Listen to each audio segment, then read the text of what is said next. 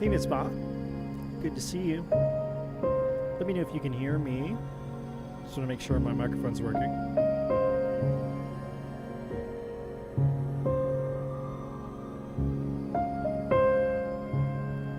Christmas was really good. How was your Christmas?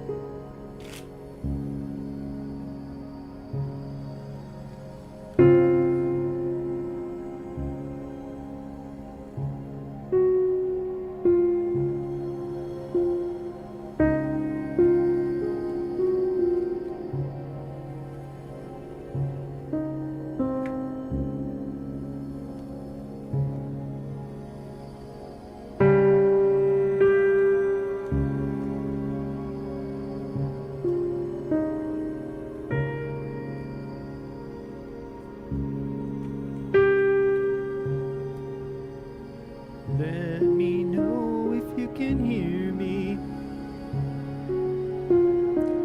Danny is here. Prompt and on time.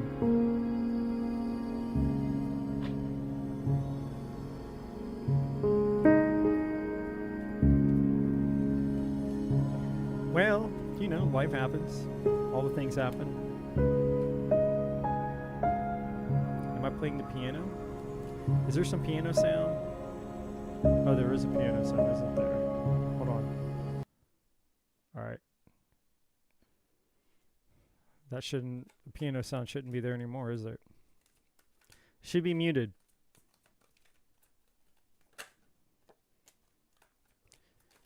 The music is louder than me. Well, shouldn't be there anymore. I forgot to mute the background. I forgot to mute the background.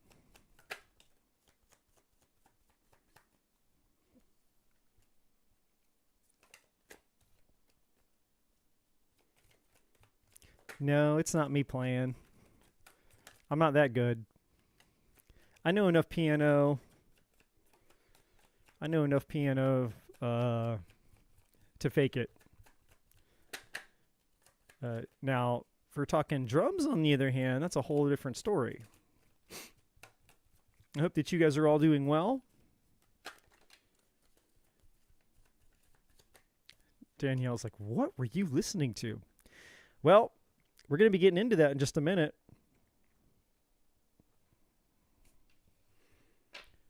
We're going to be getting into that in just a minute. Going to give some people a second here to jump on. And so tonight was basically just a,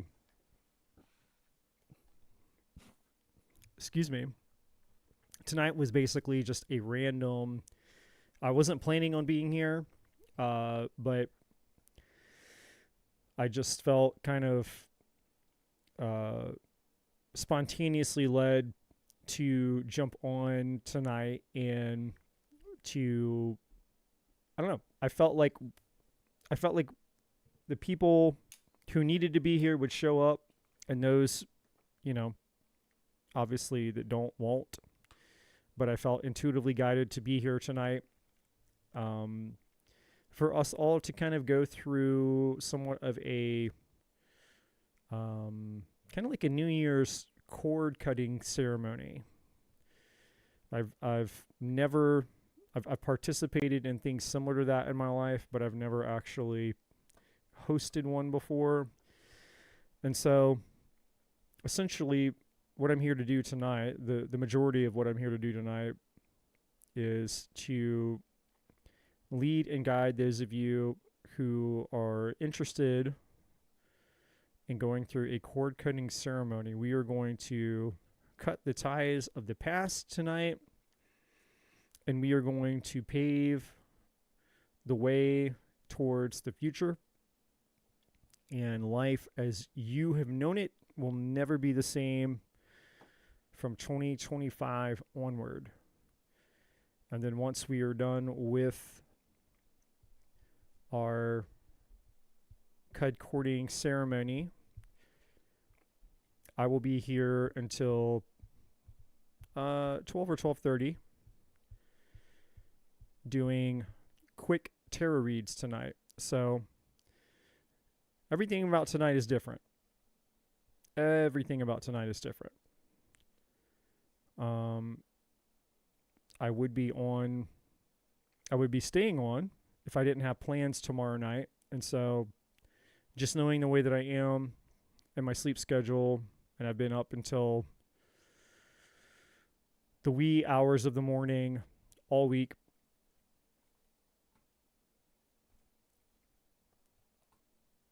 I'm going to try to catch up on sleep tonight so that I can be functional tomorrow for the big New Year's Eve party.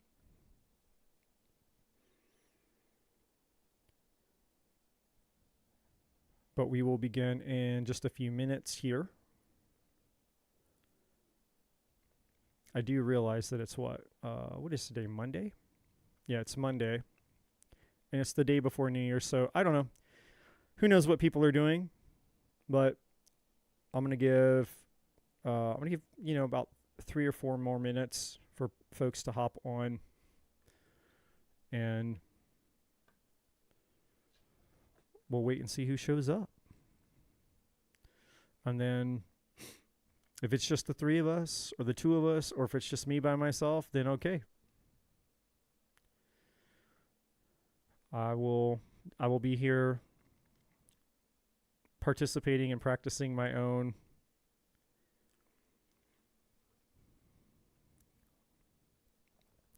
so symbolically a cord cutting ceremony can be lots of things. Symbolically, it really just has to do with kind of like shaking out or purging out old energies. Because as humans, we have a tendency to carry the past with us. Like, I think that in my experience and those,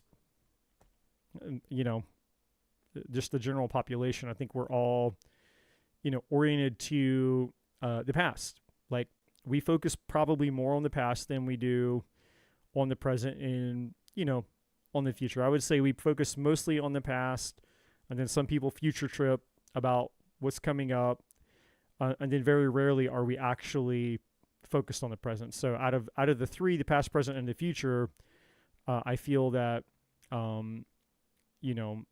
we focus the least on the present moment that we're experiencing, and we focus the most on the past. And so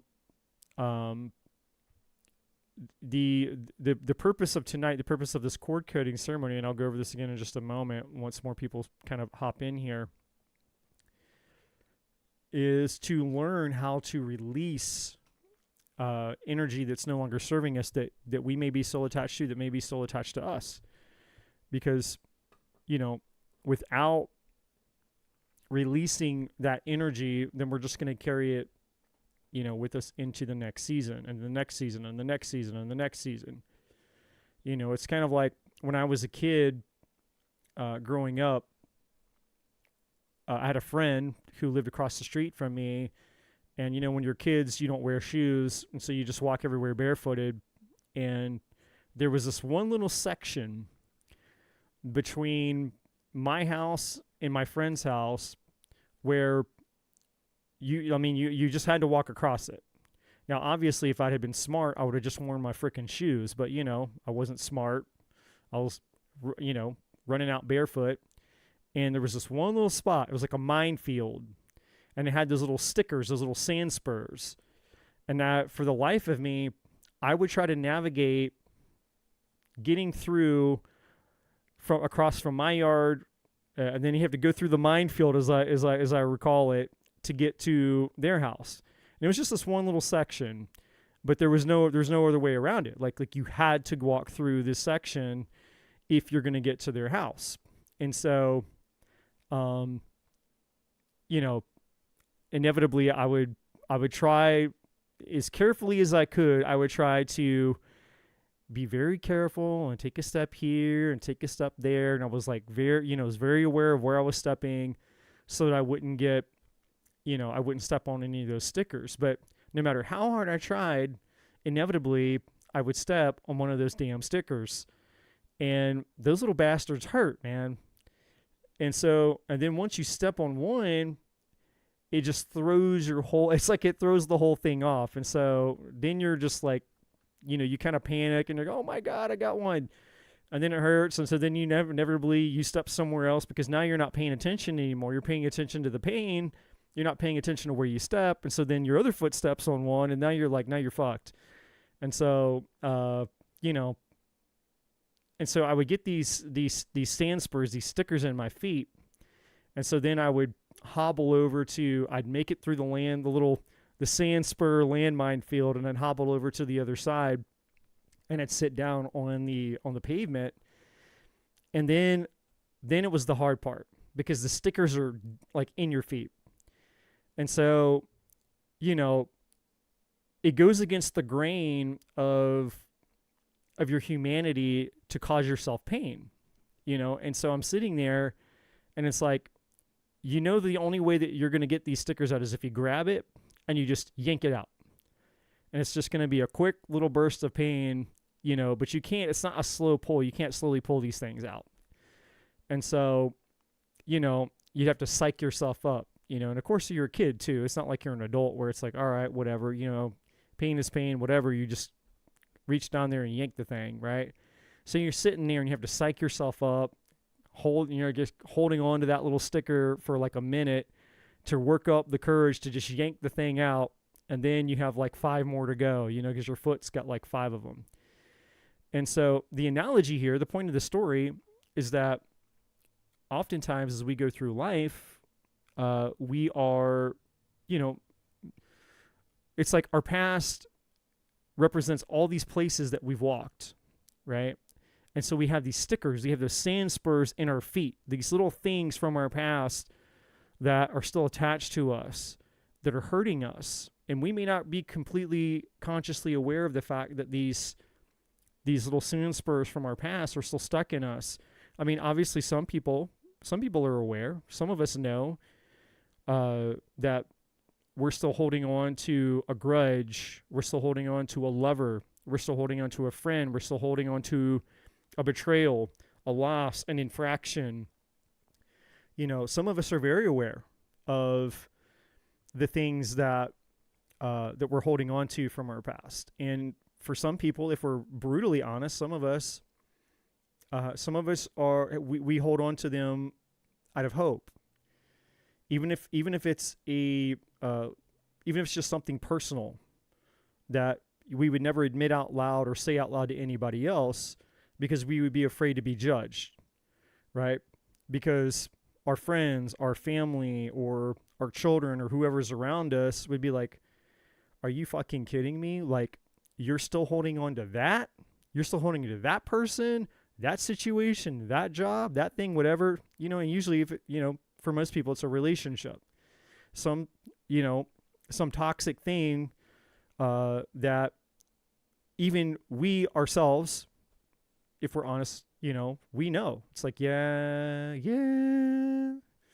that person was toxic, and I kind of know they're toxic, and we have this trauma bond thing. But again, if you're super honest and you're super real with yourself, you can admit the fact that deep down inside, you haven't let them go, and there's a part of you that doesn't want to let them go. And so you're carrying that sand spur, that sticker that's in your foot, like my story.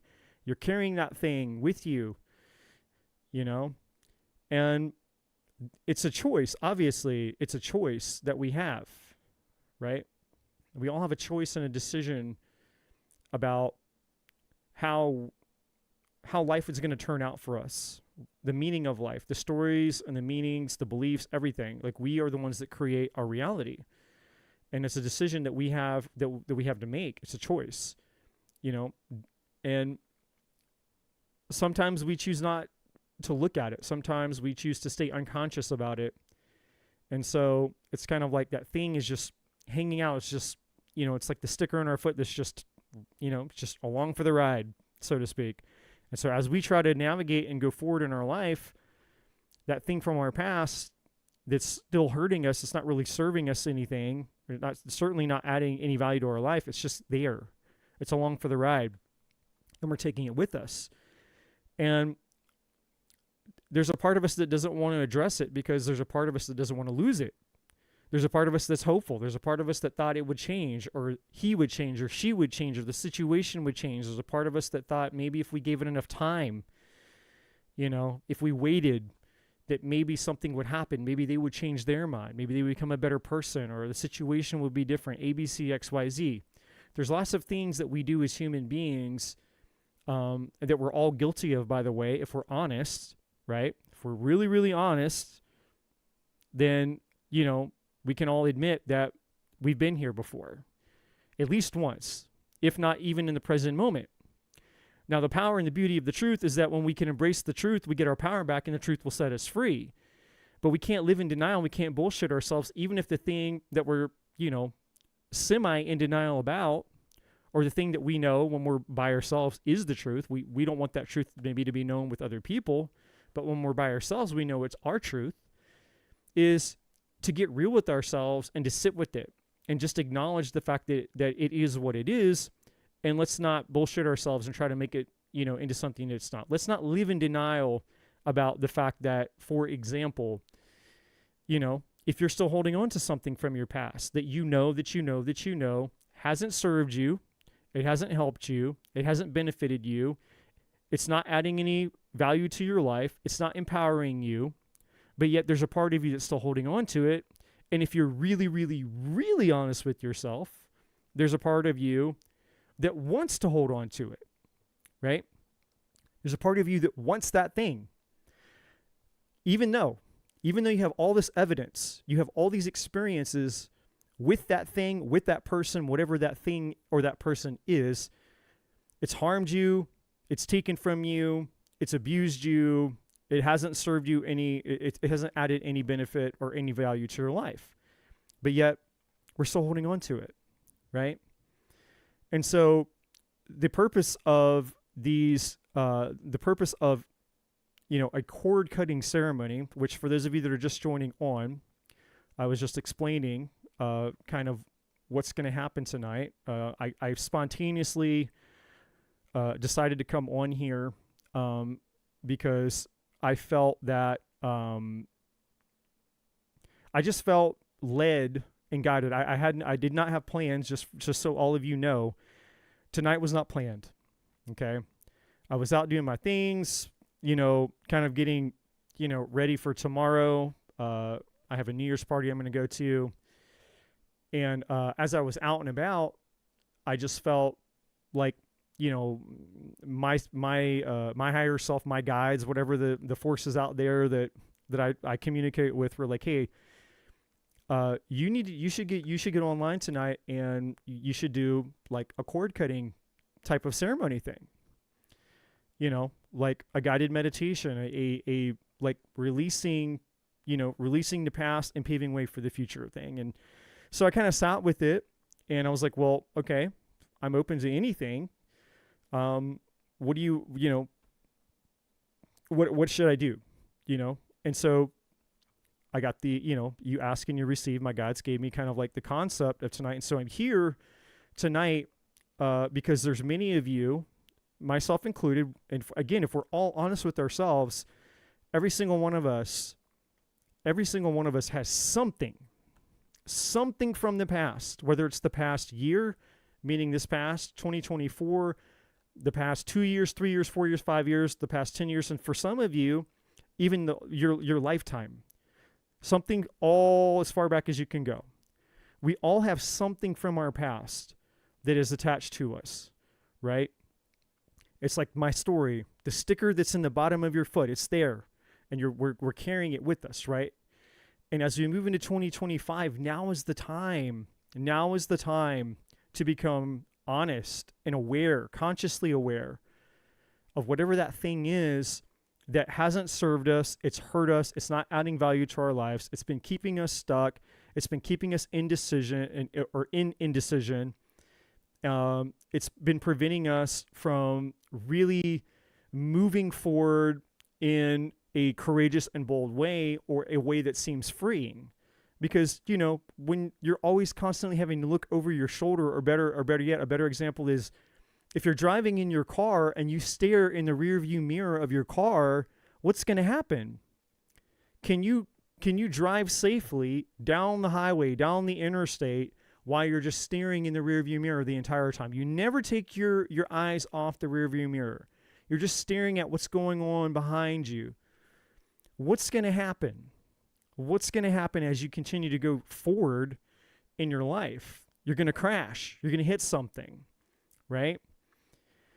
Because we can't drive our life, right? The vehicle of our life. We can't drive forward in the vehicle of our life looking in the rearview mirror.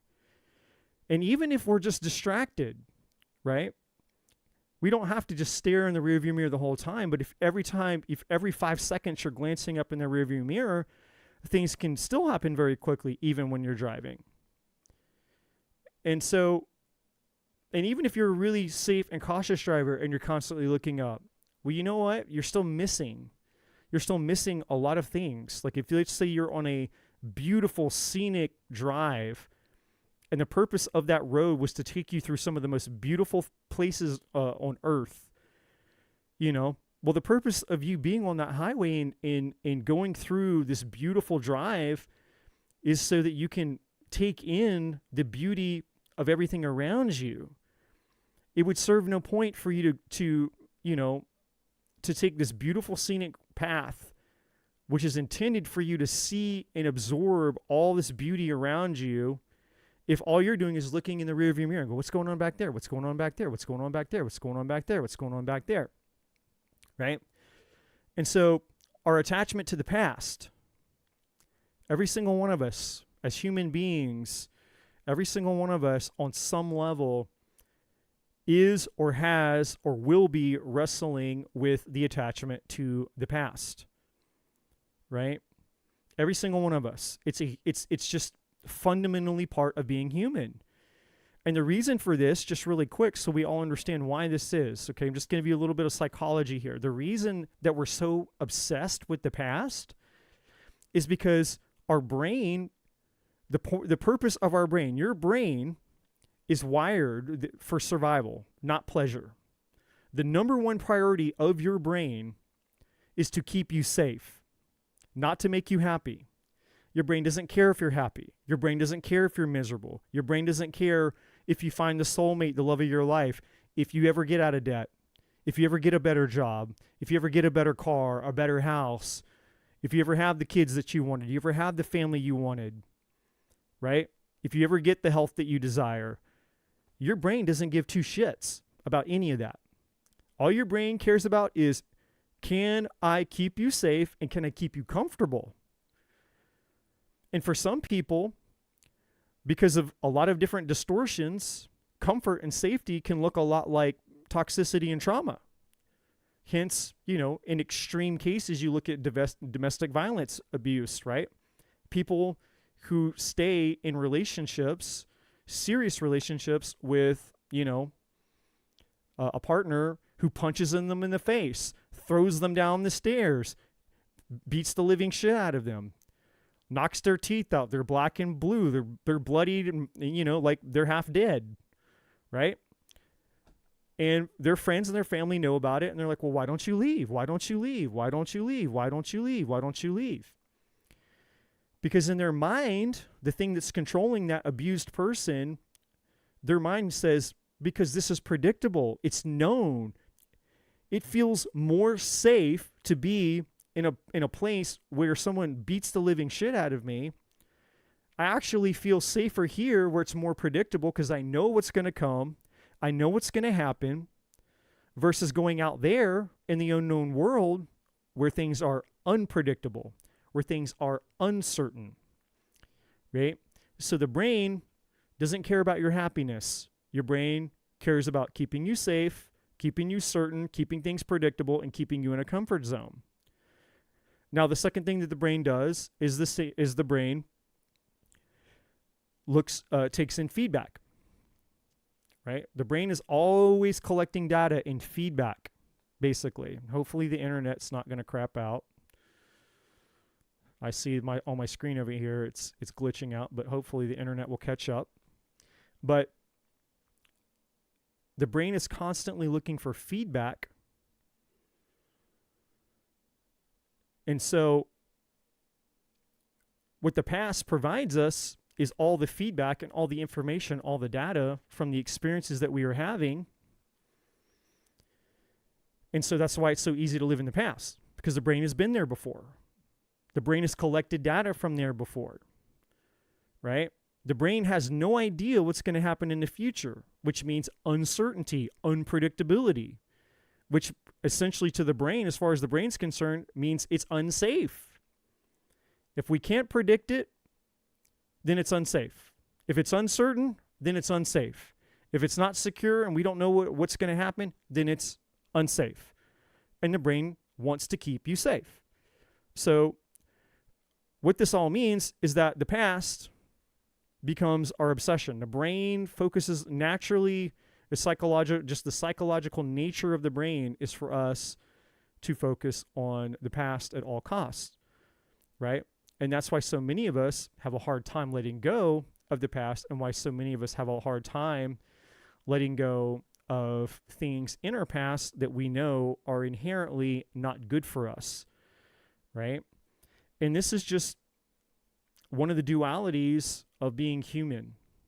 You know, one of the struggles, one of the hurdles, one of the obstacles, one of the challenges of being a human being, right? Now, spirituality, just really quick before we begin, spirituality, on the other hand, and you know, if you guys have ever been here for a hot minute, you've heard me say this before. And if you're new to my channel, well, then this is maybe the first time you're hearing me say it.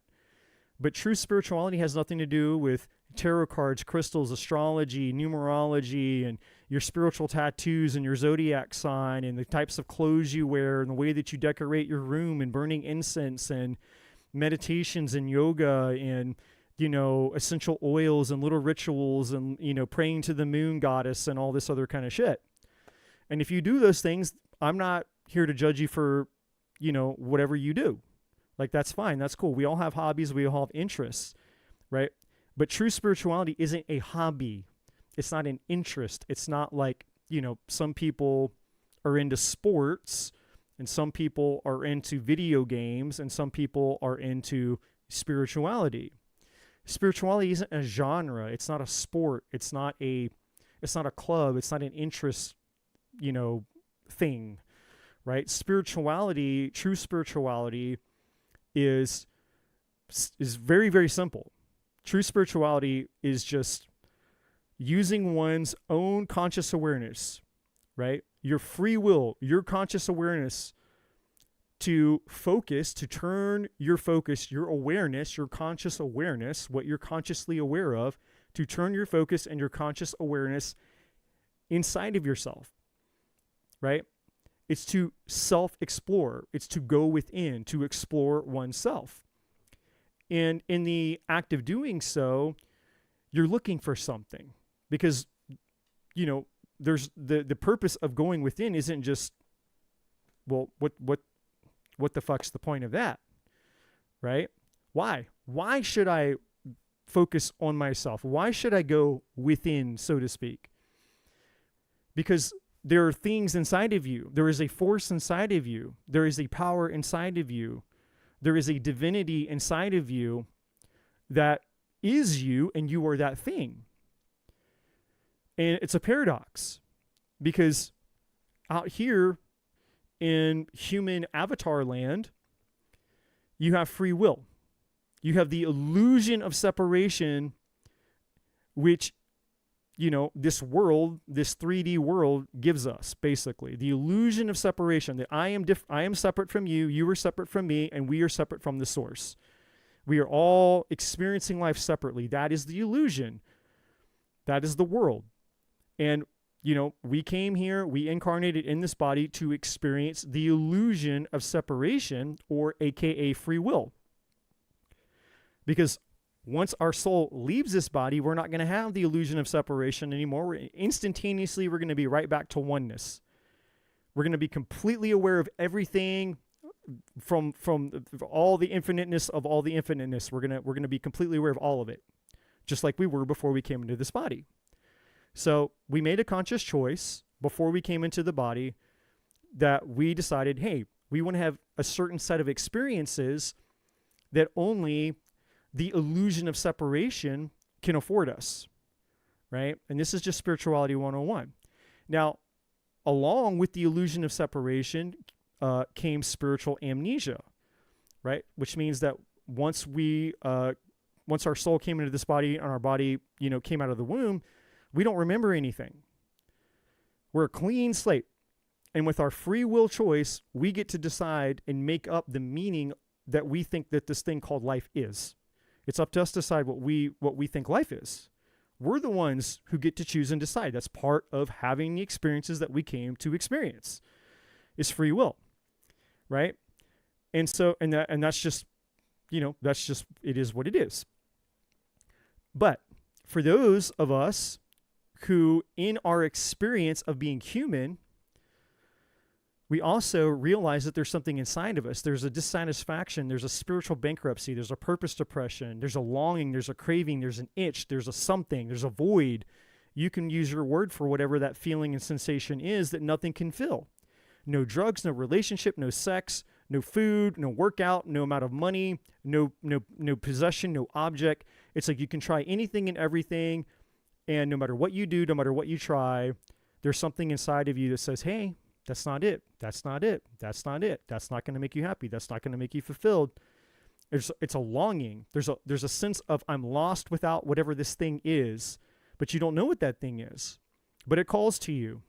It's calling and calling and calling, and the calling of the thing is that sensation and that feeling that you can't escape inside of you, right? And then when you listen to that thing, you listen to whatever that thing is. That's what spirituality essentially is. It's the moment you realize that there is something inside of you calling you. You pay attention to it, so you go and address it. You focus on it. You get curious about it. It's like, hey, all right, instead of trying to medicate it, suppress it, ignore it, run from it, and all the things that most people try to do with their lives anytime they feel anything that doesn't feel comfortable for them, right? And this is unfortunately one of the major health issues within human existence right now, is that humans, we've become so weak, spiritually speaking, mentally speaking, emotionally speaking, physically speaking. We become so weak and so sensitive to the slightest amount of discomfort that we immediately run. We can't sit in discomfort for very long anymore. Few people can't take any amount of discomfort. They have to ignore it. They have to suppress it. They have to do something. We have to get out of discomfort so quickly. Few people have the courage and the strength to sit in their discomfort long enough to investigate what the fuck the discomfort's trying to teach them, show them. What is it trying to tell you? The answers are in your discomfort, right? But we live in a world that's constantly trying to hand you the next magic pill, the next thing for you to do, the next distraction, the next way out of your discomfort. And then we experience spiritual bankruptcy as a result of ignoring our inner calling, because we can't sit in that discomfort long enough to actually hear what our spirit is trying to communicate to us, much like a relationship, right? And this is something everybody can relate to. How many of you have been in an intimate relationship, a serious relationship with somebody that you loved, and that person said that they loved you, and you guys, no matter how hard you tried, it's like you weren't speaking the same language. You thought you were communicating with them and telling them how you felt, and they thought they were communicating with you and telling you how they felt, and no matter how much you tried to communicate with them, tell them, explain to them, get through to them, you tried, and they did not understand you. You could not get through to them. They could not get through to you, right?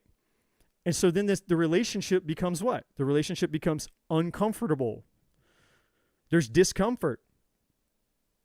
And you don't want to sit in the discomfort any longer than you already have, and they don't want to sit in the discomfort any longer than they already have. And now your relationship is being defined by the discomfort you're experiencing, and neither you or your partner want to experience that discomfort anymore. So now what? instead of trying to bridge the gap, bridge the miscommunication, getting on the same page again, you're moving apart. You're moving apart, growing apart, going your separate ways, further and further and further.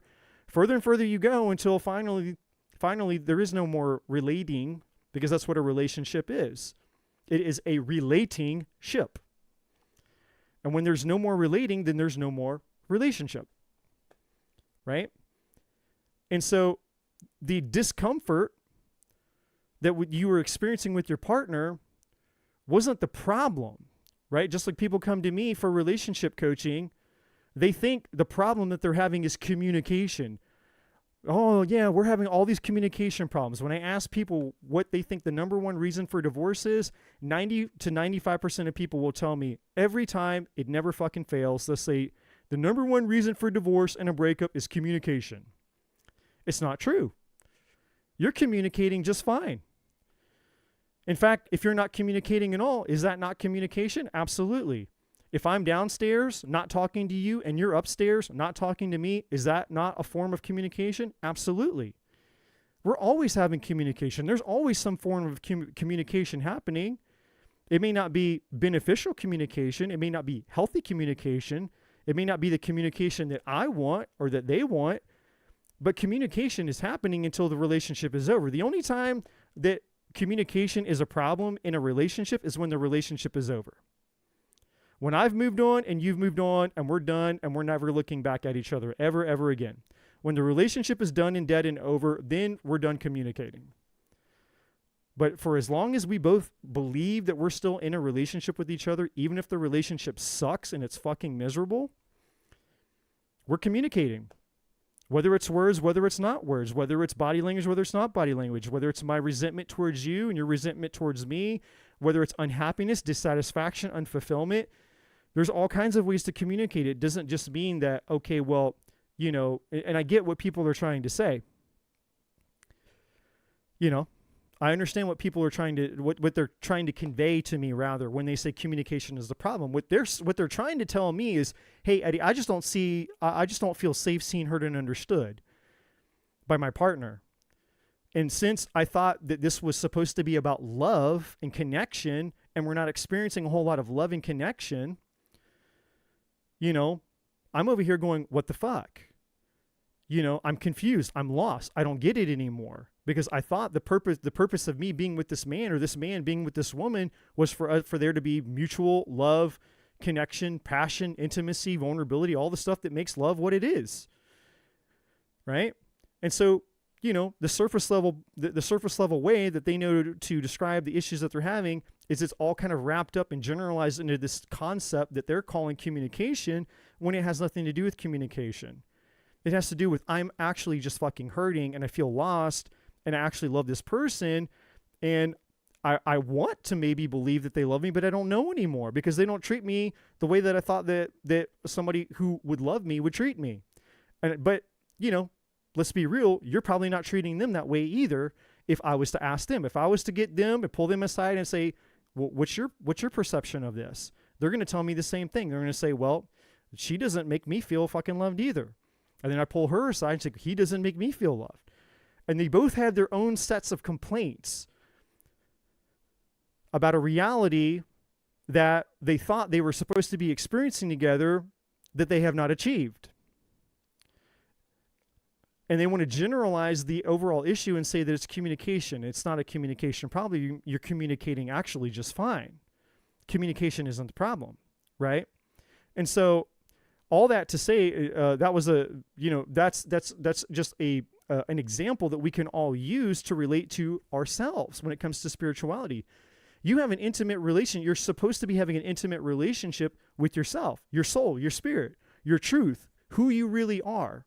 Not who you think you are, not who you've been programmed to be, not what the Matrix told you, not what your parents told you, not what religion told you, not what your past told you, not what your husband told you, not what your kids told you, not what your wife told you, not what your ex told you, not what your boss told you, not the fucking Matrix.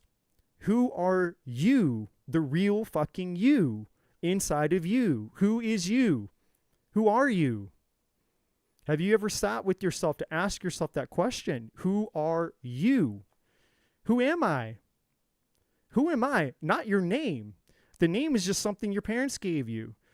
Your body, this flesh suit, this avatar is something your parents gave you too. Who is the you inside of that body? Who is the you that's looking out from behind those eyes? Who is the you that's having the concept called human experience? Who is the you that we're calling consciousness? Who is that force? Who is the you that when you open your mouth, there's this sound of a voice that's unique to you that comes out of you, right? Where if I close my eyes and if I know who you are, and if I was blind, I've never seen what you look like. If I was born blind and never saw what you look like one day in my life, but I heard your voice, I knew that it was you. Because there's an energy inside of your voice. There's a personality inside of your voice. There's a personality that's attached to the consciousness that you are. It has nothing to do with your name, has nothing to do with the body that you inhabit. Who is that? What is that? Where did it come from? Why is it here? Right? And so when we are not having a good relationship with that force, it's like being in an intimate relationship that I just described. All of a sudden there's distance. All of a sudden there's discomfort. All of a sudden there is a sensation inhabiting you that's telling you that this relationship isn't going very well. Just like the signs in a human relationship. It's not hard for you to know when your relationship with your intimate partner is not going well. It's not hard to figure that out, is it? It's certainly not hard to figure that out.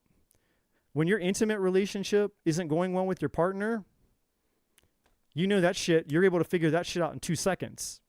You know that you know that you know that you know that you know. Like, yep, things aren't going good between me and my partner.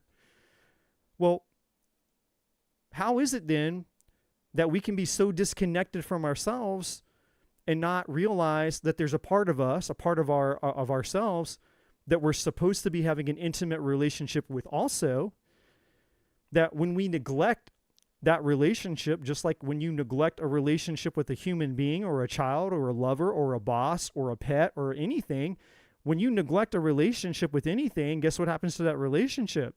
It eventually dies, right? It gets worse and worse and worse and worse and worse and worse until finally the relationship with that thing is damn near non-existent.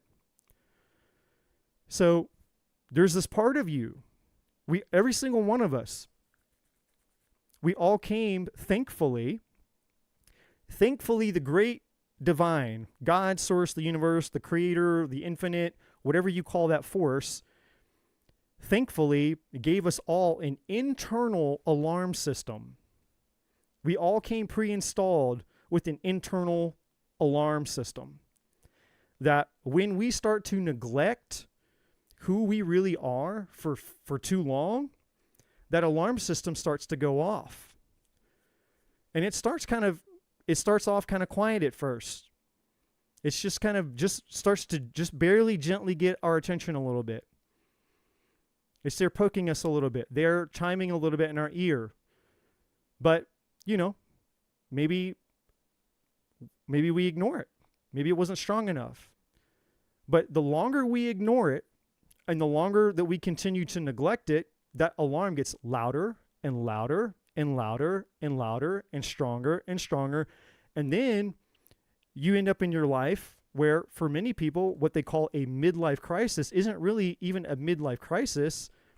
It's simply the fact that you've just neglected this spiritual relationship that you're meant to have with yourself for so fucking long that your soul is basically screaming at you at this point. Scratching, clawing, screaming, smacking the walls. It's basically, doing everything that it can to get you to pay attention to it. It's saying, hey, we're dying in here. We're dying inside. We're dying in here. Wake the fuck up. Pay attention. Stop paying attention out here. The answer's not out here. The answer's not over here in that relationship. Oh, I'm lonely, I'm lonely, I'm lonely. No, you're not lonely because you need a man or you need a woman or you need more dick or you need more vagina. That's not the fucking problem. The problem is that you need to come in here. I'm in here. That's what your soul is saying. Your soul is screaming at you saying, I'm in here. I'm in here. Not out here. no job, no money, no boob job, no facelift, no Botox, no amount of abs, no fast car, no big bank account. All the bullshit, all the bullshit, all the bullshit, all the bullshit. This pandemic of powerless where people are out here trying to figure out, well, what's the code? How do I get this? How do I stop? How do I turn this off? This alarm's going off inside of me. It's driving me crazy and I can't take it anymore. Right? And then it starts to manifest in all kinds of other ways. It'll manifest in disease. It'll manifest in autoimmune disease. It can manifest in cancers. Like, it can start to overtake your health. It can manifest in all sorts of ways. It can manifest in toxic relationships. Like, the universe has a million ways to get our fucking attention. Why are we not paying attention? Spirituality, true spirituality, my friends, is about us focusing, turning our attention to the thing inside of us that's screaming at us saying, I'm in here. We need to stop neglecting ourselves, our true selves. The problem isn't the problem. The problem isn't your relationship. It's not your husband. It's not this and it's not that. It's not your past. It's not the money. It's not that. That's not the problem. The problem is spiritual bankruptcy. That's the problem. The problem is we're not connected to the source within us, because if we were connected to the source within us, we'd be connected to our power. And when we're connected to our power, we're connected to our solutions. Because there's no such thing as a powerful person who never found a solution to any type of problem. You don't believe me? Look over the past in history. There's millions and millions and millions and millions of examples throughout human history that prove that this is true. You're not a fucking powerless being. You're not a victim. Your life doesn't suck. You're not broken. Whatever the story is, whatever you think the problem is, I can assure you the problem isn't the problem. It's some form of powerlessness. And that powerlessness is connected to some form of spiritual bankruptcy. It's the fact that we have been trained and taught to focus so much so out here in the external world, looking for solutions out here, looking for solutions out here, looking for solutions out here that get you nowhere, that leave you dissatisfied, that leave you unhappy. And I'm not going to tell you that there aren't moments where you take the pill, you take a shot of alcohol, you meet somebody that you're super attracted to and you have a wild night of passionate sex. I'm not going to tell you that isn't going to, that those little hits of dopamine aren't going to have an effect on you. But those are breadcrumbs, right? We can breadcrumb ourselves,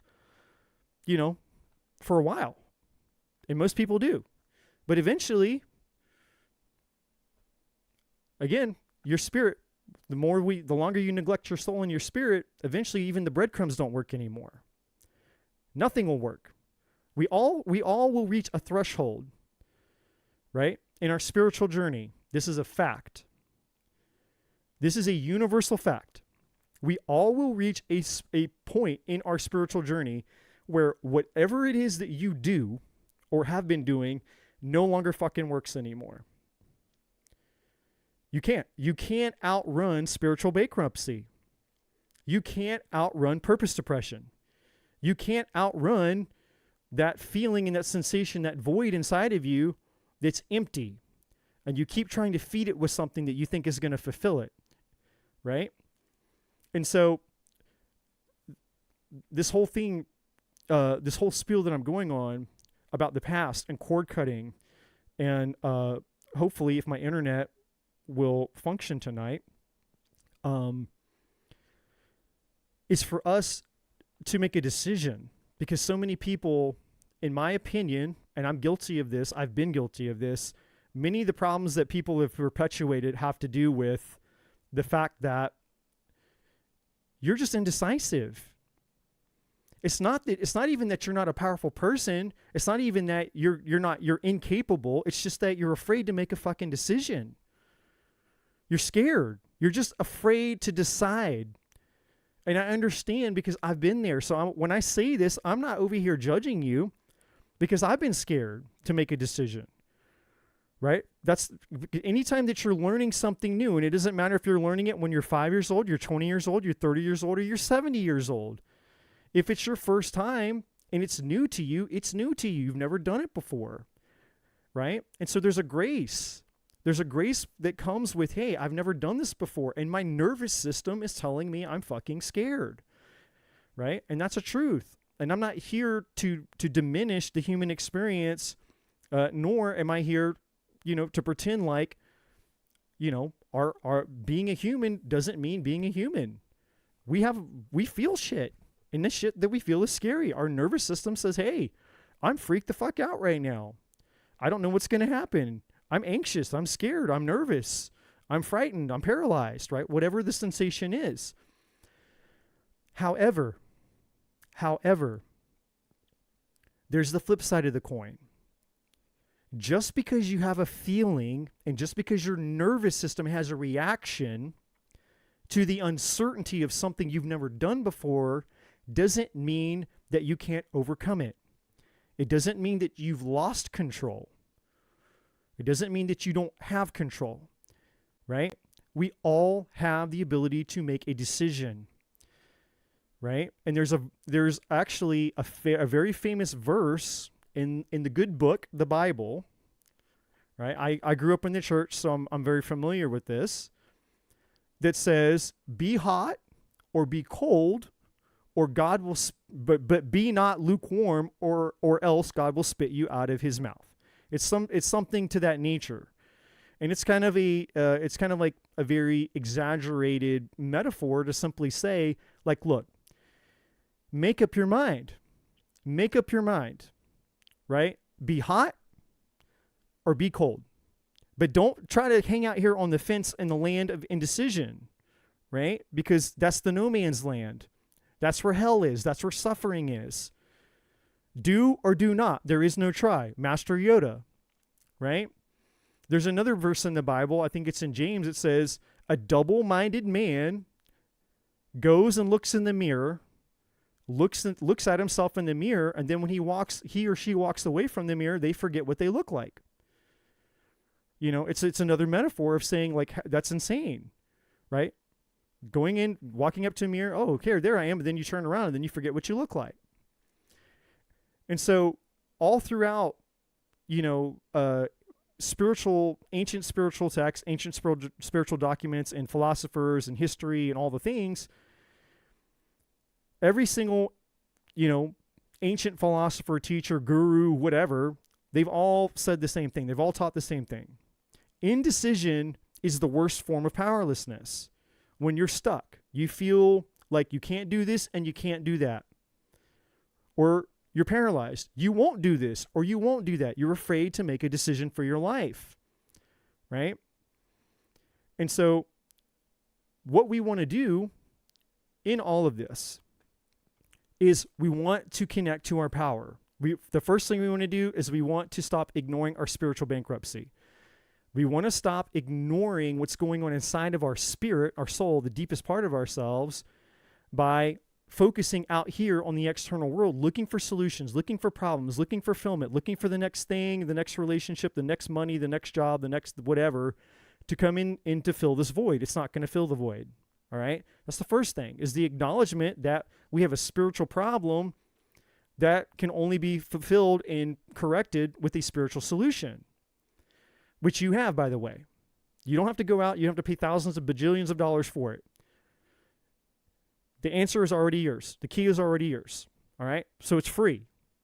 The solution to your spiritual problem is already within your control. You just have to come to learn that you have this power and that it's actually within your control. That's the first thing. The second thing is, as you move forward into 2025, because the definition of insanity is doing the same thing for another year and expecting a different result. Let's not do that. Let's not do this anymore. Let's stop the insanity. You do not have to live. There's not a single person here that has to live the same fucking year all over again. There's no reason for it. You do not have to do it. I promise you. Whatever your year was in 2024, 23, 22, 21, 20, 1981, doesn't fucking matter. Any year behind you, including this one, you do not have to repeat it ever again. You have a choice, right? But again, you have to take control of your power and make a choice and make a decision to say, hey, come hell or high water, 2025 is not going to be 2024, right? You have to know when and how and to, you know, when and where and how to draw a line in the sand for yourself. And then you have to fucking mean it. Just like with me. And my 2024 wasn't bad, you know, to be honest, you know, but do I want to relive 2024? No. So I'm drawing a line in the sand, right? I'm not carrying anything from my past cannot enter and join me in 2025. In fact, the only thing that can join me in 2025 are the lessons that I've learned, or what I call the treasures that I've found in my piles of shit. When life has taken a shit on me, whether it's relationships, whether it's jobs, whether it's health, whether it's unexpected things, it doesn't matter. Anytime life has taken a big fat shit on me, well, I went in there, nasty, stinky, smelly, huge pile of shit. I jumped right in that motherfucker. Reached in there and grabbed that damn treasure. Where are you, treasure? And when I find that treasure, I'm like, there it is. There's the pearl. There's the pearl of greatest price. That's mine. That's my eternal fucking treasure. And I'm going to ingest it. I'm going to sit with it. I'm going to explore it. I'm going to understand it. I'm going to learn from it. I'm going to let it teach me. I'm going to bathe myself in it. I'm going to saturate myself in it. I'm going to immerse myself in it.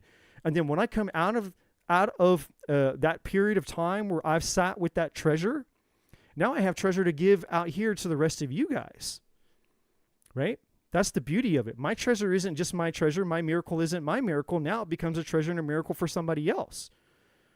And now I'm excited because, like, hey, I've got this treasure. And I went into a lot of shit and I found it and I came out and, like, look, there's so much of it. It's not even just for me. It's like there's no scarcity here. It's like I'm just happy to share it with anybody. There's so much treasure here. It's like you can have some, you can have some, you can have some, you can have. Everybody gets some, right? That's how much was in there. And that was just my pile of shit.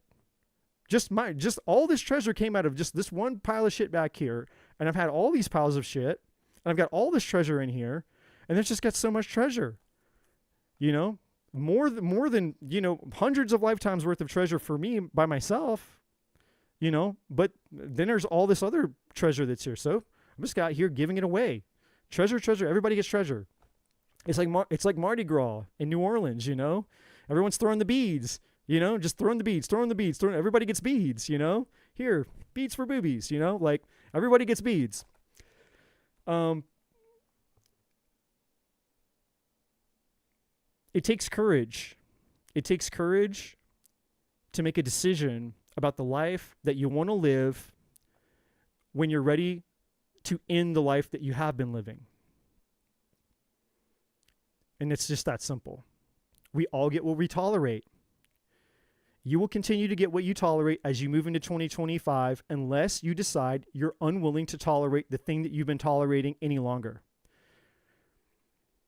What have you been tolerating? What have you been tolerating that you need to stop tolerating? And this is what requires courage and honesty. Stop running from it. Stop denying it. Stop suppressing it. It's time to get real with your fucking self.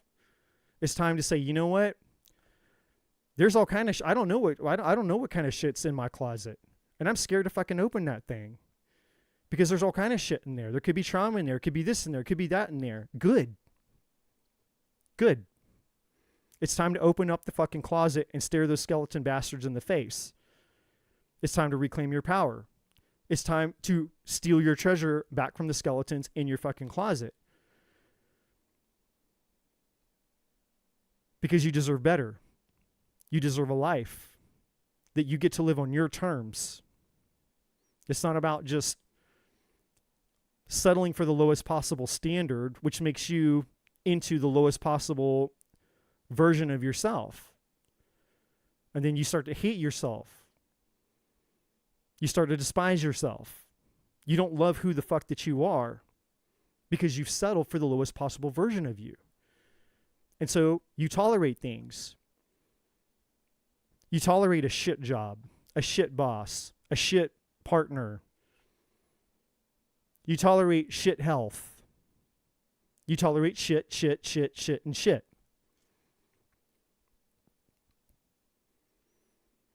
But that's not who you are. That's not your truth. And then you wonder why there's something inside of you that's screaming at you. What do you think that thing inside of you, that force, the infinite force of the Creator, what do you think that force is trying to tell you that you're ignoring? Well, I can certainly tell you that the force inside of you that's been screaming at you for whoever knows how long, I can tell you for sure that what that force is not trying to get to say to you or scream at you. That force isn't saying you're shit. That force isn't saying that you're not good enough. That force isn't saying, hey, yeah, this is it. This is all you got to look forward to. This is it. This is your worthless fucking life. Here it is. Your shitty ass, worthless, nothing life. You're going to be fucking miserable. You're going to keep you're going to be lonely the rest of your life. You're going to keep attracting douchebags. You're going to work at some shit job that you hate the rest of your fucking life. You're always going to hate the way that you look. You're always going to look this way and that way. You're always going to be ugly. No one's ever going to love you. No one's ever going to care for you. No one gives a shit about you. You think that that's what that force is trying to tell you? Do you think that the force inside of you that has that much power to create that much of a feeling inside of you that no matter what you do, you can't turn it off. You can't silence it. You can't outrun it. You can't escape it. It just gets louder and louder and louder and louder and louder. And you mean to tell me that that's what that force wants to tell you? The voice inside of you that's trying to get your attention just wants to come and confirm your worst fears about you to yourself and say, oh, actually, hey, I just wanted to get your attention and just let you know you are a piece of shit. You are worthless. You are a total complete fuck up, and you don't deserve love. You'll never have love. No one wants anything to do with you. You're a loser. You're a reject. You're fat. You're ugly. You're a bitch. You're a whore. You're a this. You're a that. And your life is basically worthless. But I just wanted to come and tell you that. Do you think that that's what that force inside of you is trying to get your attention? Or maybe, just maybe that force inside of you has been screaming at you, trying to get your attention to redirect you to a higher fucking truth. That maybe you are good enough. Maybe you are worthy of love. Maybe you do have the power to create a beautiful, profound life that you can hardly ever imagine. Maybe love is possible for you. Maybe your dreams are possible for you. Maybe that force is screaming at you, chasing you, trying to do everything in its power to get you to pay attention to it because it has a message of hope, a message of courage, a message of faith,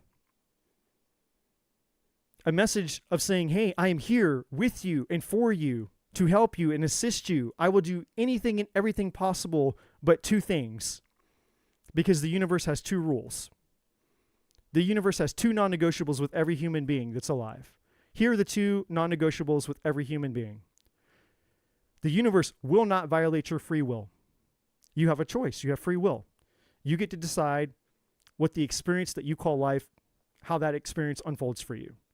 The universe will not violate your free will. That's the first non-negotiable. The second non-negotiable is the universe will never give you anything that's not in your highest good. So when you're desperate for your toxic past person, you're desperate for this toxic situation, and you won't give up this thing. You won't let go of that thing. You want to stay in your addiction. You want to stay over here in that thing, right? The universe is like, well, that's not in your highest good, so I can't participate in the things that you're using your free will, which I'm not going to violate, to be a part of. But when you use your free will and say, hey, I want something else, because I'm tired of the addictions. I'm tired of the toxic relationships. I'm tired of taking a shit on myself. I'm tired of believing that I'm a piece of shit. I'm tired of living this unhappy, unfulfilled life, this miserable life that I'm living again and again and again. I'm tired of doing the same thing and expecting a different result. I don't want to live another 2024 or a 23 or a 22 or a 21 or a 2020 or a 19, 18, 17 or a 1981. It doesn't fucking matter. I don't want to live it anymore. I'm sick and tired that I'm sick and tired, and I want my fucking 2025 to be the year that it all transformed, it all changed, where I drew a line in the fucking sand and I said, no fucking more. No more. No more. And when you demand that of yourself from your using your own free will, when you demand that of yourself, the universe goes, okay, now we're on to something. Now we're on to something, because they mean it. They mean it. They want what's in their highest good now. And the minute that you choose what's in your highest good, the universe is right there. Like, okay, boom, into action. The universe is springing into action to start to bring together all the things that are in your highest good. And guess what's in your highest good? The desires of your heart. And I don't mean the ways that you've been trying to meet the desires of your heart by grabbing for the low-hanging fruit because you haven't been believing in yourself, because you believe that you're a fuck up and you're a reject and you're this and you're that and all the other things. Right? But the things that are actually in your highest good, the desires you want love, that's in your highest good. There's a desire inside of you for love. There's a desire inside of you for passion. There's a desire inside of you for abundance, whether it's money, whether it's career, whether it's success, whether it's creativity, whether it's whatever that thing is inside of you. That desire you have is in your highest good, right? But you still have the free will choice to decide how you're going to try to go about getting and fulfilling those desires. Well, if you want to partner and collaborate with the universe, then the universe is more than happy and willing to partner and collaborate with you. Again, with one exception. The only non-negotiable is you have to be willing to collaborate with the universe for the things that are in your highest good. You can't keep holding on to these toxic things, these toxic attachments, these toxic ways, your own toxic self-beliefs, your own toxic patterns, the way that you beat yourself up. You have to be willing to let go of things, and you have to be willing to make a decision. Indecision will paralyze you. Indecision is the cancer of the soul. That's what fear. Fear is a form of indecision. Indecision is a form of fear. They both coexist. Fear is soul cancer. The more that you live in fear, the more that you have soul cancer. And the fear will infect and infect and infect and grow and infect and infect. Next thing you know, you're paralyzed. You're spiritually stunted. You're spiritually disconnected. You're spiritually cut off. Right? You're spiritually bankrupt. You're purpose depressed. And while that cancer is spreading throughout your soul, it has effects. It has effects on your ability to make decisions that are healthy and beneficial for you, like continuing to choose toxic people, toxic relationships, jobs you hate, settling for shit that's not good for you, settling for a lower standard, settling for a lower quality of life, ABC and XYZ. All because of fear, soul cancer, indecision. I'm afraid. One courageous, bold step can change the entire trajectory of your entire life. And I'll remind you, my friends, that courage is not the absence of fear. It's doing something afraid. But I don't know how. You don't have to know how. That's where your spirit, that's what your higher self, the soul inside of you, the spirit inside of you, has literally enabled you to do things that your entire life that you didn't know how you were going to do them. And yet here you are and you've done them. It's bullshit. It's a lie. Don't tell me you haven't done things that you absolutely, for the entirety of your life, you always knew ahead of time every fucking decision that you were going to make. Don't lie to me and tell me you knew exactly how to do it, what was going to happen, what the results were going to be, what the outcomes were going to be. You make decisions every day. Every day you make decisions that are completely immersed in uncertainty. Me, you, everybody makes decisions every day that complete uncertainty involved. Every day is a day of courage and risk. You know, it may not be the thing that in your conscious awareness feels very scarier to you because you just have chosen not to prioritize that thing. But if you chose to prioritize that thing instead of this thing, guess what you would do? You would project the fear that you have on this thing onto this thing. And then this thing over here that you were doing quite easily with great amounts of uncertainty, great amounts of not knowing how to do it, great amounts of, I don't know what the fuck I'm doing, but I'm just living life and I'm doing it anyway. And I'm figuring it out as I go. Right? Are you not figuring shit out all the time? Yes or no? Of course you are. And no one gave you the blueprint, no one gave you the manual, no one gave you the steps, and you figured the shit out.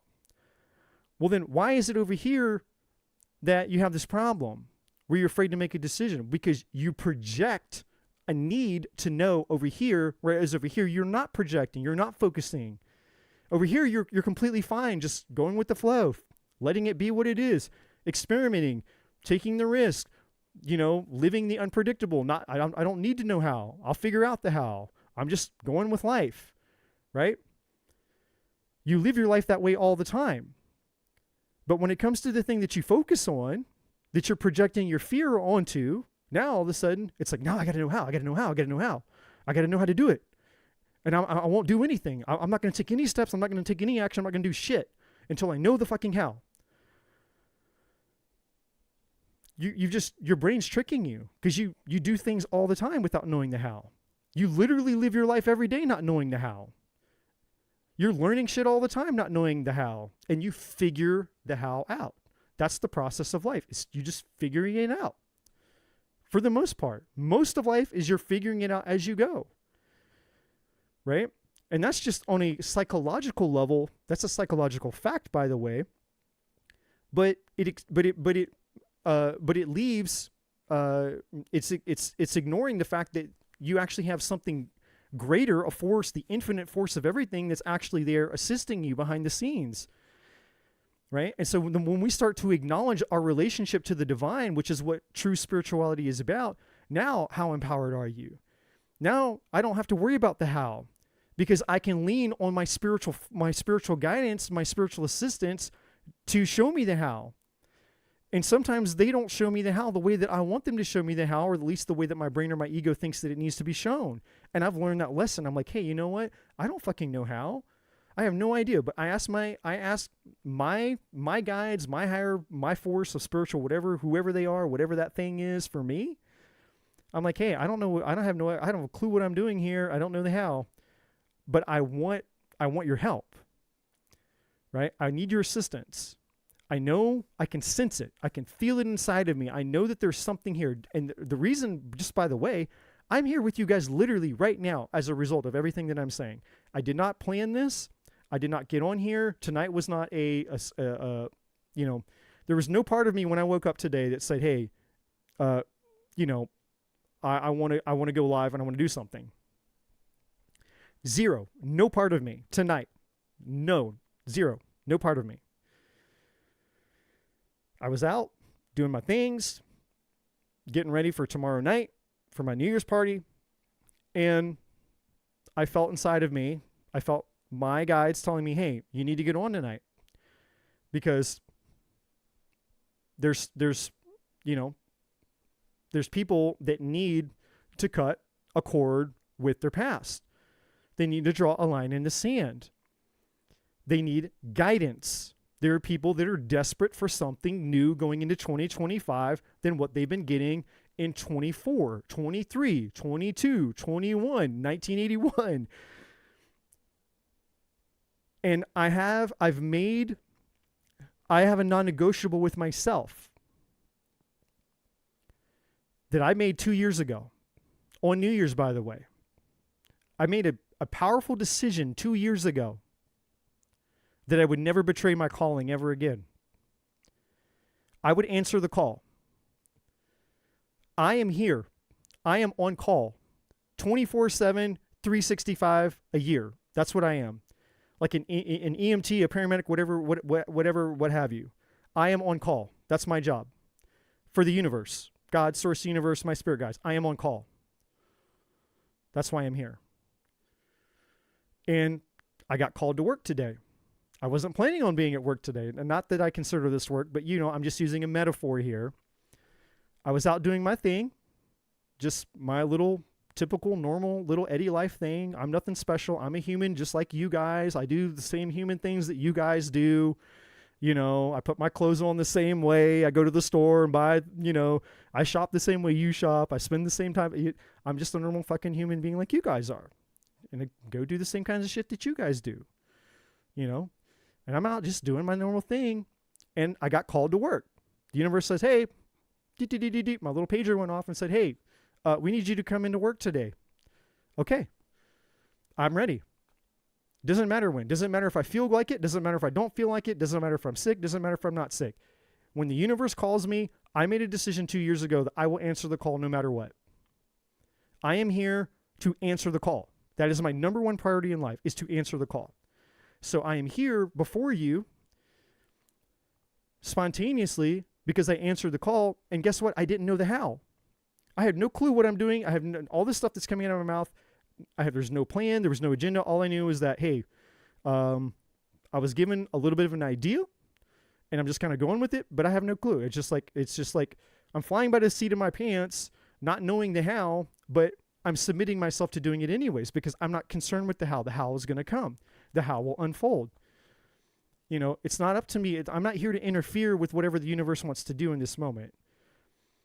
And the more that you guys out there can learn how to let go of the need to know how you're going to do the things that you think that you need to do to change the life that, or the things about your life that you would like to be changed, and learn to collaborate and trust with the divine force that's been inside of you, that's screaming at you, saying, hey, you know, come have a relationship with me so that we can get on the same page, so that you can learn me, learn the way that I communicate with you. You can learn to trust me and know that I'm not going to fuck you over, that I'm not going to send you off on some wild goose chase that's going to blow up your fucking life because you need so much certainty because you program your mind to need said certainty, right?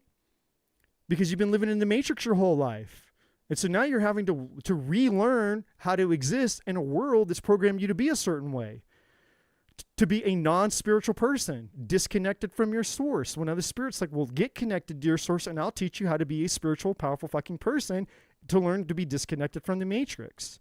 And then the more that you learn to have that relationship with that force, the more empowered and the more free you become. And then you don't need the certainty. You don't need all the bullshit.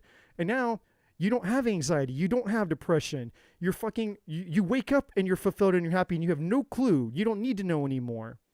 And guess what? Now your standards are high. Guess what? Now your vibration is high. Guess what? Now you can see clearly the red flags, the toxicity, and all the bullshit of all the things that you had allowed yourself to be a part in the past, and you see it fucking clearly. You see the infection, all of it, the infection that all of it was and is, and the way that it affected your life, and now you don't want to have anything to do with it. So now it's easy to say no to it. It's easy to say no to it.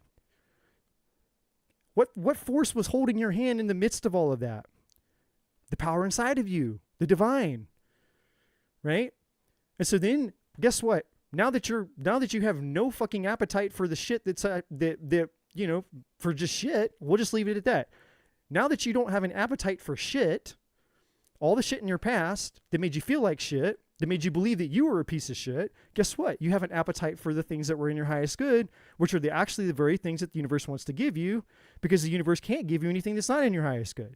And so instantaneously, now you're on a mission with your divine force, like plowing forward in life on this badass spiritual mission that's very fucking fulfilling. And guess what? You don't even have to know the how, because your GPS system is the divine. All you have to do is just be willing to take a step and say, hey, this is fun shit. And it is fun, because crazy shit starts to happen that you can't even, it's like, I can't make this shit up. The woo-woo spiritual life, man, it's exciting as fuck. I can't make this shit up. Things are happening all the time for me. Things out of left field, right field, you know, I'll just spontaneously, miraculously, manifestation, law of attraction, all that shit that those people talk about, that shit starts to happen for you.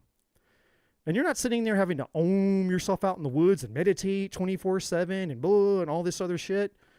You like spend thousands of dollars in crystals and have every spiritual tattoo and zodiac sign all over your face and your body and blah. You don't need all that shit. You just made a fucking decision. You made a decision. The first decision is to go inside. Stop ignoring the screaming of your basically your spirit screaming at you saying, hey, I'm in here, not out there. That's the first decision. Come inside. Start having a conversation, a relationship with your divine, the most inner, deep, divine part of you. God, source, universe, whatever you call that thing. And then as you connect to that, you start collaborating with it. And you start to realize that, man, this force isn't going to hurt me. It's not going to, there's no part of this force that could ever hurt me. I am this force and this force is me. We're one. And it's kind of a paradox because it feels separate because I believe my whole life in the illusion of separation. But the more that I have a relationship with it, the more that I realize there is no separation. And then the more that I have a relationship, the more that I realize I don't have a separate. Not only do I not have no separation with me and that force, I have no separation with me and anyone else. Or anything else for that matter, whether it's a dog, a tree, a plant, a grasshopper, a mosquito, the clouds, the rain, the universe, the stars, the galaxies way out in the fucking far end of what we can't see, right? There's no separation of anything. We are all that force. And so all of a sudden you start to experience the peace that surpasses all understanding, as the Bible says. What is the peace that surpasses all understanding? How do you obtain the peace that surpasses all understanding? How many of you would like 2025 to embody a peace that surpasses all understanding? How many of you are actually, if you're honest with yourselves, can admit out loud here right now that you're experiencing a fulfilling level of peace, an amount of peace that is fulfilling for you in your life? You're like, yeah, my life is pretty fucking peaceful. And I'm happy, right? I'm actually happy with the amount of peace I have in my life. How many people can admit that? How many people can say that if they're being honest? And if you're not experiencing peace, if you're living in depression, you're living in anxiety, you're popping fucking God knows how many medicines and medications and this and that, and you got, 20 gajillion diagnoses because every time you have an emotion that feels uncomfortable, the world's going to diagnose it and hand you something that you got to pay for so you can suppress and not feel the undesirable thing that you're feeling. God forbid. Right? Going all the way back to what I said, God knows, like, I don't know, an hour ago maybe, I don't know, about being willing to sit in your fucking discomfort to get curious about why the discomfort's there instead of just trying to run from discomfort the minute that it shows up. Because a lot of that discomfort that you're experiencing is your spirit trying to get your attention to come within yourself so that you can stop having the discomfort. You don't need a pill. You don't need alcohol. You don't need a drug. You don't need a toxic fuck buddy. You don't need more money. You don't need a tit job, a boob job, an ass job, a man job, an ab job, or whatever the fuck job, right? You just need to go within yourself. You just need to come in here and have a conversation with the part of you that's dying to get to be one with you, the part of you that's dying to be one with you, and then your discomfort would be gone. Save you thousands of fucking dollars in pills and prescriptions and this and that and diagnoses and all these things that you think is wrong with you because, you hate the discomfort that you're feeling and you're troubleshooting it in all the wrong ways. That's how this shit works, man. I promise you, God is my witness. I promise you that's how this works. There is no non-spiritual solution to your purpose-depressed spiritual bankruptcy problem. Nothing. If you are spiritually bankrupt, nothing, no pill, no sex, no this, no that, no whatever, outside of you is going to fulfill you. And guess what? The more you try to escape the discomfort, the worse it's going to get. The worse it's going to get, and the worse it's going to get, and the worse it's going to get, and the worse it's going to get. And you can only have so many prescriptions. You can only have so many medications. You can only have so many toxic, fuck buddy relationships. You can only change and modify your body, Mr. Potato Head yourself with plastic surgery and this and that. There's only so much gym you can go to and try to gym your way out, protein shake your way out of the discomfort. There's only so many ways you can try to escape again and again and again and again and again. You can't outrun it. You can't outrun this. You can't outrun the noise, the spiritual noise. Your spirit knows how to get your attention and keep your attention no matter what. You're not going to escape it. And you're not meant to. And it's not there to torture you, by the way. That's the other thing. It's like, oh my God, this sounds so terrible. It's not there to torture you. It's there to give you your fucking fulfillment. That's the beauty of it. It's an alarm system. You came pre-installed into this body with a spiritual alarm system to say, hey, an alarm is going to go off inside of you when you're on the wrong path. Is that not a beautiful thing? Would you all not agree that that's not a beautiful thing? That your Creator put inside of every single one of us a spiritual alarm system there to alert you when you're on the wrong path. This path, this road is going to lead to destruction, unhappiness, unfulfillment. You will never be happy. You will never, ever, ever, ever, ever be able to be happy, remain happy, and sustain your happiness. You'll never be fulfilled if you keep going on this path. Alert, alert, alert, alert, alert. Danger, Will Robinson. I think that's pretty fucking cool. I think that's pretty loving, right? People put microchips in their pets when their pets get lost so they can track their pets. People get the invisible fences out in their yards for their pets so that their dog doesn't run out into the fucking yard and get splattered by a car, right? People, oh man, those shock collars, man, that's just inhumane. I can't imagine anybody putting a shock collar on an animal and letting their animal be electrocuted. Okay, well then let your animal run out into the fucking street and get splattered by a car. How about that? Which one was better? Your dog having the intelligence to learn after 1, 2, maybe 3 times of crossing an invisible barrier and getting shocked, like, oh, I'm not supposed to go that far, but it saves the dog's life? Or no, just let the dog run out into fucking traffic and get splattered. Or worse, he doesn't get splattered, but maybe he gets crushed. So now you got a vegetable dog. Cool, now I got vegetable dog at home that I have to take care of, but God forbid those terrible shock collars that would have saved his fucking life from running out into the street to begin with. Right? No, you have a security, you have a shock collar. You have a shock collar. This is a terrible analogy, Eddie. This is a terrible analogy, Eddie. You have a shock collar. The universe put a shock collar on you, and you're trying to go out into the road, and the universe is trying to shock your ass with this discomfort saying, don't go out into the road. The universe is trying to shock your ass with discomfort, but you want to escape the discomfort because you don't understand. You're not getting curious about why the discomfort is there. The discomfort isn't there to make you miserable and torture you. The discomfort is there to make you question. Get curious. Why is this discomfort here? And you can't sit, if you can't sit in the discomfort long enough to ask the question, you'll never get the answer. You got to stop running so fast when things are uncomfortable. You got to be able to sit in the discomfort long enough to ask a question to get an answer. But it's got to be the right question. Because when we ask better questions, we get better fucking answers. Right? It can't be just how do I get rid of the discomfort? That's not the right question. The right question isn't how to get rid of the discomfort. The right question is, what are you trying to tell me? What do I need to know? What do I need to learn? Who do I need to become? What do I need to give? What do I need to let go of?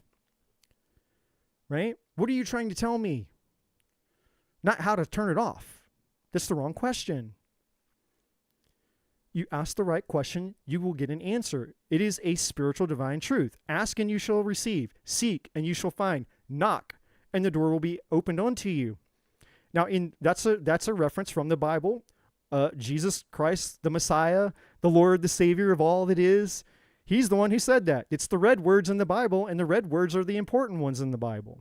And what's interesting about that specific, those specific verses in the Bible, those verbs are repetitive, meaning when you ask, you keep asking.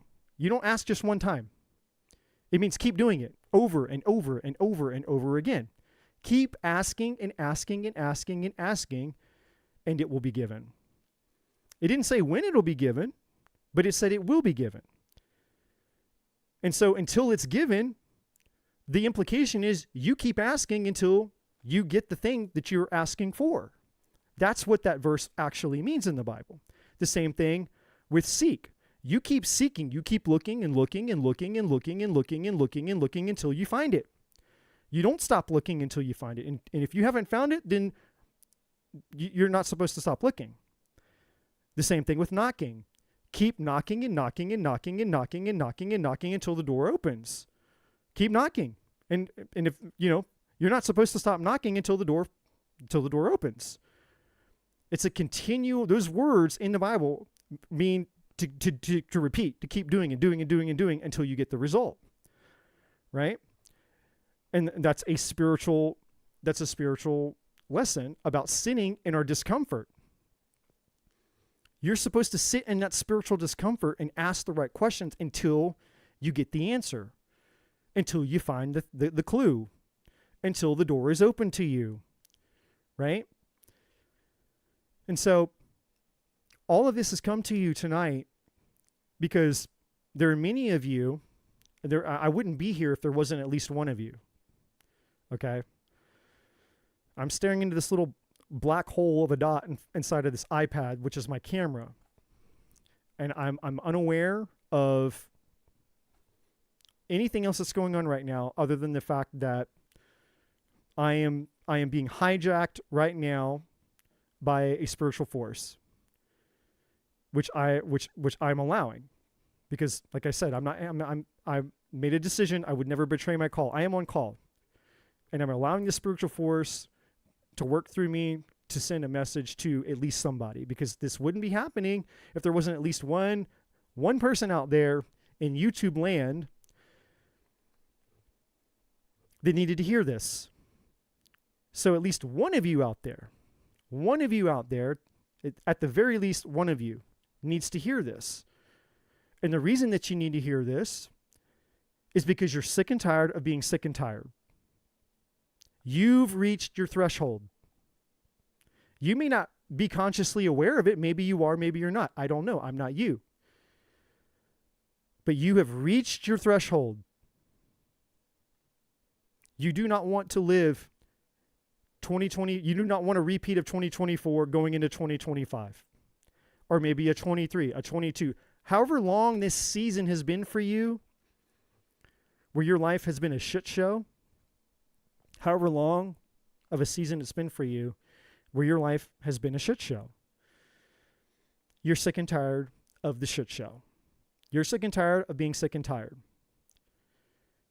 And this is your chance. This is right here, right now, not tomorrow, not on New Year's Day, not 5 months from now. Now. Now is the time. Now is all that we have. Yesterday is gone. 5 minutes is gone.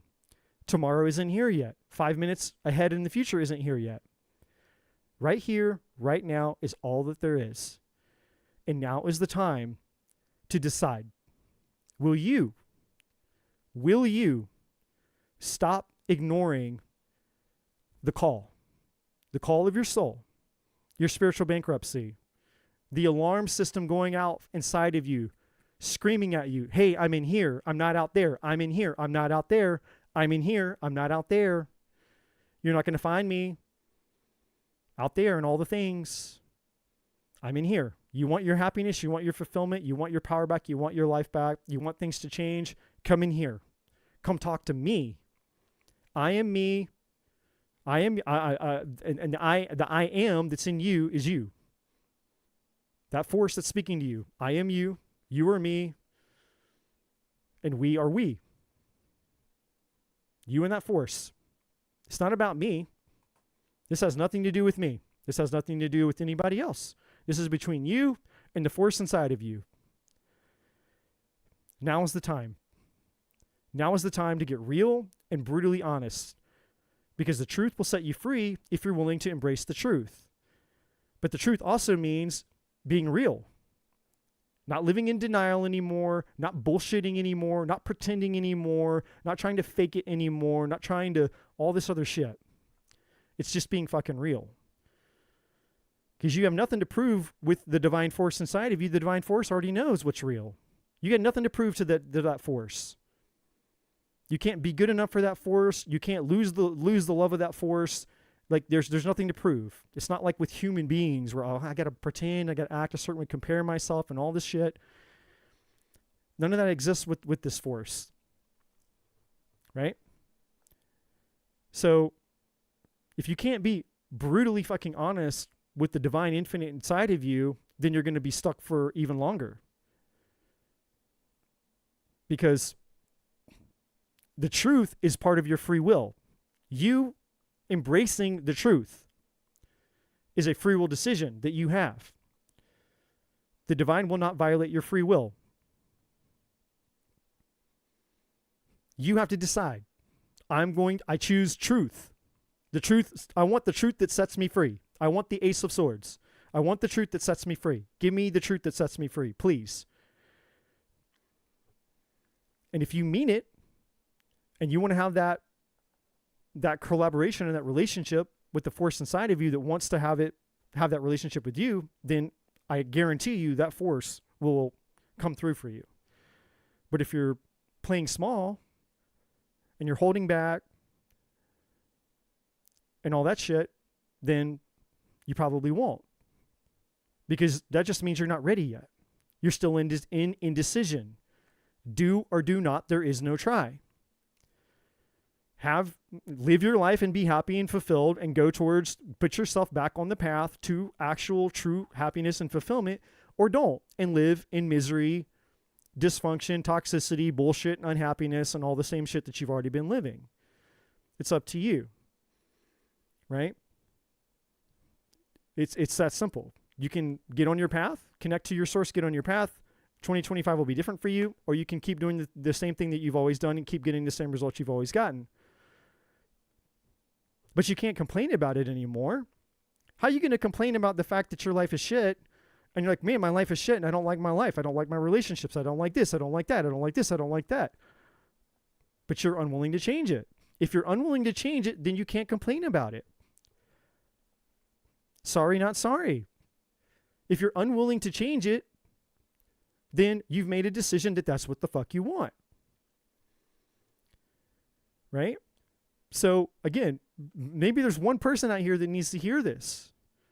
I mean, there has to be at least one person out here, because the universe wouldn't have, wrangled me and pulled me out of all the things that I had to do to come out here onto YouTube land unexpectedly to say all this shit when this is the last thing that was even on my mind, much less even on my agenda. But I'm here because I'm here to answer the call and I'm here to serve. And so this is what we're going to do. We're going to go through a cord cutting exercise. Now, I've never done this before, but it was given to me, going back to, I didn't know the how. I don't know what I'm doing, but I don't need to know the how. I'm figuring out the how right here, right now with all of you. I scrambled some things together, and this is what we're going to do. The first thing that we're going to do, and this is like a 30-second, okay? This is going to take literally 30 seconds, and the rest of it is going to take a little bit longer because we're going to go through, I'm going to guide you guys through a cord cutting meditation. And there's another thing that we're going to do too. And I'm going to tell you guys what you're going to need here. So if you want to participate, great. If you don't want to participate, you can leave now. I'm just giving you fair warning because I respect your time. I know you guys have things better to do. I'm not doing card readings right now. Probably, I may do some readings after this is done. But right now, that's not what's happening. So if you came here for a reading, you can come back in like an hour or an hour and a half, give or take. Okay. I'm just going to I'm going to tell you more time than not because I don't know how long this is going to take. But if you came here and you wanted it, you thought, hey, this is I want just a reading. I don't give a shit about all this other stuff you're talking about. I just came here for a tarot reading. I'm going to be honest with you. Come back in an hour or in an hour and a half. Okay? Now, for those of you that this does resonate with you, then please stay here. And all I'm going to ask of you is to just be honest with yourself and to play full out. Like, don't waste your time, and you're not wasting my time. I'm going to be here either way. So you're not wasting my time, but I certainly don't want to waste your time. And there's no reason for you to waste your own time. If you're not going to play full out and you're not going to participate in the exercise, then, obviously I can't tell you what to do. Maybe you're just bored then, you're just like, well, this is kind of weird. I'm just going to sit and listen to something that I'm not going to participate in. But hey, whatever, I'm not here to judge you. But I'm giving you all an opportunity now to, to do whatever it is that you want to do. I'm giving you fair warning. For about the next hour to the next hour and a half, I'm going to be leading those of you who want to do this through an exercise that will change your life. Hands down. Okay? So, the first thing that I need, so with that out of the way, for those who are going, see you. I hope that you come back in an hour and a half. For those of you that are staying, the first thing that I need you guys to do, is to get really honest, the truth. It's truth time. And this is between you and you. This isn't between me, in between your lover, your dogs, your cats, your ex, your kids, your family, your boss, or any of this. This is between you and you. You are the only person who has all the control and all the power in your hands to create and fulfill your destiny. Your unhappiness is your happiness, and unhappiness is an inside job. It's your job. You're in control of the fulfillment that you get out of your life. Nobody else is responsible for that.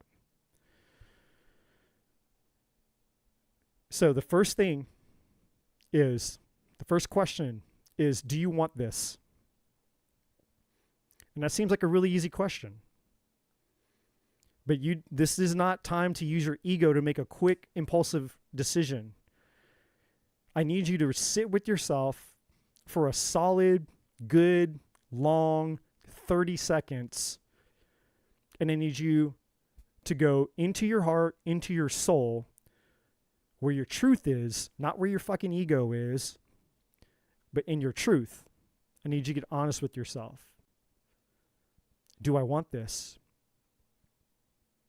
Am I ready for change? Do I really want change? Do I really want 2025 and the rest of my life to be different? Do I really, really, really want this?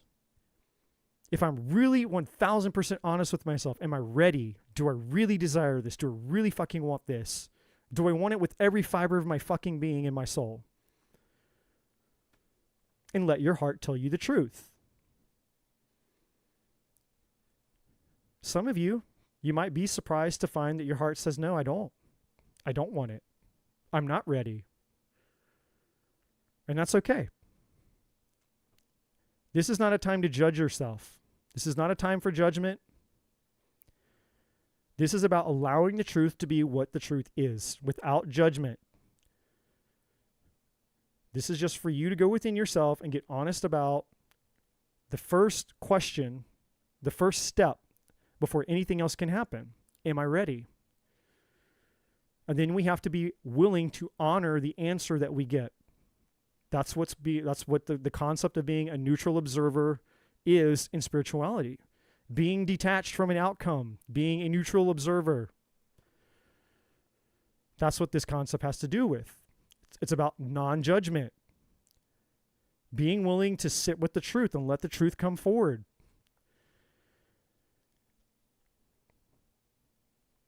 And for those of you that when you ask yourself with all honesty, if the answer that you receive from within yourself as you sit and you ask for the God-honest truth with no judgment, and they're that part of you, every fiber of your being, you feel it, you know it, that you know that you know that you know. It's a spiritual soul knowing that the answer is yes. Then there's some things that I need you to do next.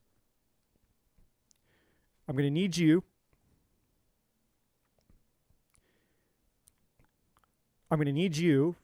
to go acquire a few things in your house. I'm going to give you some time to do this, so don't worry. What you're going to need is you're going to need something to write with. Simple, common, obvious, easy thing. Just a notepad, a piece of paper, a pen, something that you can write, a couple of sentences to a paragraph. Nothing crazy, nothing extravagant. You just need a piece of paper and a pen. Wait, don't run off yet. You need some other things. You're going to need either a cup or a bowl.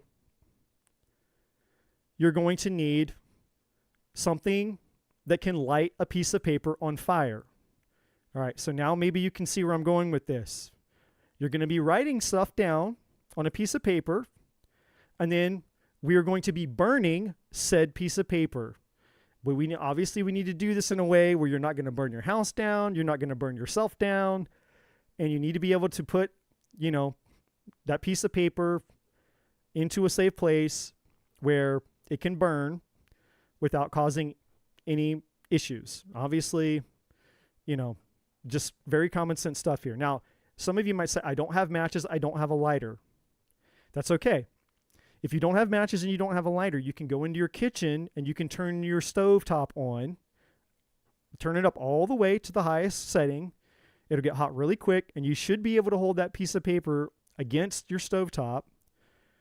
And if your stove is hot enough to cook food, then it should be hot enough to catch a piece of notebook paper on fire. And then you can quickly take that piece of paper and put it in a dish or a bowl or a cup, and you can let it burn. Okay? So these are the items that you're going to need for part of the meditation or the cord cutting exercise that we're about to go on here. Okay? So I'm going to give you guys a second to go acquire those items. I'm going to give you 3 or 4 minutes to go run and acquire those items. And then I want you guys to come back, and then we're going to begin the exercise.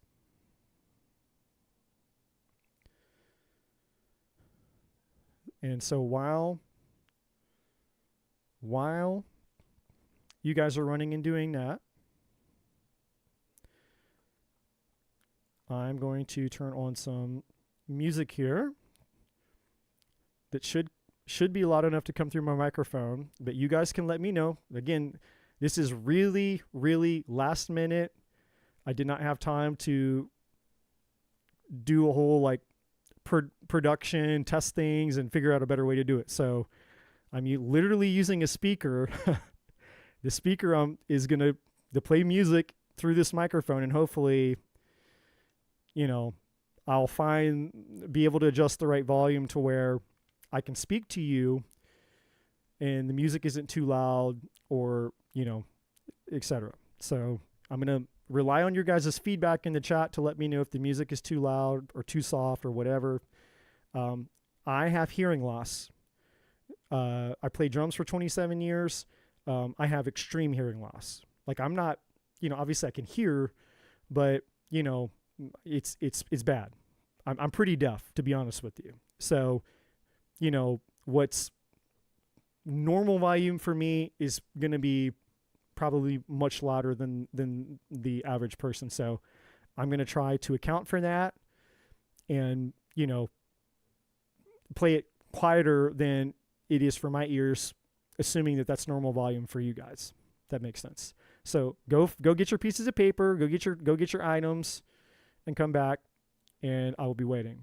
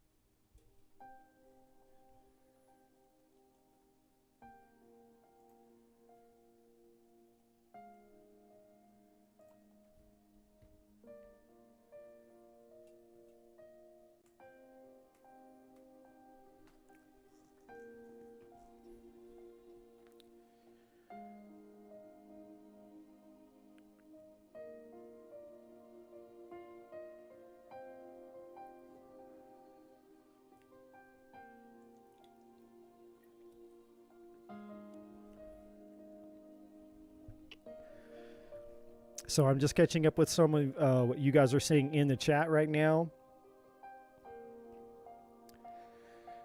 So, for example, with what Amber said, that is a normal human response. So if some of you, when you asked yourself the question, you may have noticed maybe initially there was a part of you that said no. Maybe initially there was a part of you that showed some type of fear or resistance. But the longer you sat with it, the more that you sat with it, which is why I said a good long 30 seconds, because what inevitably happens is the minute that we start to turn our attention inside to our spirit, you have a collision between the ego and your heart. There's an institute out in California known as the Heart Math Institute. And the Heart Math Institute is a scientific organization that researches what's called heart and brain coherence. And essentially, what they found is that miracles, what human beings call miracles, are simply the occurrence of an unknown event, an anomalous event that occurs when our brain and our heart synchronize. Essentially, the mind and the heart become one. They're no longer separate. And they have obviously all their scientific gizmos and contraptions and technology where they can actually chart this, and they can show you, even in real time, they can hook you up to a machine, and it's not even a big machine. It's like something you can actually, I think you can actually even order the technology, and I think they even have an app on it for your phone now, where you can literally just get the little connectors, and you can put them on you and plug them into your phone. And there's an app on your phone where you can literally, guide yourself through essentially a heart-brain coherence meditation, and you can literally see the before and the after. You can literally watch in real time on this app on your phone as your energy, basically, your heart and your brain become one. Now, most people live so much of their lives in their ego, in their head, right? And we're not connected to our heart.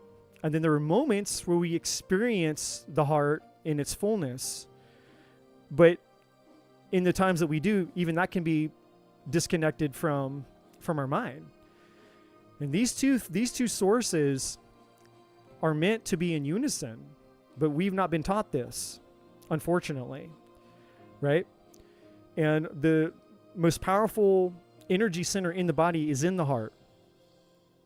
And I forget, it's like 10,000, 50,000 times more powerful than, it's some great number more powerful than our brain is.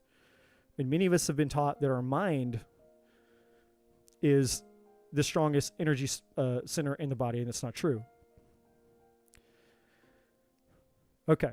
So for those of you, hopefully you have your items ready.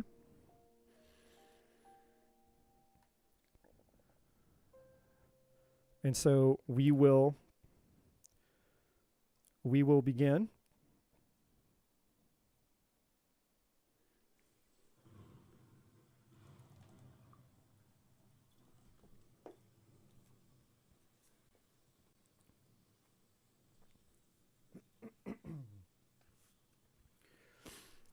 All right, so to begin this exercise, what I need you guys to do is I need you guys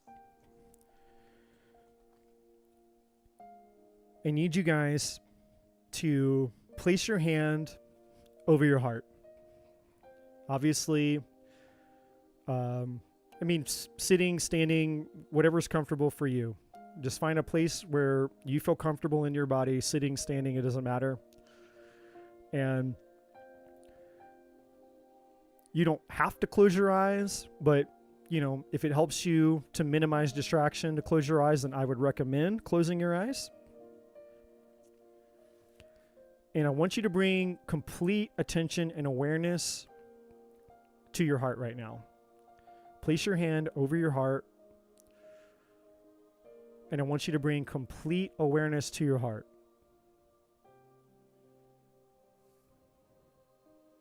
I want you to feel everything that's going on in your heart center right now. And if it helps for some of you, you can gently move your hand in a circle, or if you like to gently pat over your heart, any type of movement, again, that feels comfortable for you. Anything that feels comfortable for you.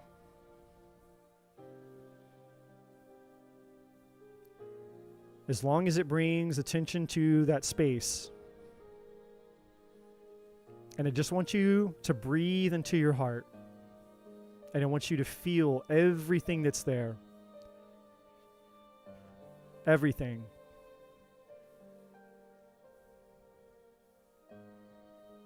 And this is a beautiful moment of surrender. And your mind might try to interfere, the thoughts of the day, the thoughts of the week, all the things that are going on in the mind. And that's okay. But to the best of your ability, just keep redirecting your attention back to your heart, back to your heart center. And just breathe into your heart and feel, connect to it. Let your heart speak. Let it have a voice.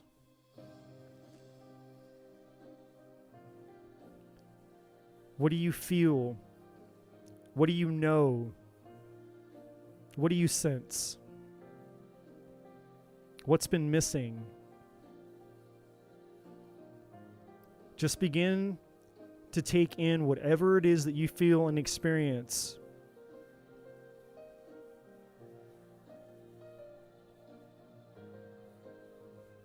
Whatever that is.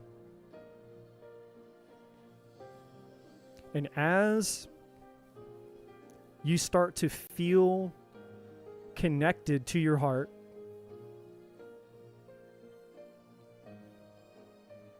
I want you to ask your heart, what has it been trying to tell you? What has your heart been wanting to say to you?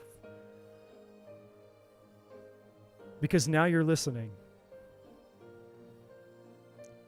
You're completely focused. You're completely present with this part of you.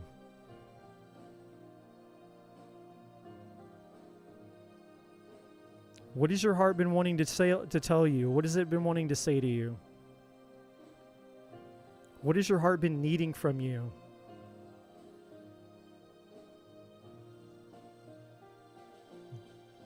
Just feel all of it. There's no judgment here. Not from you, not your mind. You're just here, you're curious. You're here to receive. You're here to learn. You're here to be guided. You're here to know. You're here to acknowledge. And there's a part of you that's here to remind you that you're here for yourself. Because you haven't been here for this part of you for maybe some time, maybe a long time. Maybe you thought it was going to be somebody else's responsibility to have this conversation with your heart. Maybe you fell into the trap of believing that somebody else was going to come and listen to the needs of your heart, to the longings of your heart, to what your heart needed and wanted and desired. Or that maybe somebody else was going to hear what your heart had to say to you. But that's okay. because you're here now, and so is your heart. And this is the moment of that truth that I was speaking of earlier when I asked the question. I asked you all to decide that moment before, when I asked you all to decide, are you ready for this? Are you ready for this truth? Are you ready for this moment? And now the truth is here. This is the moment of truth,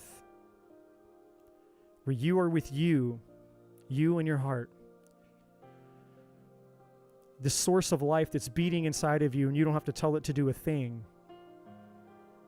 It's been here for you. It's been beating inside of you ever since the day you were created. And it continues to beat and give life. It feels all. It knows all. It bears all.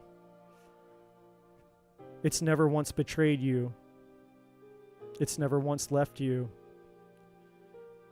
And it's withstood all that life has brought you. And it's still here, ready to give you more life, ready to give you more love, ready to give you more longing, more fulfillment. Your heart never gave up on you, because if it had, it wouldn't be beating. And yet it beats on and on and on, another day, another day, another day, ready and waiting to collaborate with you, to lead you to the life that you deserve. But sometimes we forget. Our heart gets left behind because our mind wants to run the show.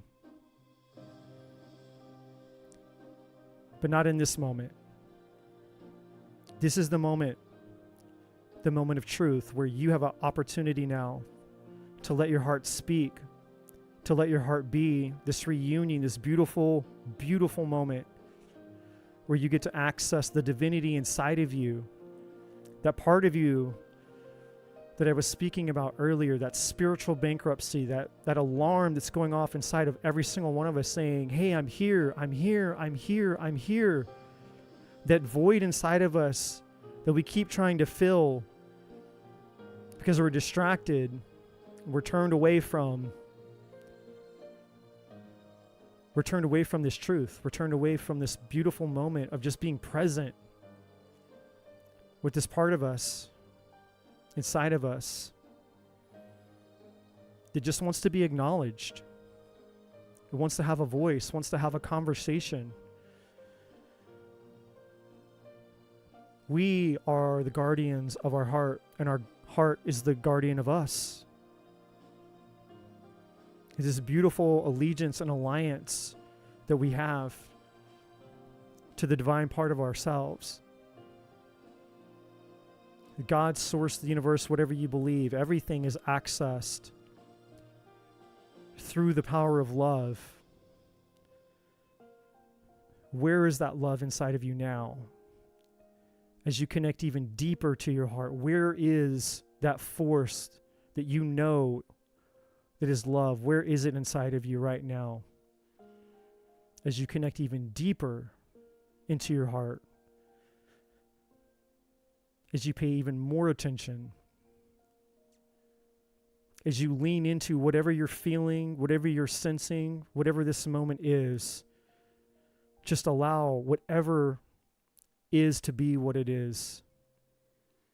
The experience of living is now. The experience of living is now, in the feeling, in the emotion, this beautiful dance, this beautiful moment where you go deeper into your heart, finding that place that you can sense that's calling out to you, that source called love, unconditional love, spiritual love. Love without any failures, rejections, abandonments, or blemishes. This isn't human love. This isn't the failed love of the past relationships, the failures of family members and friends, and even the failure of our own self-love. No, this is greater. This is divine love. This is the love of God, the love of your soul, the love of the source, the love of an infinite force that's so powerful, so majestic, so beautiful, so pure, and so divine. And yet here it is inside of you. You are it, and it is you. There is no separation.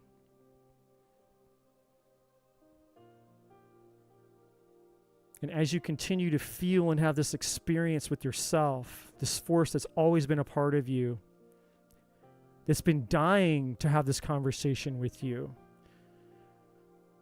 it's been crying out for this beautiful reunion, much like the story of the prodigal son in the Bible. A son who left his father to go out and pursue a life of his own, only to find that that life was miserable without the connection of his father. And then one day, the son found himself at rock bottom. He lost everything. He lost himself. He didn't know which way was up and which way was down. He didn't feel lovable. He didn't feel good enough. And he didn't feel as though even his own father, who loved him unconditionally, he didn't feel as though his own father could take him back. But he had nowhere else to go. So he decided, well, I'll go crawling back to my father, and maybe my father will let me be one of his slaves, because I don't deserve my father's love. I don't even deserve my own love. And so he went back to his father, and as his father saw his son off in the distance, he started running full speed, shouting and screaming at his son that his son had returned in excitement. He ran to his son and he threw his arms around him and saying, "You're home, you're home, you're home, you're home." And he gave his son his robe, brought him in, and he told him to prepare a feast. The son had returned. And that's what that feeling and sensation inside of you, your heart, your spirit, your divinity, this love, is the love of the Father that's excited that you've answered the call, that you're home. Here you are now. You stopped running. You stopped ignoring. You stopped trying to find love outside of yourself. And now here you are back home. Home where you belong, with your heart, with the divine love inside of you, with your truth, the unconditional love. Let that love be a part of you now. Let that love surround you. Let it cover you. Be one with this love. Let it fill every part of you. Let it speak to you. Let it course through you. Whatever experience that you're having, allow this force of love that's inside of you. Have that experience. Lean into that experience.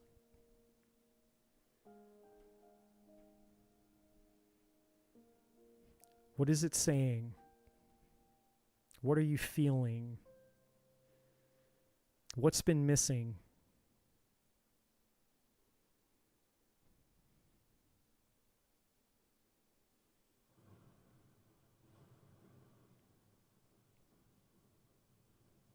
Just be present with this for a moment. Some of us, we've gone a lifetime. We ran from home a long time ago, and when I say home, I mean the heart. For some of us, this moment, this homecoming moment, coming back home to ourselves, coming back home to our truth, coming back home to our heart, to this spiritual divinity inside of us. It's been a long time, a lifetime.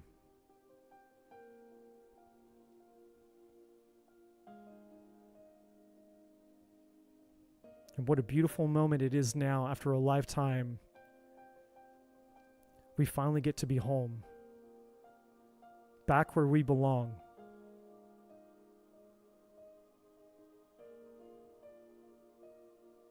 Feel everything. Let yourself feel, because when we feel, we heal. We can never heal what we're suppressing, what we're resisting, what we're not allowing, because we were told we weren't allowed to feel that. It was bad to feel that. It's not okay. Or it was embarrassing. Or nobody ever understood, or nobody ever cared. All the reasons that we believe that feeling is bad, that it's wrong. That we trained our nervous systems to betray us. So then when we do need to feel, feeling is the language of the heart. We've been taught that the language of the heart is wrong in our nervous system. How could we ever have this homecoming? How could we ever have this relationship with the most divine part of ourselves when our very nervous system was taught that the language of the heart was bad or wrong, or was uncomfortable? It's like silencing the innocence of a child who just wants to be heard, a voice of a beautiful, innocent child who just wants to be heard. It's like punishing a child just for simply having a voice and using it. You did nothing wrong. You were never wrong. And your heart and these feelings were never wrong. It's beautiful. There's no part of you that the divine created where the divine had a flaw or made a mistake. You're beautiful. You're perfection. Let those feelings, let the sound of your voice speak through the heart. The sound, the language of the heart, the voice of your heart, allow it to speak through those feelings, through those emotions, and just let them come through you.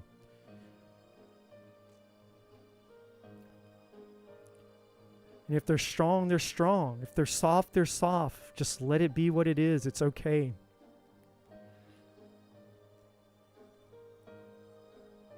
Intensity doesn't make it bad. It doesn't make it wrong. It just means that there's so much that the heart has been wanting to say for so long. It's been stored there. It's been built up. And finally, it's like when you try to hold your breath and you're underwater for too long, and then you know you got to come up for air. And when you finally come up for air, you gasp. When the heart has been suffocated for so long and it hasn't had a chance to breathe or be heard, there's so much it wants to say. So just let it be. Let it come through you.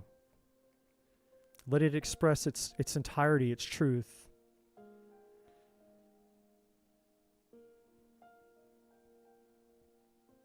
And as we lean into this homecoming, this reunion of self, the reunion of self as we merge back with our truth, which is the divine. This is what spirituality is, by the way. This moment that you're having right here, right now, the courage to come home, the courage to go within, to feel, to experience without the judgment, to allow, to let this be this beautiful moment. This is the most spiritual thing anyone will ever or has ever done. This is spirituality, because this is you coming home to your spirit.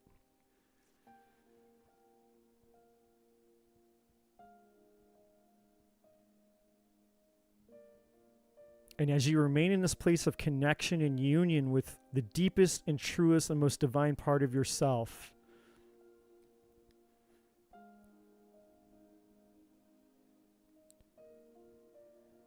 you can start to ask whatever question when you're ready. There's no hurry here. There's no rush. There's no time. Some of you may need more time to just sit and feel. Just let your heart embrace you and you embrace your heart. Just like this analogy of the prodigal son. You came back home to the heart and the heart ran threw his arms around you. And maybe this moment, you just need more time to sit and embrace each other and hold each other.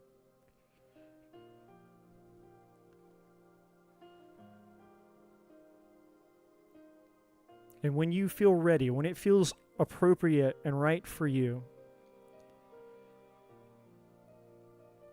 ask your heart, your truth, the divinity inside of you. Ask it whatever question. What is the question that you've had?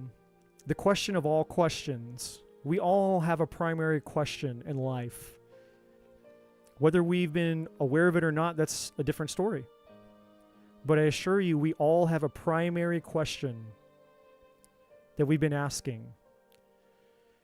In fact, the way that we've been living our life, or what we've been living our life for, or what we've been hoping to gain or acquire by the life that we've been living. Our life is the metaphor. Our life is the greatest indicator of our primary question. What is that question for you? What is your primary question? The question that would change your life forever. The real question, not the superficial question, not the surface level question. The real question, the deepest question that you have. At the deepest level, the one that would really change your life.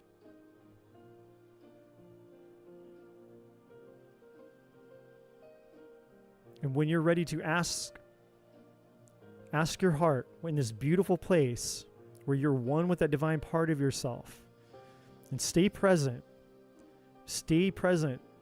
Breathe into your heart. Feel what you're feeling. Stay connected to this beautiful place that many people neglect their entire lives. In this beautiful place and from this beautiful place, ask that question. Ask that part of yourself and just let your heart bring the answer. You'll know if it's your heart because you're in this beautiful place now. You'll know. You'll know that you know what the answer is when the heart speaks. Just stay present there. There's no hurry. Just allow the heart to answer that question. Maybe some of you have more than one question. That's okay too.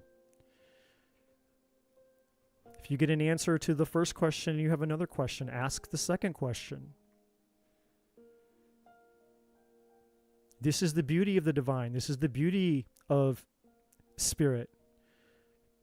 A lot of times people in spirituality, they overcomplicate it and they make it sound like there are these angels and forces and these, dimensions and these other places that you have to go to find these answers. And I'm not saying that those things can't be real. But the answers that we need can always be found here within us, here in this beautiful moment, here in our heart. In fact, I would say that this is the first place to come for the answers. You don't have to go out and seeking angels and transurfing dimensions and all these other things. Just come here, back to your truth, back to your heart, back to your home. Meet the divine here within you. Let this be your guide. And what many people call their guides or their higher selves, this is what that force is. It's here in this moment. You connected to your heart. You connected back to your source, your center, your home. The source of all divine answers. And from this place, you can return again and again and again. There's no limit of how often you can come here, when and if you choose. That's the beauty of this. That's why it's so profound and so powerful. It's free, and it's always here. You have nothing you had to do to work for it or to deserve it. You don't have any hoops to jump through. There's no rules. You don't have to gain access. You don't have to pay something. You don't have to give up something. It's free, 100% unconditional and free, and available at all times for you.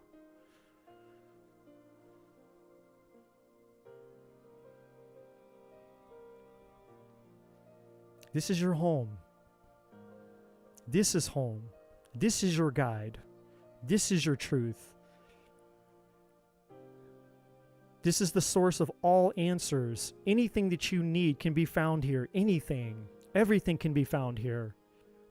If you want love, love is here. In this place, here, now. In this experience, home, in the heart. If you want abundance, it's here. If you need ideas, it's here. If you need help, it's here. Everything that you need, all the tools, all the resources, everything that you need, the power, all the power of the infinite universe is here, now, inside of your heart, and you're one with it. How profound.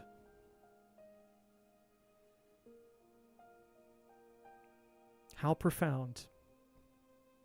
And your ability to access it has nothing to do with who you are, what you've done, what you've not done, the good, the bad, the right, the wrong, the dogma, and all the other bullshit.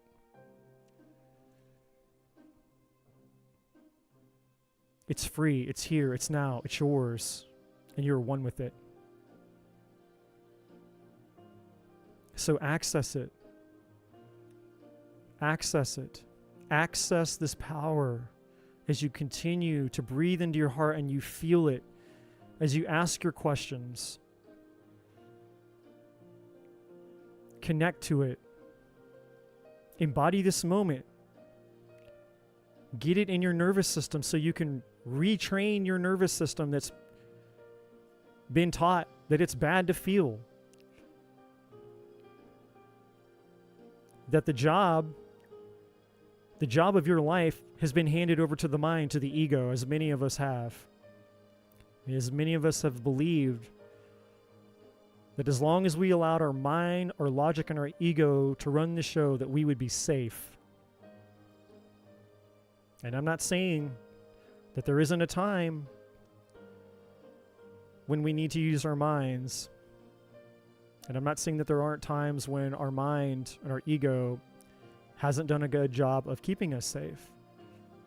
But not at the expense of this. Not at the expense of the heart. Not at the expense of disconnection, of lifelong misery, disconnected from this beautiful force and power that we're getting to experience right now together.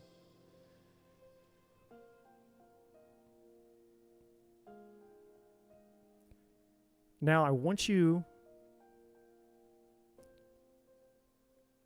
to ask a specific question, an intentional question. And this is different than the questions that you may have asked earlier. This is a different question.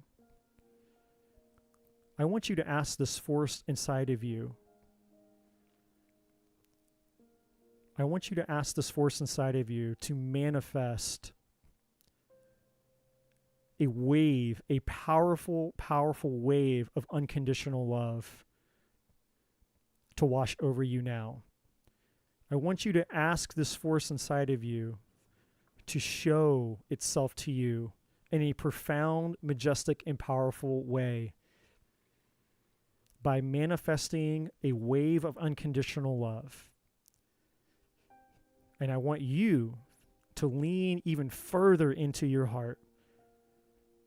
Breathe even deeper into your heart. Open yourself up to receive this wave of energy, this surge of unconditional love. Allow yourself to be vulnerable to this wave of unconditional love. And I want you to ask that force inside of you, share your love with me. Share your love with me. Share your love with me. I want it. I want your love. Share your love with me. I receive it. I open myself to it. I honor it. I desire it. I crave it. Or you can ask it in a way that feels right for you. You can use your own words. Make that invitation to the deepest part of you. Ask it to manifest a wave of unconditional love to pour through you in a tangible way, a physical, tangible way where you can feel it throughout your body. And then just allow that deep divine force to give you what you ask.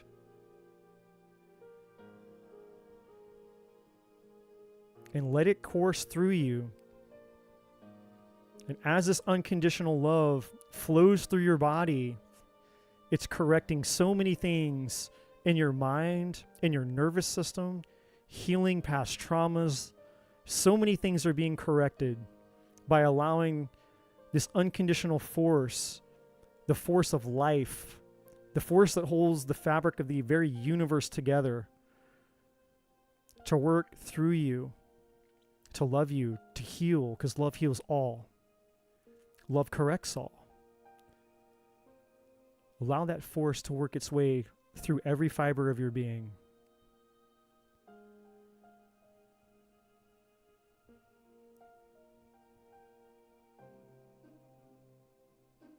Allow your nervous system to absorb what true, unconditional, divine love feels like. For many of you, it's been so long. And for many of you, maybe this is the first time you've ever felt this. Maybe this is the first time you've ever felt this.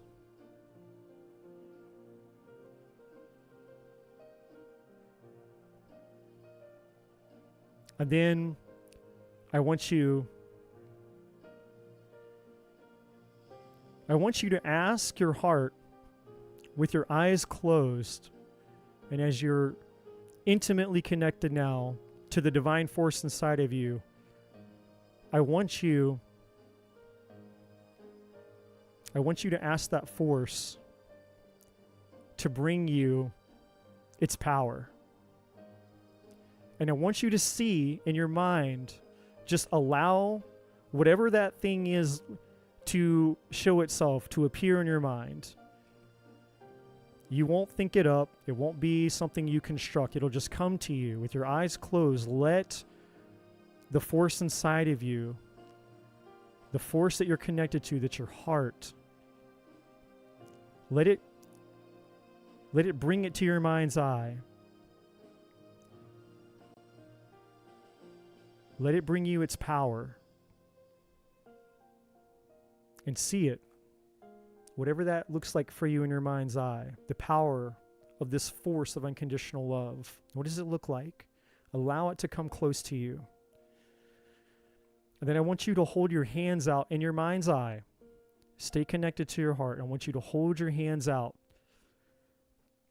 And I want you to receive it. I want you to take the power, whatever this thing is, whatever it looks like to you. And I want you to hold your hands out and receive it. Allow that force to hand this power to you, the power of unconditional love. And then I want you to take whatever that thing is that you see, Whatever the image of that thing is, the power in your mind's eye, whatever that is, that's in your hands now, whatever that object, that thing is that's in your hands, that force of unconditional love, that power, I want you with your real hands, with your tangible real hands, I want you to reach out in front of you. And I want you to grab hold of it. Grab hold of that power. And I want you to tangibly bring it into your heart.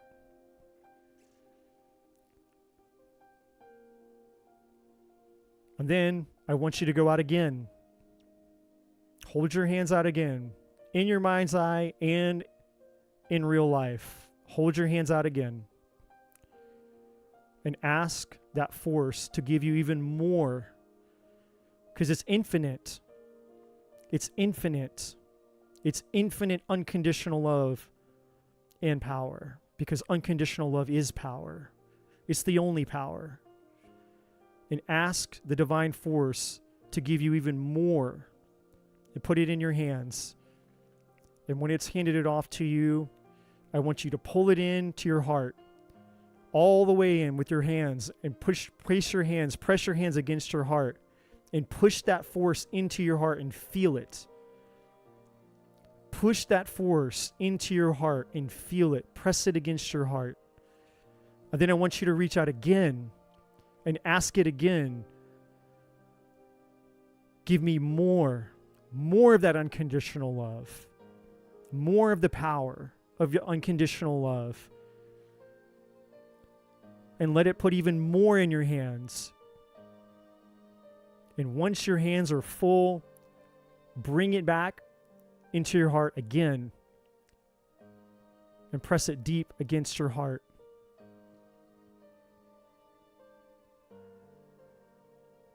And then I want you to say out loud or in your mind, whatever feels comfortable for you. I want you to say out loud or in your mind, whatever's comfortable for you. I am home. I am home. I am home. We are home. We are home. And I want you to feel what it feels like as you say this. I want you to feel what it feels like as you say this, as you stay connected to your heart, to this power, the power that you've now taken from the divine, and you've recycled it, you've brought it back into yourself. And as you acknowledge that you're home now, what does that feel like? What does it feel like to be back in your power, the power of unconditional love?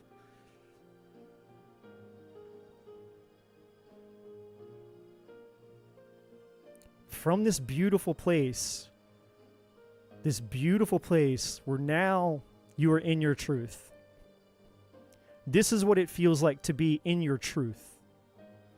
This isn't the truth of the ego. This isn't the truth of the mind. This isn't the realm of opinions or thoughts or ideas. This isn't about things that are subjective. This is divine truth. This transcends the human mind and the human doings and the human understandings. This is the realm of the divine.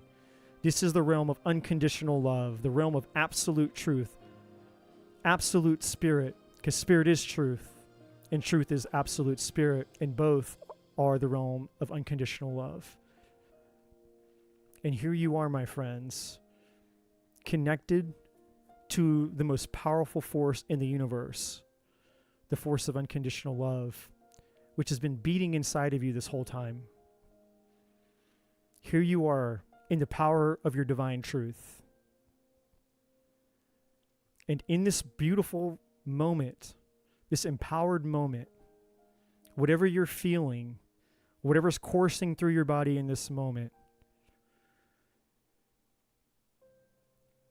now is the time in your power and in your truth to take inventory of your life from the view of spirit, the realm of spirit, Because now you've transcended the mind. The judgments aren't there anymore. The trauma isn't there anymore. The noise and all the BS that makes it so difficult and so confusing to know what's right. That indecision isn't there anymore. The fear isn't there anymore. All that stuff isn't there anymore. It's just unconditional love and power and truth as you stand in your truth as a spiritual being having a physical experience of unconditional love.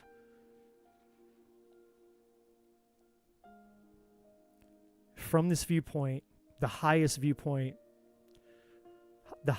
spiritual viewpoint, take inventory of your life. And you'll notice that with the lens of unconditional love, not from the lens of the ego, but from the lens from this beautiful place of being connected to your heart, through the lens of unconditional love, as you look at the truth of your life, what is true about your life, the life that you're living, the life that you have been living, your current reality. As you take inventory of that, what do you see? What do you notice? What doesn't belong? What doesn't fit? What does belong? What does fit? What makes sense? What doesn't make sense? What answers are present that you couldn't see before? What blind spots are present that maybe you couldn't see before? What are areas that maybe you're noticing that things were missing? There wasn't accountability. There needed to be forgiveness. Whatever that looks like for you, you'll know it. You'll see it through the lens of truth. And you're able to access it from this powerful place of unconditional love as you remain connected to your heart. Absence of judgments and the ego and all the things that make it essentially impossible for us to have any type of insight into our lives, much less be able to know what to do to get unstuck or move forward towards the things that are in our highest good. But here you are. You're connected to your highest good because you are it and it is you and you're one with it right here, right now. So continue to breathe into your heart. Continue, and when you need to, or if you need to, anytime as you take inventory of your life, the truth, if you look over the entirety of your life up to this very moment in time, if and when you need to, you can always reach out again and ask the divine for that power, just like you did a second ago. And let it show up for you in your mind's eye, and reach out with your hands, your tangible hands, your real hands, and ask it to fill your hands with the power of unconditional love. And you can pull it back in and press it firmly against your heart. Bring that unconditional power of love back into your heart, if and when you need to. If you need more resources to continue to look objectively, truthfully, through the lens of unconditional love at your life.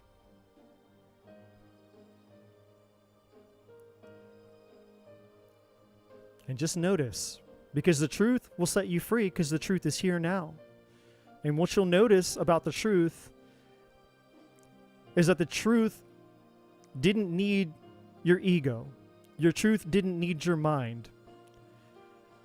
It's like the difference between looking at the world through black and white and now seeing the world in color. It's that different. The contrast is that different. As you're standing in your truth in unconditional love, the things that do not belong should be apparent, and the things that do belong should also be apparent. The truth will just appear. You'll just know. You'll sense it. The answers, whatever it is that you need to know, the divine is here to show you. And as you take inventory of what's not been working in your life, this beautiful, wonderful, non-judgmental, spiritual self-diagnosis assistance from our highest self to diagnose where we've just simply got off our path. And for many of us, we didn't know. No one taught us this. How could we know? And it's okay, because here we are in this beautiful place of unconditional love. This beautiful place of course correction, where now that we do know how to access our truth, in an instant, in a moment, this beautiful divine moment, everything is going to change. Everything is about to change in this moment. Your life, my friends, is never going to be the same again. And it was this easy the whole time. It was this easy the whole time.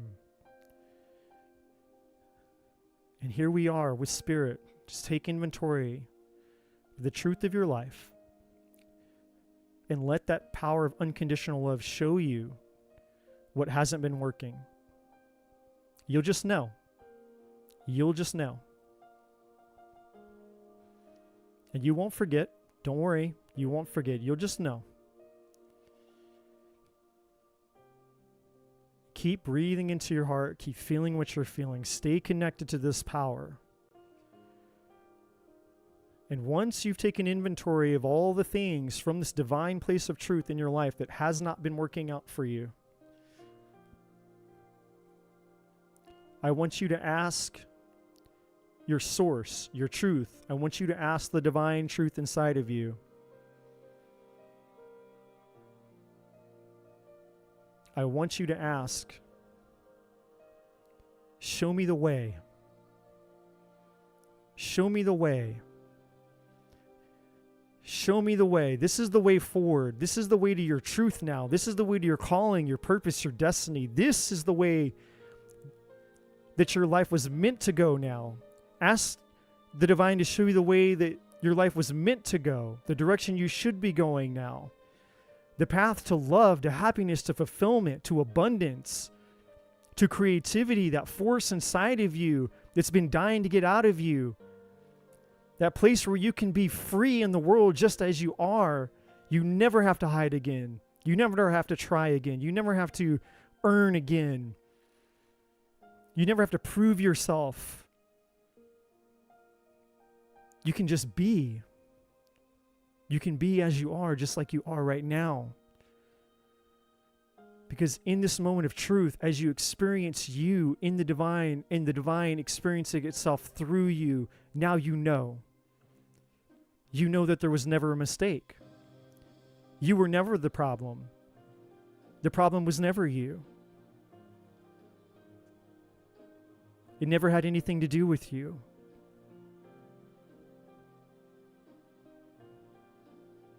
We were just distracted. We just weren't paying attention. We were just lost. But now you're home. This is why they said home is where the heart is. How could it not be? You're experiencing it. This is the truth. This is home. And standing here in your home, in your truth, as you connect to, again, that power of unconditional love. And again, as you need to, when you want to. Even if you just, because for no other reason, but you just want more. That's okay too, because there's enough. And this is actually one of those areas in life where it's okay to be stingy. It's okay to be greedy. It's okay to be a hoarder. The universe actually loves it. The source, the divine, the infinite inside of you loves it. It loves when you're greedy, when you're stingy, and you're hungry, and you're a hoarder, and you want more, and you want more, and you want to reach out. Get more, ask for more, tell it to come and give you even more of that power, more of that unconditional love. And reach out with your hands and pull more in. You can have as much as you want, whenever you want. There's no limitations. There's no throttle. There's no, you can't have any more. You get as much as you want, as often as you want. And as you need it, pull that energy, pull that life force back into you, that power. Ask the divine to show you the way forward. It showed you what wasn't working. But now, ask it to show you the path forward. What can my life be now? What's possible for me now? What can I do now with this power, connected to this source? What's possible for me now? What can I accomplish now? What can stop me now? Lean into that. Feel it. Feel your power. And that this power wasn't what you thought it would be, because it's not what the world shows us, what the world has taught us that power is. Power isn't about force and ego. It's not about control or dominance. Power isn't about trying to protect ourselves and fear and all that kind of stuff. Power is standing in unconditional love.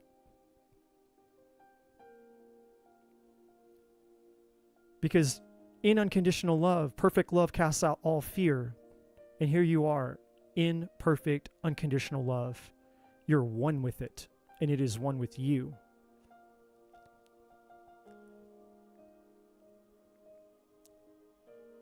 So now, become aware of the answers that the universe, the source, the power of unconditional love shows you now. Because we all have questions. We've all been wondering in life, worried about and anxious about all these things.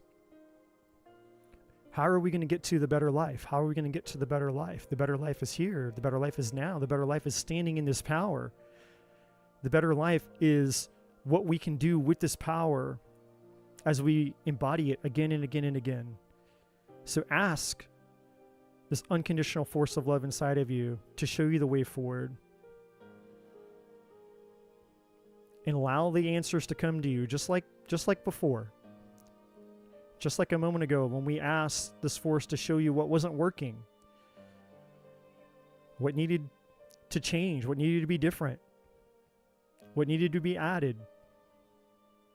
In a similar way, we're going to ask the force now, the force and power within you in your heart of unconditional love. What do I need to do? What do I need to become? What do I need to know? What do I need to give? Or just show me. Sometimes we don't even need to have a specific question. Sometimes the universe, God, source, universe, the power of unconditional love in your heart has had the answer waiting for you. For some of you, the answer came immediately. It came instantly. It was there. It's like, I've been waiting to give you this answer for a lifetime now. And you just basically opened the door by simply acknowledging and coming back home to the heart. But the answer is here. The path will be shown, the way forward, so that as you move forward into 2025 and the rest of your life will never be the same. And then from this place, this experience that you're having right here, right now, you can always come back here again and again and again and again. You can do this as many times as you need to, anytime that you feel lost or disconnected. Ideally, we would live from this place. Ideally, we would change our habits, our routines. We would change our life, our lifestyle up to make space to come here, to do this, to connect back to this. We would live from this place. We would never forget this place because this is our truth. This is the more truer truth than any other truth that we experience. And the reason that we experience the thing that we call loss is because we drift from this place that you're experiencing called truth. And the further that we drift from truth, from unconditional love, from this source, from our heart, the further we drift from our heart, the further from home we go. And the further from home we go, the further loss we feel.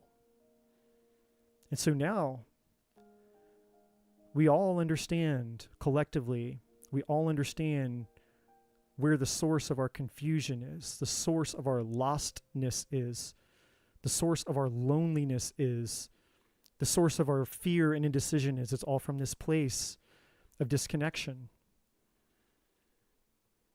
When we're not here, in this place that we're in now, we're not home.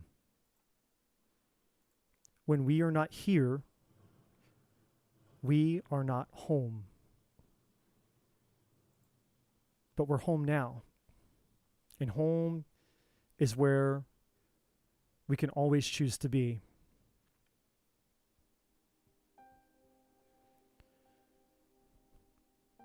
So with the answers that you've received to both sets of questions,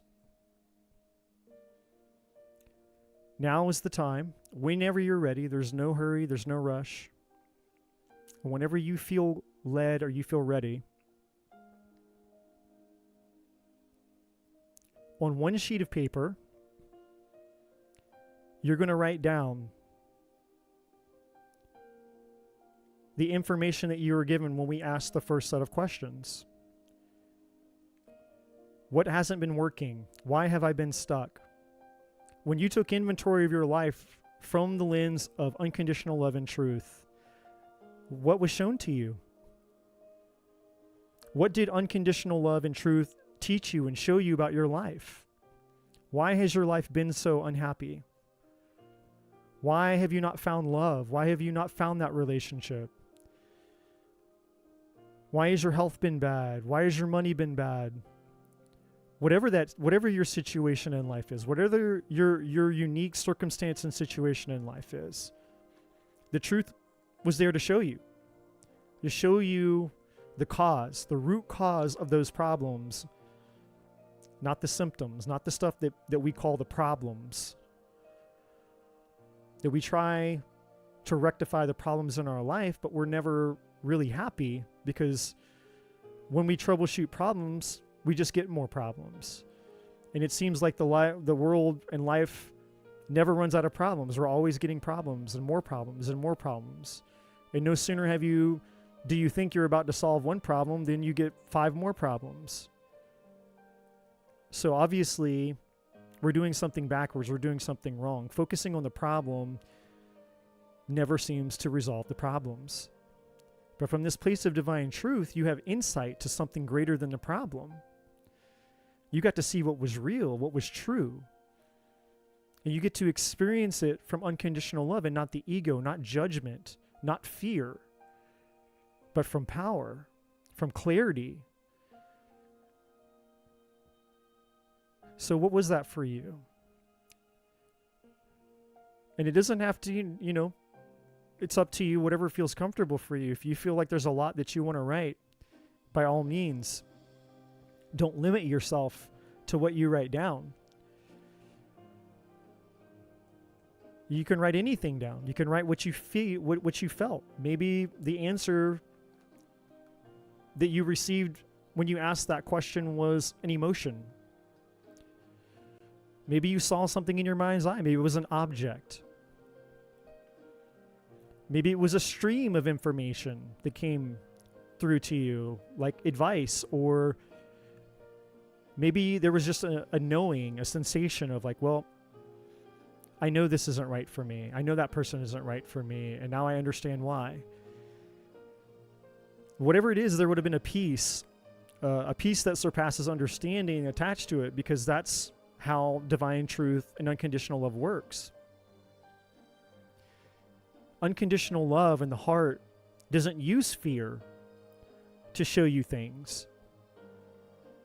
Fear is non-existent in love, in any form of love. If it's actual, true, unconditional love, if it's pure love, if it's divine love, there is no fear. There can only be peace. But there's a certain type of peace that exists within truth. It's peaceful, but it's confident. It's peaceful, but it's objective. It's peaceful, but it's real. It's peaceful, but it's non-resistant. It's peaceful, but it's powerful. It's peaceful, but it's prosperous.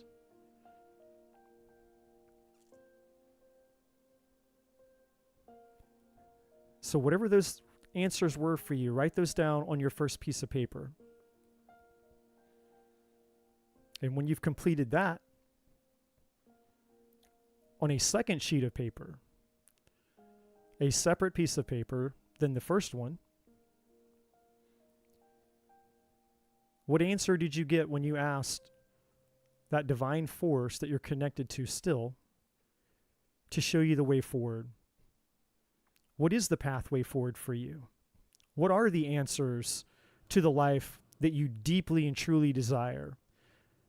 To the desires of your heart, the love you desire, the relationship you desire, the money, the job,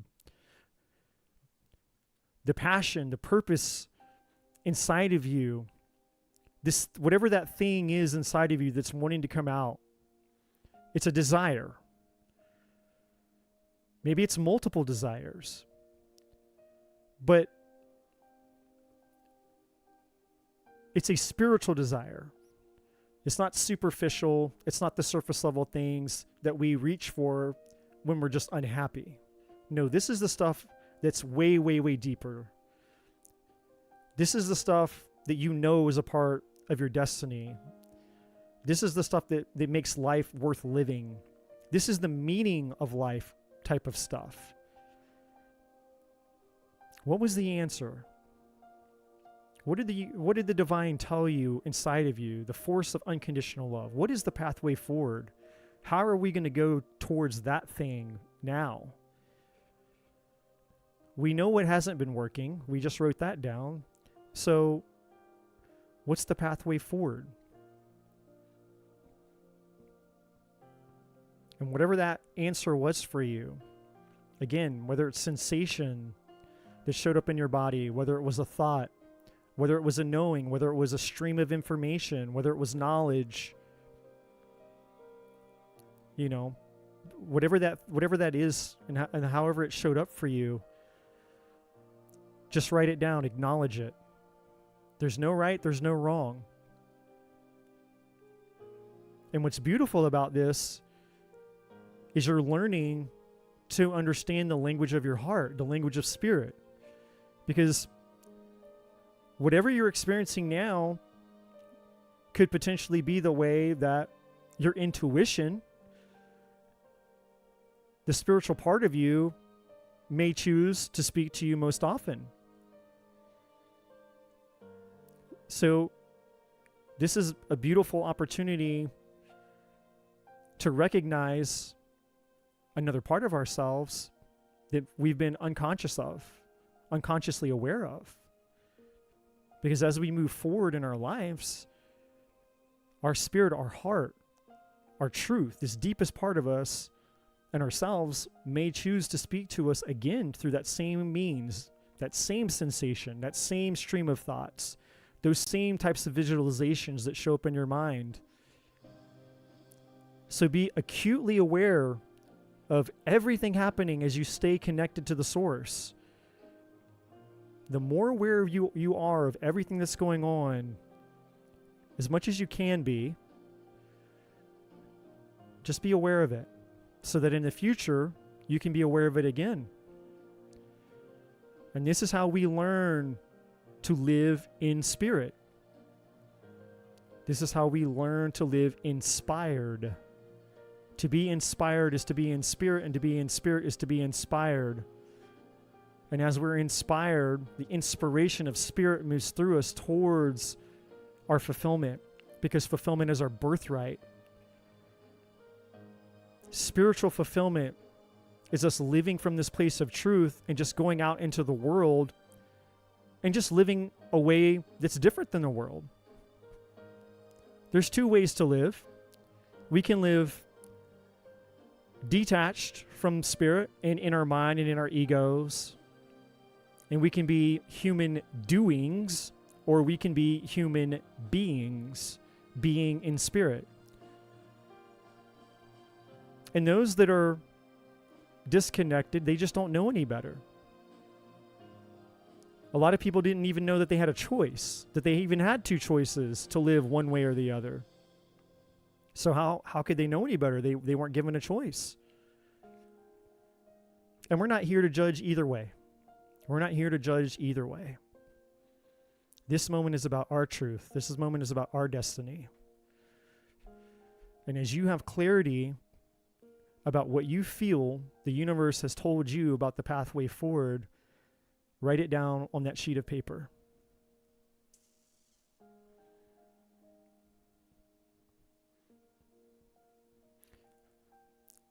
And then in one last final moment, once you have your 2 sheets of paper, I want you to close your eyes, reconnect to your heart, breathe back into your heart, put your hand back over your heart, whatever you were doing before. It should be much quicker, much easier now. You should be able to just slip right back to that place. In this energy, this beautiful energy, just take a moment to reconnect, to breathe into your heart one more time. And I want you to say out loud or in your mind, whatever feels comfortable for you. I just want you to say thank you. I want you to thank your heart, that part of you, the deepest part of you. Just tell it thank you. Thank you for loving me. Thank you for seeing me. Thank you for caring so much about me that you were willing to go to great lengths to get me here, right now. Because it's not by accident, it's not by coincidence that you're here experiencing this right now. That the universe moved mountains and did the impossible and orchestrated a divine appointment for you to be present in this moment, having this experience right here, right now. All the things that had to happen and that force inside of you conspired to get you here, to connect you here, to be here. Because all that force inside of you wants you to know is that you are loved. You are loved. You are worthy. You are always worthy. You have always been loved. Love is not something that can be given to you. Love is something that you are.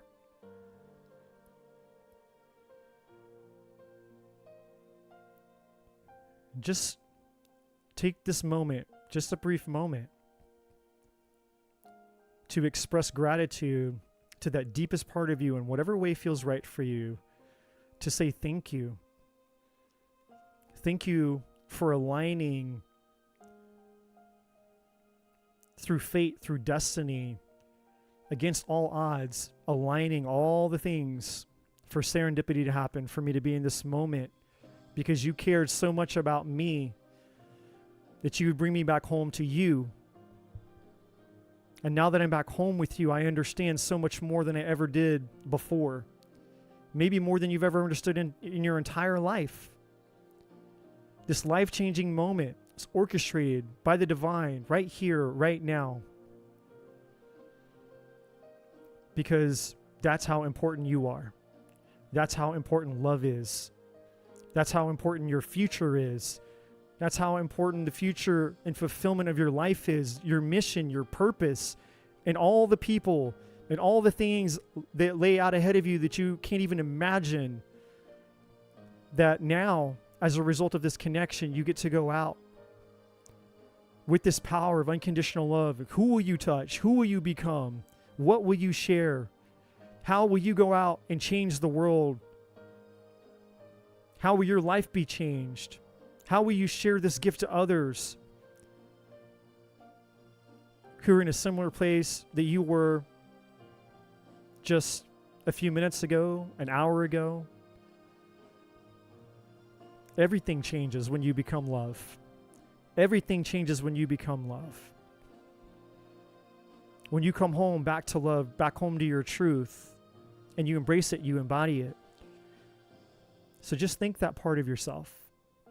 in whatever way feels good for you. Just thank that part of yourself. Say, thank you. Thank you for loving me so much that you would move heaven and earth to come track me down in my lostness, in my confusion, in my fear, to get me here, to bring me back home.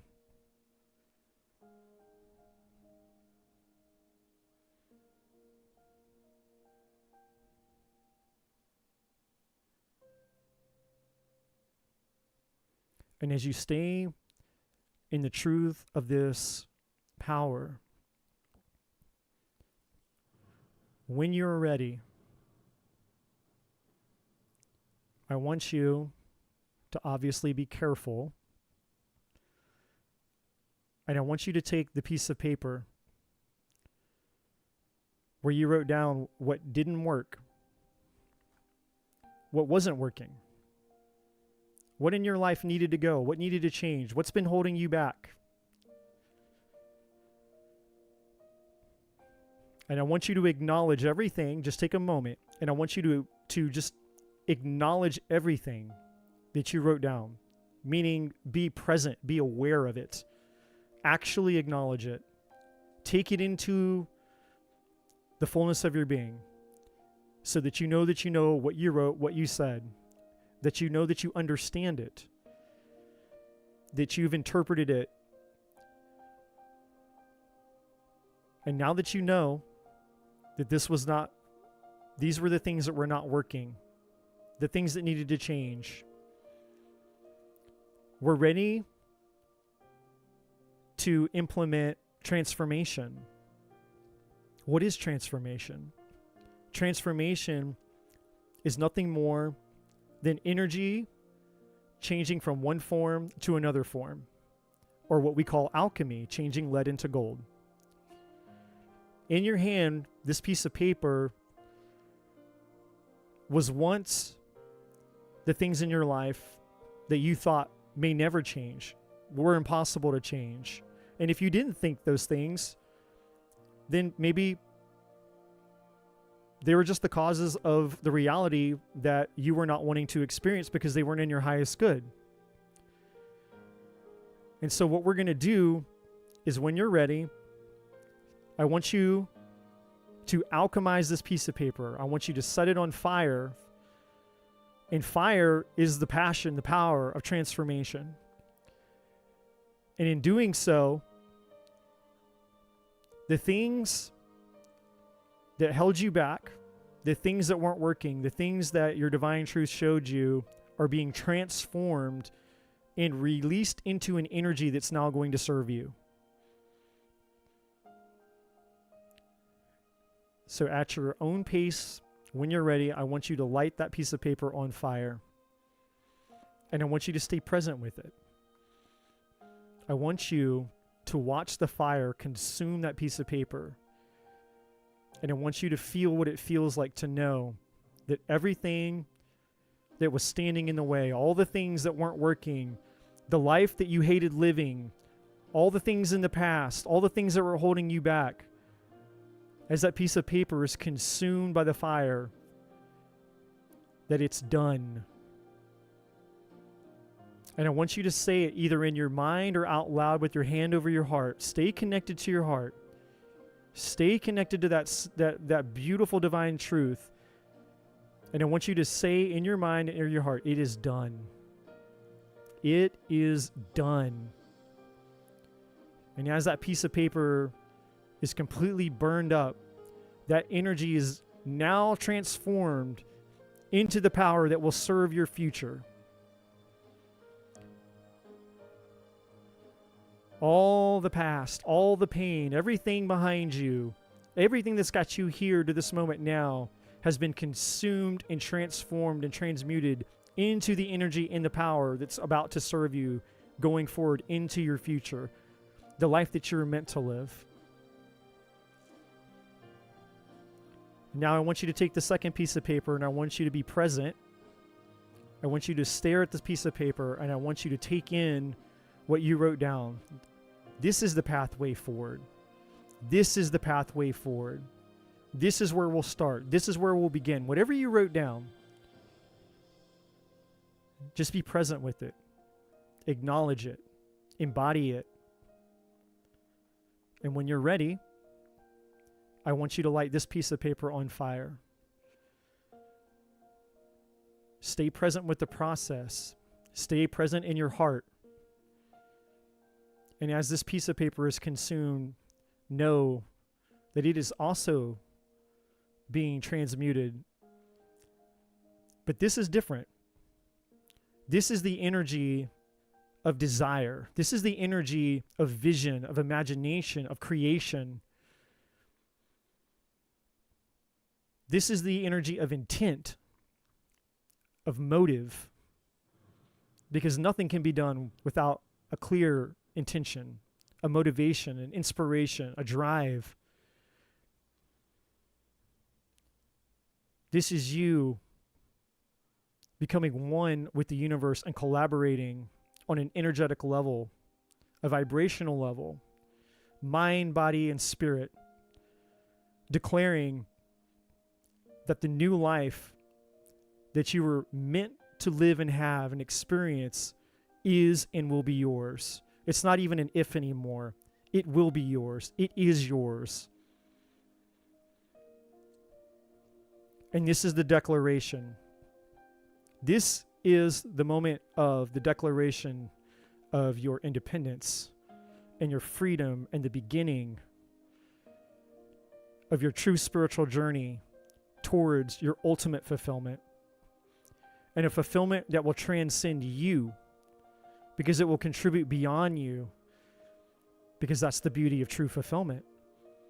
It's the fulfillment that we get within our spirit, but it's also the fulfillment we get as we share our spiritual experience with those around us. Because love, God, source, the universe, love, all of us, we are simply the act of love reproducing itself to experience itself. Love reproducing itself to experience itself. That's all God is. God is just unconditional love reproducing itself to experience itself. Reproducing itself to experience itself. That is what infinity is. When you look at the infinity symbol, if you trace the infinity symbol out in front of you with your finger, as you go around the infinity symbol, God is just unconditional love reproducing itself to experience itself. And we are that force. We are the force of unconditional love. Simply reproducing love to experience more love. And that is what you're here to do in the unique and profound way that you've been created to do it. And now you will. Now you will.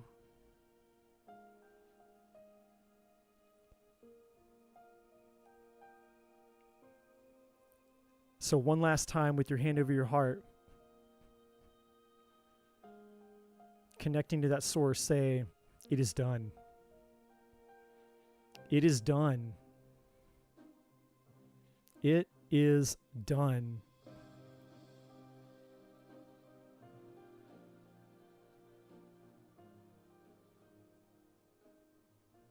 And hold that space in your heart. Hold that space in your heart. Hold that space in your heart. Hold that space in your heart. Hold that space in your heart.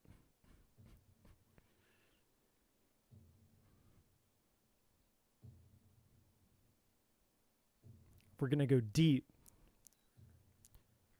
We're going to get the actual answers. The last step within every single one of us is an archetype, a representation of a certain set of skills and abilities and power. We all have these archetypes within us, these positions, these points of power that exist within us. The first is the warrior. And the warrior is that part of us, when connected to unconditional love and truth, as you are right now, can stand up against any challenge, can face any fear, will fight to protect unconditional love. There is no mountain too high to climb. There is no monster too big to slay. The warrior can face anything and all things. It rises to the challenge. It will fight when necessary, not to harm, not to control, not to dominate. It fights spiritual battles. It fights fear. It confronts fear. It never runs. It never retreats. It never hides. It is the great protector, the warrior, and exists within all of us. With your hand on your heart, I want you to connect to the warrior. I want you to connect to the power of the warrior in you. I want you to feel in your body, where is the warrior? Sense the warrior inside of you. Call out to the warrior, the truth inside of you, the part of you. And where do you feel that power? And ask it to come forth. Where is the warrior? And I want you to connect to the warrior. And if you're in a place and you're comfortable, whatever feels comfortable for you, I want you to make the sound of the warrior inside of you. As you allow this energy of the warrior to take you over, I want you to make the sound of the warrior. Get it in your body, get it in your nervous system. Connect all the way. Make the sound of the warrior. Feel the warrior in your body. Make the sound of the warrior. Do it again. Do it again. You didn't come this far to quit now. Now is the moment. Now is the moment of truth. This is where the rubber hits the road. This is where we cut through everything. We go through, we pierce the veil, and we extract and we pull forth the answers that we've all been waiting and longing for. And as you stand in the power of the warrior, call forth that warrior inside of you and stand in the power of your warrior. And I want you to ask the warrior, who do I need to become? What do I need to do? What do I need to give? What do I need to change? And just let the warrior speak to you. Let the answers come out. And I want you to say them out loud. Because when you do it with your body, you get it in your nervous system. This is where lasting change is from. It can't just be a thought. When you do things with your body, you program your body. It programs your nervous system. What does the warrior say? All I need to do is, all I need to know is, all I need to become is, all I need to give is. Let the warrior tell you the truth. The energy of the warrior, the fighter, the conqueror, the protector. What is the warrior telling you? Just say it. Let it come out of you. Let the answers pour forth. All I need to know, all I need to do, all I need to become, all I need to give is. Let the warrior speak.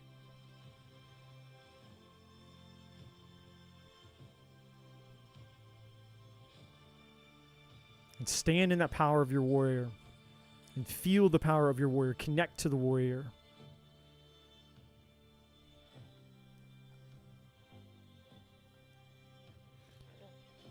Within every one of us, there is a playful part of us. We all have a magician inside of us. A playful part of us. The magician is different than the warrior. The magician doesn't use weapons. The magician isn't a fighter. The magician looks at life like a game. Life is just a game. It's just a puzzle. It's fun.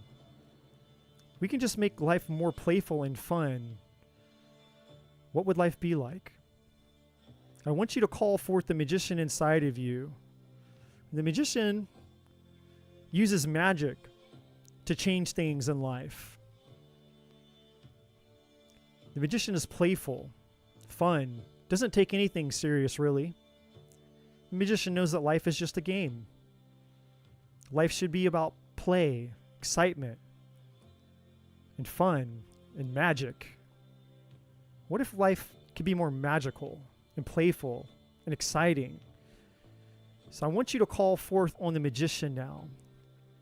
The power of the magician in you. Where do you feel that playfulness, that excitement inside of you? Call on that force inside of you, the playful, fun, the magical force inside of you, that witty character inside of you. And just allow that force, that energy to embody you. And when you've connected to the magician, I want you to make the sound of the magician. Whatever that sound is, what is that playful sound of the magician? Make the sound of the magician. Do it again. And stay connected. Call on that magician's playfulness and make the sound of the magician. Connect to that playful, exciting, fun energy. Life is just a game. There's no problem that can't be solved with a little bit of play. We can just wave a magic wand. We can do a trick. We can pull a rabbit out of our hat. And I want you to ask the magician, as you stay connected to this magician power coming through you, all I need to know is, all I need to do is, all I need to become is, all I need to give is, and I just want you to say out loud, whatever comes to you, whatever comes to you, just say, let the answers come forth from the magician. All I need to know is, all I need to do is, all I need to become is.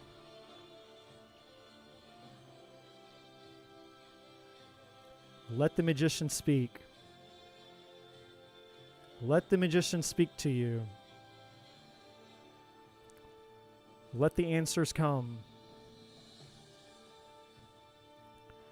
The third archetype within every single one of us is the lover.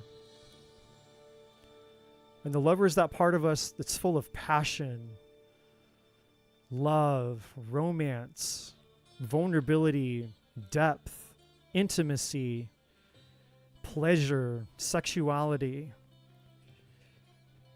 I want you to call forth the lover inside of you. Where do you feel the lover in your body? Let the lover take you over now. Nothing in life, no problem in life can't be solved with love or passion or intimacy.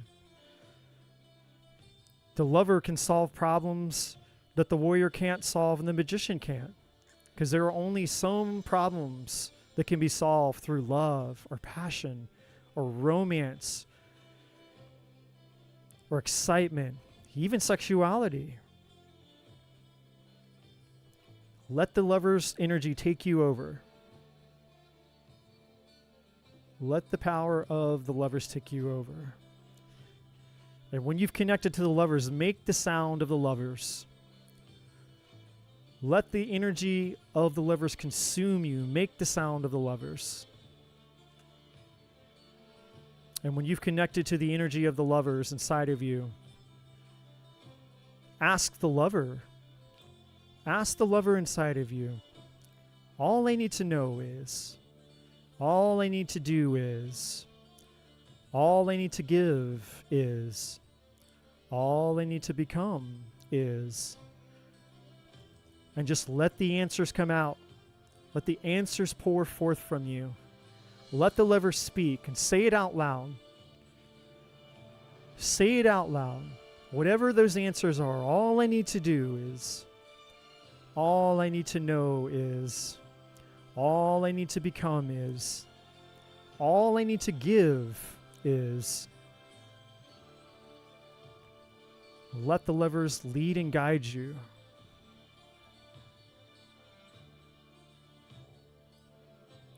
The fourth and final archetype that exists inside of all of us is the sovereign, the king or the queen inside of us. This is the highest power of all powers. This is the all-knowing part of us, the infinite, who knows all, sees the end from the beginning from the end. The sovereign has the wisdom of all ages, and it can troubleshoot problems in a way that the warrior can't, the magician can't, and the lovers can't. The sovereign has insights into things that nothing else has insights to. I want you to call on the power and the energy of the sovereign inside of you. Connect to the sovereign. Where do you feel the sovereign in your body? Connect to that part of you. Touch that part of you if you feel so inclined. And when you've connected to the sovereign, make the sound of the sovereign. Make the sound of the sovereign inside of you. Connect to the sovereign's energy and make the sound again. Let the sovereign speak. Connect to that energy. And from this place of connecting to the sovereign, ask the sovereign. All I need to know is, all I need to do is, all I need to become is, all I need to give is. And say it out loud. Say it out loud. What is the sovereign saying? What are the answers from the sovereign? All I need to know is, all I need to do, all I need to become, all I need to give is, and let the truth come forward through you.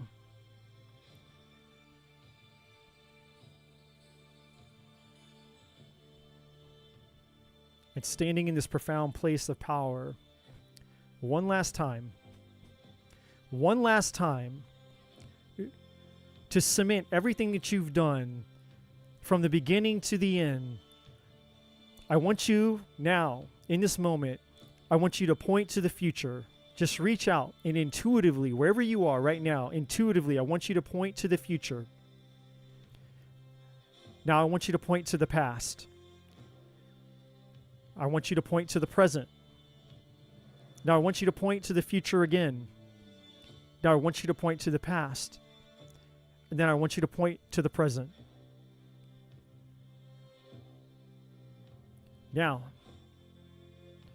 in this power that you harness now, as a divine being having a physical experience, the you that you've always needed to become is here and present now. Every part of you is now aligned. There's no part of you that's no longer unaligned. This is you. This is the real you. There's never been a you like the you that exists in this moment now or in this power. This is your moment of truth. One last time, with your eyes closed, connected to your heart, call forth the power of unconditional love, the force inside of you. Ask it for its power, like you did before. Ask it to come to you with that power. See it in your mind's eye like you saw it before. In whatever way, shape, or form that it brought it to you before, let it bring it to you again. And with your physical, tangible hands, reach out. Reach out to receive that power. This time I want you to take more than you took the last times before. I want you to take as much as you can. Just keep taking more into your hands, more into your hands, more into your hands, more into your hands. Just keep taking more and more. Get as much of it as you can in your hands. And when you're ready, I want you to pull all of it, all of that unconditional love and power back into you. And I want you to press it firmly.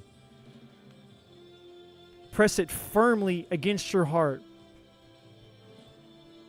And I want you to speak confidently. You can yell, you can scream, or you can whisper, it doesn't matter, and say, I am here. And say it again, I am here. Say it again, I am here.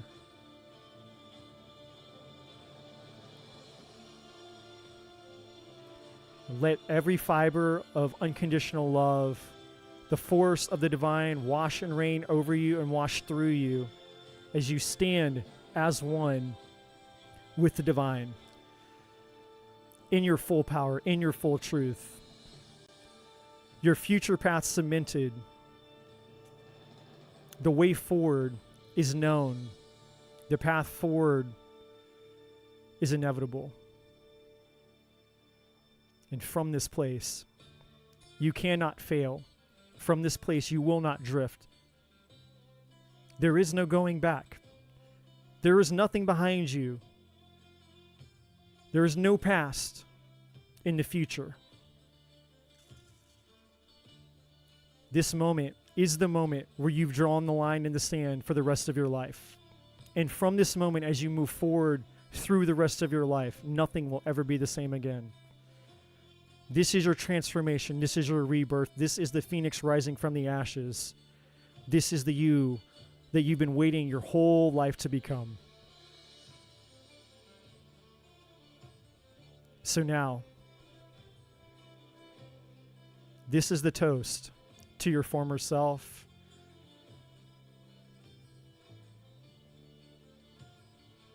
And this is the birth of your new forever.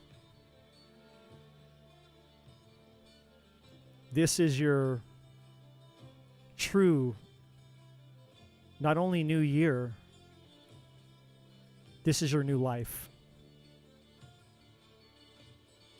Welcome your new life. Welcome it in. Just let it come into you. Welcome it in. Say, I welcome you. Say it again, I welcome you. Say it again, I welcome you. This is your new life. This is your new life.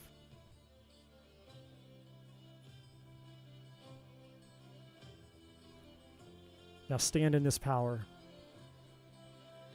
Just stand in this power. Just soak in it.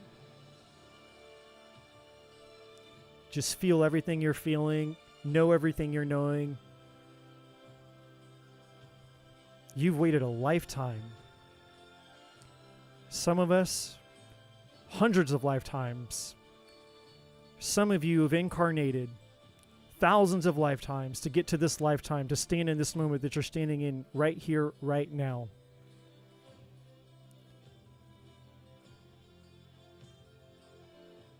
And here you are. Here we are. This is the conscious collective.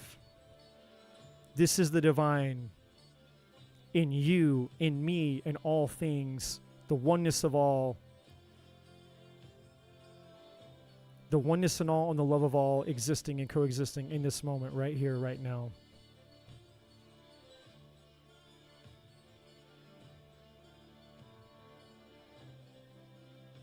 Just feel it. Just a little bit longer, feel it.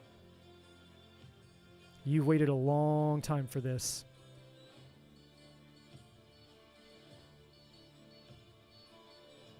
Acknowledge it. Let it wash over you. Connect to it. And now know the rest of your life, is never, ever, ever going to be the same.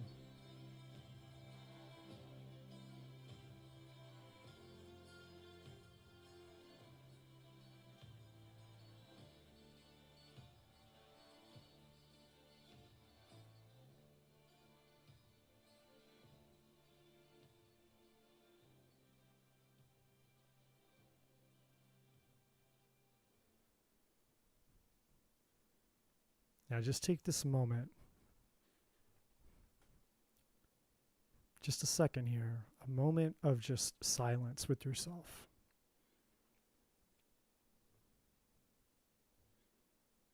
Just sit with yourself here for a moment, with your hand over your heart.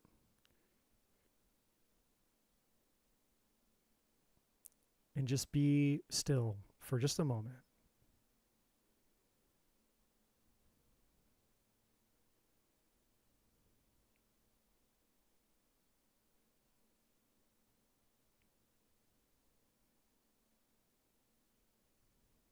Sometimes the stillness and the silence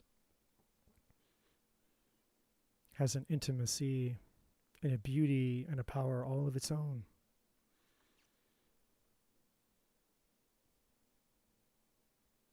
We get so caught up in the noise and distractions of life. busy, doing, worrying,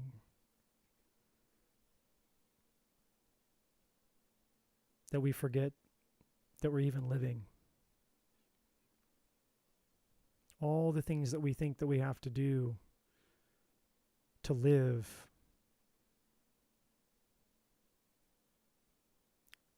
when we violate the simple principle of just being.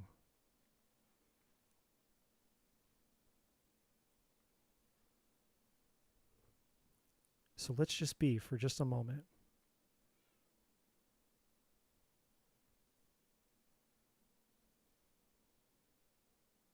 You just went to places that very few people ever go. You just took the courage that few people have ever had the courage to do the things that you've just done.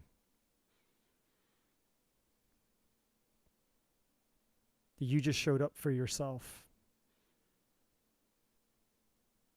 in profound and life-changing ways. You made important decisions. And you gave yourself the greatest gift that anyone could ever give to themselves, which is the gift of transformation, the gift of a changed life, the gift of a connection to the divine.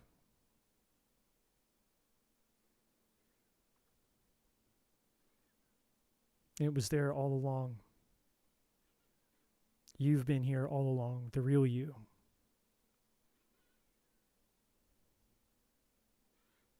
So how beautiful is this? How beautiful is this place that we can be here experiencing our truths. And it didn't cost us anything. We didn't need anything. It was all here inside of us the whole time. Inside of you, inside of me. Different people, different backgrounds, different ages, different races, different cultures, different everything. And yet, we can unify over something that transcends all of that, which is a divine truth, unconditional love, that we're all made of. And it's never not here. It's never something you had to learn, earn, or get, or achieve, or be good enough for. Because it is you, it is me, and it's us.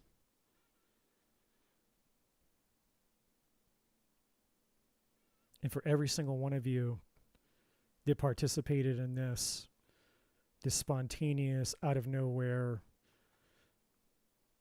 event and exercise, I personally am so fucking proud of you. And it doesn't matter if I know you or don't know you.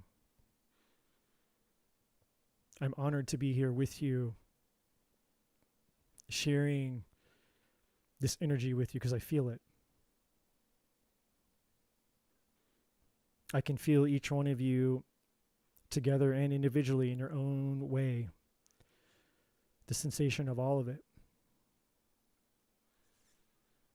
And I'm proud of every fucking one of you because it takes courage. It takes courage to make a decision. It takes courage to play full out. It takes courage to put yourself first and do something that may even be a little bit weird or uncomfortable, unusual if you've never done it before.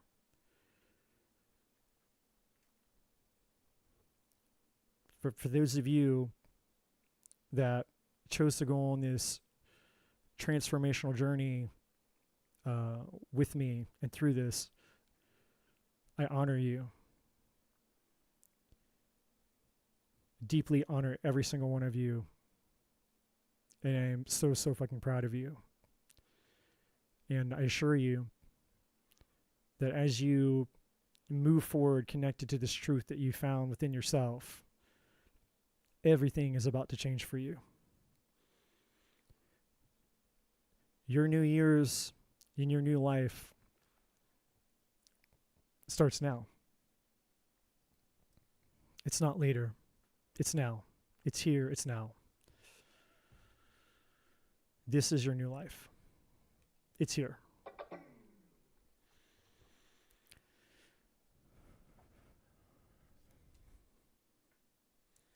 And with that being said, I'm just going to give everybody a few minutes and myself a moment here to transition out of this energy because it's so profound and it's so powerful. So you guys all take a moment or a few minutes here, and as I reset myself,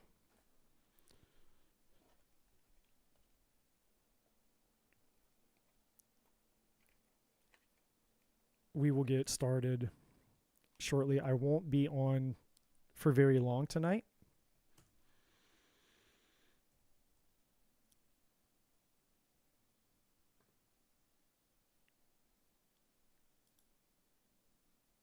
But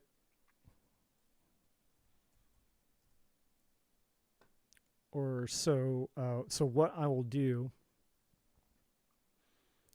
is I did see a donation come through, which I appreciate. I will do, I think Amber, I saw a donation from Amber come through. And unless I've missed anybody, or unless somebody else has donated, I will do Amber's reading first, and then I will primarily and ideally, I don't know why my camera's crapping out. I don't know. I don't know what the deal is with the camera, but it's fine. You guys don't need to see my face anyway. So if my camera over here looks all distorted, it is what it is. I have to figure that out. Not sure why that's happening.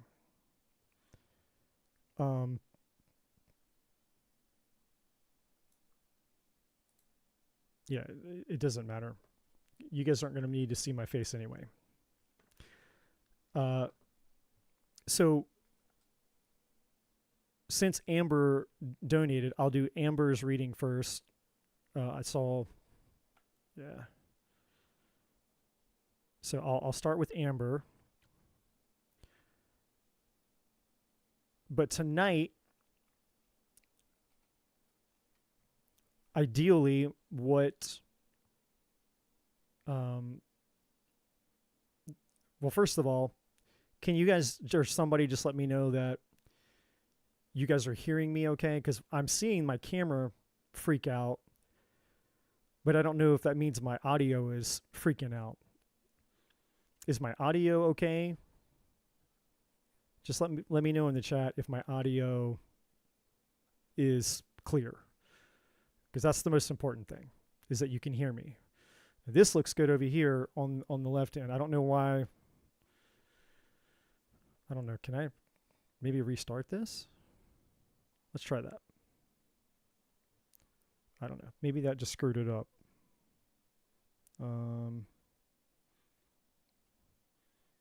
Let me try to reconnect. Okay. All right. I'm back. Is that? Nope. That didn't really help. Okay. I don't know. That didn't really help. I tried to restart it. Okay. Fair enough. So I don't know. I don't know what the hell's going on with my iPad. I don't know why it's freaking out. Maybe, yeah. Who knows? I'll have to troubleshoot that later. So I apologize for the shitty camera freak out stuff, but you guys don't really need to see me for the readings anyway. What matters is the cards. So Amber, if you are here, you may ask your question. And so while Amber gets her question typed out, tonight, ideally, I'm trying to just kind of do more like, because I don't have a lot of time. Tonight would be the night for those of you that need more of like a quicker question than not. Now, if somebody absolutely really just needs like a full-blown reading, the information for that is in the description box. And of course, my mod that was here, I think she was here, should be in the chat. But the information is in the description box. So for those of you that are just joining in, welcome to Human Innovation Tarot. My name is Eddie with Imagine Life Development Center. So happy to have you here. If you're new to my channel, I'd greatly appreciate it if you would like and subscribe, all the things. And then so also if you're new, I will work through a list for you guys. Obviously, I'll be working through a list. If you would like to skip the line, you don't want to wait, no problem. I have 3 different ways you can pay to skip the line in the description box. And if you would like, if you need like a legit full-blown reading, then that information is there as well. But otherwise, I'm going to try to kind of like keep it between like, I don't know, maybe 5 and 10 minutes. So it'll be quicker tonight, which if you guys know me, you guys know that I don't do anything quick here on this channel. But there's a reason for that tonight. One, I wasn't planning on being here, but 2, I feel kind of bad sometimes. People come and they might just need quicker answers. They don't need like a big long thing. And so I don't know. I just want to change it up for tonight because like I don't have until like, 6 in the morning. Sometimes I'll sit here for 8, 9 hours straight. As many of you know, you can go back and look at the lives. Like I will not leave this chair for like 8 hours straight. But I literally have to be able to sleep tonight to be at a party tomorrow. So, I'm good to go for a little while, even though it's almost 12. That's okay. I'll go for a little while. I'm kind of amped up from the meditation that we just did. So, yeah. So, like I'm all like energized now. So,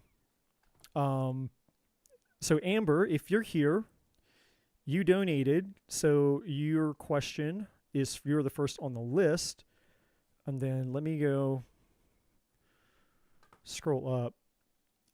And for those of you that have been commenting, I was just, obviously was focused on doing the guided meditation. So I have not read any of the comments. I'm not ignoring you guys in the chat.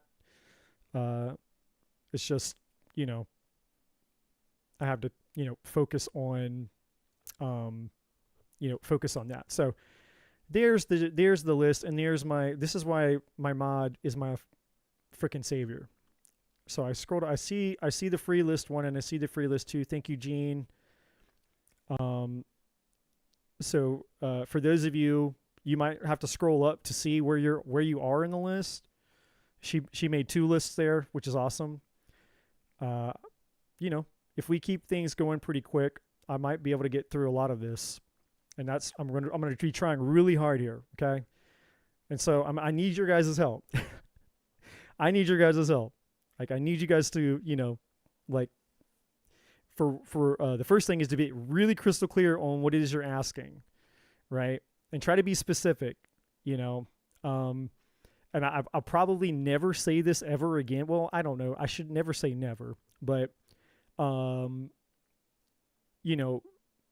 if you're needing kind of like a super in-depth reading tonight, it actually tonight might help me if you don't need that tonight.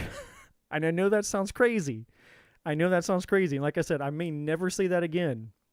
Ever on this channel. But if at all possible, if you have just like a more simple question, or if you can find a way, to ask maybe a question that's like a bigger deal into a more consolidated question, that would be very helpful. I'm going to try my best to keep it to like 5 or 10 minutes or something. I don't know. I suck at time, but I'm going to try my hardest. I'm going to try to get through as many of you guys as I can. And hopefully that all makes sense. And of course, like I said, if you don't want to wait in the line, just let me know. I'll try to, obviously look at the chat to see if you've donated or not donated, whatever. But obviously, there's no obligation to. It's a free. I'm here, so I'll start working through the list. And if Amber is still here, she donated, so I'm just going to give her just another minute here to ask her question. If not, then I'll just start, and then if she comes back, then I'll do hers. So, okay, there she is. There she is. There's Amber. Okay. I see you, Amber. I see you now. And while you type out your question, I gotta get me a drink.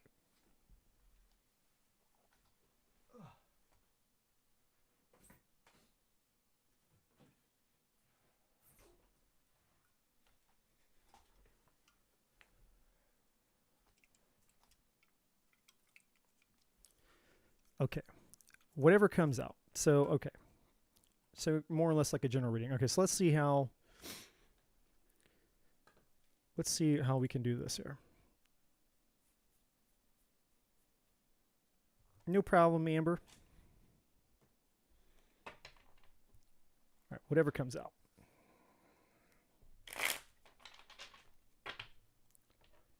Also, technically, happy New Year's Eve to you all.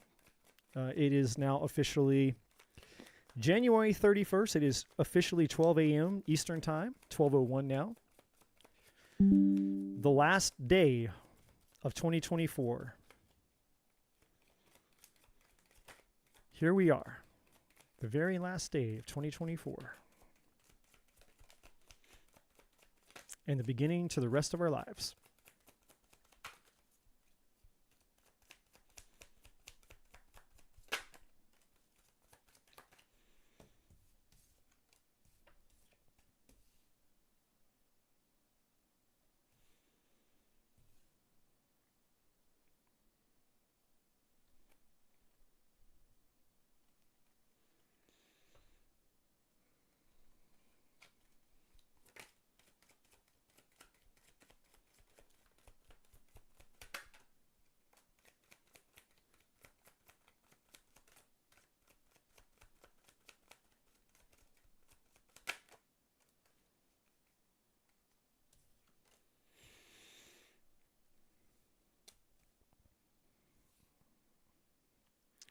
All right, so Amber, you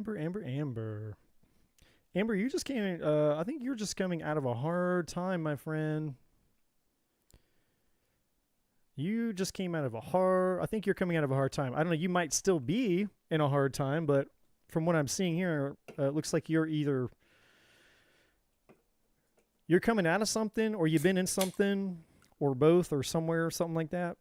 I'm going to show you why here in just a second.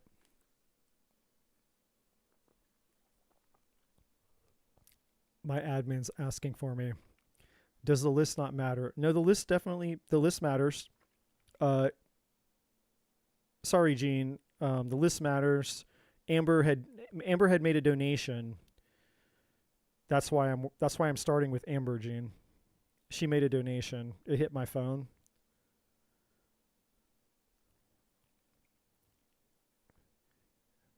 Just bear with me here for a second, guys. I got to make sure that me and my admin are on the same page here. Me and my mod are on the same page.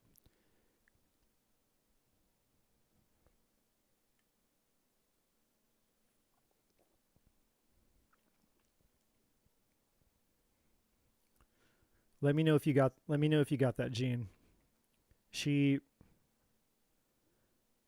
Okay. All right. All right.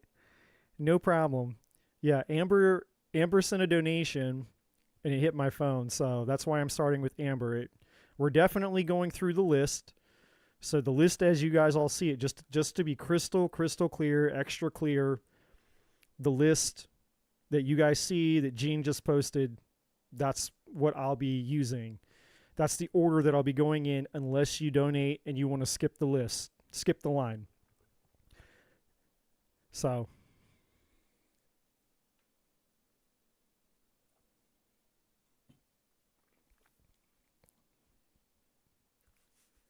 whew.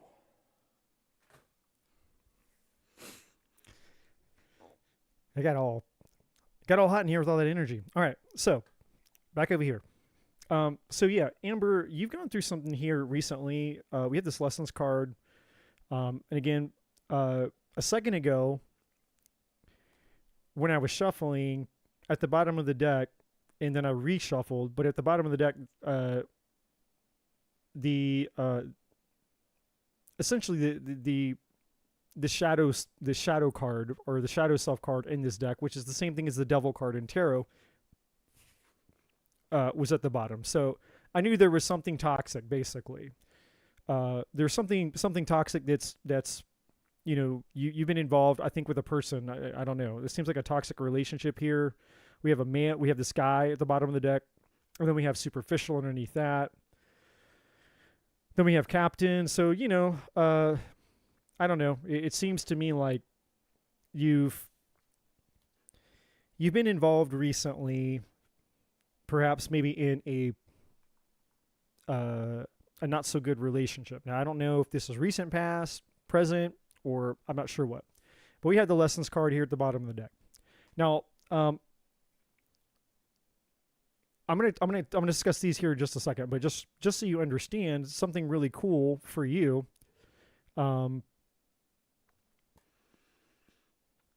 is that underneath this lessons card, congratulations, by the way, that you got clean on off of Xanax. That's awesome.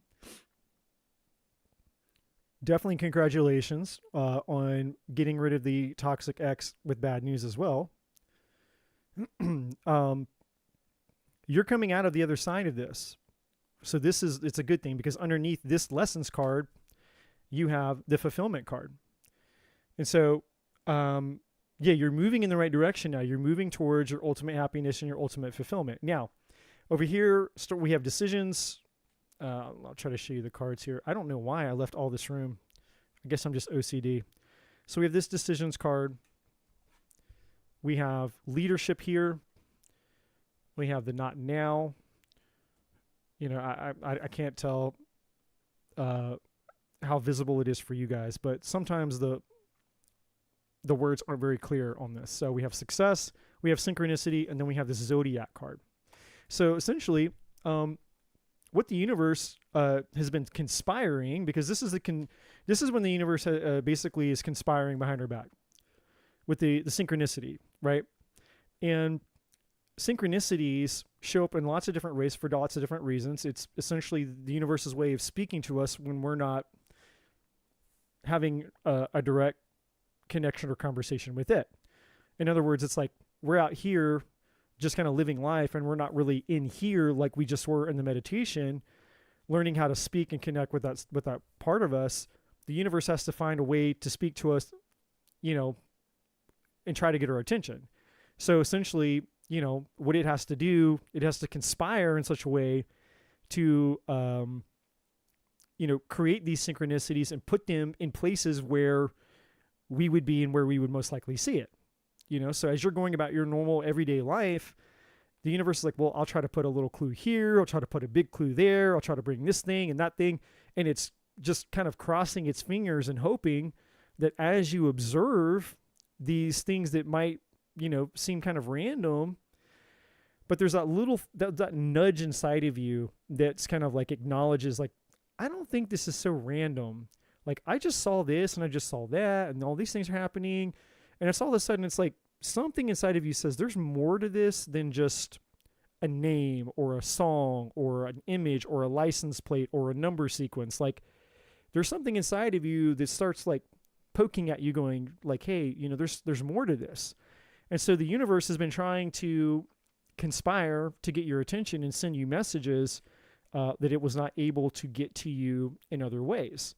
And sometimes for those of you who dream and you dream a lot, you have profound, vivid dreams, a lot of times we ignore that. We wake up and we're just like, oh, I had the craziest, wildest dream. And then we just think it's like just random shit that our brain was doing while we were sleeping. And, sometimes it is, but sometimes it's not. The times that it's not is when it's very profound, it's very vivid, and you feel like you wake up and you remember a lot of it, and it's very clear, and there's an emotion attached to it, right? A sensation, versus just something that you knew you were dreaming, but then when you wake up, it just kind of like you very quickly forget it. That's the difference between like the universe speaking to you in your dreams versus your brain's just doing wild, crazy things, right? So the reason that the universe has been trying to speak to you is for several things, right? One has a lot to do with the lessons that you've learned, but also about the pathway that you need to go, which is the decisions card. The universe has been trying to guide you away from more toxicity and more into liberation and freedom, hence this leadership card, because you actually have a call on your life.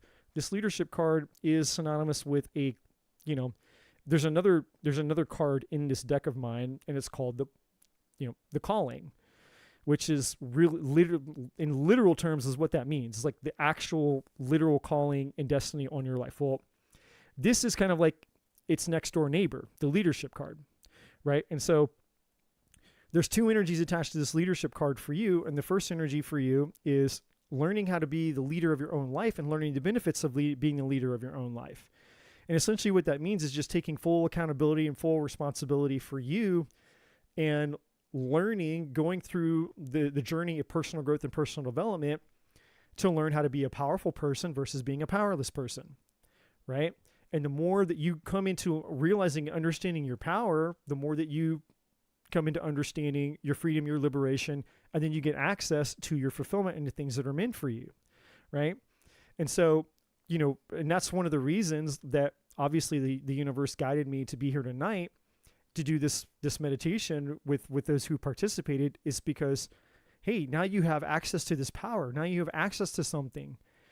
You have a realization that you're not doomed to being the same that you've always been, right? Because I believe that within you, Amber, there's been a time in your life, and I'm not saying that it's right here, right now, especially since, it looked like you were participating and playing full out, which is badass of you through the meditation. But in the past, at some point in your past, there were times that I sense and feel very strongly that you were unsure you had the ability to change. You weren't really sure if you knew that you could really pull yourself out or do things different. Or maybe there was this belief that maybe you were always going to be doomed to a certain type of behavior, a certain type of belief, a certain type of result, things that were going on in your life that felt, unchangeable. And maybe certain things that felt maybe even impossible, right? Well, how cool is it that the universe will show up for you to show you that the impossible is actually very possible, especially when it comes to changing things that are hurting us, right? Or things that are standing in the way of our fulfillment, because the universe doesn't dangle a carrot. The universe isn't out here like holding the carrot, but it's always out of reach. It's just out of hand's reach, just out of hand's reach. That's not how the universe works, right? So you're in this beautiful place now where the universe has been conspiring with you to essentially help and assist you access this part of you so you can step into your power, so you can move towards your fulfillment and away from these toxic things. Because what's in alignment for you now with the zodiac energy essentially is about you're moving into a new time. So the zodiac has, there's several energies attached to this. So on one hand, this card would represent like things that actually you would learn by studying your birth chart. Like in a very literal sense, this card is saying, hey, there's things that you might answers that you might find by going in looking into your birth chart here, right? That's for, but the other energy, the energy that's showing up for you, is really just saying that it's like, it's almost like the Wheel of Fortune in tarot. It's destiny, it's fate here. Like it's the stars kind of, for lack of better words, the stars have aligned. Again, the conspiracy of the universe, the stars are aligning in such a way to navigate and guide you through these choices and decision cards to lead you to this, which is to your success. And the success is synonymous with your fulfillment. And also, despite the fact that this man behind here represents obviously a past guy, but there's also underneath that fulfillment, there's a healthy relationship that's also coming to you, by the way. So you have, and this is just a side thing. And I know that a lot of people get excited about the side things, like, oh my God, I got a guy coming towards me. And they get really excited about that. And so then they stop paying attention to the other thing that's actually more important than the fact that this is just a side benefit. So the universe is like, yeah, I'm going to hook you up. Don't worry. Like the universe, I got you, girl. I'm going to hook you up. And this is the hookup. You've been wanting to find a man who's going to love you and treat you right and all the things. Well, he's coming. 2025, you're going to meet a guy. He's going to be, he's going to be the right guy for you. Okay. So I don't know when. I'm not a psychic. I don't know when you're going to meet him, but the universe is conspiring to bring you a good guy. Okay. Now, that aside, the more important thing than the fact that there's a good guy in your future, a non-toxic fellow in your future, is this. So we got the not now energy, and the not now energy is about is essentially just forget the words on the card. Pretend that doesn't say not now. Really what this card is saying is priority. The energy of this card is priority. And the universe is asking you to entrust yourself to the process of how to prioritize your life as you go on the spiritual journey. Because when you prioritize your life according to the spiritual journey, then the universe can actually teach you, guide you, assist you, help you evolve, grow, and do all these things in a way that's going to benefit you, and you won't miss anything, right? It's like essentially just the universe is like Uber, right? Like you call an Uber because you need a ride somewhere, and it's like, okay, well, the Uber shows up, you get in the car, and then you just let the driver do his job or her job. Right? You let the person do their job and they drive you to the place that you need to show up at. So that's really what the universe is just kind of trying to do. It's like, hey, I'm showing up at your house. Just want you to get in the car and let me kind of help guide and lead you, leadership energy, and help you learn how to prioritize your life, what needs to come first, what needs to come second, and what needs to come third. And as you trust the universe to help you and assist you in learning how to reprioritize your life in a way that's no longer toxic, you're going to start to experience success and fulfillment. And then the love is going to show up. The benefits are going to show up. All these things are going to show up. And then ultimately what this is going to lead for you, ideally for you, Amber, the call in your life is meant to be a voice to those who've experienced what you've experienced and who've had the traumas that you've gone through, and you have a story. And you're like, no, not me. Surely not me, not little old me over here, who gives a crap about my life and my story and this and that, and I'm nothing great and I'm nothing special. Bullshit.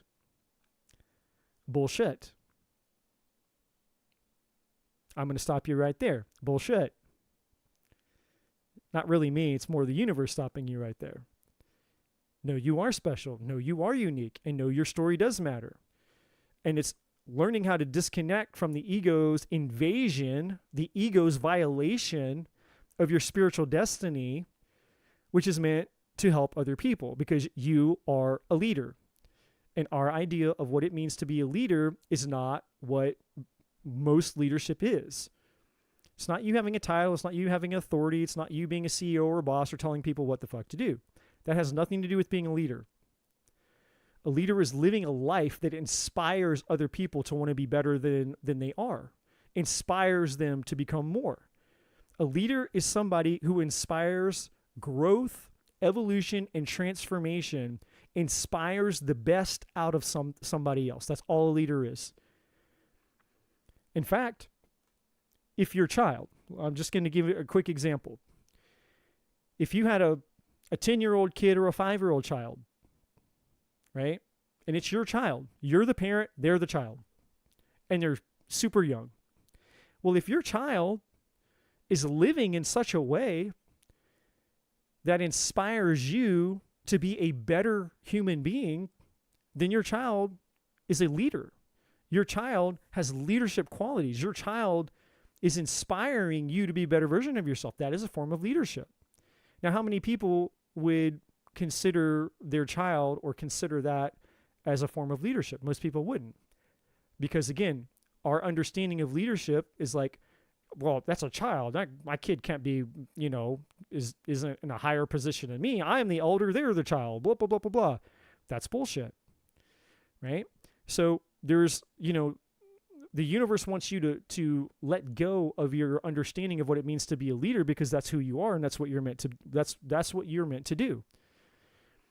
That's what you're meant to do. Listen, you did not go through all of this shit for nothing. You did not suffer and go through all the stuff that you've gone through in your life, Amber, just for nothing. Just so that you could go, well, I made it. My God, I made it. I went through all that shit, and then somehow I survived. Thank the good Lord. That's not why you're here. The reason that you went through all this shit and you made it is so that you could go into the shit and pull out the treasure, and now you have that treasure to go out here and share with the rest of the world. That's what your story is about. All the things that you've gone for is essentially just acquired knowledge, acquired growth, acquired skills, and acquired power, energetic power that you will now have as a leader to go out and inspire other people who are lost, they're stuck, they're confused, and they don't, they're in the same or similar shoes that you were, some people even worse, and they don't believe that anything can change. They're stuck in the illusion that it's impossible. They're stuck in the illusion that nothing will ever get better, whatever that is. And you'll be able to sit with them, meet with them, communicate with them, however that unfolds. This is because this is the journey. This is what's calling you, your future, right? Like this is the highest level of life for you. There's many paths. Just really quick, just so you understand, Amber, there's many paths. There's many paths available to you. See all these paths here around. But this one, this figure on this appears to be standing and looking at this path. Well, this is the highest call. There's many other calls and many other paths that you could take in your life, but this is the highest call, the highest path. This is the one that the universe is trying to send you the messages, the synchronicities, all the things for you to take. Is saying, hey, I want you to go on this path with me. And if you answer the call, if you're willing to go on this path with me, I'll take you on a journey that you can't even begin to fathom or imagine. And this is where life gets really cool and really beautiful and really amazing. And everything that you've ever gone through will become your superpower. It will become the thing that it'll become your greatest gift. And as you go out and you're transforming people's lives, and the universe is assisting you and utilizing you and turning you into this person that you can't even imagine. Like, my God, like I would never change anything about me. Right. And that's what happens to most people. It's like, man, I wouldn't change a thing that happened to me. If I knew that all the suffering that I've gone through would have gotten me to the place that I am now, holy crap. I'm glad that it happened to me. Right. So this is the path that's coming up for you, in 2025. And again, just, try not to fixate on the more. I'll show you just the last little thing here. Try not to get focused on these things. This is going to be the distraction. The superficial, mundane things in life. The things that have no spiritual value. That's really all this card means. Superficial just means no spiritual value. Right? And when I say spiritual value, just to be crystal clear, again, I'm not talking about crystals. I'm not talking about incense. I'm not talking about tarot cards. I'm not talking about astrology. I'm not talking about all your spiritual tattoos. I'm not talking about going to the crystal shop and doing the meditations and the yogas and getting your spiritual books and all that shit. I'm talking about everything that we did in the meditation and the exercise earlier, right? things of growth, value, unconditional love, substance, oneness with our truest and highest selves, the end of pain, the end of suffering, the end of lies, the end of I'm not good enough, the end of addictions, the end of darkness, right? The end of fear, all of that, right? All of that kind of stuff. Spirituality is about your spirit, your truth, unconditional love, the power that we connected to in the meditation. So the distraction, the thing to be careful of, is just anything superficial is anything that doesn't have spiritual value, right? And that doesn't mean that there aren't times in life where we, we decompress, we take a time out, we enjoy a thing here or a thing there. It's not about everything having to be super serious and that's a totally other extreme. You're meant to enjoy your life. You're meant to eat the ice cream. You're meant to go out and buy the dress. You're meant to indulge here and there. Like we all are meant to enjoy some degree of indulgence, right? Passivity, enjoyment, just for the hell of it, right? But that's not what this is. This is the other extreme. This is fixating, getting too distracted on the mundane, non-spiritual, the lifeless things that don't add any value to your life, right? So this is kind of like the thing that the universe wants you to just kind of be aware of, is like, it's always going to kind of be there, like the distractions, because, the more that we get caught up in the super mundane distractions, then the less time and energy and all the things that we have focusing on our spiritual destiny. That's why a lot of people complain, I don't have enough time. I don't have enough time. I don't have enough time. Bullshit. You have the same amount of time that everybody else has. You have the same 24 hours in a day that I have, that the CEO running 100 different companies and goes to the gym, does all the things, has children, has a family, has a wife, and somehow they manage it all. They don't get more time than you or me or anybody else does. And people that say they don't have enough time, it's bullshit. It's just, you're distracted, right? And I'm not saying you specifically, Amber. I'm just saying, generally speaking, that's kind of, what most people say, the complaint that a lot of people have. So just be mindful of this. Don't get caught up in mundane distractions. If it doesn't have spiritual value and you find yourself overly distracted by it, then you'll know that it's one of these superficial things, if that makes sense, okay? So hopefully that makes sense for you.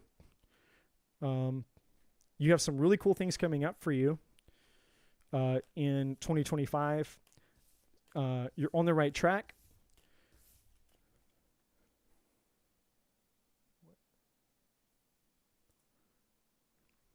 What in the heck happened? Come back. Okay. So hopefully that makes sense for you. All right. Somebody just donated. I saw a donation come through from Mary. Mary, if you're here, I saw your donation.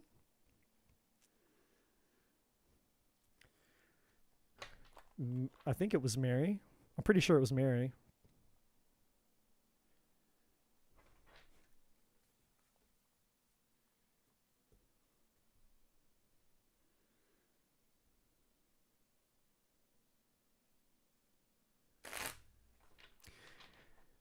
I'm not going to lie. Jean is a badass. Unlike my camera, which I do not understand why it's glitching out, but oh well. See, my Virgo OCD won't let me not notice it.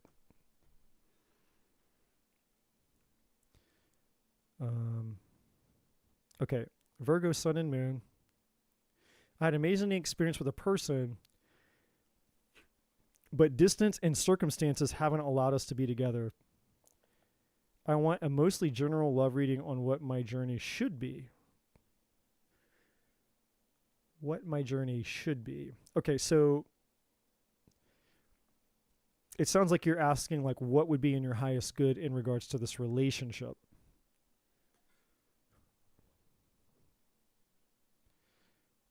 I think that's the way that I was interpreting that.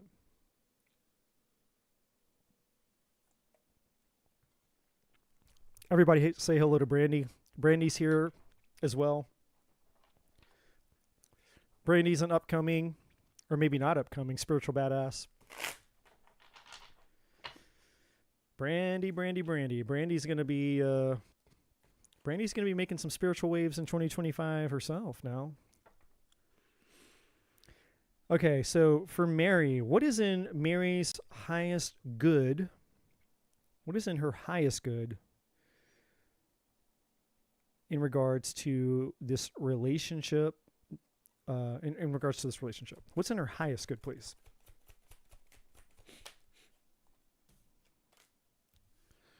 All right. Let's try to break my own OCD patterns. Let's see if I can do that.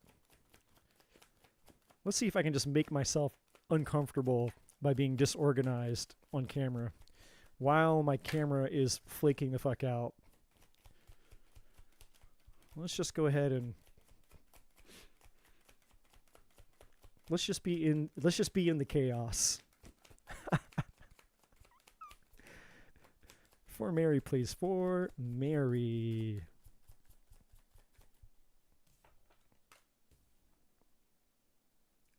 Oh, well, there you are. There you are, looking good. Got your Sunday best on there in the picture. Amber, you're so welcome.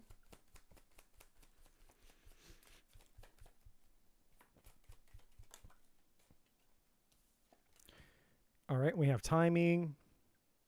Oh, wow. You have the leadership coming out too.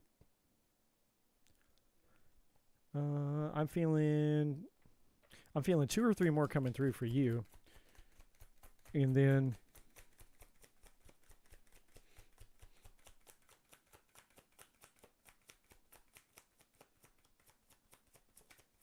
okay, yeah. I got the other one too.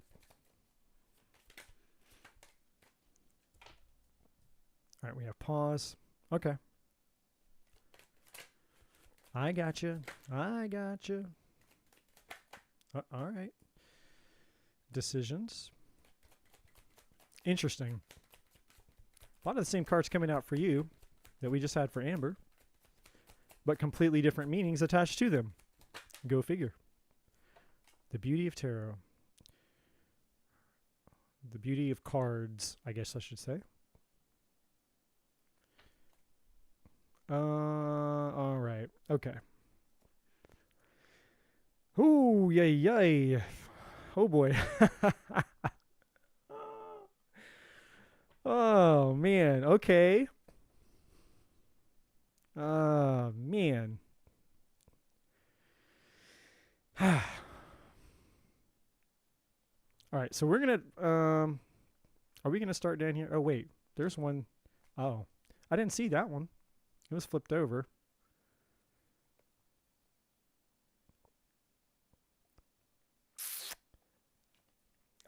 Man, this is tough.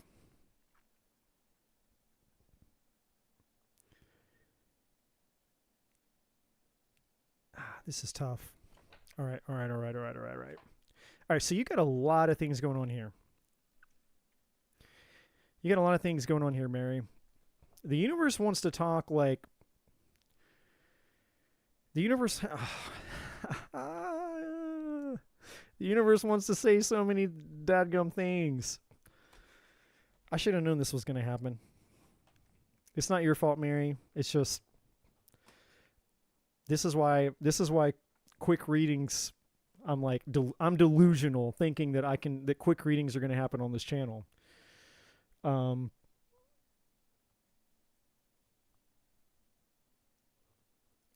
Just give me a second here to try to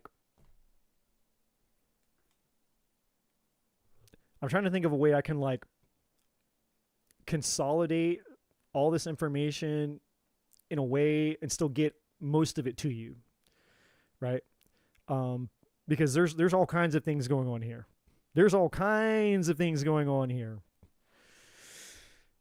Some of it has to do with your spiritual calling. Some has to do with your relationship. Some of it has to do with your personal growth, personal development. Okay.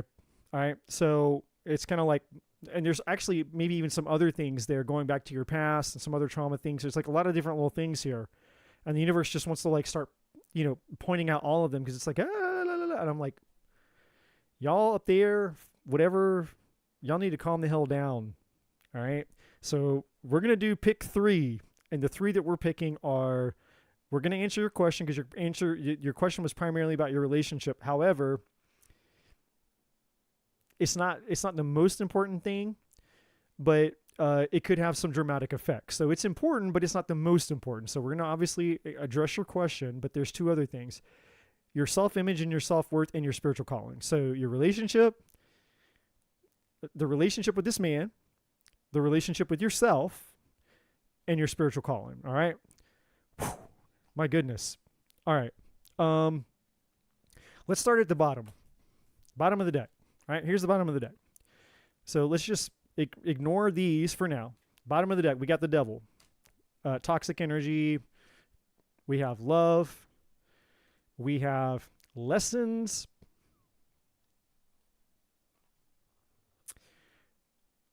These 3 cards at the bottom of the deck already, that's like look out energy, meaning not good. However, we have soul contract, and then we going into this second chance. It's like, boop. Now we're going off here in left field. Things are going this way, and then out of nowhere, we got, plot twist. All right, second chances. We got this courage card. We have excitement. Then we go through the zodiac. Then we have delays. And we have these other 2 timing cards out here. And then we have prisoner. And then we have deception. So, I don't know what kind of relationships you've had, but you've had some shit. You've had a hell of a time with some shit relationships, okay? Because this isn't even just, this is like you've had some bad relationships. And at least, and if it's not a bunch, you've had one hell of a bad one, okay? That for sure I'm seeing here in your past. Because there's an energy from your past that has affected your self-image, and that the energy, whether you're consciously aware of it or not, is still, it's still affecting you. It's like you still have kind of like an infection, so to speak, that's affecting your self-image, because here you are, and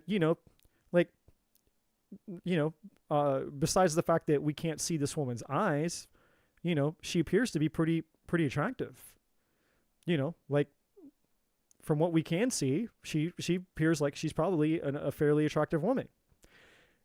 Now, the type of attraction that matters, and I'm not trying to sound cheesy or cliche here, but in this instance, the type of attraction that matters isn't just the physical, external, outward attraction, because people can modify that shit all the time, and they can be spiritually bankrupt and spiritually empty on the inside. This is about energy. All these cards are representations of non-tangible energy, right? And so the energy of beauty, or the way that you define beauty, hence the Paradigms card, because the Paradigms card is all about your beliefs. And our beliefs are the things that shape our reality. You are what you believe. Your life is what you believe. The meanings and stories that we create about the experiences that we have essentially form our beliefs. And then once we empower our beliefs with energy, then essentially our beliefs dictate our reality, which is why most people never have a different reality, because their beliefs never change, right? And so then they try to get their external reality to change without changing their internal beliefs, and it doesn't work that way. That's why so many people end up experiencing a life that they can't seem to change. Nothing changes because they keep trying to change the external world. They keep trying to change it out here. Changing shit out here is not going to change and give you the life that you want. Changing your beliefs about how life could be will then eventually, over time, change the external world, right? And this is like spirituality 101. And so when it comes to relationships, there's a shit ton of negative experiences that you've had, whether it's through one experience, whether it's through multiple experiences, whether it was any type of association that you've had towards love, and maybe even men, whether it was romantic partners, whether it was family members, whether it was trauma, whether it was sexual abuse, whatever, it doesn't matter. Any type of trauma that you've had associated with you as a result of a man, those experiences have formed beliefs, right? And it's not the conscious beliefs that we have that affect us. It's the unconscious ones, the ones that we're not aware of. So it's the unconscious beliefs about the way that you've been treated or the experiences that you've had with men that have affected this. The perception and value that you have when it comes to yourself. Now, that's just one side of it. The more important side of it is the perception of the belief and the value that you have when it comes to your inner world. And so what that's done for you and what that's manifested for you in the past is a bunch of relationships that have just caused you more harm. Hence the lessons card here. Hence the love card here. And hence this devil card here. And somehow,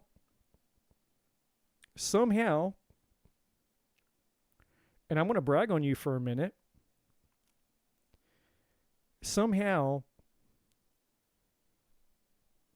you've still managed to do this. This energy is on the table for you despite all this shit that you've gone through. Why does that matter? Well, the same reason that this matters. This card here, this courage card, is essentially the same energy that's attached to this leadership card. In fact, I'm going to put it out here on the table. They're literally one and the same. These two cards, these two energies are one and the same. Instead of you allowing the hurt and the pain and the trauma of the past to infect you so much that you allowed that to transform you into the same type of person, you have not allowed that to happen. And that is a spiritual strength in a form of spiritual resilience that few people have. Most people, when they've had enough pain, loss, betrayal, and things happen to them, then they become the thing that hurt them, right? That's how it always happens. Like we become the things that we never wanted to happen to us. Most people. The person who is a cheater, they weren't always a cheater. They became a cheater. That's just an example. And the reason they became a cheater is because they got cheated on. And so after being hurt and betrayed and cheated on so many times, they decided, well, fuck it. If you can't beat them, join them. I'll just become a cheater. Whether it's a liar, I'll just become a liar. Right? Whether it's a thief, whether it's abuse, whether it's violence, whatever the distorted negative energy is, instead of facing it and overcoming it, they become it. They partner with it. That's what the devil is. The devil is anything that we partner with that disconnects us from our soul. And when we're disconnected from our soul, we're disconnected from our truth. Right? And you've had this little asshole has come into your life many times to try to get you to make a spiritual agreement, metaphorically speaking. I don't want to get too superstitious here. Some people start taking this shit real, right? Like the devil actually climbing in your window or something. It's not what I'm talking about. Metaphorically speaking, the devil shows up into your life and tries to get you to sell your soul, which essentially is just another way of saying disconnecting from your truth so that you will become the devil. And why is that important? What's the purpose of the devil? The purpose of the devil is for you to go here into the fortress. It's all about protecting oneself at all costs. And when you're busy, spending your life trying to not be hurt, living in certainty, living in comfort, living in protection, then you're also living a life disconnected from love. And when you make an unconscious agreement to protect yourself from love, what most people don't realize is that you also made an unconscious agreement to protect yourself from the divine, because love is the divine. And so when you shut love off, when you start to shut love off, you, me, and everybody, then guess what happens? You shut yourself off from your heart. Now, if you're disconnected from your heart, what else would that disconnect you from? Compassion, empathy, morality, all the things that are connected to your heart conscious, because your heart is a form of consciousness. There's a part of our consciousness that comes from our heart. not just our brain, not just our ego, not just our logic. Because the brain doesn't give two shits about making you happy. The brain cares about keeping you safe. The brain doesn't have morality in that sense. The brain psychopaths and sociopaths are really intelligent people a lot of the time. They're not stupid. Their mind's not broken. They're just completely cut off from a part of their conscience that prevents them from doing despicable things, evil things, right? And some people, I guess could maybe be born that way. I guess there could be, and that's a whole other thing I'm not going to get off on, but the point is many people, and there's levels to this stuff, many people cut themselves off the more they begin to experience that pain. And so when I brag on you and I say, you have a superpower here that you don't realize that you've had, is that somehow, despite the fact that you've gone through so much in your life, somehow you've managed to not sell your soul to the devil, so to speak, and basically pay it forward.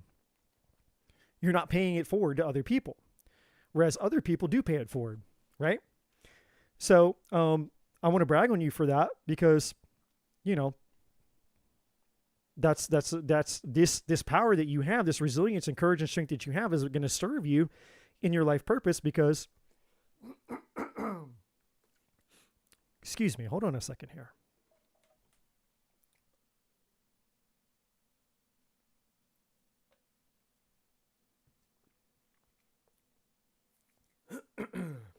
Okay. This power that you have, this strength and power that you have is going to help you as you move into your spiritual calling, which is why this building card is here. I do not know why I can't get this out of my throat. It's very annoying. So this is you in your future. Okay. And so I can't stay too long on this one energy because then it'll turn into 5 hours just to sort through all the things that you've gone through that are empowering you to build the future or to be guided to the future that you're intended to have that's in your highest good, that the universe wants to assist you in having and being and becoming and doing and receiving. So,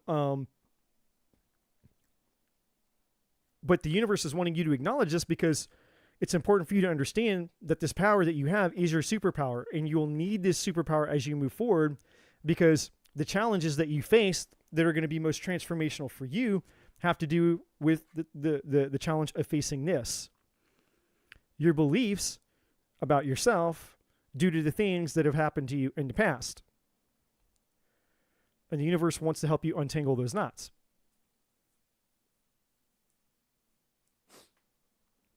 So, and again, that's the universe is, God source, the universe is bringing awareness to that, to those things for you so that you can know that that's going to kind of be a major point for you, in 2025 of saying, hey, let's work on this. Let's work on your beliefs so that we can help you rebuild your self-image so that we can help you build and manifest, your future life. Now, a completely side story here. Now, there's two potential side.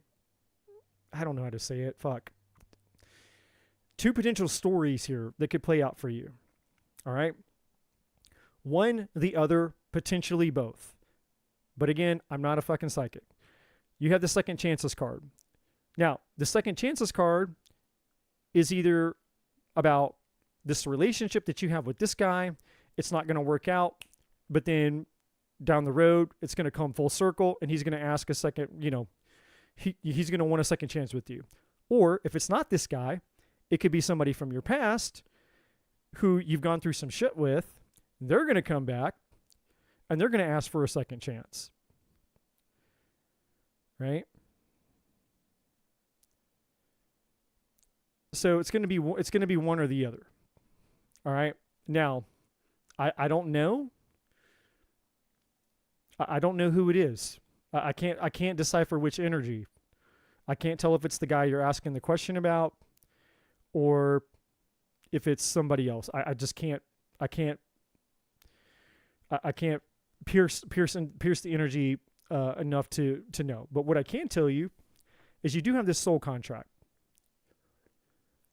and this soul contract, I feel, could potentially be with this guy that you're talking to. But here's the problem, and it's not. When I say problem, I say it loosely. The problem is this. The reason that these timing cards that I haven't talked to up until now are here, and then technically you do have one more at the bottom of the deck. If we just go, so there's that card, there's this excitement card, which is basically just saying, and all these cards are relevant.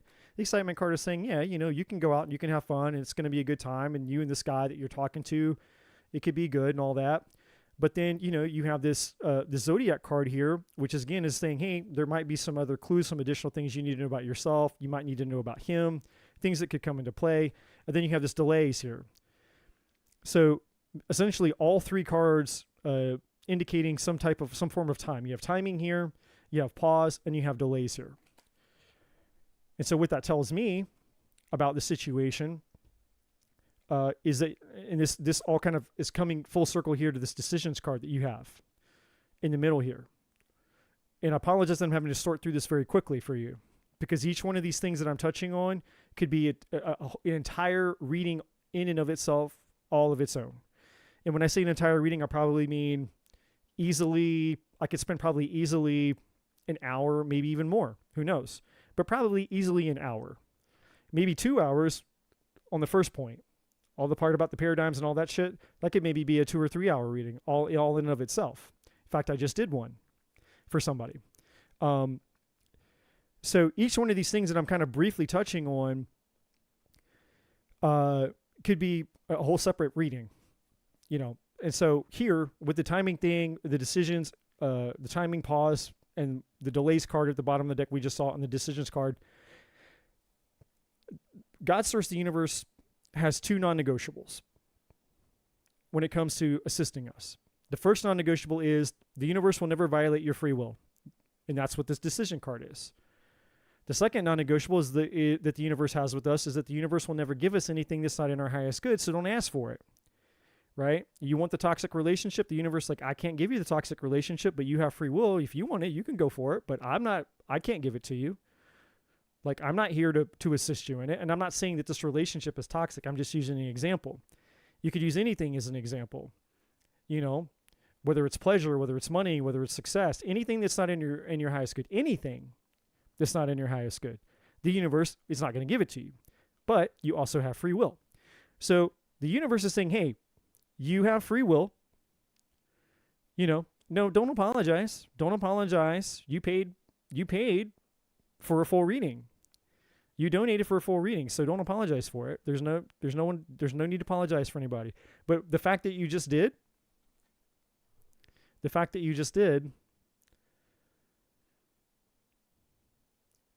goes back to this. You just showed one of the things here. It just creeped out on you on camera. Apologizing for things that you don't need to be sorry for, right? That's a self-worth, self-esteem thing. That's a belief that you're putting somebody else out. You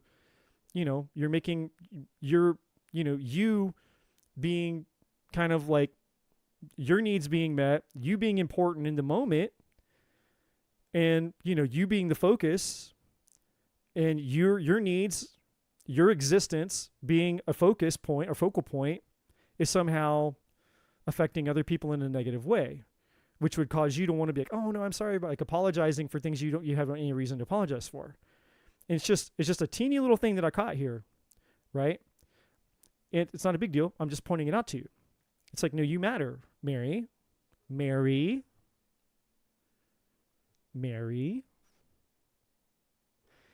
did you know that you matter? You matter, Mary. That's what this is about. You mattering.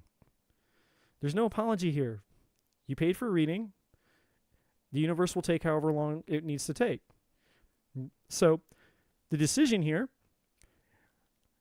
this is how do I explain this to you? The universe wants you to know this. The universe is like, okay, look. Right now, you're being tempted. It's tempting to want to reach for love because it's available. Right? Instant gratification. But it's here. It's love and it's here. That's true. That is true. Love is here and it's available to you. But the universe is proposing here, saying, you can do whatever you want, obviously, or you can let me help you do some adjustments, make some adjustments, work on some things, and with a little bit of time and a little bit of energy, courage, and effort, I can give you this instead of you choosing this. And here's the difference. It's let's just pretend that this guy that you're talking to, let's pretend that your guy is the love and he is the soul contract. Well, right person, wrong time can still lead to this. Right? You can do the right thing at the wrong time and get a bad result. You can be with the right person at the wrong time and get a bad result. So what the universe is saying is that if you don't take the time to address certain things that are going on in your life, then you may miss a good opportunity because there are certain things that exist within you that will probably manifest in a way to where this could essentially self-sabotage. That's the best and most honest way I know to say it here. Because there is a part of you, despite the fact that, again, I courageously commend you for the fact that you've gone through so much of this already, that you haven't paid it forward because you are so strong and you are so courageous. But there is still a part of you, because you are still a human being like the rest of us, that's really focused right now on protection. There's too much of this energy here, too much of this fortress, too much need to protect. And you can have fear or you can have love, but you can't have both. This card represents the fear, and obviously these two cards would represent the love. There's too much fear in order for you to have this love freely in the way that would be beneficial to you. Now, with that being said, the timing and the pause isn't saying that you and this guy can't be together or that you should break up with him or whatever. It's just simply saying, hey, before you jump into the love, or you start getting too emotionally attached, it's just saying, hey, instead of focusing on getting your needs for validation and love met through this man, this relationship, go within yourself, do the work, find yourself, find your confidence, find your self-worth, untangle those past beliefs and traumas and all those types of things, and bring the renewed version of you, the best version of you to the table with this man. And if you can do that, then you can have this and this.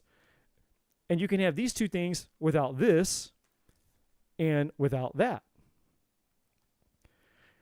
That's what the universe wants for you in terms of love. All right. And then the last thing is when you accomplish, the new you that you can become will then go out into the world, and then this will happen for you. This is really, like, in my opinion, this is the best part of it all, is you begin to create a life that transcends just the one thing that you wanted down here. Just the relationship. I'd be happy just if I find somebody to love me. Well, the universe is like, I don't just give the least amount. You know, I'm not just giving you bare minimum. It's like, no, when you change, you get everything. This is you getting the new life, the new you, your spirit, you know, your all the fulfillment. The house, the health, the wealth, the friends, the community, tapped and tuned into your spiritual gifts, your spiritual power, and then you're out, and then you're connecting with your community, you're connecting with people, you're transforming lives, you're changing lives, you're making yourself available to the collective, to the world in ways that you may not even realize that you could be available. And what's brilliant about it is you don't even have to do anything. You just get to live your life, and the universe will do the rest for you. The universe will bring you the people that you need to talk to. They'll bring the resources, they'll bring the opportunities, they'll bring all that to you, right? And then, just like I said for Amber a second ago, our idea of leadership is misconstrued. Because now, when you overcome the issues that you're facing, the challenges that you're facing, you can look at someone and say, hey, I had challenges once that I didn't think I could overcome, and then I overcame them. So if I can do it, so can you. Because somewhere out there, there's another Mary.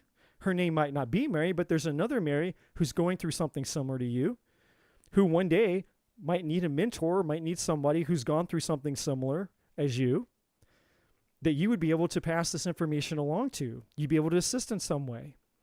Somebody else out there who's like, I just wanted to be loved. I wanted to feel good enough to have love. And I've been through a lot of shit in my life, and I don't feel very worthy of love, but you know, I definitely want love, but I haven't really had great luck in it. And you're like, man, that's very interesting, because that's literally my story. Let me tell you what I did. Let me share my story with you, right? You get to become a leader and share your power.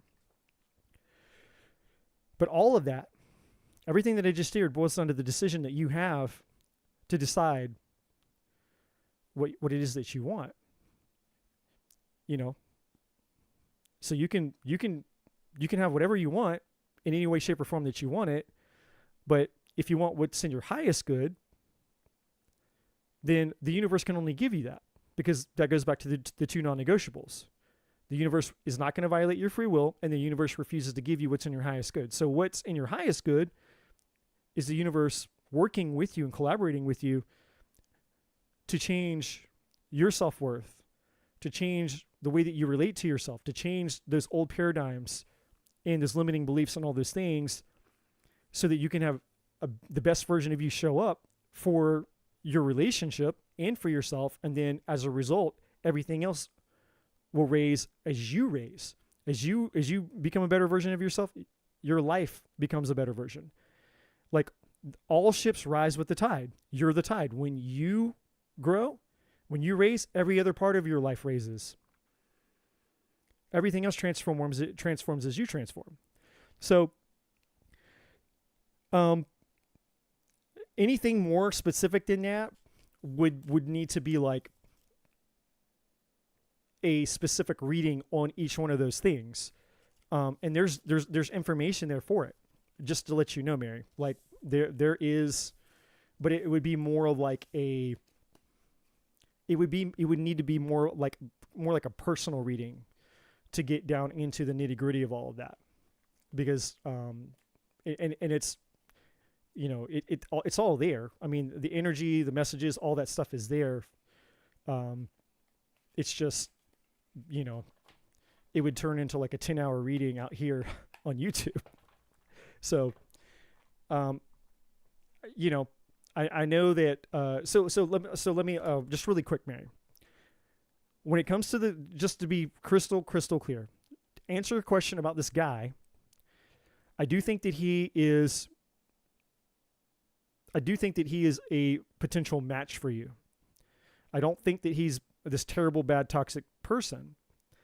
However, I think that the you that you bring to the table is the most determining factor of the type of relationship that you could potentially have with him, right? And so I think if you bring the best version of yourself, if you do the work, which is why the timing and the pause and all those cards are there, just like saying, hey, you know, like, it's not saying don't entertain the opportunity with this guy, but saying, hey, let's just reprioritize what we're focused on. Let's focus on transforming ourselves while maybe, you know, we get to know this guy and just, you know, maybe just at a much slower pace or something, for lack of better words. Then as you bring that new version of you to the table, it's like you could have something potentially good, you know, if not profound with this guy, because that soul contracts card and that love card are there. So if you're concerned about him, is he this piece of shit toxic guy? I don't think so. Now, if I could be wrong, and if I'm wrong, then I'm wrong. I'll own it. But I don't feel that energy about him. So I hope that helps you. So I think Tabitha, she just donated. Okay, so Tabitha.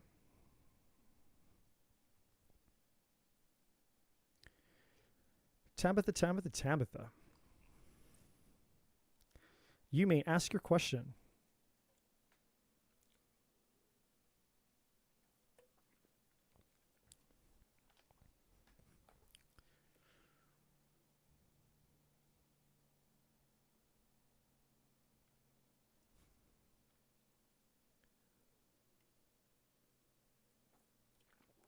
Thank you, Mary. Happy New Year. I hope you come back and keep in touch with me.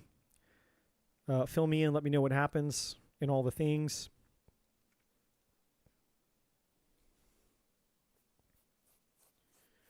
Definitely would appreciate you guys that are here. Show me a little bit of love and support by liking the feed, subscribing to the channel if you find it helpful. If you don't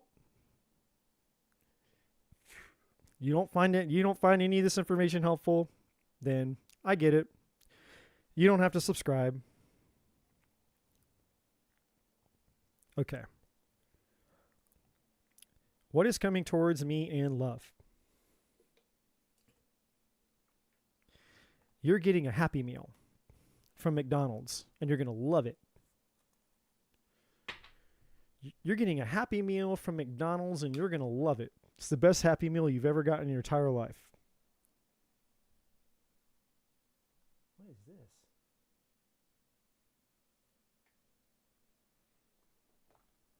Like a super gnarly hair that came out of nowhere, just hanging out on my cards. That's not cool. All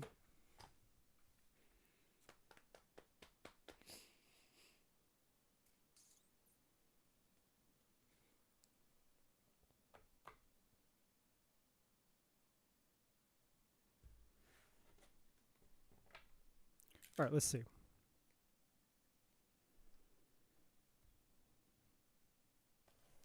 Love handles. What's all this about love handles? Shaylee is here, everybody. Everybody in the chat. Stop what you're doing right now. The one, the only, the goddess, the celebrity. Shaylee has entered the chat, ladies and gentlemen. Everybody right now, I want you to wave, say hi, shout out. Everybody right now, right here, right now. From your mistress with the mostest. Everybody, shout out to Shaylee in the chat, please. She is here, everybody. Right here at the end of the year.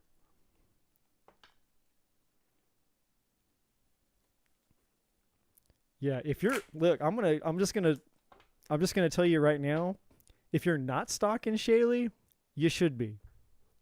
All right? If you're not stalking Shaylee, you should be.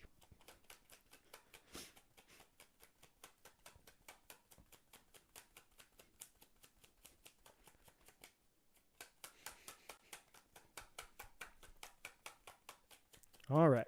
Let's see here for Tabitha. What's coming towards Tabitha in love? Is Tabitha going to have mind-blowing sex on tonight? I was almost going to say New Year's Eve, but tonight is New Year's Eve. So within the next 24 hours, between now and 12:59, later tonight,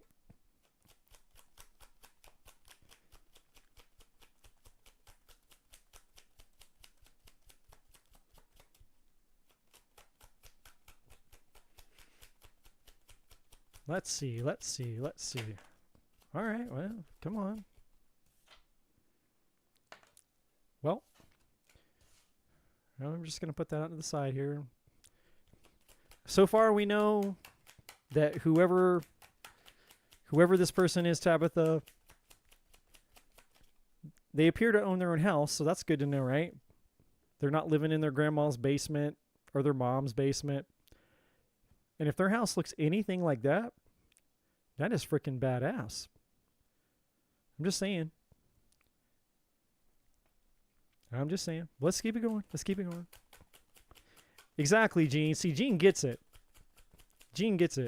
Going out on New Year's Eve with a bang. Literal bang. I'd be down for that.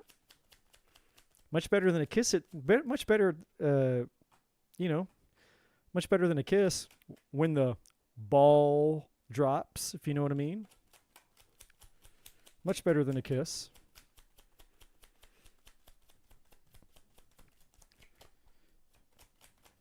I doubt, unfortunately, that my New Year's later tonight, will be that exciting. I am going to go party, though. I might even end up singing some songs. And if I do, I'll get a video and I'll come back and share it all here with you on the channel. There's going to be a live band singing karaoke. And just so you know, Tabitha, I'm just over here shuffling away. And you're like, what is he talking about? I thought he's supposed to be doing a reading. Like, yeah, I'm trying. And make the cards come out. All right, so we got a gift here, which is good. I like where this is going so far. I feel there's about two more that want to come out of this deck.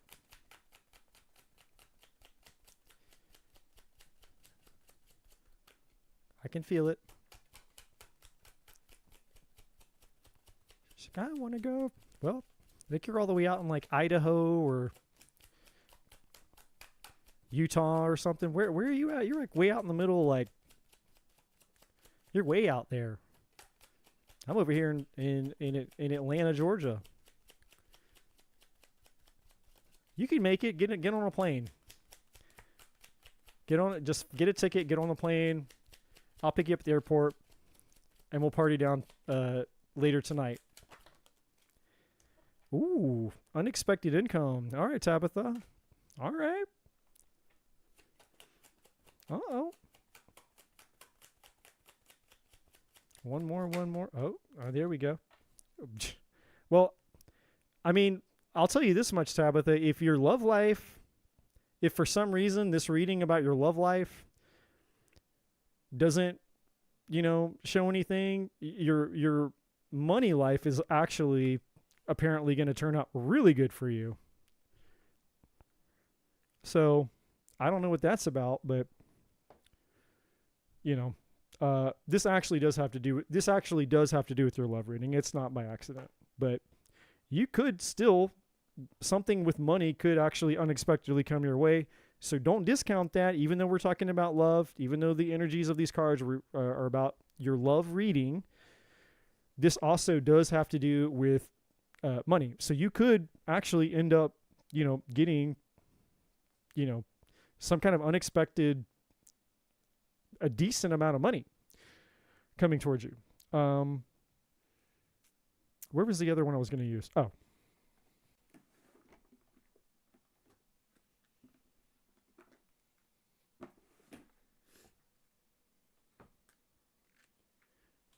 I'm just trying to get some clues here.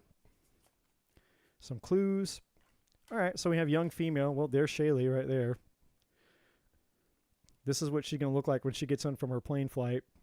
She's like, I'm ready to party now. I didn't get out of my pajamas and my hair's not done, but whatever. Let's go kick it.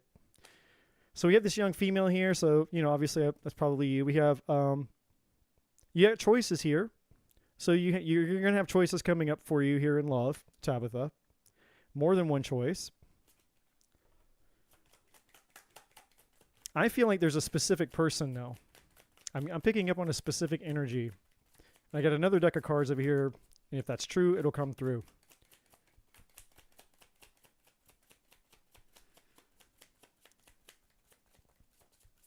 You better go plug your phone in. Only 30% battery.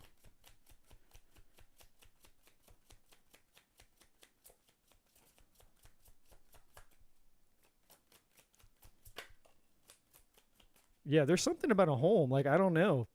You got a home here and a house here. You got a house and a home here. This is interesting. Maybe this person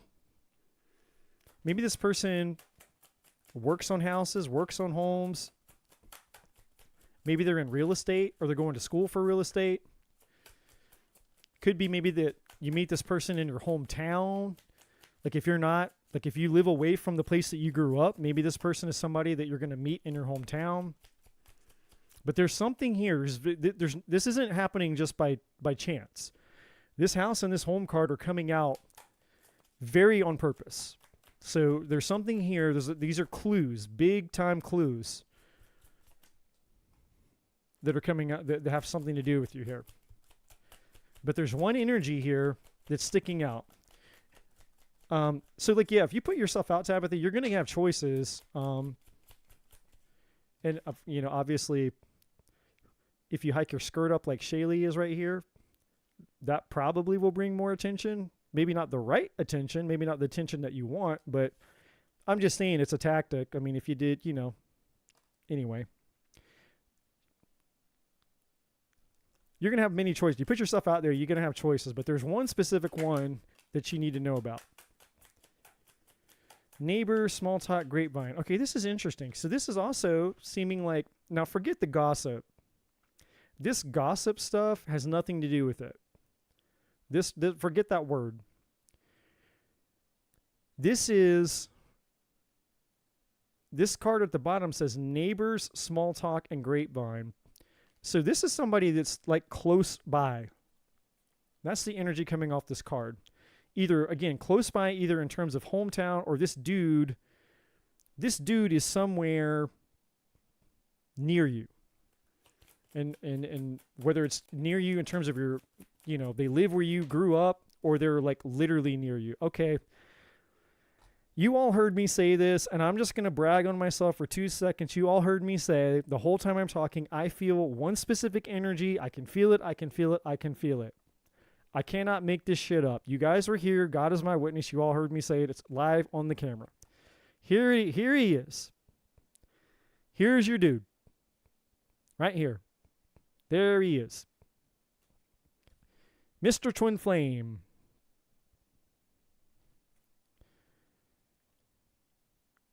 Yeah, and you guys are coming back again. Here's the karma right here at the bottom of the deck. So basically what the universe is saying is you have choices. You don't have to choose or wait for this guy. Because again, as I've said throughout the whole life, the universe has 2 non-negotiables. It will not violate your free will, and it will not give you something that's not in your highest good. So you have free will decision to choose whoever you want when it comes to love, as you already know. And you will have options. And again, you'll have plenty of options if you keep doing that. But you got this guy. Let's talk about this guy. Now, this guy is the guy that's in your highest good. That's why the universe wants to talk about him and not all the other options that you have because you're out doing this. And again, no judgment from me. I mean, if I was just kind of like walking by and you looked at me with some sassy look like that and you're like, hike up your skirt toward, I'm like, all right, I guess I need to go talk to her. Like that'd get my attention. You probably get, any guy's attention that's interested in a single dude that's interested in a woman. So maybe it's time to bust out your best New Year's Eve skirt. I don't know. It's just something to think about. Do not go stalk Shaylee's page. That's for damn sure. Do not go stalk her page. Gene's like, focus. I'm focusing, Gene. I'm multitasking like you do. I'm talking shit and shuffling cards.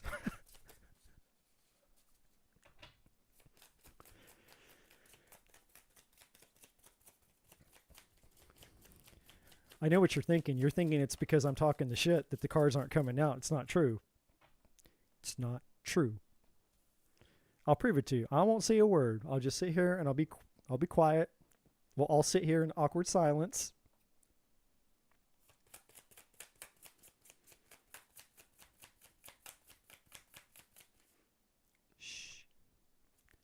Everybody be quiet. I'm shuffling.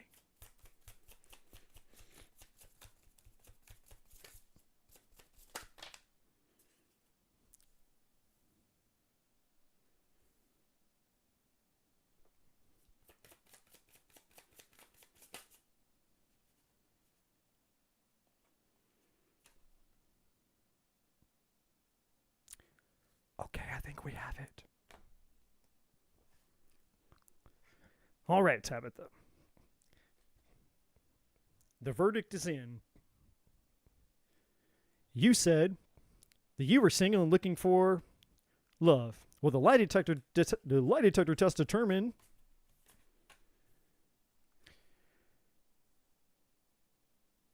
okay. All right, so here's the thing, Tabitha. We got a little bit of a thing here going. Let me just, one last thing I'm going to do before I explain all this to you. Can you give me the identity of this man? It may not tell me, but it might. We do have a Knight of Pentacles, could be an Earth sign. Virgo, Taurus, Capricorn doesn't have to be, but they're definitely stable. They're definitely committed. They're definitely a good person here. So I'm going to put this off to the side over here. I'm going to see if it'll give me a king. Can you give me... All right, so we have the Chariot, which could be a Cancerian energy. Doesn't have to be. They could maybe live at a distance, or maybe you end up traveling, or maybe part of what they do for work requires travel, or just simply says, hey, you know, this person is very ambitious, you know, so if like they are a realtor or something, then that makes sense.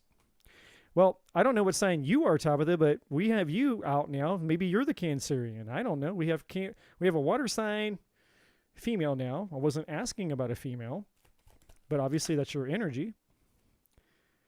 All right, so now the tarot is just telling me everything else, the other cards. I'm not asking about her. Yes, we know that she's guarded. Yes, we know she's got some things. I'm going to talk about it. I'm going to talk about all the things. All right, there we go. We have a King of Swords. So we got an identity here.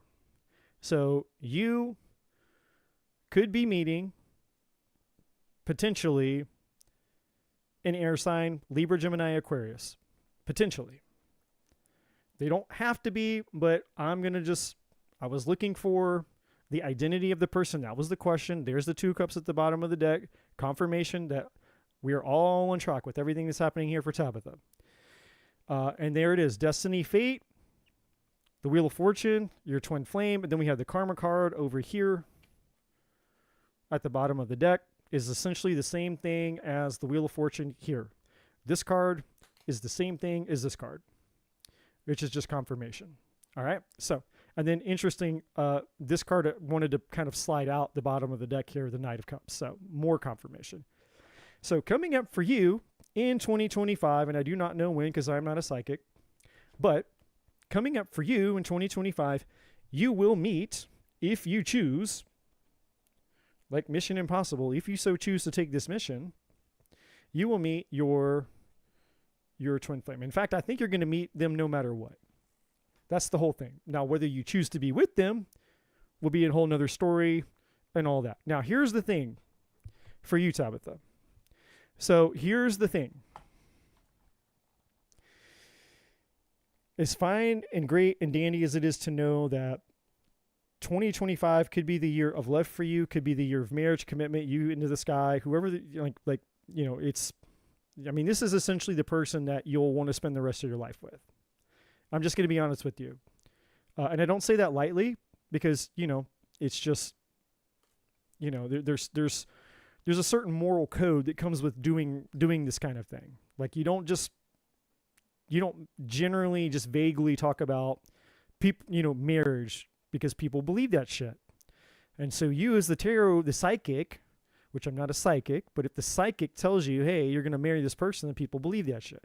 Same thing about predicting pregnancies. Same thing about predicting death or mortality. Like there's certain things that you got to be really careful about.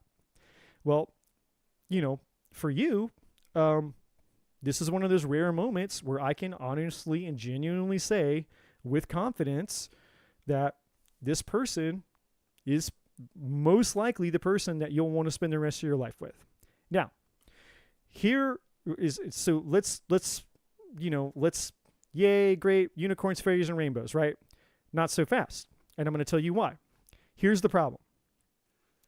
The problem is, and I can only speak to you, Tabitha, because you're here, and this guy that we don't know who he is, he's not here, right? And so this isn't me picking on you specifically. It's me addressing something with you so that you don't ruin the opportunity that you have with this man, right? Because of this. You've had some of this, and he's probably had some of that at some point in his life, but this energy is mostly attached to you. Rejection. And I know that because this card came out, the fear card, but it came out in reverse, which is telling me that you have some fears because of things that have happened to you in the past that still need some work, some attention, that need to be addressed because of this, the rejection. And if you bring this rejection into the future, as the universe divinely sets you up to meet this guy, you may completely miss him. You may be unattracted to him. There's all kinds of things that may happen. Or you might meet him. You might end up in a relationship with him, and then you self-sabotage it, right? Because the open up card is here. And opening up is essentially a card implying vulnerability. And vulnerability requires courage. You can't have fear, and you can't have fear, and you can't you can have fear, you can have love, but you can't have both. Right? You can have this, or you can have this, but you can't have both. And so the opening up card, the opening up energy is implying for you that there's some things that need to be done, some work that needs to be done, so that you can experience this true love with your twin flame, right? However, until these past issues of rejection are dealt with, you're most likely going to feel like this, confusion. That's what that says. You might experience confusion instead of clarity, because that's what fear always does. Fear always distorts the things that are intended to be clear.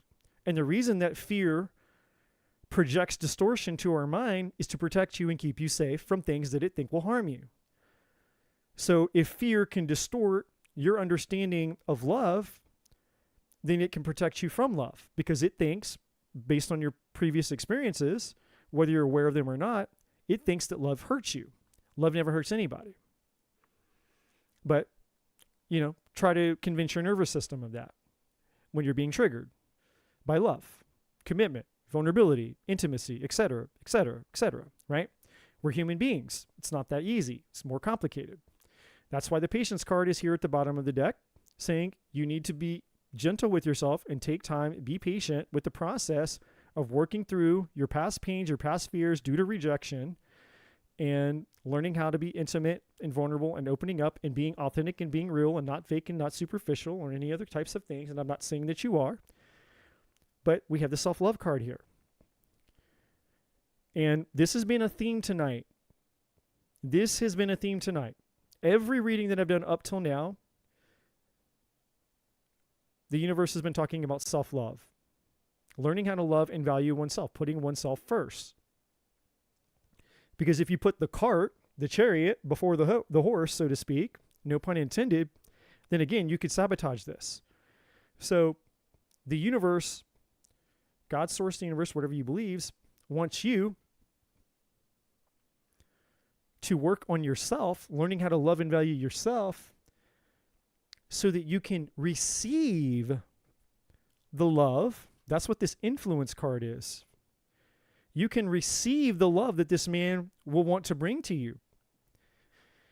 And I'm just going to keep it really, really, really, really, really, really, really real with you, because I'm not here to bullshit anybody. But in the current state that you're in, based on what I'm seeing in these cards, if this man were to show up right here, right now in your life, you wouldn't be ready for him. Even if he was Mr. Perfect, even if he was all the things, you would reject it.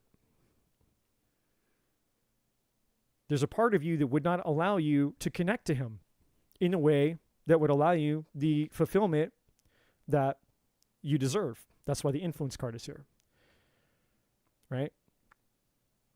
So there's some work that needs to be done on your part to prepare you for the union with the person that I really, honest to God, no bullshit, I believe that you'll end up marrying this man. If you do the work, big if, big but, big if, big but. And we like big butts, we cannot lie. Because your future cannot deny that an itty bitty little girl who doesn't believe in herself, with an itty little bitty face and a round thing in her face, I thought I could go somewhere with that. I thought I was really clever and witty, and I thought I could finish that out, and I didn't. It just train wrecked. But that's okay. My train wreck doesn't have to be your train wreck. Okay? Do the self-love. Do the self-work. Because this man is the man I believe that you're meant to marry. We see it here twice. The Two of Cups off screen. There it is. Marriage.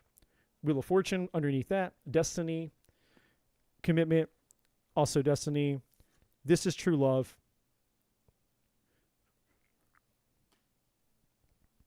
It's coming. And this guy, just FYI, all this stuff that we had up here,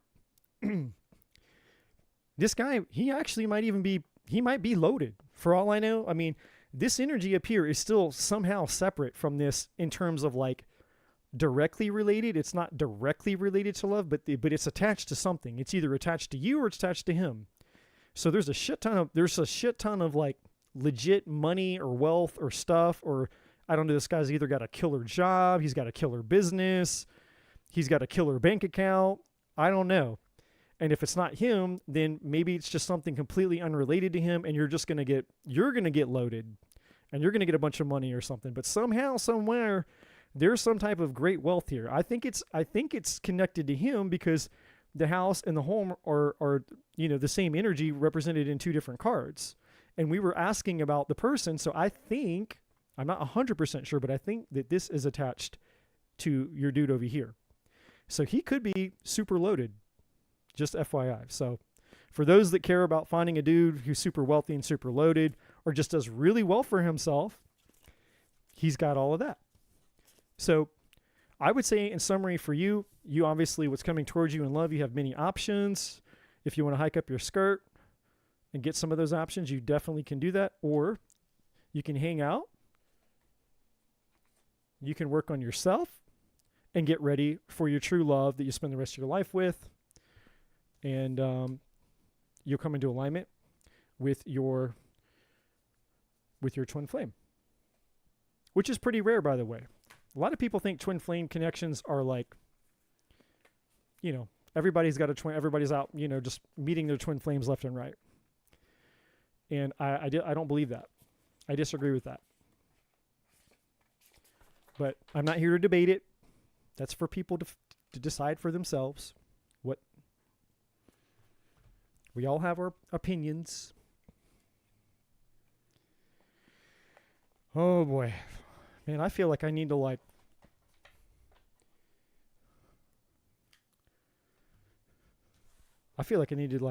do some push-ups and lift some weights. We're going to answer a question for Shaylee.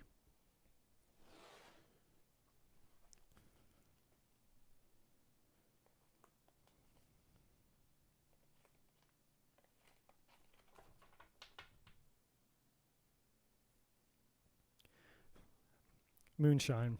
I want to know about Chad. Well, what I can tell you about Chad is he got a very unfortunate name. It's very unfortunate that his mother named him Chad. I shouldn't say that. That was shitty. I take that back. I take that back. I shouldn't say that. I apologize. Are you not able to read or pay attention to what is going on around you, Moonshine?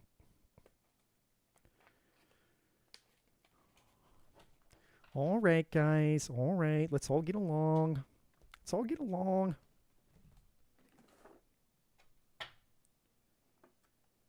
Ugh.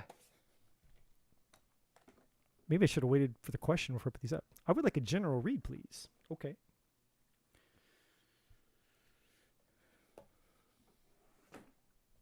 Okay. The first thing.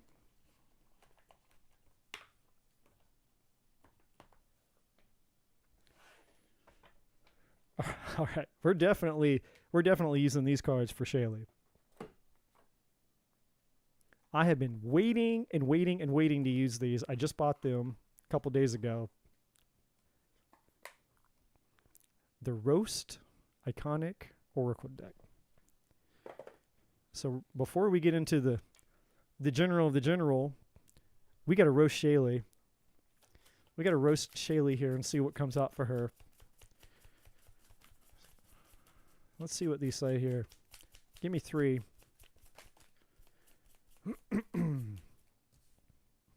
Oh, dude, you can't make this shit up. You can't make this up, man.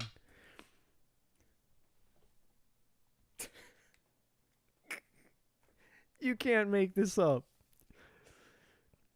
The legend. The legend indeed. We got the Fashion Witch. And we have your Feral, apparently. All right, hold on. I just bought this, so I don't know what these are yet. Hold on. I gotta find it really quick. And they're not in order, so whoever made this book didn't put them in alphabetical order, which is ridiculous, but hold on. Okay, legend. The legend says, I'm reading, just so you guys see, I'm reading this. You are so goddamn good that they made you a mythic creature. Keep up the good work. That's what it says. All right. Fashion Witch. What does this say? Okay. Fashion Witch. You can dress the part, but if you claim to be a witch and your practice lacks morality, you, my darling, are not a witch, but just a muggle in a cheek disguise. So yeah, basically saying, you know, if you're a real witch, you can't be a bitch. I guess that's what that's trying to say. All right, we got one more of the Feral here. What is this one? What does Feral mean?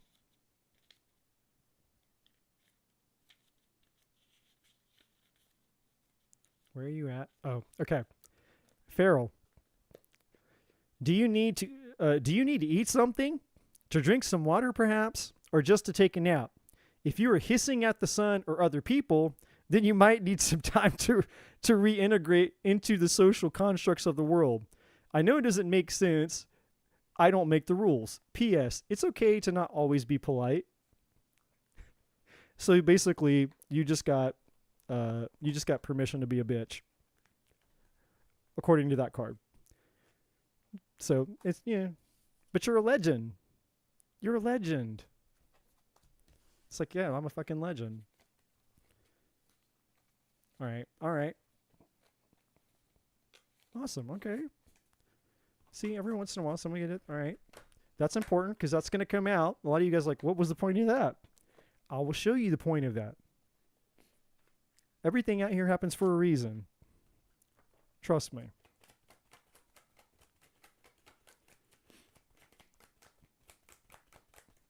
All right. Let's see how we can get those cards, those 3 cards, to somehow play a role in your reading. All right, we have Be the Beacon. Now see, now we have unicorns out. So now we're busting out the damn unicorns here. The Care Bears are coming out. Shit's about to get real up in here. All right, Be a Beacon. We have Cosmic Ruby.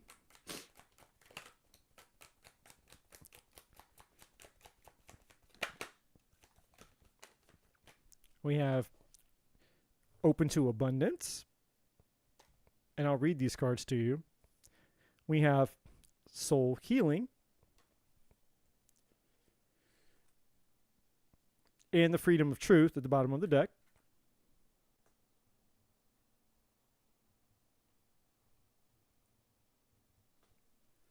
All right. What other? I'm just letting it. Oh.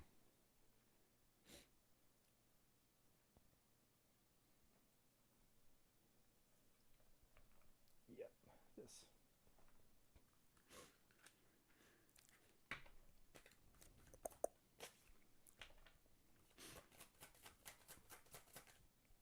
You have some kind of creative endeavor coming up for you in 2025. I don't know what it is.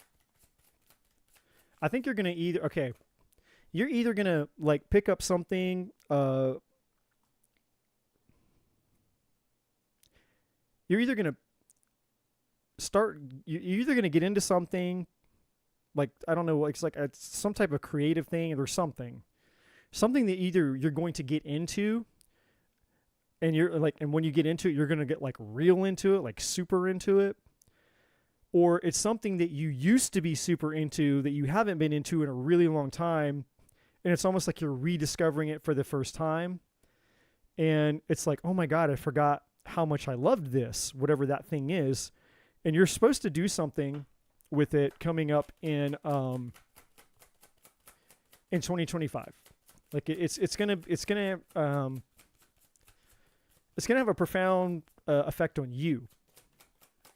And like just your overall, your energy, your mental health, like your creativity, and just like there's like a there's something about that rebel inside of you. I don't know, Shirley. Do you have this like?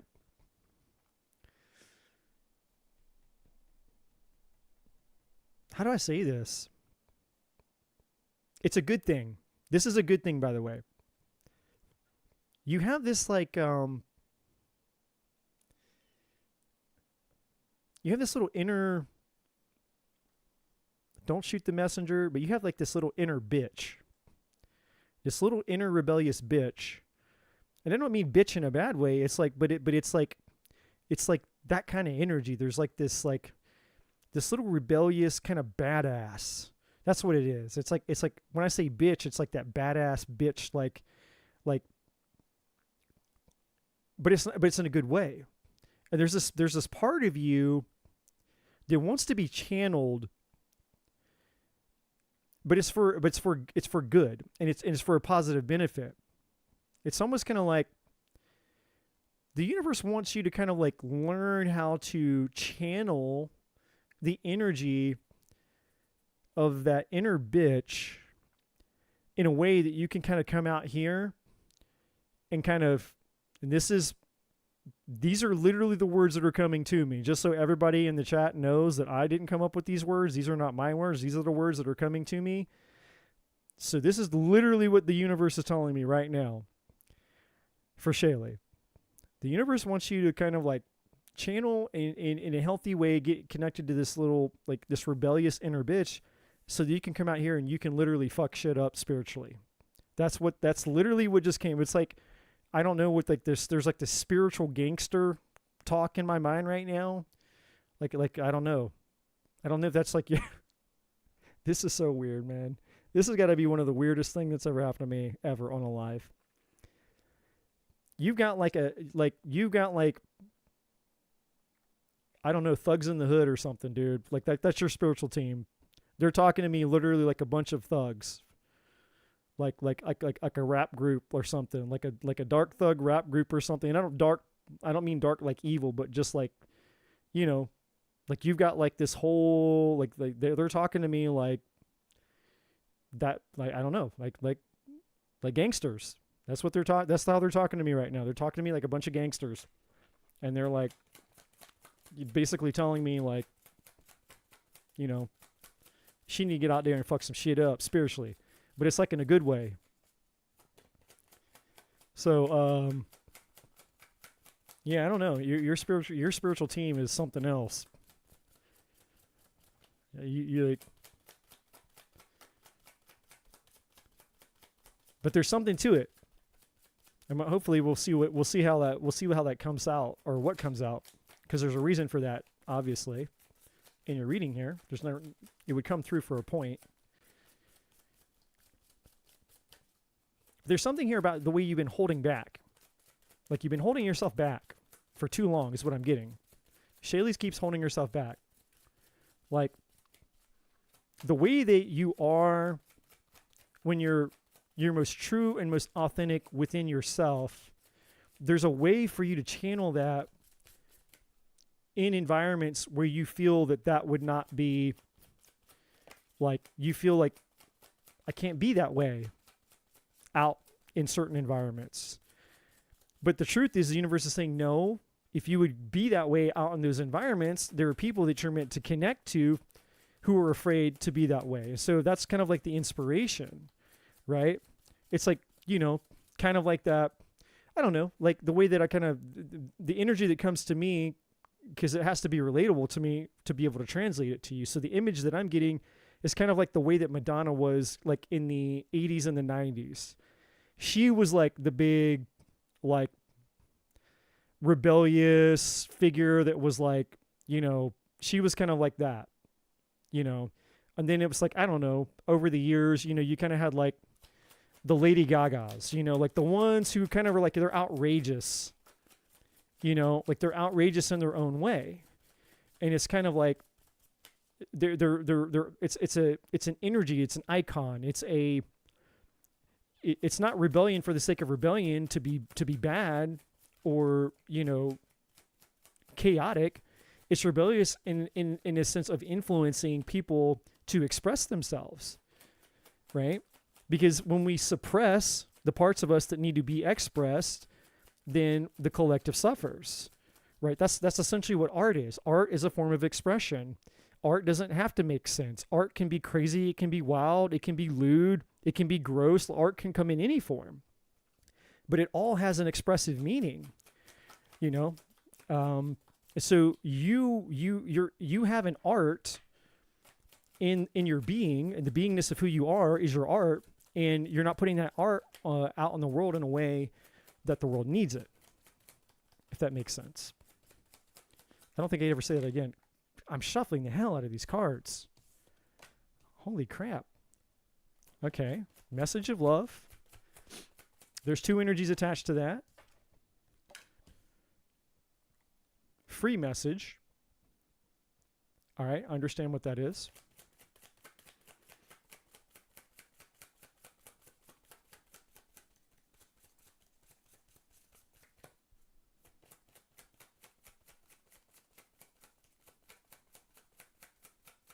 There's one more. There's at least one more in here. I can feel it. There's one more. I can feel it. I can feel it. I can feel it. I can feel it. I can feel it.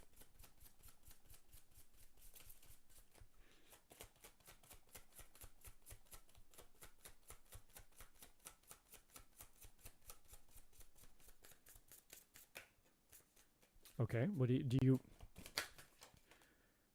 Geez. Thank you. Well, it actually gave you 2. Okay. I knew there was at least one more. Interesting. Wow, you cannot make this shit up.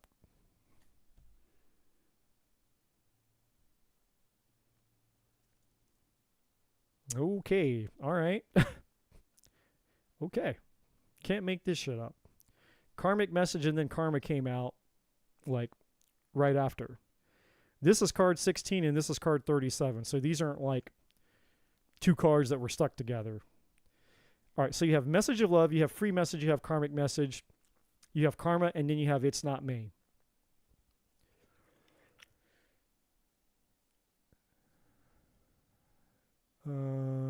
Okay. I didn't think I was going to have to go here, but now I got to go here. All right. Yeah, you got, all right. So this is about,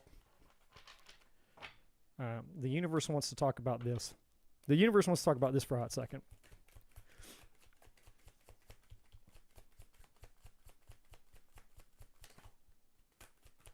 Universe is telling you it's time to get free of something here. Yep. Superficial card just came out. Universe is telling you it's time to get free of something. if you choose. There's something here.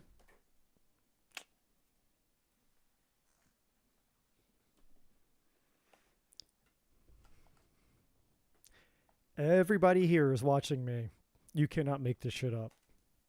I'm blowing my own mind right now. Superficial. Validation. Here's the male. A man. And then the unknown card came out here sideways. Manifestation at the bottom of the deck. Magician energy. The calling. Your life's purpose and call in life. Seasons. Time for a change. Time to change. You've outgrown a season of your life.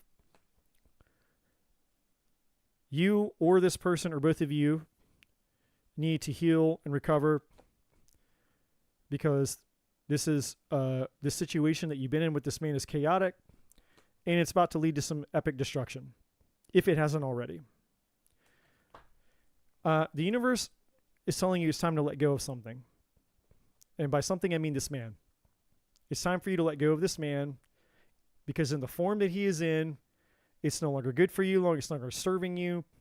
And if you choose, Shaylee, I have to be honest with you, just like I have to be honest with everybody that I do a reading for. If you choose to stay in this connection, this is all you're going to get out of it. And as I said earlier, before you were on the feed, this card came out for somebody else earlier in the live. My definition of superficial is anything that doesn't add spiritual value to your life, right? And what I mean by spiritual values, I mean things that promote spiritual development, spiritual growth, not crystals, not tattoos, not tarot cards, not that kind of shit.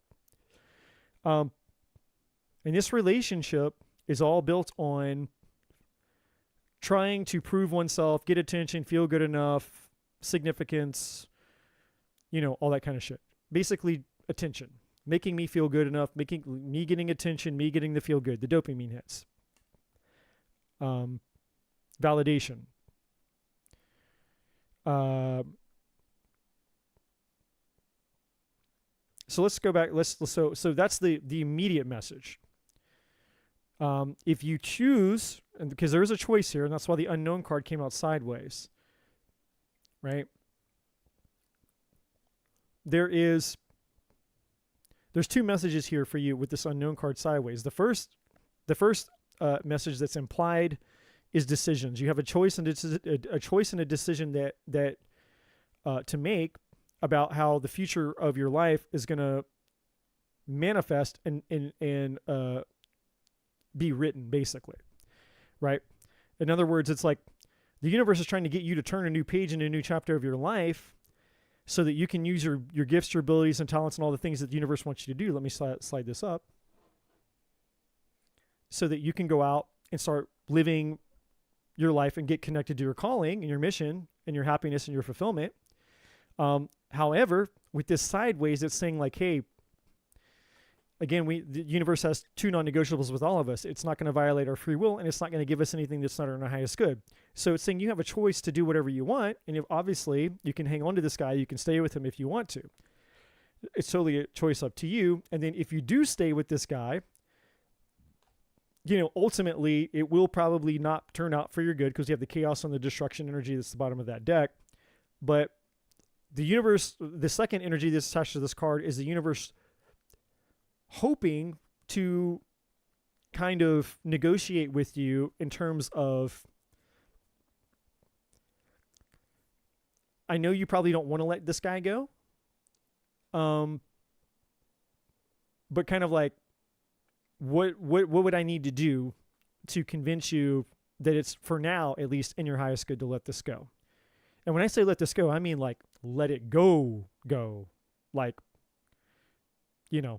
like unless this guy ever came back to you in a completely different energy than he's in, completely transformed, then like it's basically over, essentially. The universe wants to negotiate that with you. The universe would prefer to convince you that there is a life better for you and better things to come for you as you enter into 2025. But with the card being sideways, it's like this in-between worlds. It's like an indecision here. a moment of indecision where it's like the next decision that you make based on the relationship that you have with this man will essentially determine the fate and the outcome of your pathway forward into 2025. And so 2025 could be the year that everything changed for you in a good way, or it could be the year that everything went to hell in a handbasket. And I feel that you've been there. I feel that you've been there maybe before, and if you haven't been there completely, you've been close, right? That's why the karmic message is here, and that's why karma is here. And this card, it's not me.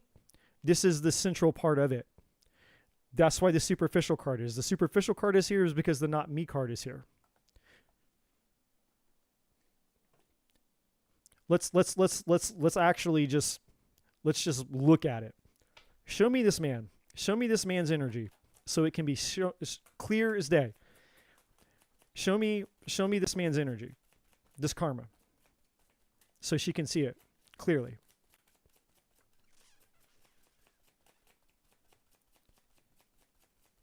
We got 3 or 4 that want to come out, at least, maybe even 5.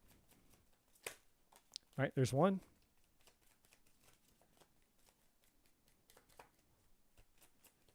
There's 2.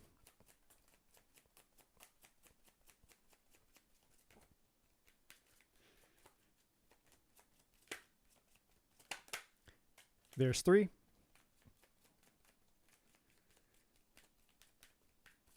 Two more. Yep, I think we got 2 more.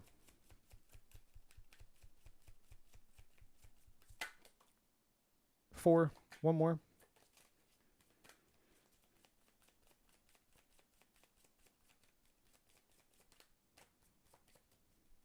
Well, if he's killed you in a few lives, he doesn't have to kill you in this one.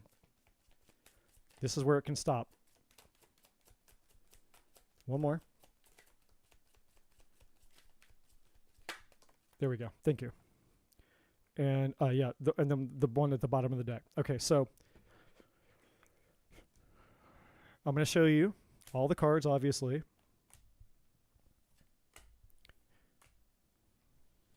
And the reason that I stopped mid-sentence when I was over here saying it's not me was because the universe said, hey, get the cards and show her. Right? So what I was going to say before the universe interrupted me and said, get the cards and show her, was that this it's not me is a complete victim mentality. Complete victim mode. Okay, so let's take a look. The first card says out of sync. And I'm going to read it to you. You feel like you can't keep up with all the changes. And then underneath it, it tells you what it gives you like advice, basically. Take a breath and do only what must be done now. But ultimately, obviously, energy is saying you and the sky clearly are not in sync. Like the 90s boy band. Next card, instability. This says you don't have a solid foundation in your life. Find security in your connection with spirit. So yeah, this guy is what I would consider spiritually bankrupt. He's disconnected from his source. Next card, no change. You refuse to change even though you need to. This phase is over and it's time to move on. The next card says, dark side. You are tempted to engage in destructive behavior. This path only leads to obsession and addiction. And then second to last card, then we have the one on the bottom of the deck. Confusion. You are allowing yourself to be led astray. Connect with your clarity to see the right path. And then lastly, we have wasting your time. You're too busy escaping from reality to succeed.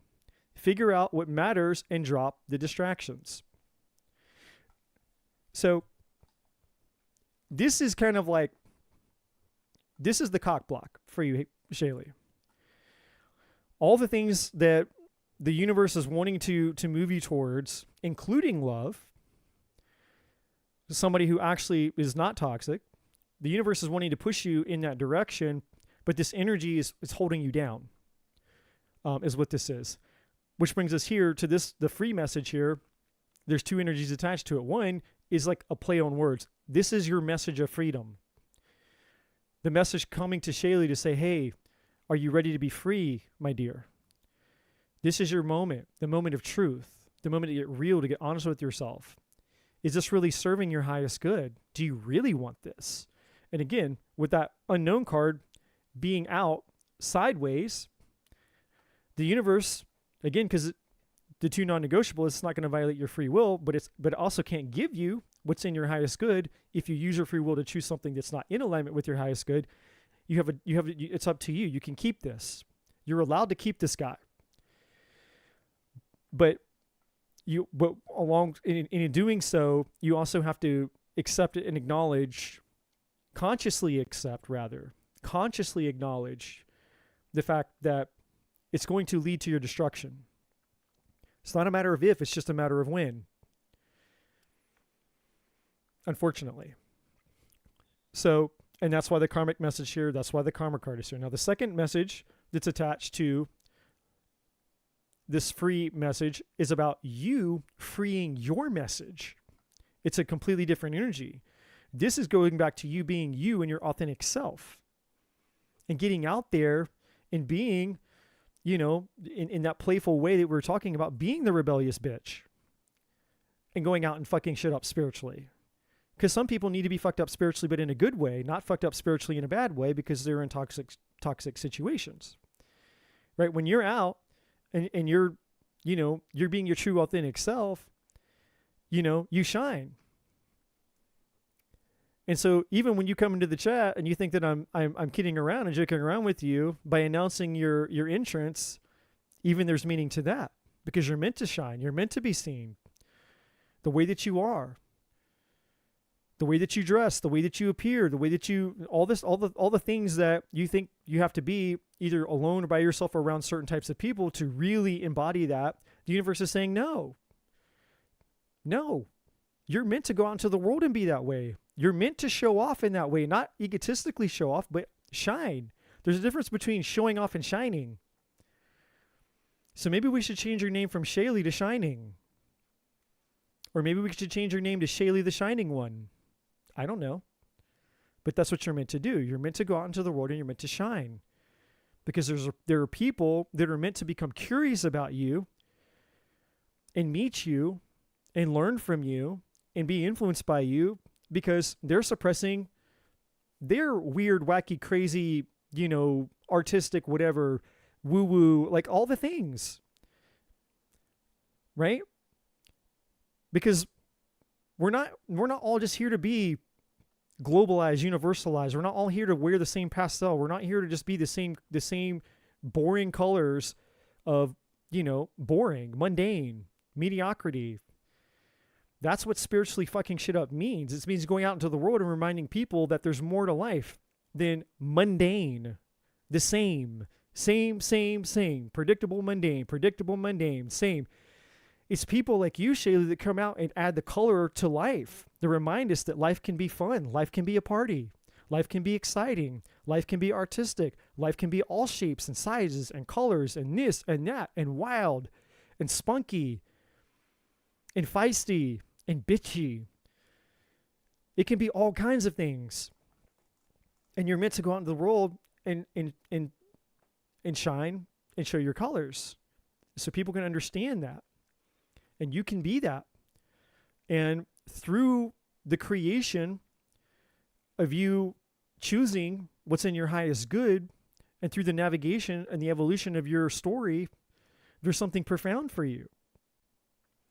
One of the things that I see profound for you is that I think you're supposed to write a book.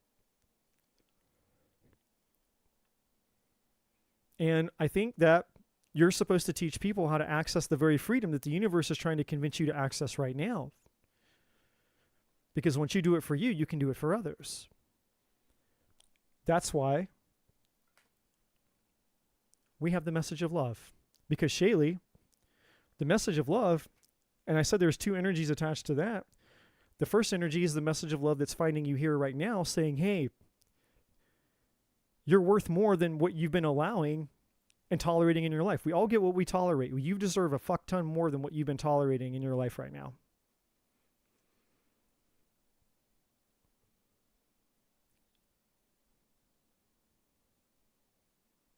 Love. You deserve actual love. Not addictions, not obsessions, not fantasy, not bullshit, not toxicity. You deserve the same level of divine love that everybody else deserves. And the universe wants to bring that love to you because you deserve it. You really deserve it. No, you really deserve it. No, you really deserve it.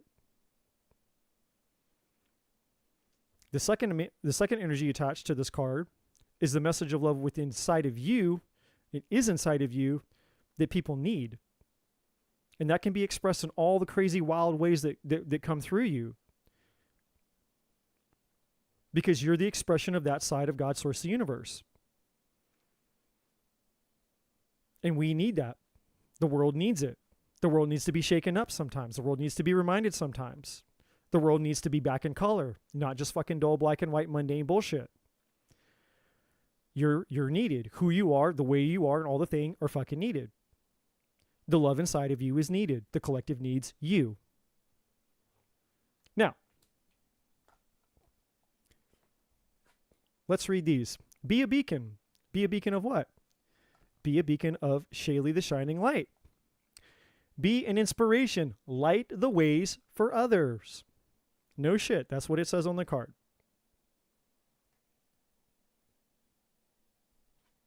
Cosmic Ruby. Be a peace ambassador. Practice cosmic mastery. Look at there. Now, if you were a crazy-ass fucking unicorn with crazy fiery rings and this huge-ass ruby, don't you think that people would notice you?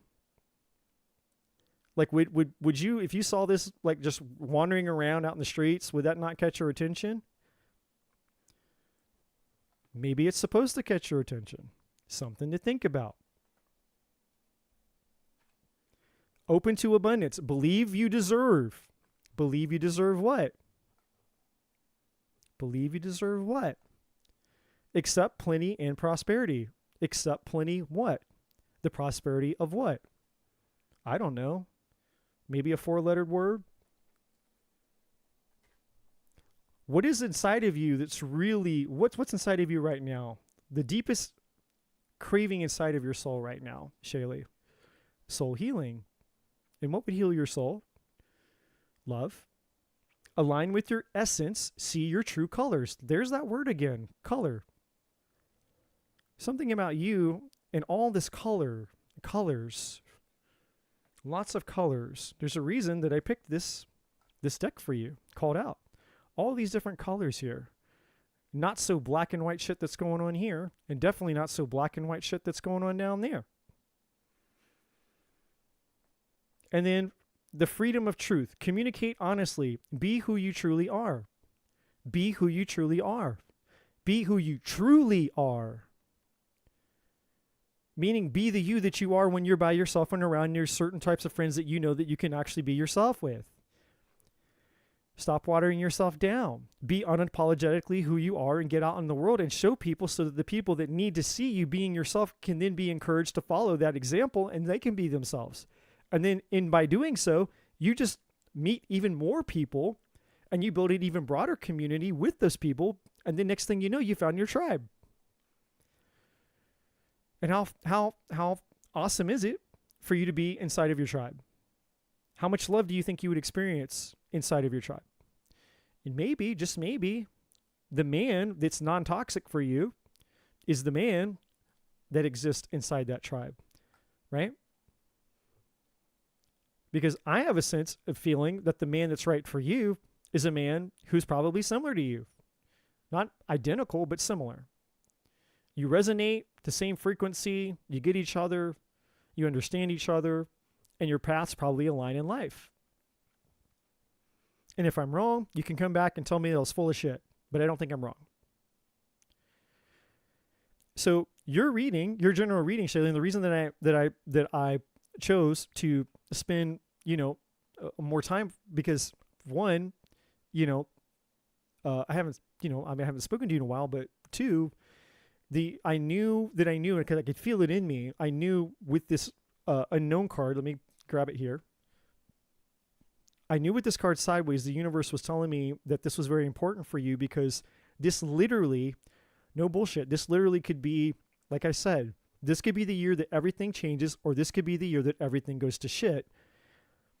And I would not have, I don't want to be responsible for withholding the messages that needed to get to you, and you realizing that this is how important that this potentially could end up for you.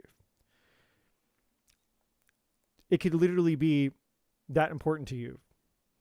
Like, your life could literally end up a complete disastrous shit show in 2025, or this could be the year that absolutely changed the entire trajectory of your life. That's how important this is for you. And that's why I knew that I needed to spend this amount of time with you. This is the most important thing coming for you.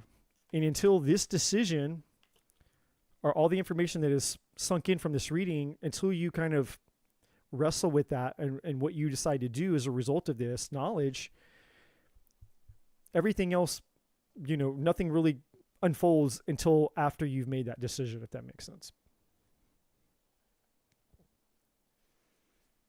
But I believe in you, and I believe that you will make the empowering decision, and I believe that the spiritual little thug badass bitch inside of you is going to awaken in her full power, and she's going to go out and she's going to fuck shit up spiritually for the collective, because we all need it. Because you're a spiritual badass, and you're meant to shine. Don't forget, you're a legend.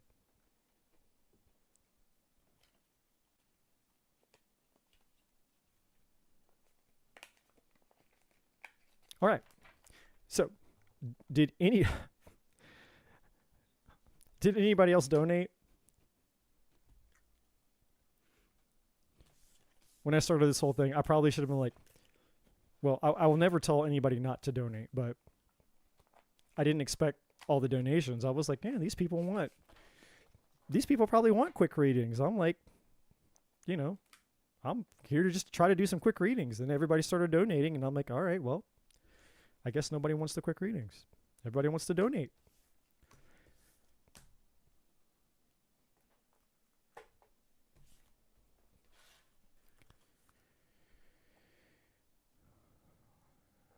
Okay, who are we on now?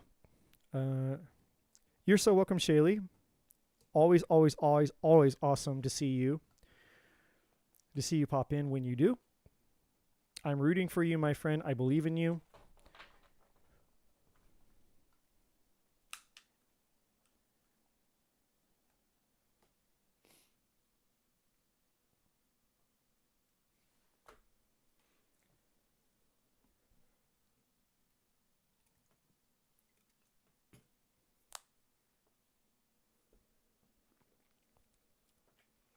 Okay. Jean's got me here. What does that say? Honey dip pink pimp dreams? What's your name?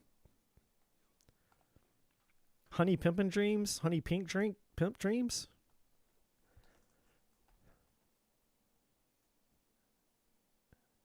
Supercalifragilisticexpialidocious? What's this?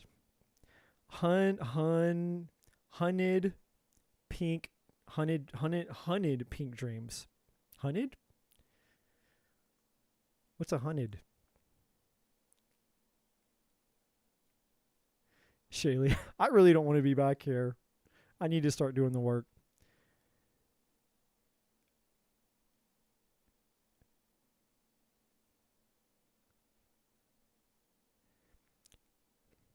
I sent those cards to you. You sent cards to me, Brandy?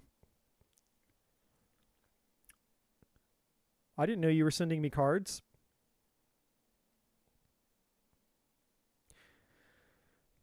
Well, Shaylee, actually, I mean, in my experience, just, it's just I think it's related really to two things. It's a fear of the unknown, but it's also a fear and the comfort of the known. In fact, my friend sent me a really interesting, actually, you know what? I could probably pull it up here. It's not very long, but it's very profound. maybe I can hold it up to the camera and we can all watch it real quick. It's like very, very short, but it's very profound.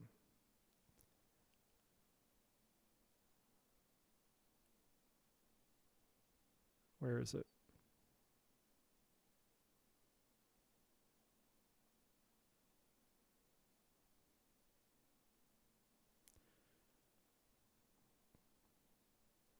Yeah, this. All right. So I'm going to hold this up. Maybe I do it here. Oh, wait. I think I know how I can maybe. I don't know. Is my camera going to freak the fuck out, though? Maybe it will. Maybe it will. All right. I'm gonna move the microphone over, and even if you can't really see it, you'll be able to hear it. You'll be able to watch. It's very short.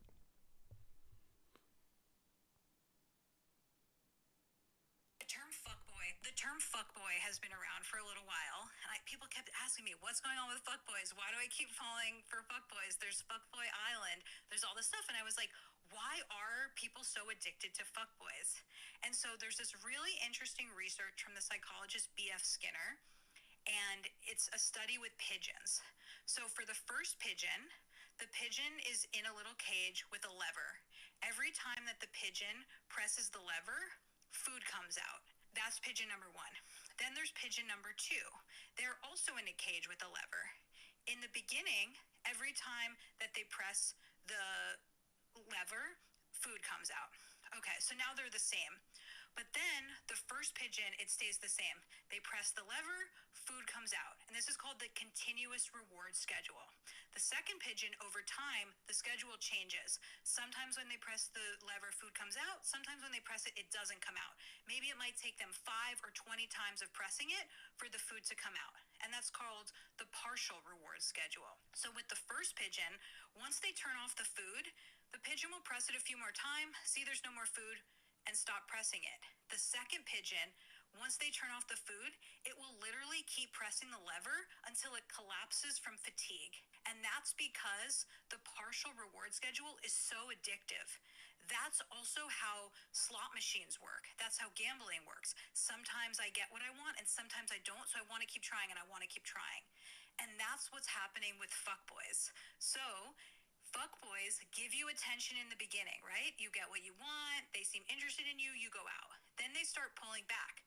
They're hot and cold. Sometimes they're interested, sometimes they're not. And you become addicted to that partial reward schedule. Well, this time when I press the lever, will you text me back or not? And it feels really exciting.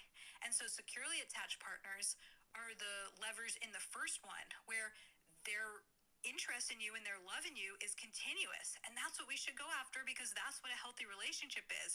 But people get so addicted to the fuckboys and to the partial reward schedule that they're trapped in this cycle. And so our brains, they really develop in this way where when we don't know if we'll get what we want or not, it's really exciting, but that's not what's aligned with long-term relationship success.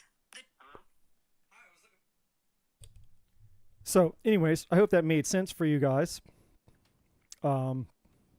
Or maybe Shaylee rather. But yeah, you were saying maybe you didn't, I don't know. Maybe that resonates with you, maybe it doesn't. But, it just made me think of, when you said that, it made me think of that video.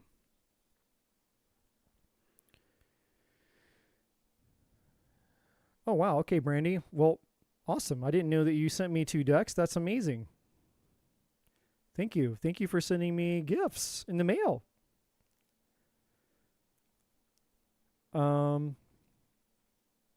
So is honey pink dreams, honeydew, haunted house pink dreams here? Honeydew pink somebody, honey pink dreams. Maybe honey fell asleep. Yep, honey maybe fell asleep. All right, we'll go on. The show must go on.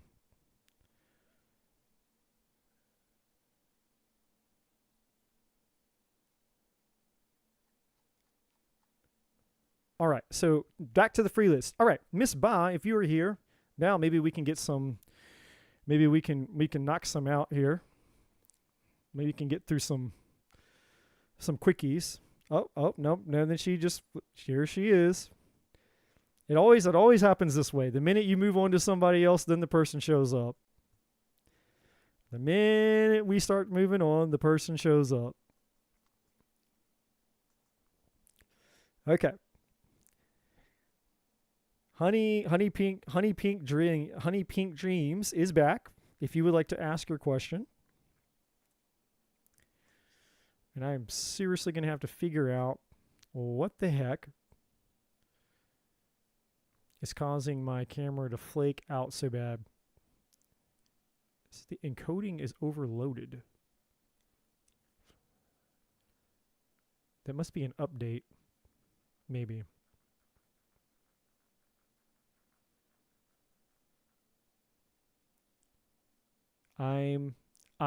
Wait.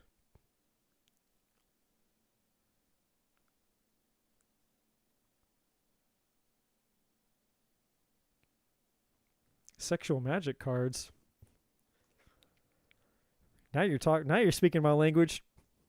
I need me some sexual magic cards. Like, you can't use them on YouTube. By God, I can't.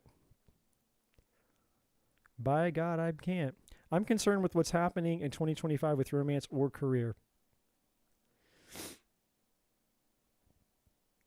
So wait, you're concerned with what's happening in 2025? It's not 2025 yet. Why are you concerned? Just kidding. I'm just kidding. I understand. I understand the question. All right. What does she need to know about love or romance, please? All right. Well, the universe is trying to talk to you. We got synchronicity out here. Brandy's like, oh, yeah, they're amazing. That's just what I need, Brandy. Some sexual magic cards. Being a single, frustrated, sexual man.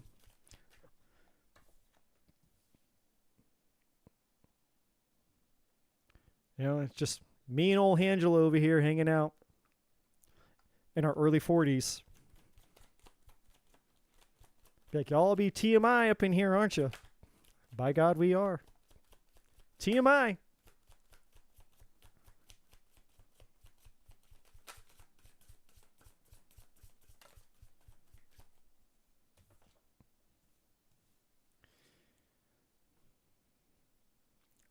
All right, when you ladies start talking all horny and stuff in the chat, there's nothing quite as awesome as a bunch of women talking about all their sexual horny stuff. And you guys start getting into your group conversations, and all of a sudden things start turning real gross and nasty. And be like, men are so gross. Men are so nasty. I'm like, yeah, right. Have you heard women sit around and talk about that kind of stuff? I guarantee you you haven't sat around with a bunch of women. When the dudes ain't around and the women's let their hair down, oh man, y'all talk about all kind of nasty shit. I've been there for it. I've seen it. I've heard it. Y'all can't lie to me. You can't lie to me.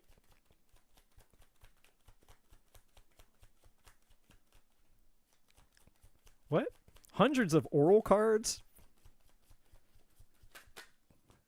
I think Brandy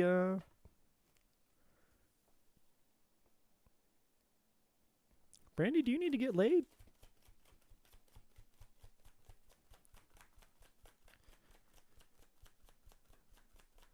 Oh, I know. I know you ladies get all in depth with it. I find it fascinating myself.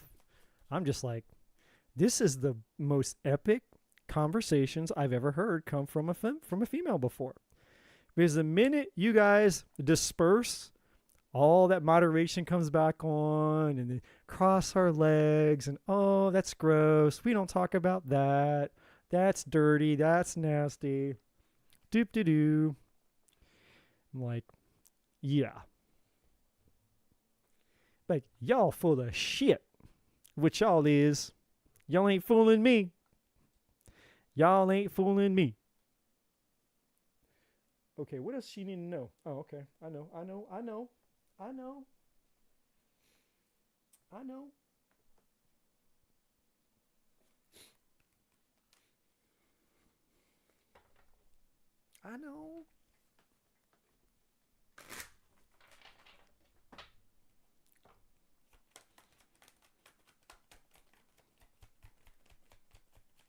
He's like, yeah, I got to take it off the speaker. Yeah, you got to take it off the speaker. Exactly. Exactly. Hey, you know, at least you can own it. I'd much rather be here with people who keep it real than a bunch of, you know, uptight whatevers who trying to act like they don't have a sex drive. They try to act like they're not horny. Like, yeah, right, man. Y'all ain't fooling nobody.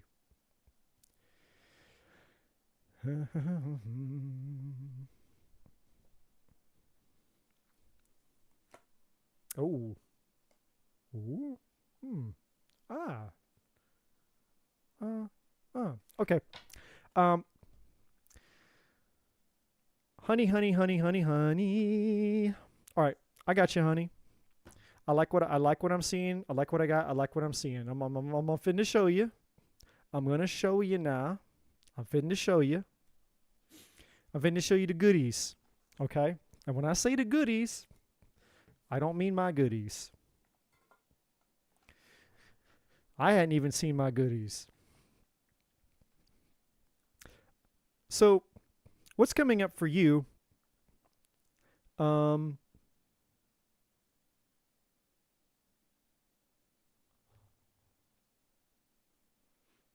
Mostly what the universe is trying to tell you, honey, is there's a it wants to bring awareness to a tendency that you have towards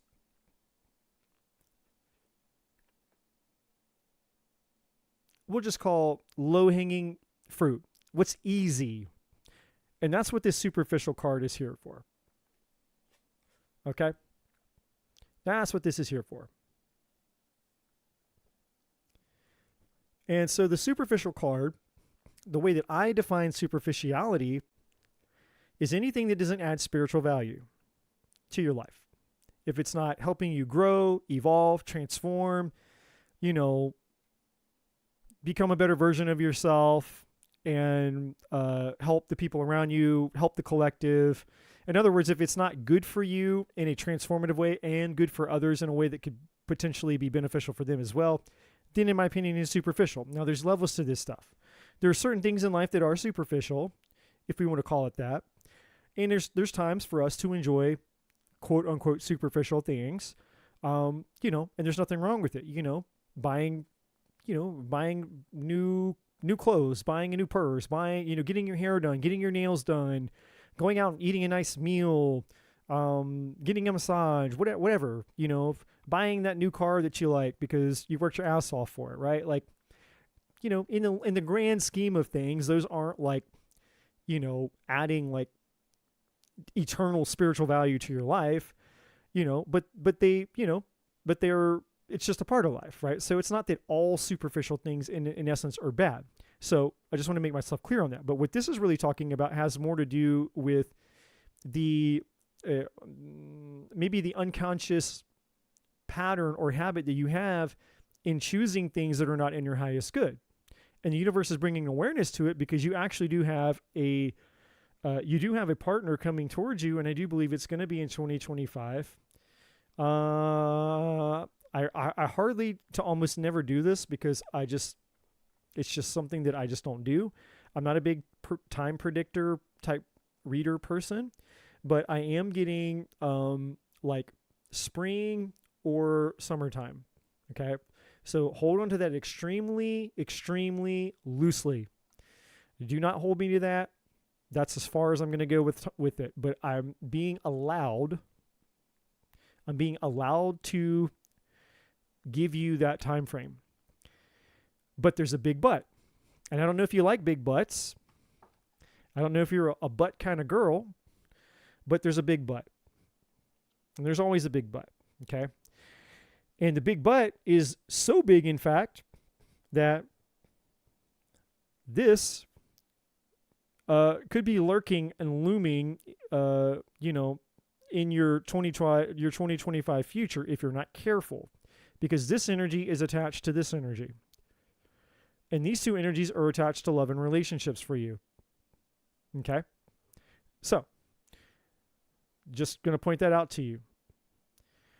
In other words, in 2025, you're going to have one of two things potentially come your way. Either a very, very good loyal romantic option for you, which I'm going to show you why. These cards over here at the bottom of the deck, and I know that my camera right here is blocking it. I'm going to put them out here for you to see in just a moment. Or the other thing that's coming your way is something really toxic and destructive. But on the surface, it's going to look really good and really appealing, right? So, in other words, the universe is like, well, she's heading towards one of two things this year, and that's why this zodiac card is here for you. This is basically saying, hey, the forces, it's kind of written in the stars. You're going to have an encounter, a fork in the road encounter of your life with fate and destiny. And what's going to happen for you is essentially one of two things. You're either going to give in to the pattern of something that looks good on the outside, that is going to basically, it's going to have a destructive, spiritual effect in your life. Like, not spiritual in the sense of like destroying your spirit, but like karma. It's a karmic partner, a lesson. You're either going to choose somebody and you're going to have a toxic relationship that's going to teach you a very painful lesson, or you're going to choose a different path based on what you decide to do, and you're going to choose the loyal partner. Now, the forces that are influencing you, have to do with what you do when you walk away from this reading and other things in between, because you've got the synchronicity. The universe is trying to tell you and get you on board and wanting you to be patient when it comes to what you need to do with the pause energy, and saying, hey, you're doing it a little bit backwards. You're doing this just a little bit backwards.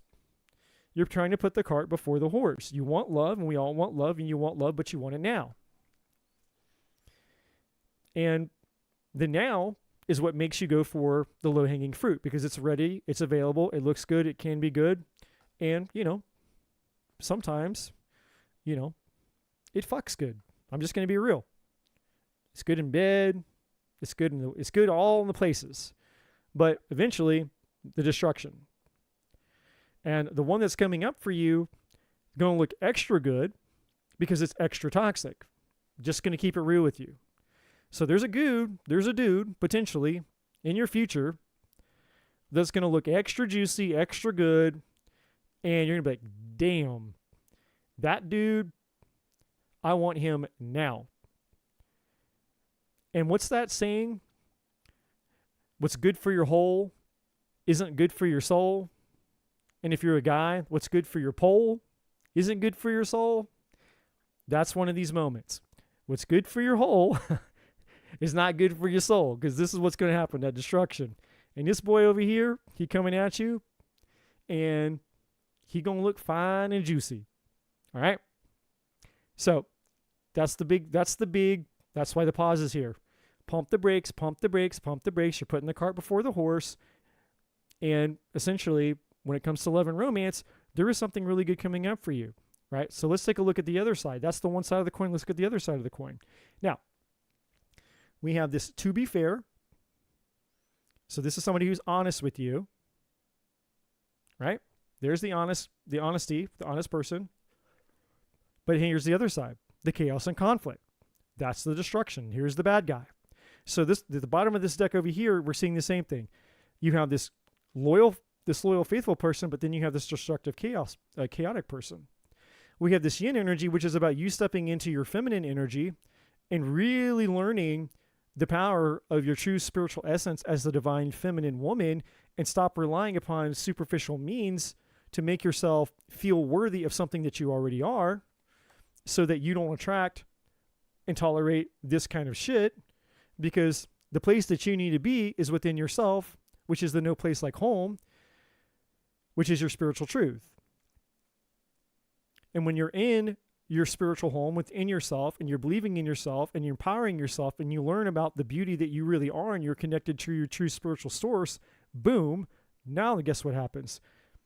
What was once synchronicity becomes actuality through the vehicle of serendipity, which is what this card is, and then you get to co-create with the universe so that you can have a loyal heart, so that once you meet the loyal heart, you get to experience being blessed. Now, you can't make that shit up because I didn't put those cards in that order. And I didn't know that all those cards were in that order underneath the bottom of the deck. I just picked up the card and the next card was there. I picked up the next one and the next one was there waiting for me. Your future is waiting for you. However, and this is where the big but comes in. The big but comes in needing to hit pause to reprioritize the way that you're going about things so that you don't bring and attract these destructive forces back into your life. Now, I don't know if you have children. There's multiple energies attached to this children's card. Some of them feel like they're literal, but the main energy that I'm getting, the one that's most profound to me, is there are certain things that have happened to you back in your childhood that make you. It's an unconscious thing. I don't think that you're consciously aware of this, but there's an unconscious pattern that is something that was formed when you were a child that plays a part in the reason why you're drawn to these superficial or unavailable men. And it could just be something as simple as understanding attachment theory, attachment styles, and all of that kind of stuff. But there's something here about your childhood, something that happened to you in your childhood that's essentially affecting your ability to adjust your picker. You know what they say, like, my picker's off, I have a bad picker when it comes to men, right?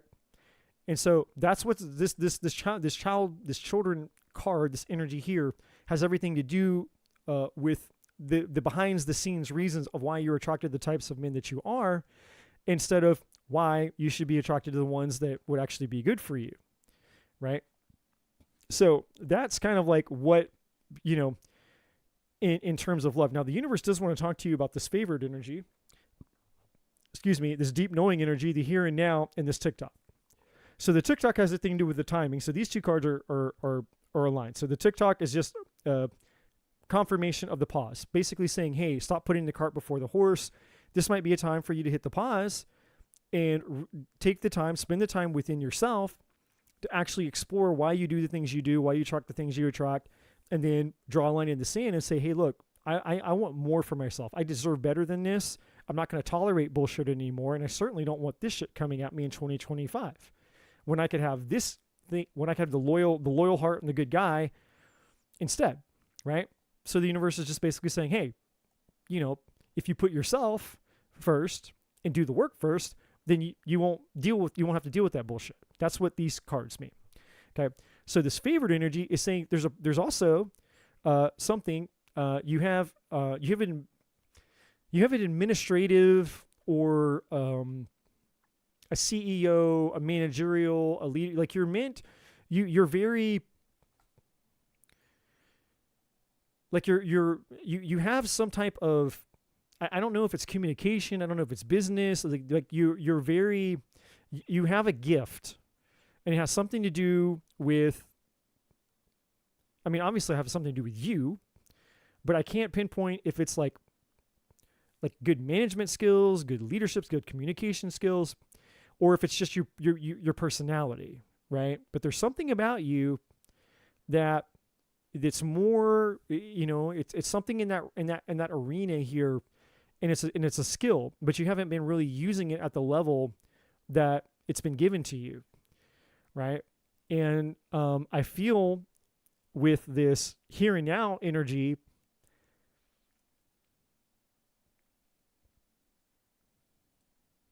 I thought there was another. Okay, yeah, so this is what it is. The here and now energy is talking about you. It's here now. This gift that you have isn't something you have to go out and get and acquire. And so if maybe you're one of those people that always feels like you're not quite as good as you think you could be, or you might need more skills, you might mean you're training, more learning, or maybe you just have like an unconscious pattern, or maybe just, maybe within yourself, you disqualify yourself and your abilities to the degree and level what they are. Even if you think you're good at something, right? like that, the false humility thing. It's like, yeah, I mean, I'm okay. I'm pretty good. And it's like, well, no, you're probably actually a badass, and you need to just you need to just stop holding yourself back. I don't know where you are in all of that and what I'm saying, but there is something about you acknowledging the greatness that's within you right now, instead of always wondering, how am I going to get it? How am I going to get the greatness within me to go out and do the things or achieve the things when it comes to work, business, or whatever that I need to do? It's like, well, you can start by acknowledging it here within you right now. Now, the force that's preventing you from actually accessing that power the way that you could be is this. It's feminine energy. And I just went on a huge tangent the other night about the distortions that our culture has put on feminine energy. And I'm not going to go off on that whole tangent again, because come tomorrow, there's about 10 videos that are going to come out on my channel in succession throughout the day. So if you've got nothing better to do tomorrow on New Year's Day, come back to my channel, and literally, like, starting at 7 in the morning, there's going to be a new video released every hour for like 5 or 6 hours. It's going to be, boom, a video, and then an hour later, another video released, and then another hour. So you can literally, if you want, if you've got nothing better to do, there's all kinds of videos that I'm, releasing tomorrow morning for those that got nothing to better do, or they just want to listen. But one of those videos is specifically about the attack on the divine feminine, right? And essentially, the distortion of what's happening right now is that culture is trying to turn women into men by masculinizing women to be like men, but they're hiding it, and they're covering it up by making it into the feminist movement. And so the feminist movement is all about protecting, they say it's about protecting women and all this shit, when it's really not. It's not about really protecting women. It's about turning women into men. And the more that you're disconnected from your feminine energy, and men and women, we all have feminine energy, the more that you're disconnected from this, then you're not connected to that, the favor, the power, the source within you specifically, that's connected to your gift that's within you, that when you get connected to it, that's what's going to give you the edge, either in your industry, in a creative project. But there's something in you, whether it's like getting a management job, a high-level job, a C-level job, or you going out and doing your own thing. But it's not masculine. If you're in the masculine, if you're in the hustle culture, the go get it, do it, find it, grind it, like get out there, like the hustle and grind is not how you're going to do it. If you get into hustle culture, you're wrong. That you're off kilter in terms of your money and your career. Hustle culture isn't going to get you where you want to go. It's in your divine feminine. You get into this, you're going to access that. And when you access that, now you're here to the deep knowing. Now, this deep knowing card has two energies attached to it as well. The first goes to the good guy that the universe wants to bring to you, which is attached to the serendipity. And that's why it's serendipity, because when you meet this guy, you're not going to be expecting to meet him, but you're just going to have a deep knowing that he's the one for you.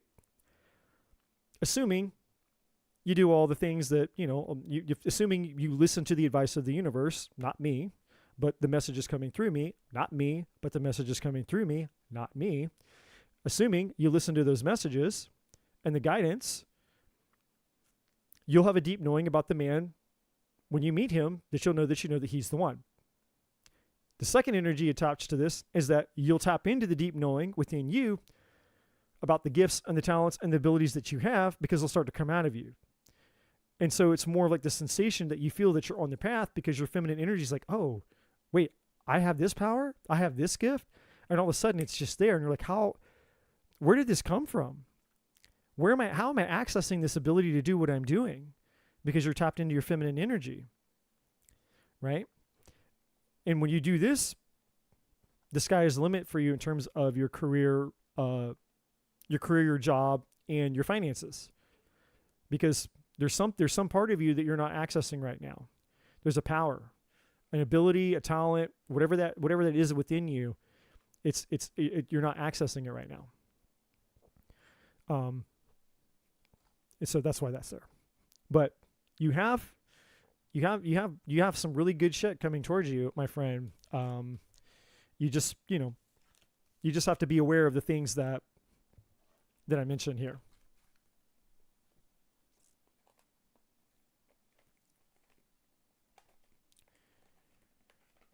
Danny's gotta work. Danny used to work on the dock. The union's been on strike. She's down on her luck. It's tough.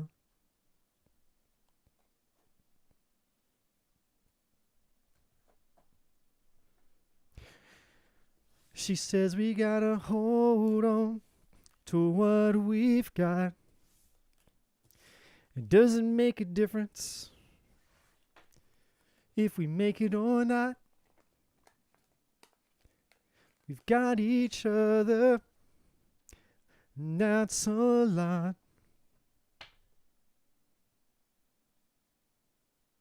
Who's next? K-pop queen. Kitty pop, kitty pop, kitty pop queen. Kitty pop, kitty pop, kitty pop queen. Kitty pop, kitty pop, kitty pop queen. That's fun. I could say that again and again and again. Kitty pop, kitty pop, kitty pop queen. Kitty pop, kitty pop, kitty pop queen.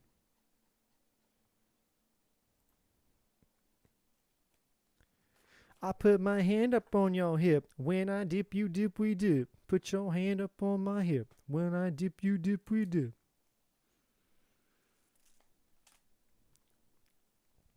I've been in such a hermit state, working on my self-love, self-worth, but wondering what's coming up in love for me in terms of a long-term partner. And if you pick up on any details about this person, thanks. Okay. Let us see.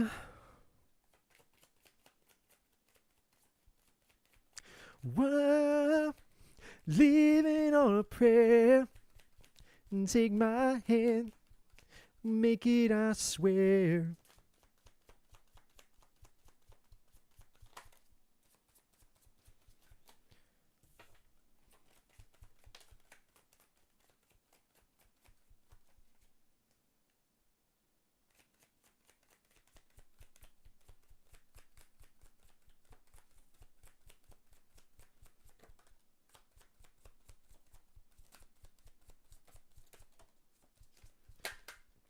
Did I miss a donation? I thought I saw another donation come through a second ago. I don't know why I'm just not thinking about it. Okay, yeah, you have love coming towards you. You might have two. You might have two loves coming towards you. We got the second chance here. Second chances. Yeah, and at the bottom of the deck, there he is. There's the man. There's the male. Let me check something. I'm feeling two energies.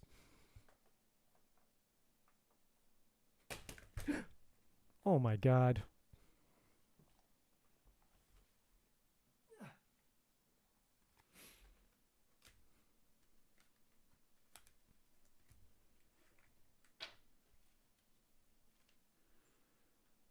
It slipped right out of my hand. That's what she said.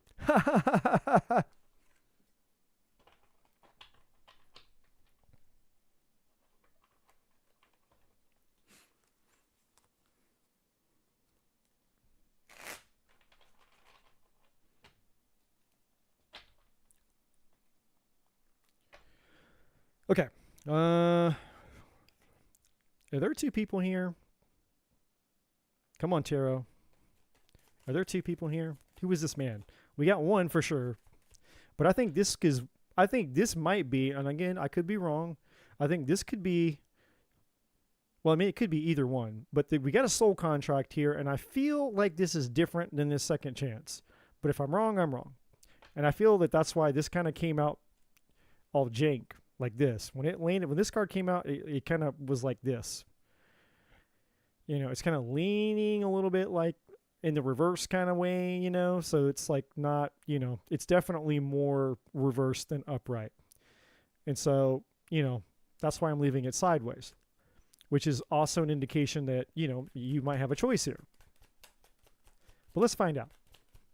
Let's find out if I'm wrong. If I'm wrong, then you have one man coming towards you that you've already been with because it's a second chance, and you have a soul contract with the one man. If it's not, you have two. Well, here's the love. So yes, you do have love coming towards you.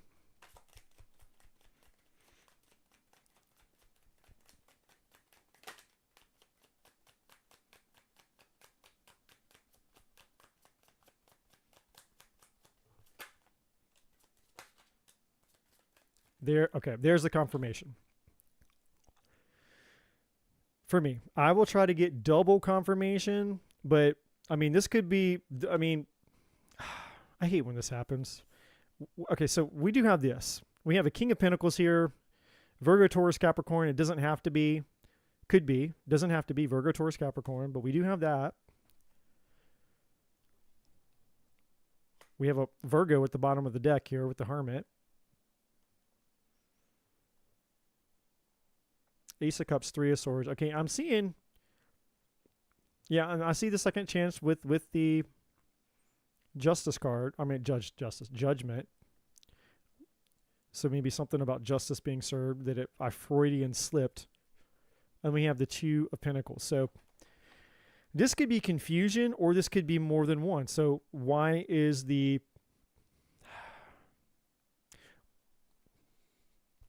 All right, hold on.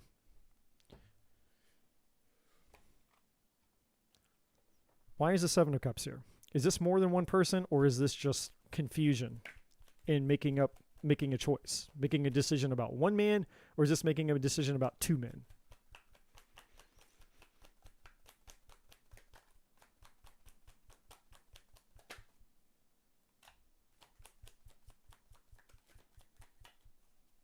Give me like the Two of Wands or something, or the Two of Swords.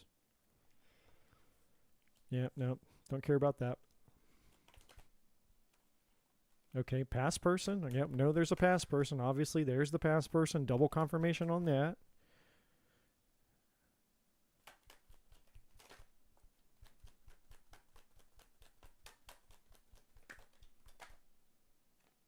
No. Okay, well, Three Cups. Maybe more than one person. Or that could just be them coming back for the second chance. If this is more than one person, can you give me the Lovers or the Two of Wands? Or give me another Seven of Cups.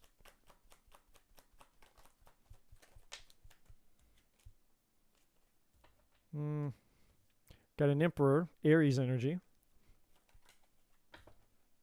Knight of Wands, more fire energy. If this is one person, give me the Ace of Swords. If it's one man, give me the Ace of Swords. Or just give me any ace.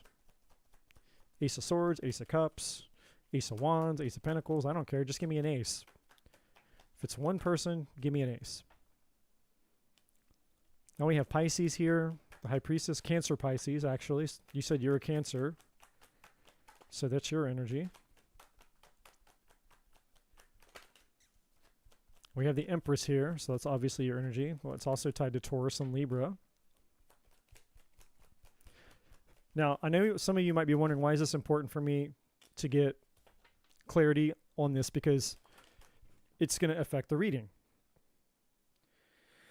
Now we have a King of Cups at the bottom of the deck. So, okay, there it is.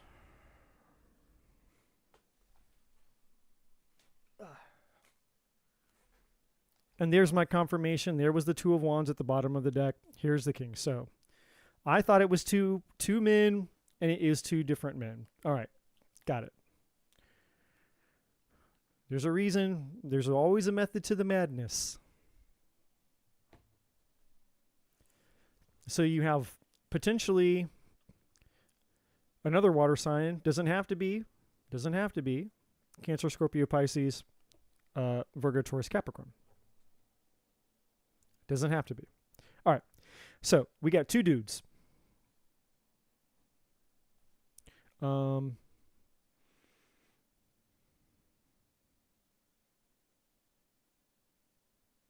you will know. You're going to know who the second chance is. So I'm not going to try to figure out which dude is which one.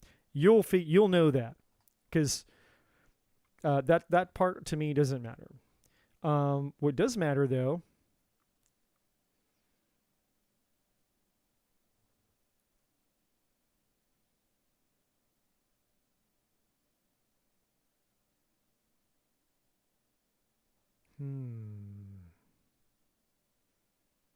hold on a second.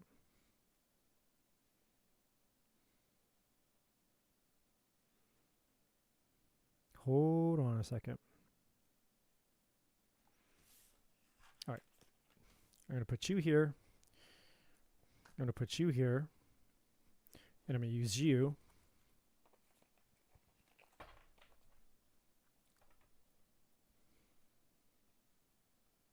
Show me the soul contract.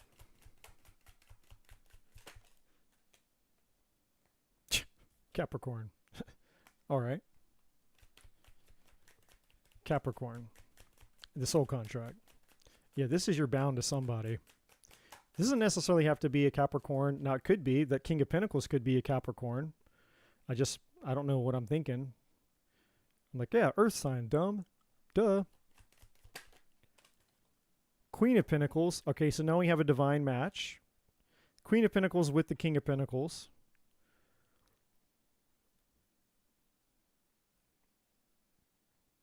All right. This is one of those moments when the universe likes to be a little bit funny. A little funny. I asked about the soul contract, and it's like, okay, there it is. There's the divine match, Queen of Pentacles and King of Pentacles, and they're bound. I'm like, thank you, Captain Obvious. I get it. My apologies, universe. I didn't ask the right question. Not show me that she has a divine match with somebody. I know what the soul contract is. Give me an indication of which one of these people is tied to the soul contract. Actually, no. I'll do one better. No. Better question. Better questions, better answers. What happens if she takes this guy back? What happens if she takes the second chance?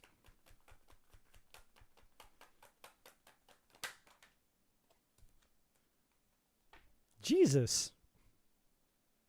Maybe there was three. Maybe that 3 of Cups was 3 dudes. Now you got this. Now you have a fire sign.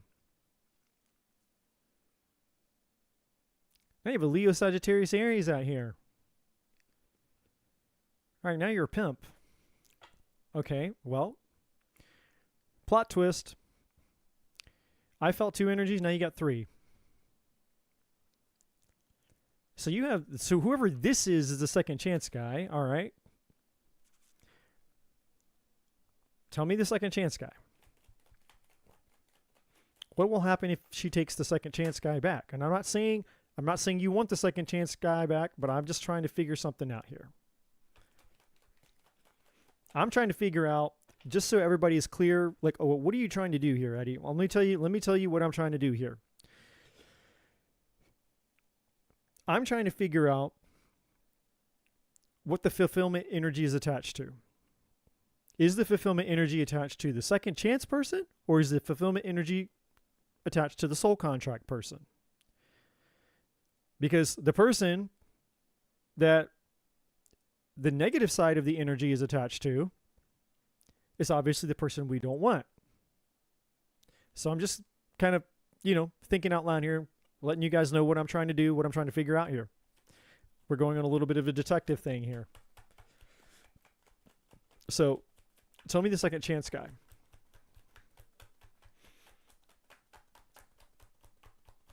Give me like something obvious. 10 of Cups. Okay, we got the Star. Wheel of Fortune. I mean, those are both more positive than not. But I'm not convinced. Energetically, I'm not convinced yet. Give me like the 10 of Cups. Or give me the Death card or the Tower or the 10 of Swords. Give me something major. Okay, well, there's the Leo. Yep, you said he's a Leo. There it is. There's the Sun. There's the Leo. Wow. Yeah, you're like F him. You got your sword up against that boy. All right. Ooh, Knight of Wands in reverse. He a player, or he was. Second chances. Is this dude? All right. Yeah, we know he's coming back. There he is coming back with a second chance. So this Leo of yours, kitty pop, kitty pop, kitty pop, this Leo is definitely coming back. So that I can tell you for sure. Trying to figure out though if this is this dude is good for you or not good for you. Because there is a not good for you energy here. And I know we got 3 dudes. But there is a not good energy here for you. And we need to figure out who that is.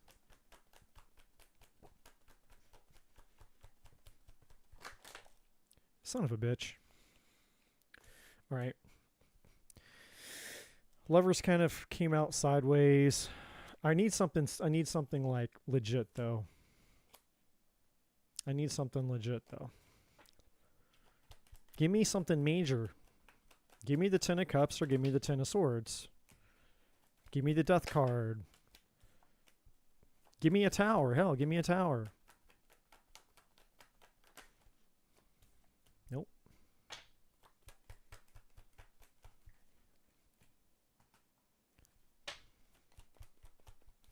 Come on, come on, come on, come on, come on, come on, come on.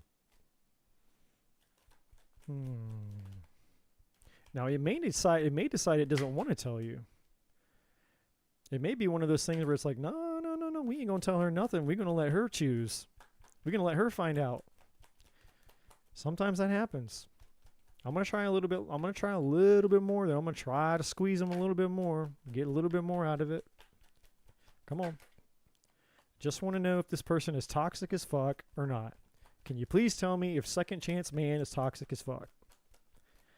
If she lets this man back into her life, is this dude gonna just unleash hell? Now, we do have the Fool come out in reverse just now, but I still would like something a little bit more. Okay, the Moon, unknown.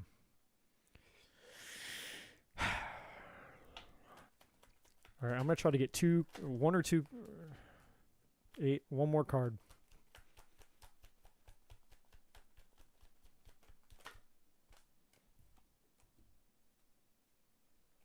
Conflict, justice, 7 of Swords. I mean, I don't like the energy.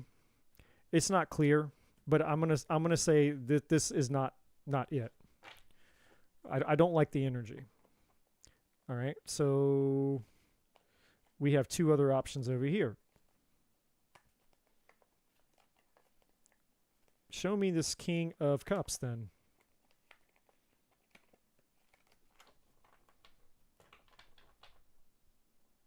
Because now it's got me questioning this whole situation. This King of Pentacles with this Queen of Pentacles and the Devil. That could be another bad situation potentially. Show me the King of Cups. Good or bad? If you'll say. All right, so this is somebody who's curious about you, interested in you. They probably know who you are, or they've been spying on you. Yeah, they're interested. Very interested. We got the Page of Swords and the 7 of Pentacles here. This person is definitely interested in you. They see you as valuable. They're like, I like what I'd like the kitty pop over there. I'd like to get some of them kitty pop rocks in my mouth. You know, you remember the pop rocks when you were a kid? I want them kitty pop rocks in my mouth. That's what they thinking. Yes, sir. Yes, sir. I want them kitty pop rocks.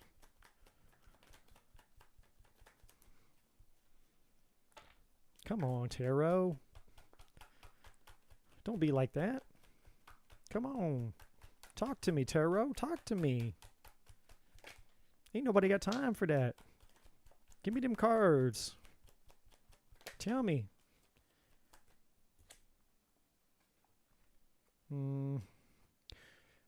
You're going to be unsure about this person.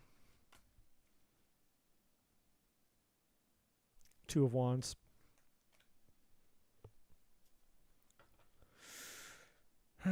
6 of Wands. Knight of Cups at the bottom of the deck still. Give me 2 more for this guy. Is he legit? The water sign guy legit? Or no? Oh, wait. All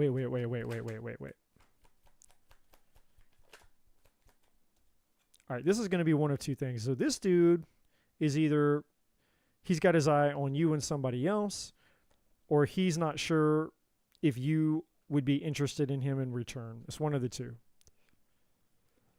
We do have the 5 of Cups in reverse here. Ace of Swords. Now we have the Queen of Pentacles again, and the Queen of Swords showing up again. Interesting. So somehow you know this guy, I think. Or he's somehow connected to you. So I don't think this is like a brand new guy, but it's not the Leo past guy. But maybe somebody that you do know. Potentially. All right, show me the show me this King of Pentacles then. Is he like the good guy? And again, it may not tell me an answer. It may not give me an answer. It may not say for sure.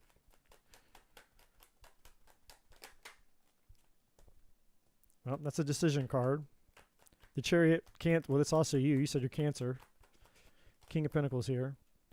Oh shit, Tower. Okay.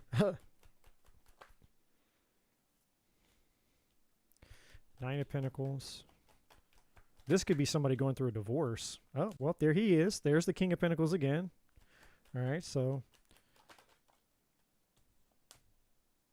Yeah, this is somebody who I think is going through a divorce or something. There you are, Queen of Cups. Cancer. There's your energy again. Could be fear and other things going on, or things that are just not known going on behind the scenes.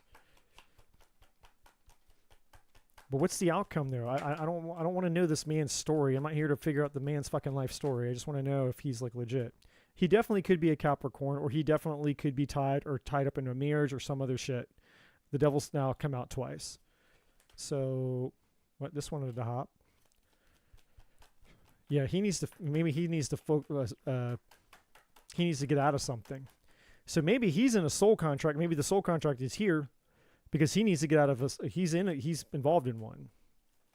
But this soul contract is also you. So I think this guy here, I think it's this King of Cups. You have this past guy. You have a past guy here. Obviously the Leo. I'm going to say I'm not too crazy about his energy. I don't think he's changed very much. He might have changed a little bit, but I don't think he's changed very much. You have this guy who I think is maybe going through a divorce or dealing with something, working through something. He's got something going on here. He's already locked into something with this Queen of Pentacles. Then we have this guy. And this would make sense because the King of Cups would be the divine counterpart to you being the Queen of Cups. So you have a soul contract, and I think out of the 3, and the universe isn't really being specific here because there's something about you needing to make a decision about all this because it's part of your spiritual development and part of your growth. Sometimes the universe is very clear. Like earlier when I was doing Shaylee's reading, it's like, hey, the guy that you're with, you need to leave. Like sometimes the universe is very direct and honest and will tell you this person, no good. This person is good. But there are times in our life when it's part of the lesson that we're meant to learn is learning to embrace the unknown and just make a decision and then just live with the result of the decision that we're making. So this is essentially what's happening here. The universe isn't telling me crystal clearly, and the energy is being blocked from me, by the way. So when the universe doesn't give me insights, it gets really, really, really, this is like when me as a reader, you start sweating a little bit because you're like, oh my God, the divine just walked off, took stage left me hanging out here all by myself, because I can't do this without the divine. There's no more tarot happening without the divine. The divine takes off. You're just left with me. and I'm not that exciting, trust me. So the divine's like, I'm not going to tell. I'm not telling kitty pop, kitty sprinkles. Not telling. There's something here you're going to have to figure out. But intuitively, just based on the energy that was coming out and coming through, the clues that I was intuiting and getting, I felt the best about this guy. This is the guy that I felt the best about. This guy and this guy, not so much. All right, so there's that. Now, let's get on to the next part.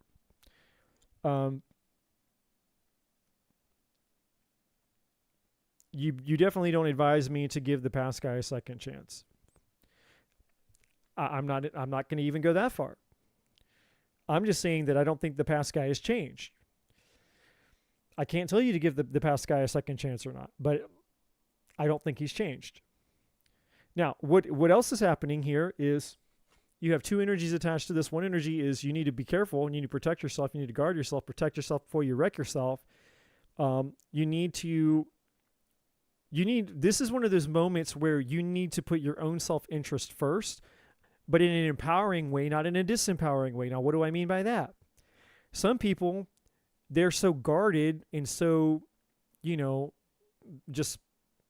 so afraid of getting hurt and so afraid of fucking up and so afraid of making decisions that it doesn't matter who comes into their life. You don't need to be jaded, okay? You don't need to be cynical or psychopathic skeptical, right? Like, it's just saying, hey, look, you just need to understand all that you've learned from your past and your own self-worth and to be able to guard yourself enough to know, like, hey, I'm valuable, I'm worthy, and I know what I'm going to tolerate, what I'm not going to tolerate. And then when someone shows me their true colors, I believe them the first time. I don't need them to show me how fucked up and toxic they are for the umpteenth time to realize they're toxic and fucked up. So in this situation, the universe is saying, hey, you need to protect yourself, guard yourself, and you need to ensure that any person who approaches you is approaching you in a way that can be where it's very obvious that this person who's coming towards you can prove to you through a consistent manner that they are who they are. And that doesn't mean you make it extremely difficult for them to do so. It just means like, hey, I'm not going to rush anything, I'm not going to jump into anything, but let's just see. Let's see what happens. I'm going to let this person over time prove through consistency if, in fact, they are who they say they are. Now, you do have this soul contract, and I believe the soul contract that you have will develop with this person, and I do feel and sense. Now, see, one of these dudes, obviously, because I just picked up the man card at the bottom, we had secrets, so somebody here, and probably this guy over here is going to lie, I think, about the fact that he's married or going through a divorce. So I think the secrets is attached to this dude. So yeah, it's like one of these guys is telling secrets, he's married, he's got a family, and he's hiding it from you, all right? And so I'm just trying to see, okay, it's not telling me down there either, all right? I'm trying to see where they're wanting to go with, where they're wanting you to understand and go with this this over here. Because I get it, but it's how do I explain it? Because these two cards, you have awakening and you have ascension here. And I understand what it's saying. On one hand, it's saying there's a part of you that's like you're attracting things that are kind of mediocre and that there's actually better out there for you. But in order for you to get to the better things, you have to embody your own spiritual awakening. It's like saying you're on the precipice of entering a period of life where potentially you can go through a spiritual awakening here. And this spiritual awakening is going to, which is also essentially a process of ascension. And as you ascend, as a result of your spiritual awakening, you're going to call in and you're going to attract somebody that's actually beneficial for you when it comes to love. Because, it's part of your overall destiny is what I'm trying to get at here. And that's the part that's kind of difficult for me to explain because there's not a card on the table that's embodying that energy. Not that there needs to be a card on the table, but what's not clear to me is what essentially what is it trying to point you to? Because this ascension card is like a directive. It's essentially meant to point you towards something. Like we don't just ascend because we're just spiritual and it's all fairy woo-woo bullshit land. It's like, no, we're ascending because we're going somewhere. There's a purpose for ascension. There's always a purpose for everything. A spiritual awakening, there's a divine intentional purpose about going through a spiritual awakening, for going through a spiritual awakening. Ascension is the same way. And of course, the obvious answer is yes, as you ascend, as you embrace and embody your own spiritual awakening, you will attract a spiritual love that matches you on the level that you're on, but there's something more here. There's something else deeper than this. Because one of these guys that you have a soul contract with, there's something deeper that you're meant to do and understand about this. And I understand one part of your reading, the universe is kind of tight-lipped about when it comes to which one of these guys and the decision that you're going to make. And I keep looking over here because I feel like one of these...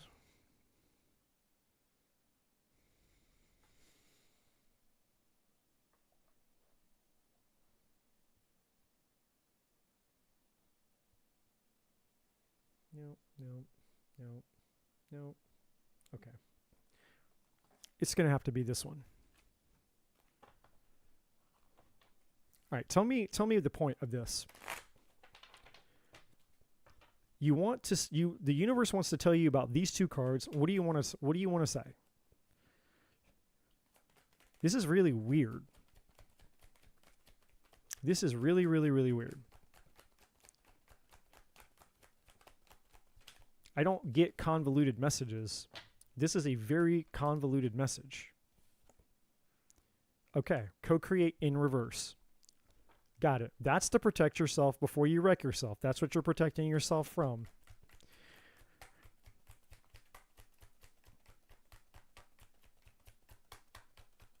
Tell me more.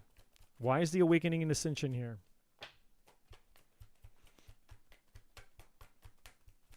And what does it have to do with the fulfillment sideways beyond the obvious? Oh, man, my left ear just closed tight. My left ear is ringing like crazy. All the air just got sucked out of my left ear.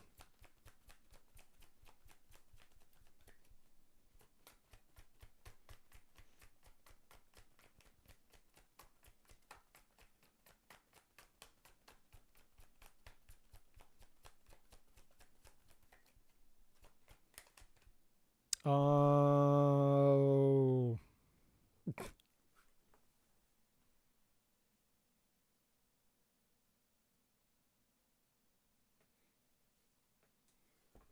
Okay.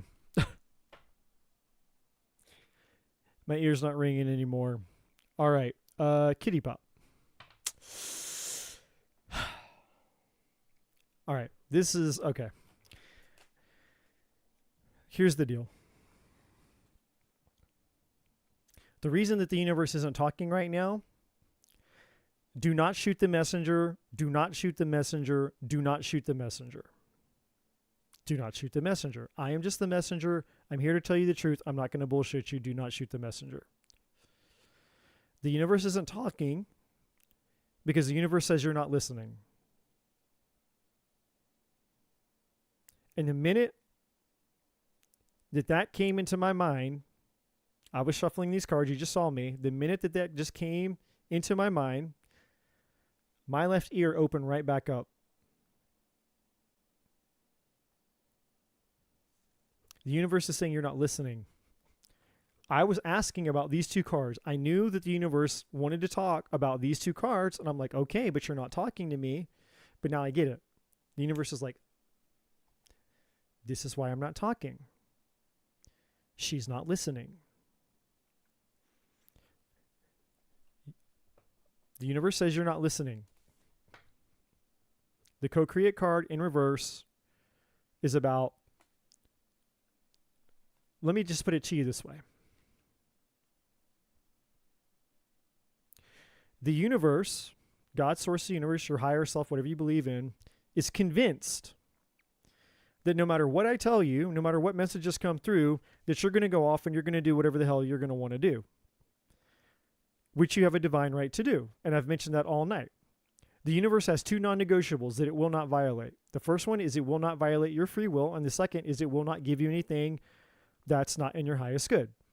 Now, the universe is like, okay, you want love, and the universe is going to be like, well, if I tell her, which I've tried to tell her before, and I've tried to tell her before, and I've tried to tell her before, and I've tried to tell her before, and she doesn't listen. She's not going to listen this time. She's going to go and she's going to choose somebody that she wants to choose. And I'm not going to violate her free will because that's one of the non-negotiables. And with the co-create card here in reverse, this is essentially the universe saying, like, instead of working together with me to bring you the thing that's in your highest good, you're working against me. Because the co-create card upright is about working with the divine forces to co-create your reality, the reality that you want, which is your fulfillment. In reverse, it's saying you're not doing that. You're doing something else. And that's why the universe isn't talking to me, and I'm not getting any downloads, I'm not getting any information, and why it's making me pull a bajillion cards just to try to understand what the hell was going on with him, and then more cards for this, and then more cards for this, because the universe is like, I'm not going to say, I'm not going to say, I'm not going to say, I'm not going to say. The awakening and the ascension card have to do with you making a different choice altogether, which is, if you want to know what's in your highest good, then you have to put your spiritual listening on. But the universe knows when we're full of shit. And the universe will call us out when we're full of shit. You can't trick the universe. You can't fool the universe. You can't go, oh, no, I'll listen. I want to know. When the universe knows deep down inside what's really true and what's not true. No one can lie to the universe, right? No one can lie. So there's something here. And so the universe is saying, hey, look,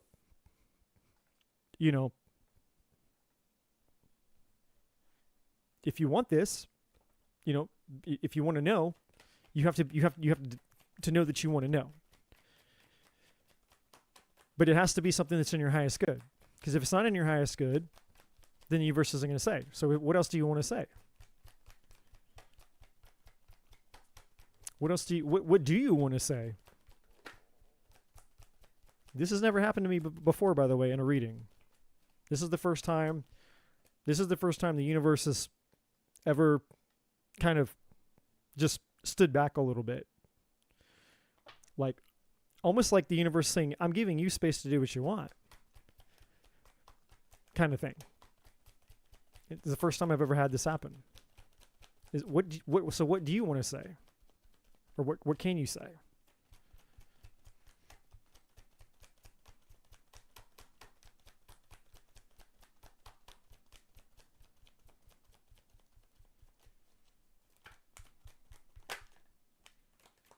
Okay.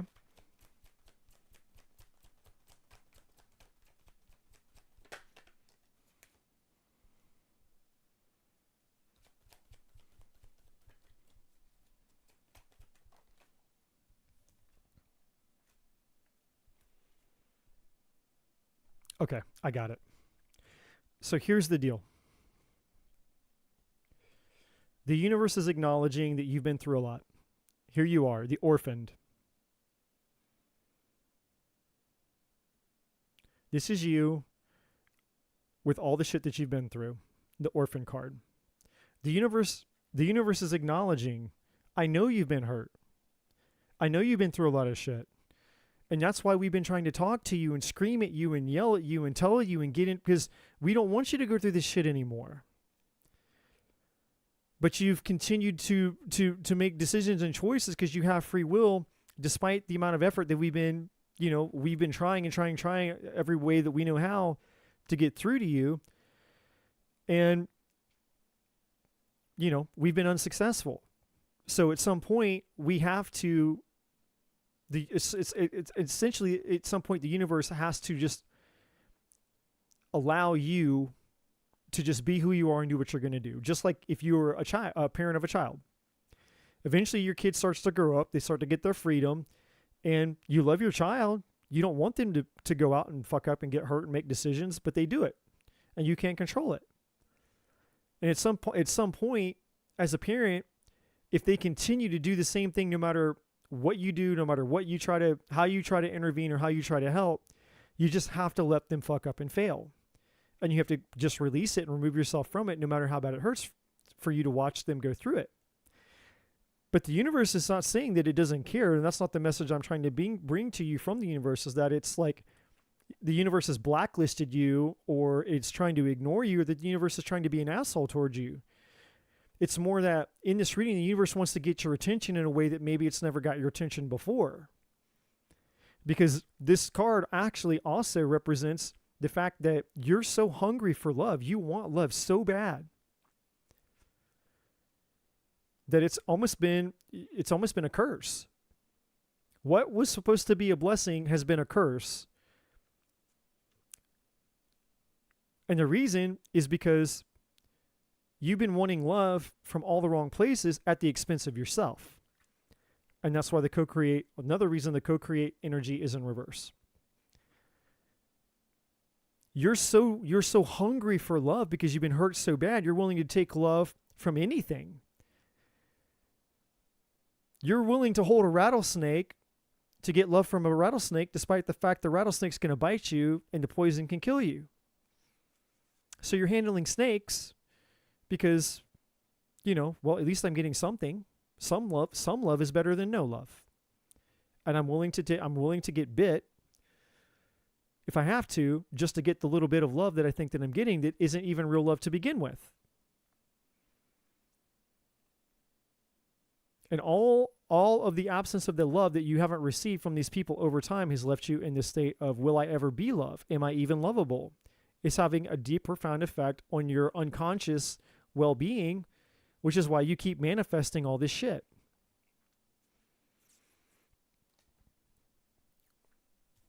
The next card is to be fair. Fairness is justice, is balance. Fairness. This fairness card is essentially saying we don't get what we want, we get who we are. And what seems like an injustice because the things that are done to us were things that we didn't necessarily choose. In other words, most people don't sign up for their trauma just so that later on in life they can attract more of it. Life isn't always fair, to be fair. Life isn't always fair, to be fair. So to be fair, life isn't always fair. Sometimes shit happens to us and it's not fair, and the effects of the things that happen to us that weren't fair, unfortunately, become the very hurdles, obstacles, and challenges that prevent the things that we want to come to us. Which brings us to the chaos and conflict. The chaos and conflict that you attract in your life is representative of the unfair things that were done to you. The solution is it's up to us to clean up the mess sometimes that other people make. And that's why it feels unfair. It feels very unfair sometimes for us to have to clean up the mess inside of us that was made by others. But that's just a harsh reality of life. If you want true love, you have to be willing to clean up sometimes. We all of us. This is just a reality, a harsh reality of life. Every single one of us has to be willing to clean up messes that we did not make, messes that other people made, messes our parents made, our lovers made. Doesn't matter who. We have to be willing to clean up messes that other people made. And underneath that, you have not for you.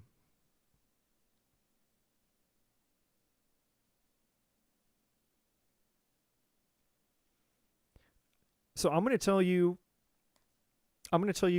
what I'm getting off of this card.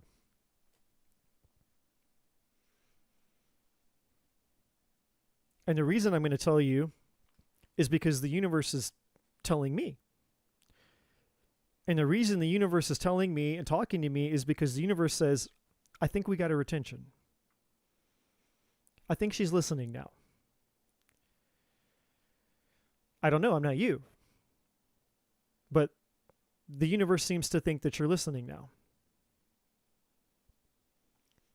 The not for you is none of these guys are for you. He's not for you. He's not for you. And he's not for you. The universe says she has better. She has better than anything that she can attract right now. Anything that you could possibly attract right now, there's better for you. The universe has better for you, but the better is not going to come to you until this co-create card is reversed, meaning I'm ready to work with the divine forces. I'm ready to work with the universe. I'm ready to work with my higher self, God, source, the universe. I'm ready to work with that force to get the best thing that's in my highest good, because that's all the universe can give you, because the universe won't violate its two non-negotiables. It's not going to violate your free will, and it's not going to give you something that's not in your highest good. So the universe is saying, none of these guys are in your highest good. But you also have free will, and so you get to choose. You do have a soul contract, but that doesn't mean that a person is good for you. Soul contracts could be a karmic lesson, could be a karmic partner, could just be a past life person. But it's meaningful, and probably in this case, perhaps a meaningful lesson. Maybe it's the guy from the past coming back because he realizes, man, I had a soul contract with you. So he's feeling the pull back to you. But intuitively, I feel all three of these men are not the one. Not the long-term one, not the one that you want, not the one that's going to ever give you what you deserve. But they'll keep feeding this pattern. They will keep feeding this pattern with you. You'll attract these men, and they're going to heap more bullshit on you than not. And that's just going to reconfirm, that's just going to give you and your nervous system more evidence of what your nervous system and your subconscious already believes, which is, I'm unlovable. And the more evidence that your subconscious and your nervous system gets that you're not lovable, the more you become this. Fortified. And eventually you're going to be so fortified that you're going to disconnect yourself and start protecting yourself from love. And when you start to protect yourself from love at an extreme that most people do, then you're disconnected completely from the divine and the source of all things, because that force is love. You can't disconnect yourself from your heart, even if you're trying to protect your heart, and not be disconnected from God's source, the universe. It's impossible. So when people get hurt and people protect themselves and say, I'm going to protect myself, I'm not going to get hurt, and they allow that to grow and grow and grow, and that stone fort just grows over their heart, what they don't realize is they're not just protecting themselves from romantic love or the external world hurting them, they're actually hurting their spirit and their soul, because they're cutting themselves off. They're putting, it's like tying a knot in a hose, a water hose, and the water can't get through. God's the source, the divine can't work through you anymore, because it speaks through you, through your heart center, your heart chakra. Love, the energy of love. We might receive messages through the third eye chakra. We might receive downloads from the crown chakra. But the force inside of us speak to us through our heart chakra. And you can't close that off. You can't shut off the valve of love, which is the heart, and be connected to spirit. It's impossible. But most people do it.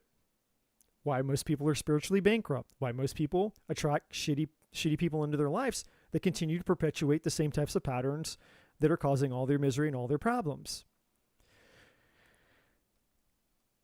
So, I know this isn't the reading you were probably expecting. Certainly wasn't the reading I was expecting, but I'm just here to be the messenger. I don't choose what comes out. The fulfillment card coming out sideways, coming full circle here, is the universe is saying it's in your hands. Your fulfillment is in your hands. I am here to assist you, but you have to understand I have two non-negotiables, two rules that I refuse to break. I'm not going to violate your free will. You can do whatever you want when it comes to your fulfillment, but I will not give you, and I cannot give you anything that's not in your highest good. And up until now, you've not decided, you've not chosen anything that's in your highest good.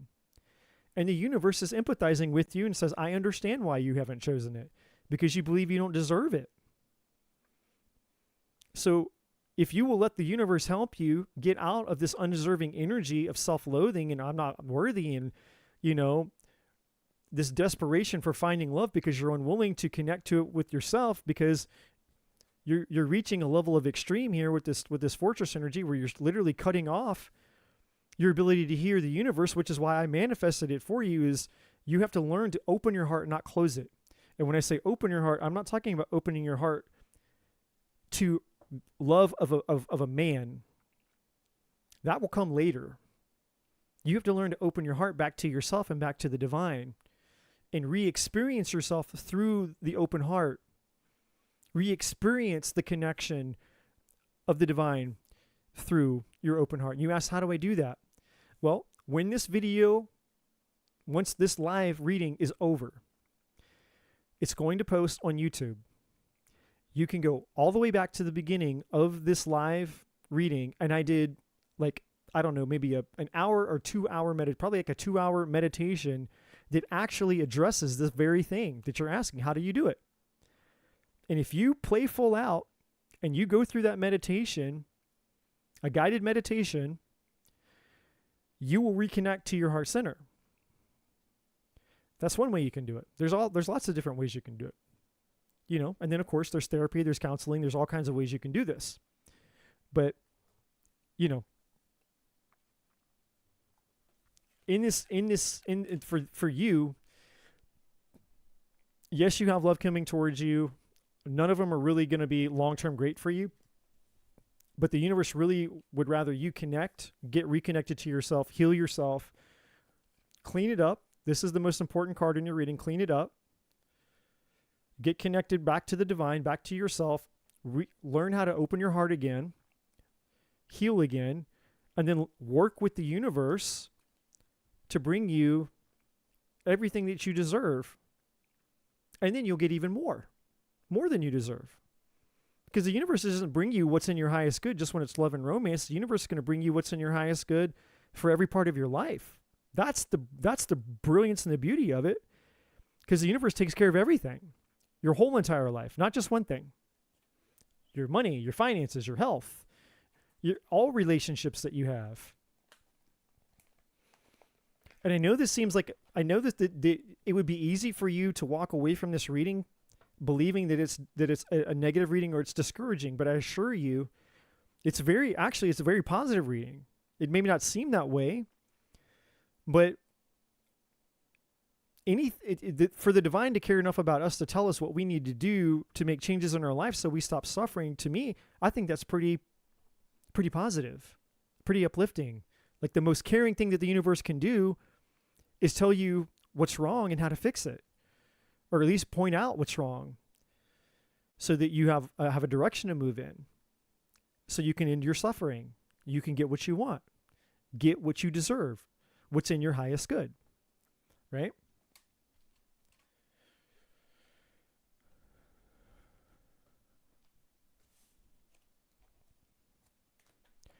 I will definitely say that you, kitty pop, you just leveled up my spiritual card reading abilities tonight. Because that was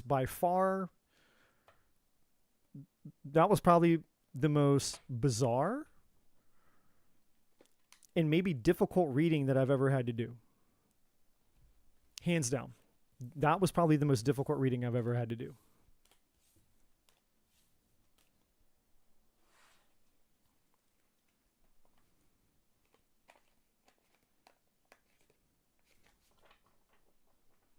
Okay, Brandy.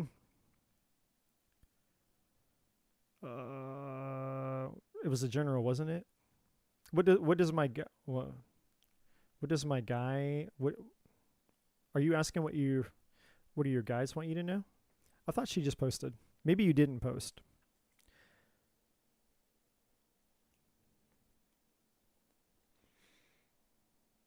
Yeah, okay. I thought that's what you said. What do your guides want you to know? All right.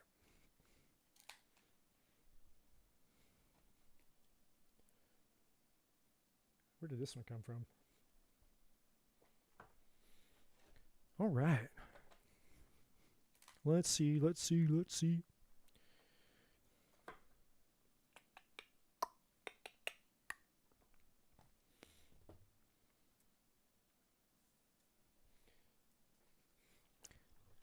You get unicorns tonight too. And you're also going to get this as well. Hold on. We're going to start here. We're going to find out what these want to say to you. I am super curious to see what comes out for you.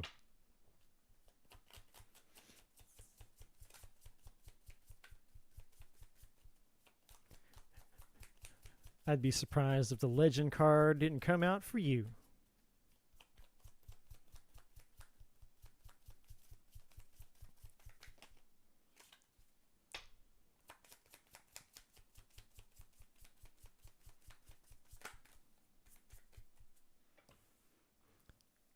Not even remotely surprised to see that you're a star seed. Okay, we do have this trauma bond card. I know what that's saying. Yeah, look, did I not just say this? I would not be surprised if the legend card came out for you, and there it is.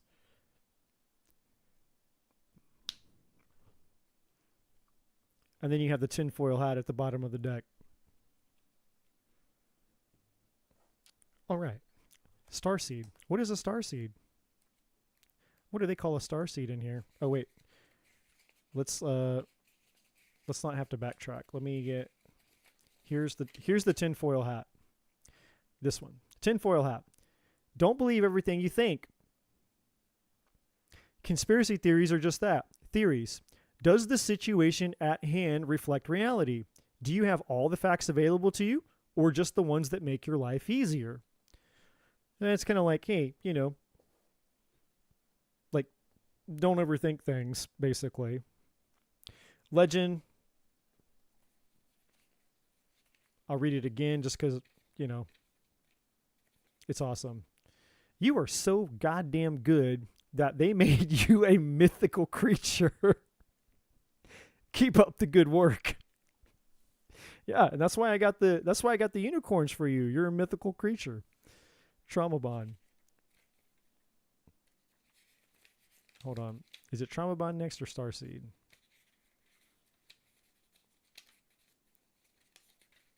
Where are you? Starseed. I'm sorry. Starseed first. You aren't from here, but you live here. Existing while being embodied in a human vessel can feel like being trapped in a flesh prison, which sucks. But at least you have superpowers. Try to enjoy the Earth School as much as you can. The aliens aren't coming to help you. They are you, and they are already here. That card is awesome. Trauma bond. All right, let's see what this says. All right, trauma bond. I hate to be the bearer of bad news, but the person is not your twin flame. Get out while you can.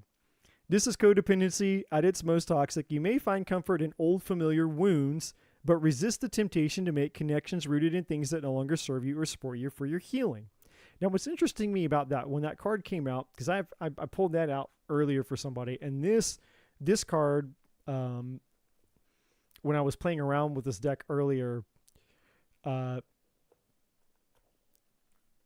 when it came out for you, rather, what I intuitively sensed when it came out was about releasing the questioning, basically. If you remember, I think it was you the other day. You got when we did the reading, and if you remember, there was that. I think it was an angel card that came out for you, and it was like, "There's something better," came out, you know. And it was like, it's that energy where it's kind of like, you know, it's been really hard for you to be on the journey you've been with your partner. And it's like, sometimes you feel like you want to give up, you know, because it's been so hard. It's like that kind of energy. All right, so let's get into your reading here. It may not have to do with your ex. That was just those cards. That was just more like, you know, just a little something to mix it up. Just a little something to mix it up. We're getting into the real stuff now. All right. Open your heart, love yourself, dare to be vulnerable. I think you had this card come out the other day in a different deck, if I'm not mistaken. I could be wrong about that, but I'm almost certain that there was something that came out for you recently about opening up. Maybe I'm wrong about that, because I don't typically I don't remember. The minute that I finish a reading, I don't remember it anymore, but Cosmic Emerald, create perfect health, access divine abundance. So yeah, this is like about focusing just really about more on yourself. Like the more you focus on you, self-focus, self-focus, self-focus. I am presence. Expand your stellar gateway. I am that I am. Yeah, it's like essentially the universe is like saying, hey, you know what? Let's just what the universe is really wanting you to do, Brandy, is like really just like kind of almost like go full blast spiritual nerd. Like the universe is really wanting you to just go full blast, full blown spiritual nerd mode. Like just go hog wild, like immerse yourself into your gifts, into your passion, into your purpose. And in a way, just like, you know, anything else, it just is what it is. In fact, I'm being told for you to get a book. You can get it on Audible. Hold on, let me do this really quick.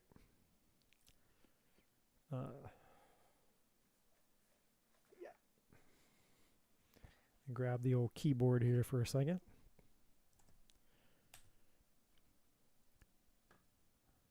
Oh, for fuck's sake.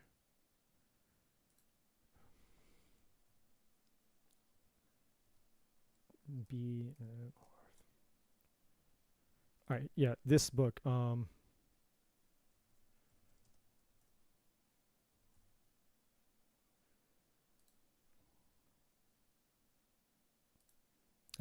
Flash it up here on the screen for you. Give me just, yeah. Okay. Let me go, here? Yeah. Get this book. This book here by Byron Katie. It's called Loving What It Is, 4 Questions That Can Change Your Life. Whether you, Audible's fine. I got it on Audible, or however you like, whatever your thing is. Okay. So,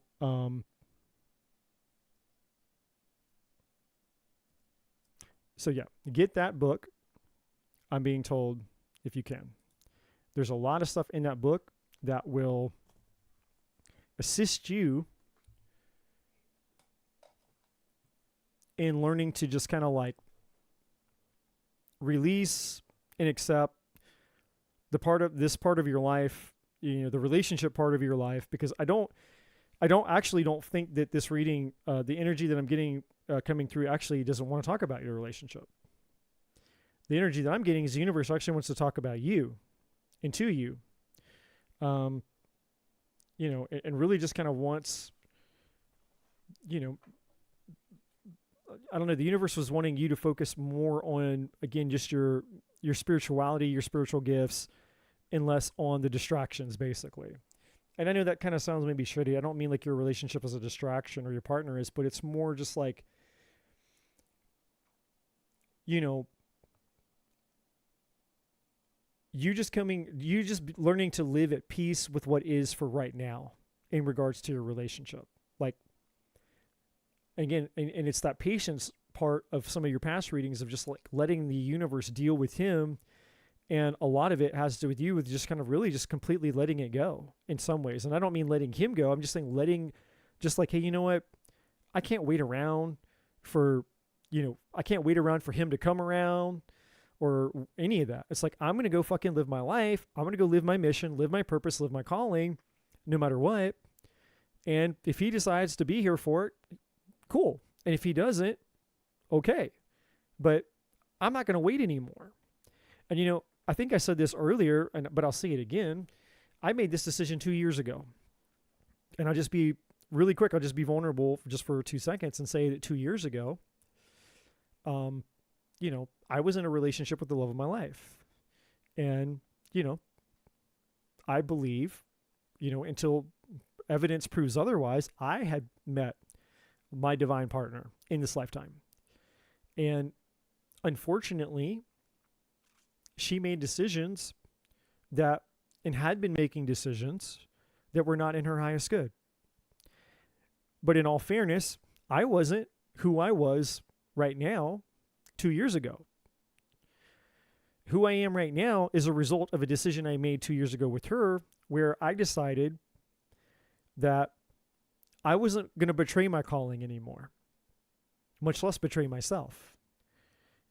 And I was getting caught up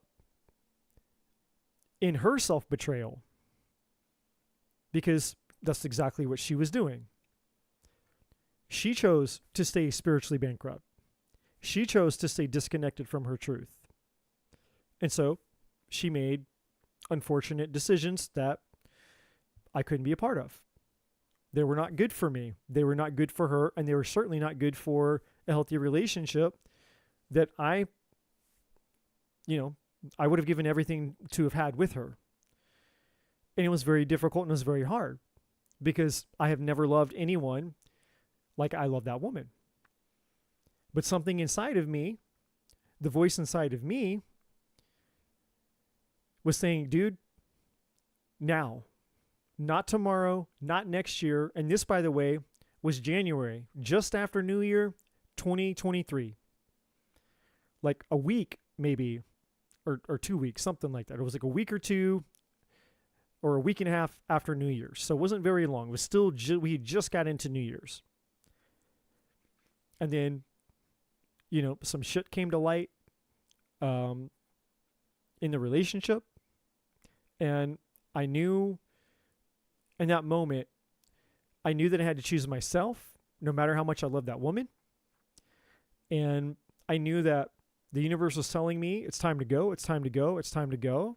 And when I mean time to go, I mean it's time to choose my calling. It's time, Eddie. The call is here. The bus is here. The plane is here. You get on the bus, you get on the plane, or the bus or the plane leaves without you. And I made a decision. I said, I will never betray my call ever fucking again. No matter what, no matter who, it doesn't matter. I'm not going to betray my call.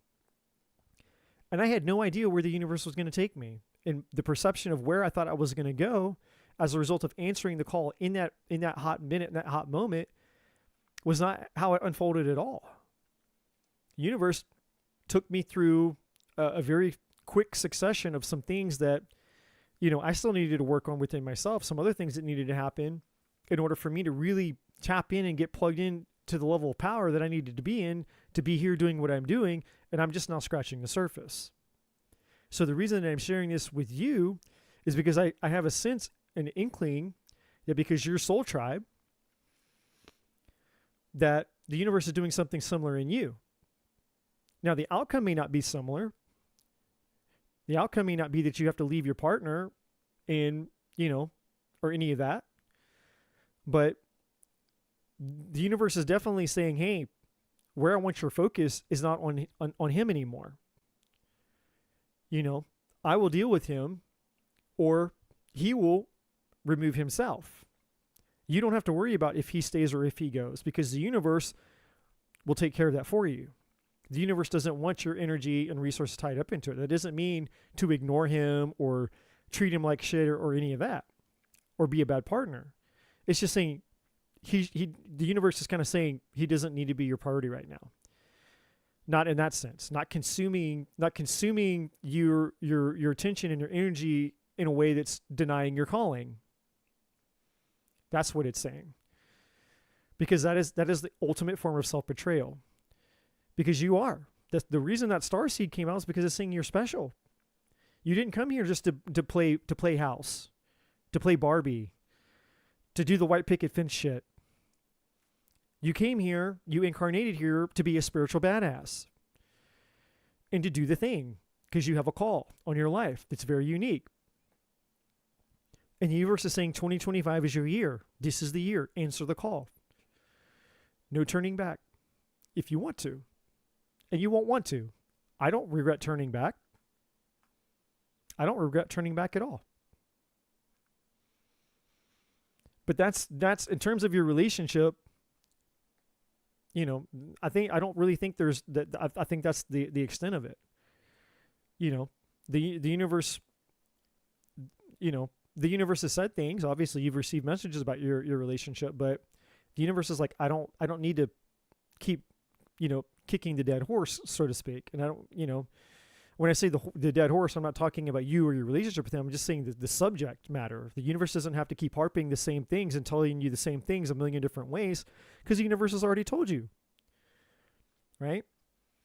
And the universe is like, hey, as you focus on you by focusing on me within you and doing the thing, the rest of the things are going to figure themselves out, because I am working behind the scenes and doing the things over here to work the things out. And they'll either turn out, one of two ways, and both will be in your highest good. Way number one is, as you go focus on you and your mission, the universe is going to get him and figure him out and get him all untangled. And then the universe is going to, get him caught up to speed with you. Or, he's going to deny and continue to betray himself. And he's not going to be able to go with you where you're going. And if and when it got to the point to where he realizes he can't go where you're going, and he decides to let himself out the door, you're actually going to be at peace with it. You're like, hey, you know what? I'm actually at peace with it. You'll be 100% at peace with it.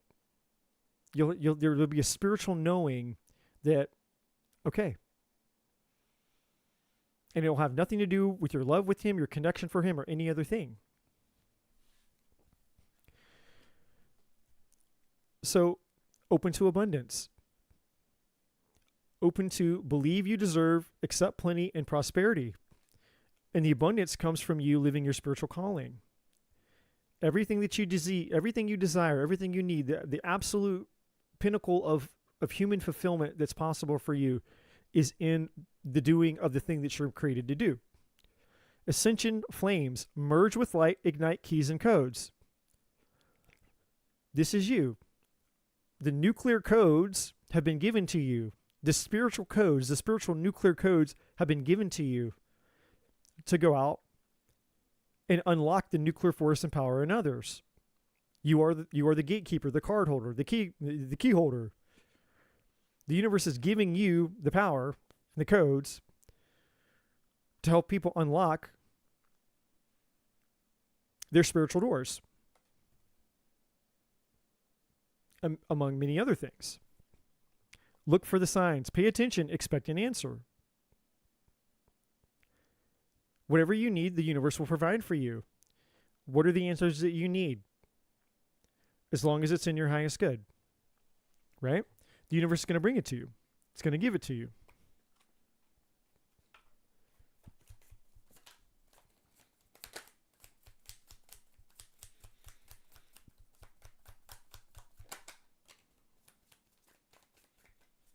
There is one other thing that I'm getting for you.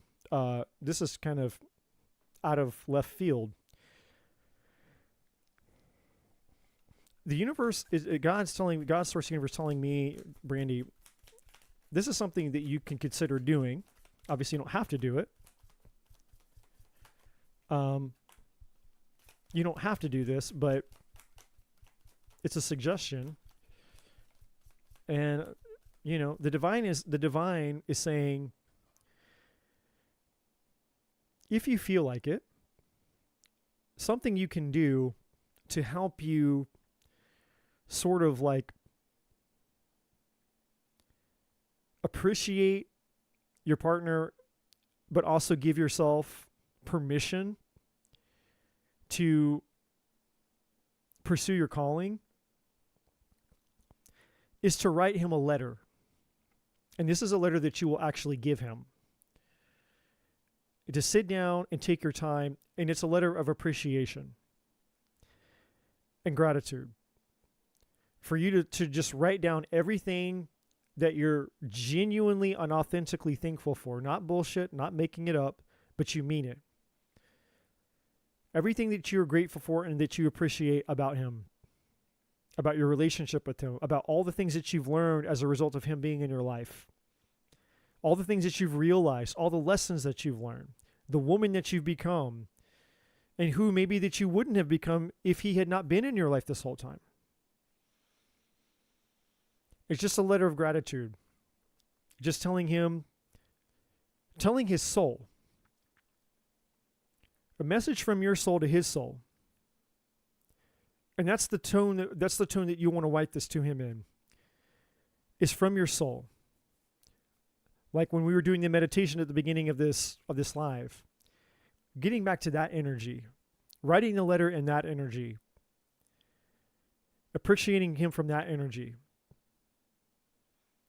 And then, you know, when you feel good about what you've written, to just give it to him and just let him know that it's not, you know, there's no strings attached. There's no manipulation here. You don't want anything. This isn't a tactic. This isn't a thing. This is just genuinely a massive thank you from a moment of realization by connecting with your deepest truth about just how much you appreciate the fact that, you know, you've been able to share connection in life with this man here in the 3D world. And there's something about this, and I don't know what's going to happen. Maybe nothing will happen, or maybe nothing immediately will happen. Maybe something will, I don't know. But there's a reason why the universe wants you to do this. And I don't know if it'll have an immediate effect, or I don't know if it has an effect down the road. But there's something about this that the universe wants you to consider.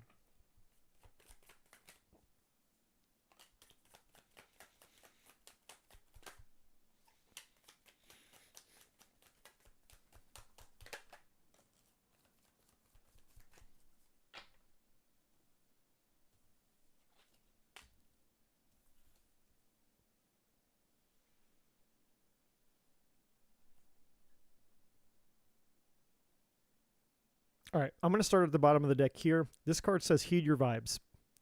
Obviously, you see the big scorpion there and all that. If I remember correctly, when I was reading this book, the reason that this woman or the author of this deck used the scorpion is because they say scorpions have terrible eyesight, and they have to sense things to know what's around them, and that their claws have these little, you know, hairs and things on them that can pick up and sense things. You know, so I know it'd be easy to look at the scorpion and think it has something to do with getting stung or, you know, Scorpios or something. It has nothing to do with that. This card is all about you getting tuned into the sensations and the sensitivity of your spiritual gift, but also being able to discern when you're slipping in and out of your spiritual energy. You know, and you're human. We're all human. Nobody lives in, you know, in their superpower 24/7, but the universe, you know, the divine just wants you to get better at being able to recognize when you're slipping out and when you're not, and what triggers you and what doesn't trigger you, right? Like there's something here about the universe just wanting you to become more aware of when you're in that power and when you're not in that power, and what's the feedback that you're receiving as a result of it. Because it's going to help you in your relationship. It's also mostly going to help you and obviously all the other areas of your life. So we have the process, and absorb. So this has to do with, again, being kind of a neutral observer in situations, and learning how to, again, step out stepping out of the ego without the judgment of self-preservation, fear, and all these things, to be able to process information from spiritual truth, not from egotism or duality. And again, I know you're human, and we're all human. I know that's easier said than done, but this is about learning how to become a neutral observer of your reality, detached from outcomes, and just observing things from a spiritual plane of truth, to understand and know what it is you need to know in that moment regarding all things, right? Because unfortunately for us spiritual people, one of the jobs that we have when we're dealing with anything having to do with our spiritual calling is learning how to leave the parts of our bias out of it, our own life's journey, our own life's experiences, leaving the energies that are attached to us out of the things that, like, for example, me as a reader, if I come to the table with all of my shit, then all of my energy of my life and my shit's going to bleed into these cards. And the reading that I get's not for people. It's not going to be for them. It's actually going to be shit that's going on in my life. So I have to be able to show up here detached from the things that are going on in my life, but also, knowing when to allow the energy to come to me that's for you versus everybody else in the chat. Learning how to manage spiritual detachment so that you can get the full picture, right? While also leaving our biases and our judgments out of things, because that's our reality. That's not their reality. I can't pretend to know what your experience is just because, I'm a human too. And I've had some experiences or even similar experiences. Still not the same. I'm not you. Right. So there's a power there for you. A skill, a development of a skill that's going to help you as you continue to spiritually evolve. Now we have this trust in science card. And what this is basically saying is like it's kind of the concept that spirituality, isn't apart from science. The science is apart from spirituality. Spirituality actually proves science, right? And so this is also a card talking about the way that spirituality affects the real world and the way that science kind of essentially, like continues to uncover these spiritual truths that, most people are like, wow, science just, made this major breakthrough. And it's like the spiritual people are over there going, dude, we knew that shit all along. That's like kindergarten shit. But, for whatever reason, science had to come out and prove that it was real through an experiment. It's like, no. And so there's something here for you in two energies attached to this. One of the energies for you is to understand that you'll have a way of being able to communicate with people what's a way to communicate spirituality to people in a way that's not woo-woo. Learning how to communicate spirituality that's not spiritual speak. Not speaking the spiritual language. Because most people are like, what the fuck are you talking about? The average human being out in the real world, you're talking about divinity and God sourced the universe and spiritual this and spiritual that and all these things. It's like they don't understand that lingo. Most people don't. The common people, the people plugged into the matrix. So this is kind of like a card of learning how to use your spiritual gift in a way that people can understand it, right? Learning how to communicate and kind of work with that energy with people that they can understand. And the second energy that's attached to it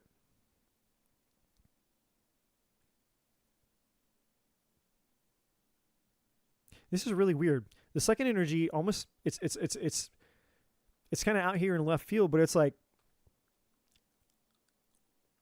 it's okay to question your questions.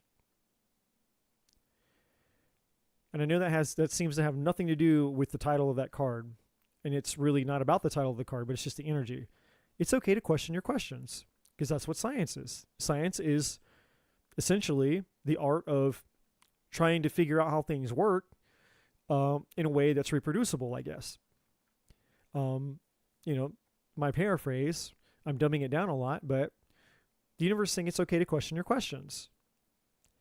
Because sometimes the initial answer to the thing that we think that we got, no matter how profound or revelatory it is, sometimes if you go back and you re-question it again, you'll peel back another layer and be like, oh my God, there was even more there, right? So there's something there with you about that. The illusory object, again, goes all about to the overthinking and letting the mind run the show. Creating issues where there are no issues. It's an illusion. Like, just be aware that overthinking is your enemy. Overthinking is your enemy. Overthinking is your enemy. Understanding when you go into self-preservation. When does this fucker up here start to take over and start wanting to run the show? When does it sabotage you? When is it not serving you? When is it imbalanced? When is it out of control, right? All of that will lead to invisible objects standing in your way. The name the thing card is about naming the fear so you can confront it. What is the thing that is so scary? What is the thing that you're fearing the universe is asking you through me? What are you so afraid of? What's really holding you back, Brandy? What are you really afraid of? Like, let's get to the real truth. Are you afraid of being rejected? Are you afraid of being alone? Are you afraid of being a failure? Are you afraid of fucking up? Are you afraid you're going to try something and the whole thing is just going to collapse and fall and it's not going to work? Are you afraid you're not good enough? Are you afraid you're not as spiritual as you think you are? Are you afraid people are going to laugh at you? Your family, your friends are going to, reject you, disown you? Like, what is the real fear? The universe is wanting to let's name the demon. Let's name the thing. Let's identify what the illusory monster is that's in the proverbial closet that, is keeping us back. The treasure you seek is in the cave you fear to enter. What's in the cave that you're afraid of? We know the treasure's in there, but what are you afraid of in the cave? What's in that fucking cave that you're afraid of? Right? And the universe wants you to really sit with that and like identify it. Like, let's get clear on what the monster really is here. What are we actually facing? Because when you can identify the mountain that's standing before you, then you can do something with it.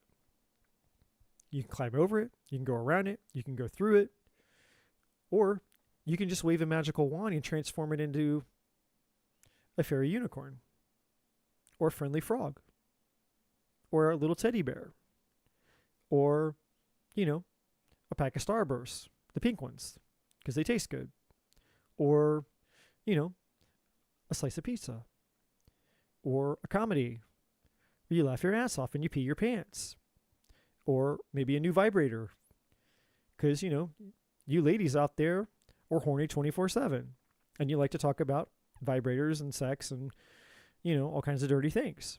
I don't know, but you can wave a magic wand. There's all kinds of ways to deal with the mountain, but you can't deal with it until you've identified it. That's what this is. This is about identifying the mountain. What's the monster? Let's get it out into the open. Let's figure out what it really is that's holding you back from stepping into your power. And then when you do that, you can expand your universe, because your universe is wanting to be expanded. And in the expansion of your universe, everything transforms and everything changes. Your love changes, your relationship changes, you change, what's possible for you changes, and not only for you, but those around you, those that you're called to serve. This is the seeker's journey. This is the universe calling you, officially calling you. And when I said earlier, I think all the way back at the beginning of this live, I wasn't planning on being here. I certainly wasn't planning on being here this late. But once I'm in, I'm in. I answered the call. I was on call and I answered the call. I was out doing my things, and the universe said, call me on the pager. And it's like, hey, we're calling you to come in. I said, okay, I'll be there. Because I made an agreement with the universe. I said, I will not betray my calling. I am on call all the time. Whenever, whoever, however long. That is the commitment that I've made to my higher power and to myself. It's my, maybe one of my top two commandments. My first commandment is maybe I won't betray myself, and the second one is I won't betray my calling. But really, I could flip-flop them and to be the same thing. So they're really neck and neck. I won't betray my calling. The number two, won't betray myself. They're literally right there. Those are my top two non-negotiables that I have with myself.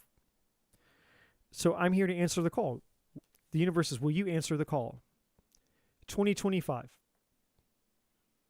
We have, I don't know what, 11 hours, maybe 18 hours, 11. I don't know. It's 4:13. I don't know what the math is on the 18 hours. 18 hours, 19 hours, something. 18 or 19 hours left in 2024. Will you answer the call in 2025? The bus is here. The plane is here. Will you get on the bus? Will you get on the plane? Just like I did. 2023, the beginning of 2023. Right? I got on and I didn't look back. And here I am. Will you get on the bus? Will you come out here and answer the call? I feel like there's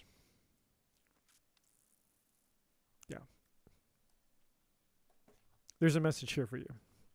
I got 3 cards coming for you. There's three final messages the universe has for you.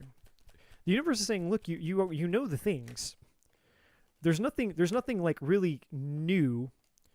There's nothing really new that the universe wants to tell you in terms of like a new source of information, a new profound thing. The universe is kind of maybe even just telling you what you already know, but it really wants to emphasize it for you and kind of hammer it home, right? Now, this card is poised. This is like, in this deck, this card is essentially the star card. You know, this is you emerging and reaching out and being basically kind of raptured, if you will, into your wishes, your position. That's really what this card should say for you. Not poised. It should say positioned. You're in position to receive your blessing. You're in position to get your wishes if you answer the call.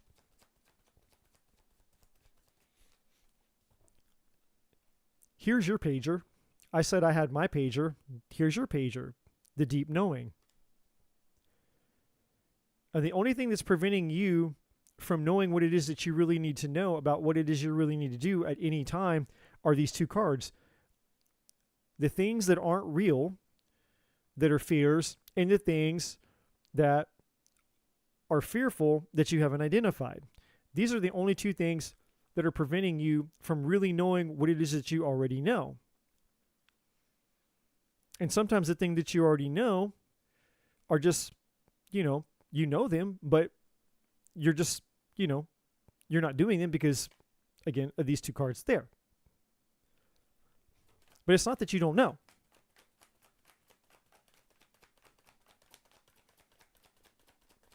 And certainly not that you can't know.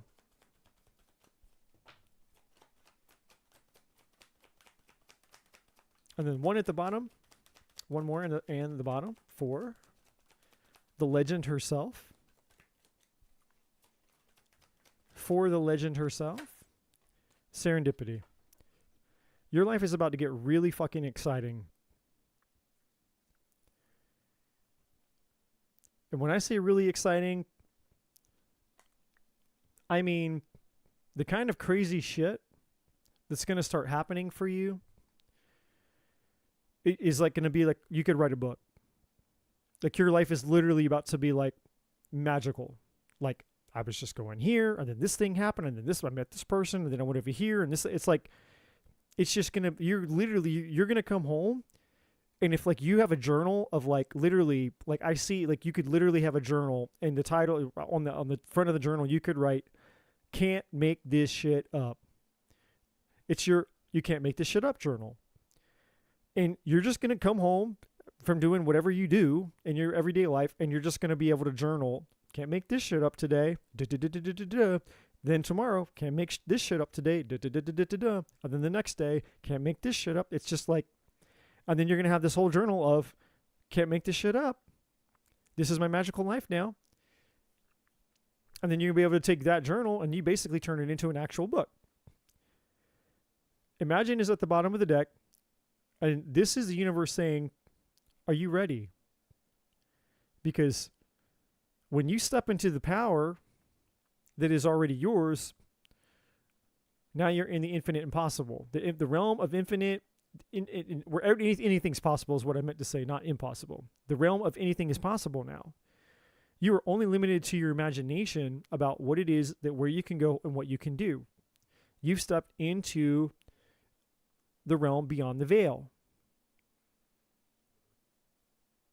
Because that's really where your power is. And some of the things that you're meant to do, you haven't even begun to tap into yet. You have certain gifts that haven't even awakened yet. You're just scratching the surface of what's waiting for you behind the veil or beyond the veil. And you're one of the rare few people that will have the ability to access that. in whatever way that happens. So 2025 for you is just the fullness of everything that your whole life has led you up to in this moment. And the having of those things is just getting on the bus and answering the call and not letting this kind of shit hold you back anymore. Not the invisible illusions, the overthinking, the fears, or the demons and the monsters that are in the cave that you need to enter because that's where the treasure is, because there is no monster. But you have to be willing to confront the thing that you think is the monster to shine light on it, right? Like if you see something, if you're laying in bed and you see a shadow on your wall, it's like, oh my God, that thing's like, it looks like an actual, like a creepy demon. And you take your phone out, you turn your light on or something, the shadow's gone. It's like, oh, no, never mind. Never mind. Just a shadow. Wasn't a monster, wasn't a demon.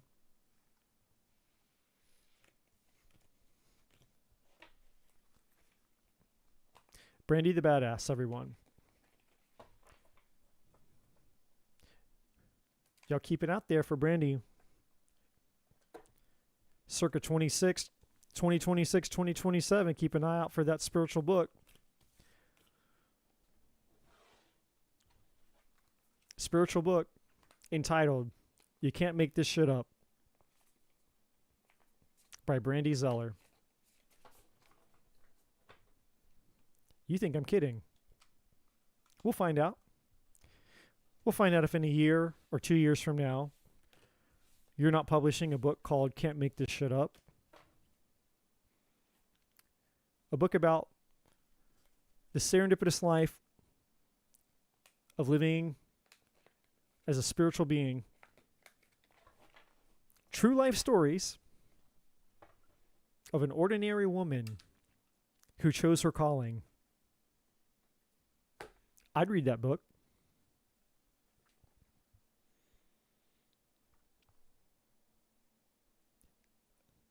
Okay, so now what I'm going to do,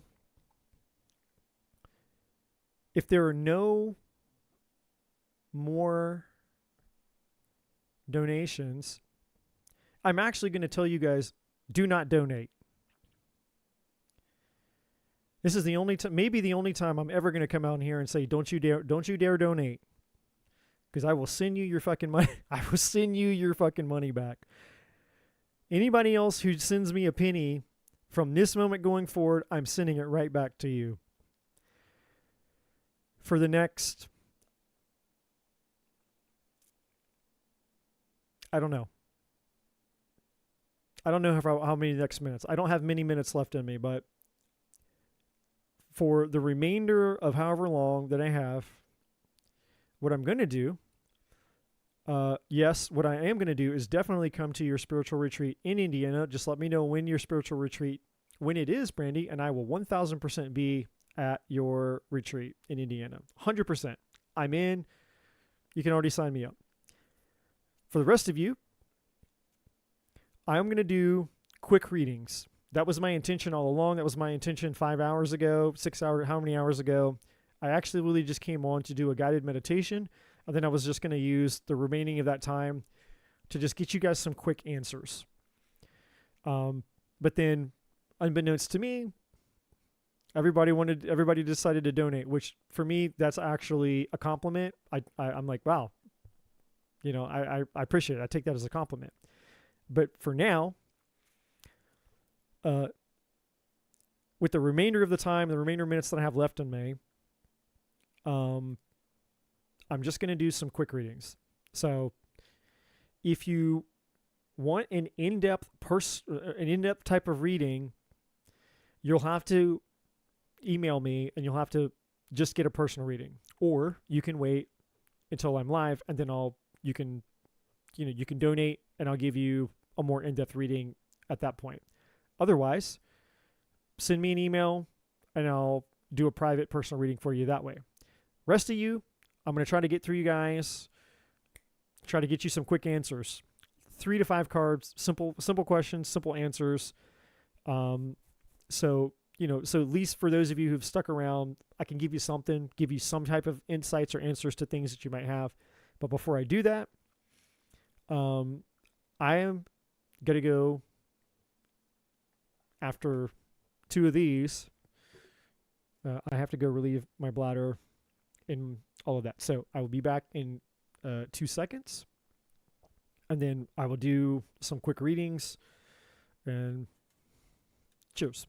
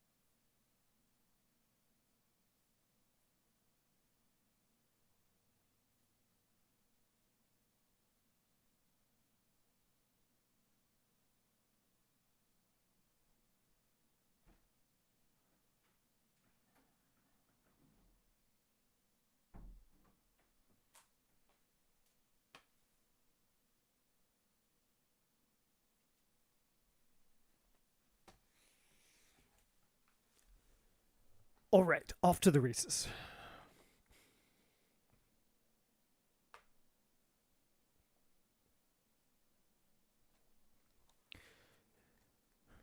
That was like the longest pee ever. Okay. Miss Ba, if you are here.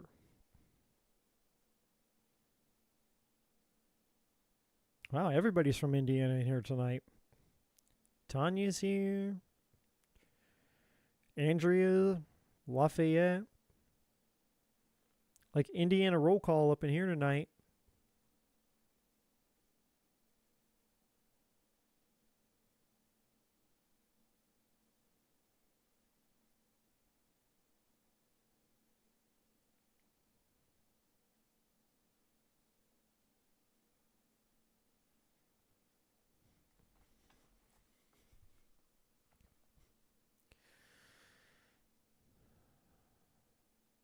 What Virgo's feelings and next actions towards me, and anything else you think I need to know about our connection? Okay, let's see. What are Virgo's feelings and next actions towards me?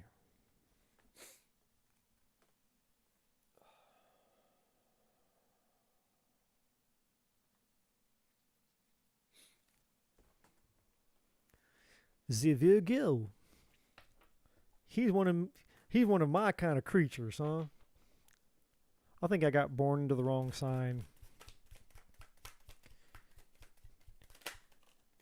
I feel like I relate way more to all my Libra placements. Let's see. The Virgo towards Gene.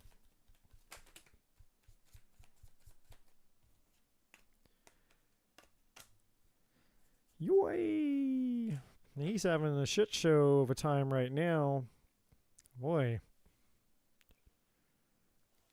Okay.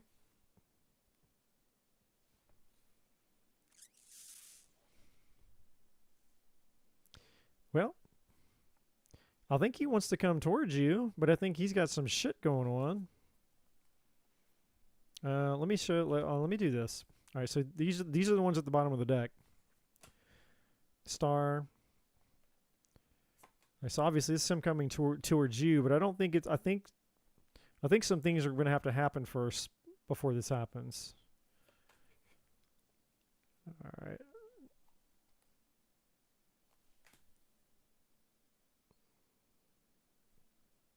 Yeah. Okay. Let me get the what's another one I can use here?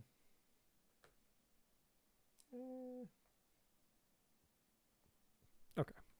Let's use this one.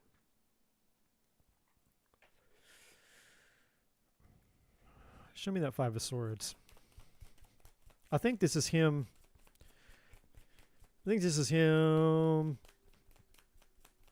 Having issues in his situation.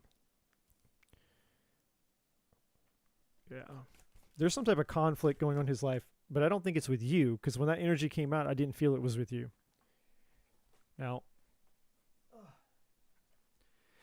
I mean, I could be wrong about that, but I don't think it's you.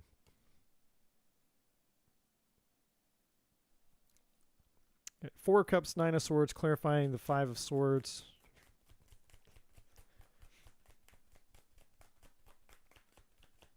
Show me, please, the Five of Swords. Is this towards Gene or... No. I don't think it's towards you, but I'm going to try to get this...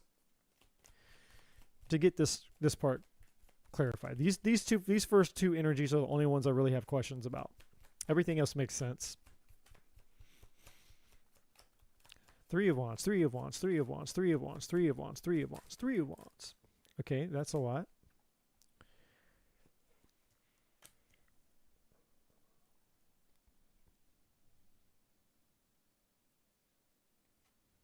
Oh. Okay. Got it.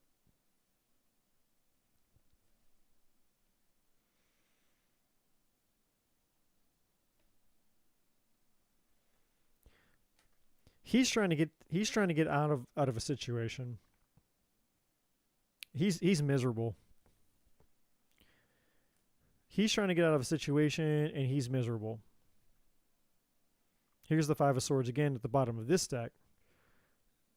Temperance, Two of Swords, Five of Swords.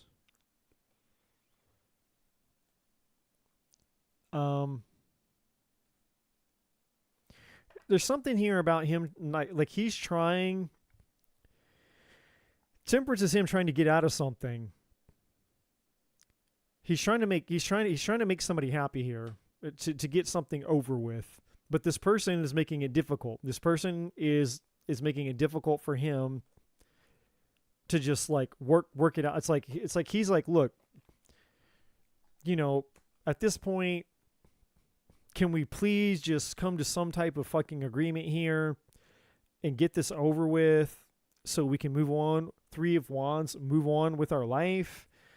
Like he's tired of a situation here. Five of Swords. He's sick and tired of dealing with the drama.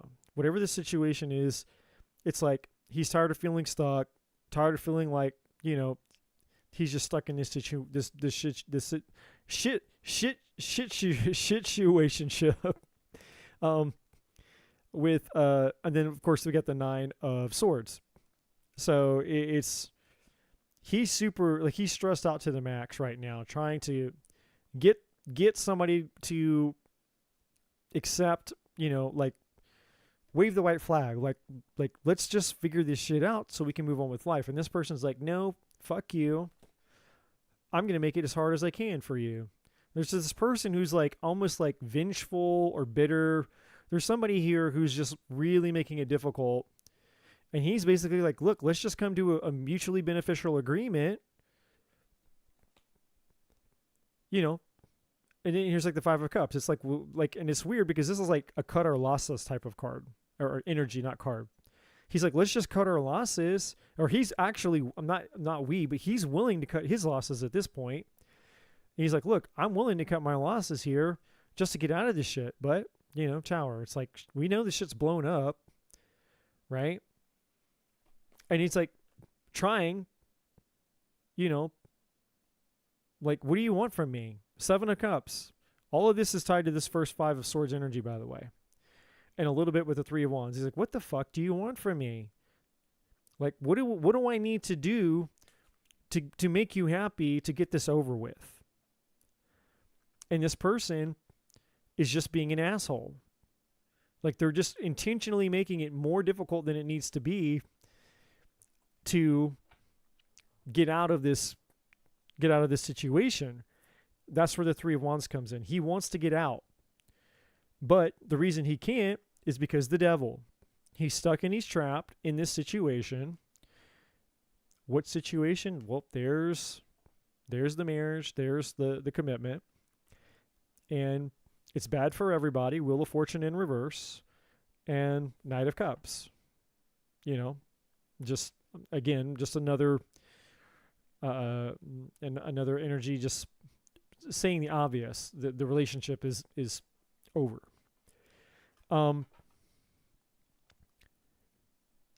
Now, interesting.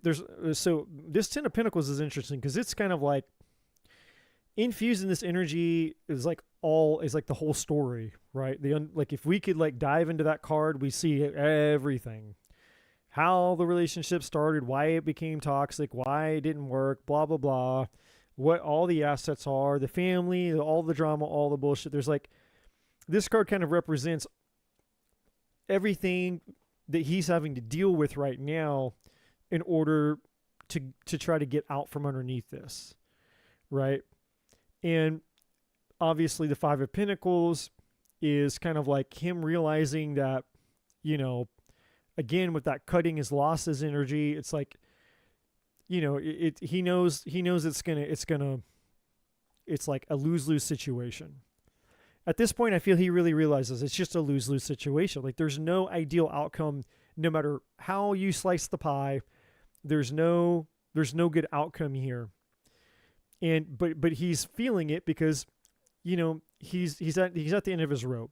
We get the Nine of Swords and get the Nine of Wands here. He's so over it to where he's like kind of giving in at this point, where it's just like, I don't even give a shit anymore. Take it all, have it all, agree with it all. It's like he's getting to the point to where he's almost willing to just go with whatever just to basically get it done. So it's hurting him right now. And there's a part of him who realizes like, yeah, at this point I'm willing to start over, even if I have to start over from fucking scratch with the Ace of Pentacles, because he's at the 10 here. He's like, at this point, I'm willing to cut my losses, Five of Pentacles, and if I have to start my whole fucking life over from scratch and rebuild everything from nothing, I'm willing to do it at this point, right? Now, that's what's going on for him. Now, the second row has to do with you. So this top row was kind of like the update of like probably things maybe you already knew, but, that wasn't apparent to me until we started getting into the energy.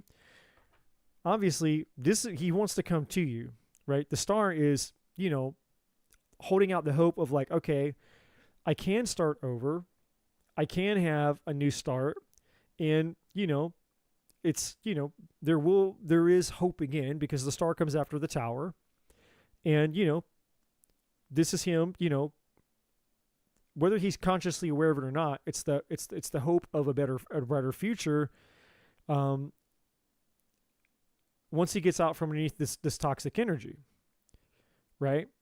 And with the Hierophant here, I mean, on one hand, yes, we could say this energy, one side of the energy is representing the relationship that he's in, but it's also him like, hey, I'd like to be able to one day, obviously, have a committed, connection to you, because this is his connection with you.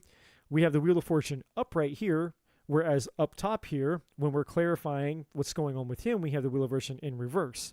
So as things begin, as destiny and fate begins to unfold for him, it's unfolding in a way to where it's like, obviously, he sees you as the direction, obviously, he's wanting to take. And then we obviously have the Empress there.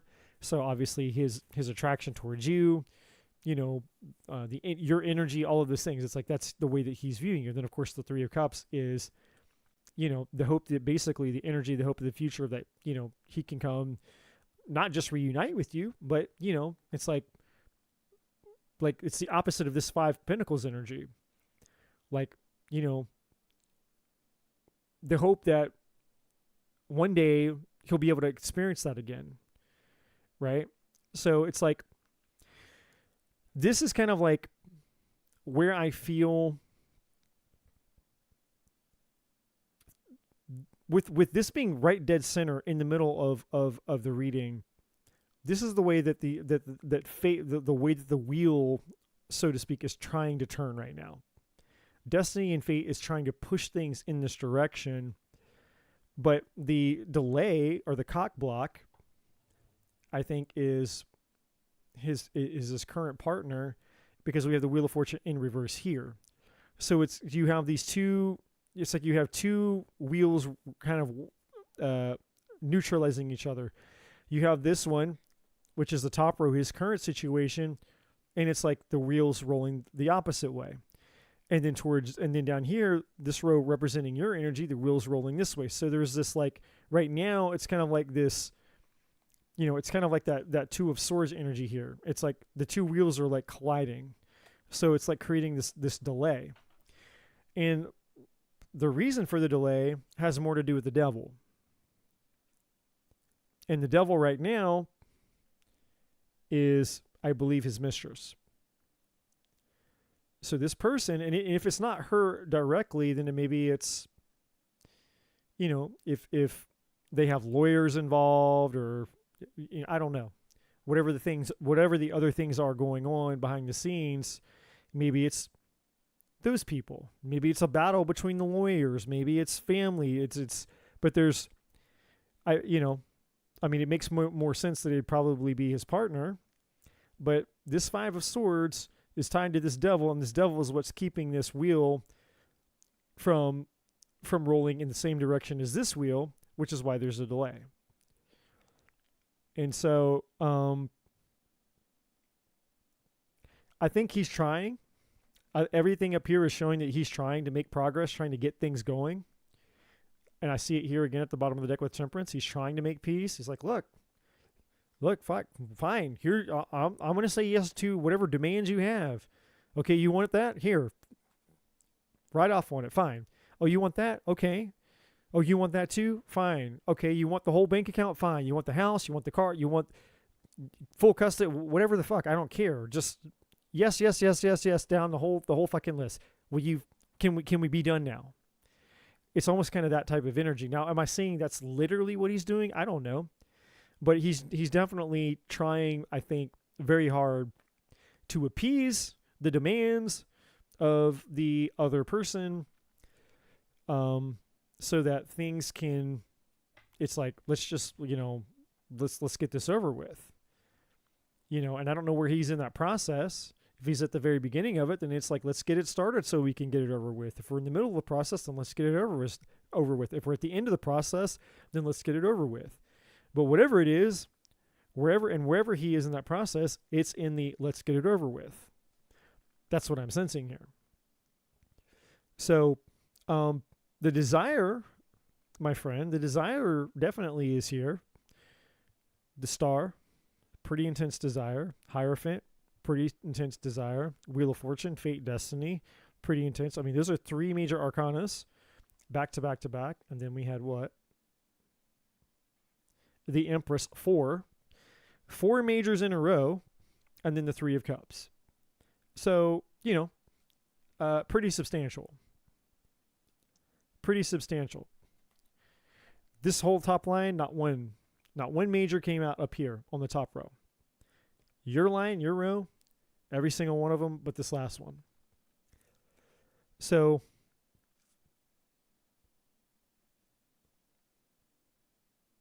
I think it's going to take,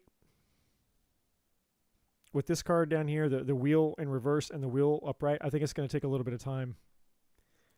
And then we have Temperance, which also is a time card.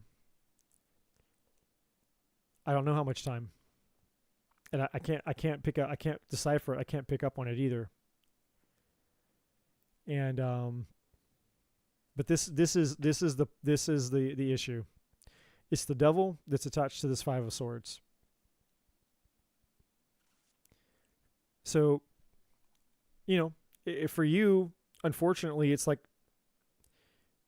just kind of like a hanging out and waiting for him to get free of the devil, which is all his shit up here. So the desire is for you. He's trying to work through things. I mean, the Three of Wands is him looking towards the star, the future, and him trying to get out of all of this. He wants to just start planning his life, and, Ace of Pentacles, like, I know I'm going to have to start over. I know I'm going to have to go out and, start my life again. He knows this. Whether he's consciously aware of it or not, he knows that when I get out of this, I'm probably going to have to rebuild and start over to some capacity or some degree. But he's at the point where it's like, I want it. Anything is better right now. He's in a place where I feel anything is better than where he is. 9 of Swords, 5 of Swords, 9 of Wands, 5 of Pentacles. He feel the devil, of course, down here. Anywhere but where he is would be better than where he is. Well, I mean, maybe. I don't see that here. I mean, I could see where we could interpret that with the Ace of Pentacles and the Ten of Pentacles there. Like, some readers could say, well, maybe that's him choosing it, but I don't see it that way because that Five of Pentacles is there. He's not going to have anything, like, he might have that when he's left over with this, if I'm, if any of this is even remotely accurate and he has to go through a divorce, he's going to lose a lot of this shit. I mean, he's certainly going to lose enough of it for this card to be on the table, because this card is on the table for a reason. So even if we were to theorize that maybe, like, well, what if he chooses his money? I just don't see that. Because this whole row down here, there is no pentacles. No pentacles whatsoever down here. It's all up here with all this bullshit. I could be wrong, but I just don't feel it. And if he made the mistake of choosing his money before, it could have been because the situation that he was in with this person was different before. Maybe it hadn't got that bad yet. Maybe he hadn't got to the point where he was this miserable yet. When you get to a certain threshold, we all have a breaking point. When you're living in 9 of Swords and 9 of Wands energy and 5 of Pentacles energy, day after day after day after day, the money that you have really fucking starts to not matter anymore. You start to value your peace over your material bullshit. Because no matter how much money that's in your bank account when you're going through hell isn't going to save you from the hell that you're going through, called misery. He's in a type of misery that no amount of money can get him out of. That is a 100% fact. That, I stick a gun to my head, I will rest on that prediction for certain. This 9 of Swords and that 9 of Wands and this 5 of Pentacles, there's no money that's going to pay his way out of that. It's just not going to happen. So, and the star is implying that something would have to heal. Well, I don't think it's not his marriage that's healing. So then what's healing then? If it's not his marriage, then what's healing? Well, it would have to be him. There'd have to be some type of transformation, something going on within him that's causing, some type of change for the Wheel of Fortune to be here. So, I don't know. I think, we could maybe say the jury is out, the verdict is out, until obviously we know what's going to happen. But I think that, if anything has the power to change a man, and I'm a testament to this because I've gone through it myself. If anything has the power to change a man, a fucking divorce will. I don't care who you are, celebrity, a millionaire, a billionaire, a rock star. I don't care who the fuck you are. If you go through a gnarly enough divorce, it'll change a man. If anything has the power to change a man, a disastrous, ugly fucking divorce will change you. That I 1000% know. I've gone through it, I've witnessed it, and I've watched other men go through it. Right? One of the reasons I decided to get into relationship coaching, because at first, when I very first started my journey, I didn't want people to have to go through a divorce. But I was naive, I was young, and I was religious, and I was stupid. And then I realized that some people need to go through a divorce. Some people need to not be married. Some people should have never been married to begin with. So, sometimes my duty is to help people, save and heal their marriage. And sometimes my duty is to help people realize is you two don't need to be married at all. You never should have been.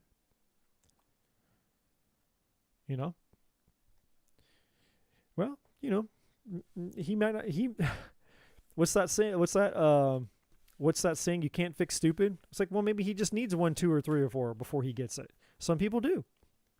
Some people have to go 2, 3, 4, 4 divorces to figure it out. And maybe he needed another one. Maybe he needs another lesson. But it doesn't have to be your lesson. So I would say, if I were you, and this is just my advice, if I were you, I would set a time on it. Because why put your life on hold for this guy? I would put a time on it. Say, look, I'm going to, I'm willing to kind of like hold out hope for X amount of time. But after that, if he's still caught up in his shit, man, I'm going to go fucking, look elsewhere, open myself up to other things. And I'm not saying that you're not. I'm not saying that you're closed off. I don't know. But I'm saying at least when it comes to him, it's like I'm not gonna fucking put my life on hold any longer. Nothing's happening. And you just give yourself the benefit and the gift of knowing where that shutoff valve is, where you draw the line in the sand, so to speak. If that makes sense.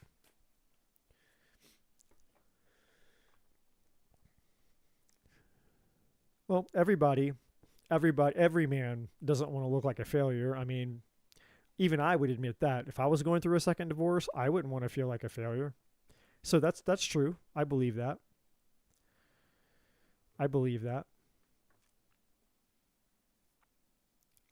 Can you read for me when I call was getting ready for work?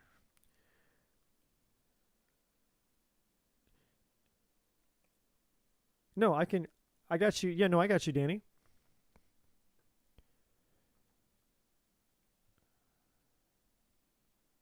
Was she on the, you were on the other list though, right?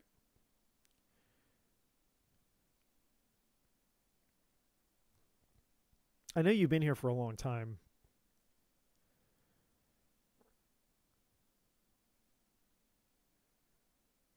All right, so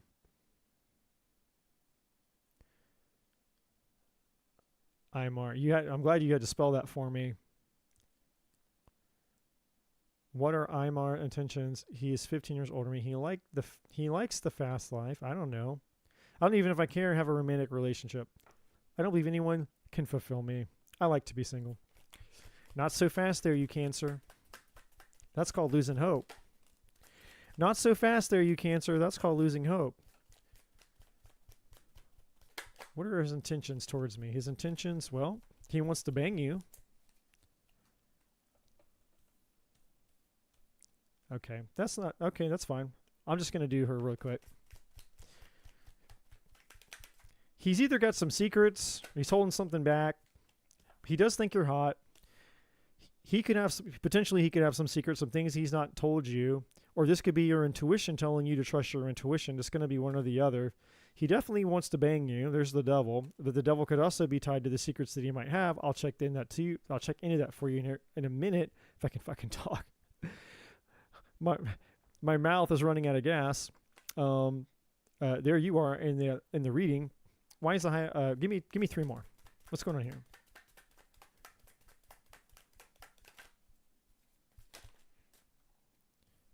There's some type of loss here, and I don't know if it's saying that, you know, but this is, again, we're asking what his intentions are towards you. So I don't know if he's gone through something recent, but there's a 9 of Swords here, and I don't think that's attached to you. Some of that 5 of Cups is attached to you because you're afraid of getting hurt, but I don't sense this 9 of Swords completely attached to you, though. I mean, you might be overthinking a little bit, but not 9 of Swords overthinking. I mean, he's definitely interested in you. There's the Page of Cups. You know, he comes in, you know, like he could see like wanting to start something solid with you here, but it's just the Pentacle, which is just the possibility. And then we have his energy here, I'm guessing, the King of Swords. Okay, well, why is the High Priestess here then? Is this Danny needing to focus on her intuition?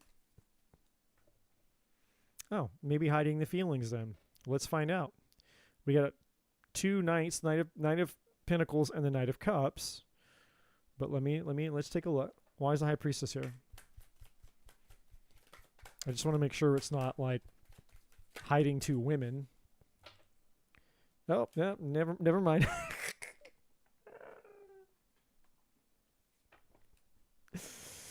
Okay, well, it's either hiding some relationship shit or trust issues. It's one or the other. I don't know. Show me the 7 of Swords. Why is the 7 of Swords here? The 7 of Swords and the Devil. I don't like it. I don't like it. But why is the 7 of Swords here? It could be trust issues. 5 of Pentacles, 10 of Pentacles, Ace of Wands. So he's lying that what? He's broke, or he's married, or he's been divorced? The fuck is this? Oh.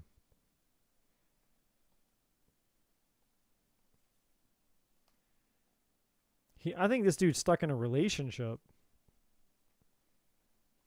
He's stuck in a relationship, I think. 6 of Pentacles. Hangman, there he is stuck. There's the Lovers. Here he is trapped. 8 of Swords. But then he's got 2 women. Queen of Swords and a Queen of Wands and 3 of Cups.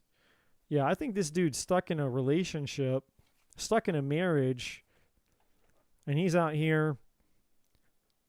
You know, he's out there looking for that sweet, that good. He's looking for that good Danny.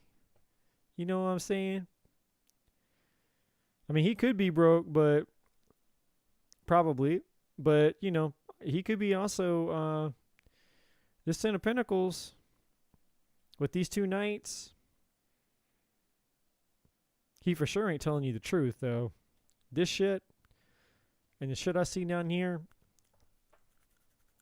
I think he's got a mistress. I think he's married, and then he's got one on the side, and then I think he thinks you're hot and he wants to fuck. Because we got the Ace of Wands here. That's his wand, you know, getting excited when he sees you. That's his wand when he sees you. Let's ask about the Devil. He's like, well, I got a wand with Danielle's name on it. But if you go Instagram stalk Danielle's Instagram, you'd probably say I can't blame him. Just for those who've done it. You go stalk Danielle's Instagram, you'll say I don't blame him. Why the devil here? What's the devil want? Why is the devil here? Why is the devil here? Devil, devil, devil. Okay. Well, we got quite a few things. Well, yeah, he wants to stick his pole in a lot of places. 3 of Wands. We've already concluded that. He may have some other shit going on too. He may have some financial problems going on here. And he may have the gift that keeps on giving with that 10 of Wands. He may have himself a little, what do they call it? What do the kids call it these days? The STD? He may have himself a little STD. Because he stuck his wand in so many places. He doesn't remember how many places he stuck the wand. But he's definitely got some other issues here. And so the 9 of Pentacles, I think this is him fronting. But this is also like money issues. So here he's got the money issues. Which obviously you said he was broke. So obviously you were on point with that. The 9 of Pentacles though is him. That's him masquerading. Like this is him like, yeah, man, like I got my shit together. No, you don't. You definitely don't got your shit together, bro. And these kind of came out sideways. This one is like he's, stuck between he's stuck in a situation without sideways there. So it's like, and I think this is also saying like maybe he might be a little bit manic. Like 1 minute he's Mr. Calm, cool and collected, and then he gets triggered and then he's an asshole. So just keep an eye out for that. So that's one of the things. And I've never got that energy before on the 6 of Swords, but it's like he's kind of like, he may not show this to you on the front end, but he might be a loose cannon. 1 minute he's Mr. Calm and then he gets triggered and then he loses his shit. Right? And then we get the Page of Pentacles sideways. All these are sideways, but the Page of Pentacles, this could either be a child that's involved in all of his other bullshit. Literally a kid that he, I don't know. I'm getting kid energy. I'm like legitimately feeling child energy. So I don't know if he's got a kid out there somewhere or it's child support or some other shit. And maybe that's one of the reasons why he's so broke. Who knows? But this is also, I think, him, I don't know if he can't keep a job or, his work. There's something here about him.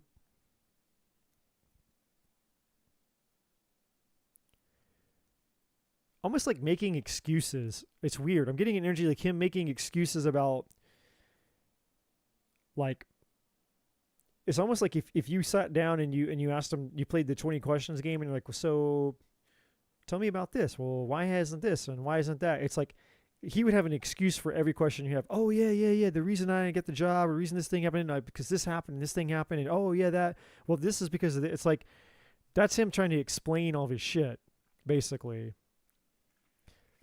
And then the 6 of Cups sideways, more children, but also something where he's like, he's stuck in a situation that's tied to his past and his present. That's why it's sideways. And he's not out of it. So I think even if he's not living with somebody, he could be technically married, but it's just like a divorce without papers or some shit. Or maybe, maybe his mistress knows about it and he's allowed to go out and do whatever the fuck that he wants. But anyways, all that to say, your question was, what are his intentions towards you? Well, his intentions towards you is to get in your pants and to have a little bit of fun. Like, I think, I don't want to just leave it at the fact that he just wants to get in your pants. I mean, I think that, I think he genuinely is also like, would like to have some fun, like escape all this burden, and I think that you would give him, you would be a really good distraction from all the shit that he's going on. experiencing in his life. So, definitely somebody you should walk away from. 8 of Cups. Bottom line, this is the bottom line. Not good for you. This dude, not good for you. That's the bottom line. The bottom line here from the universe is, nope, Danielle, don't do it. Don't be the 1001 hole that his pole has been in. You don't need to be the next notch on this man's belt.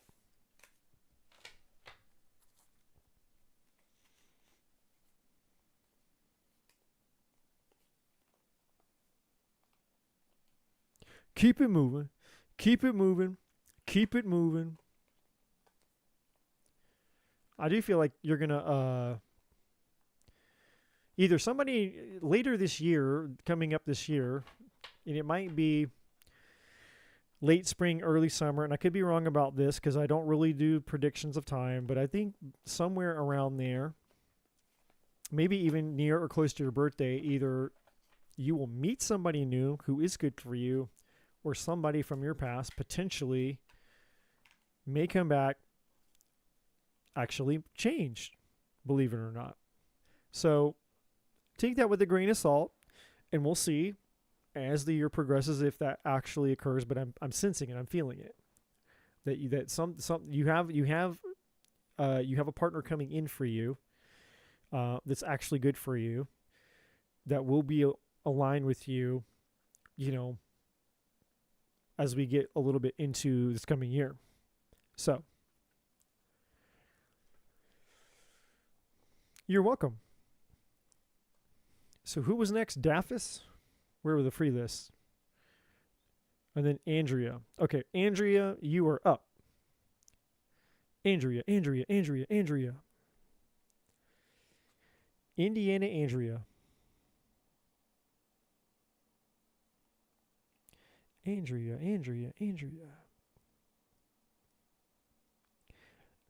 It all depends, Sonali. It all depends. I'll see how many we got left here.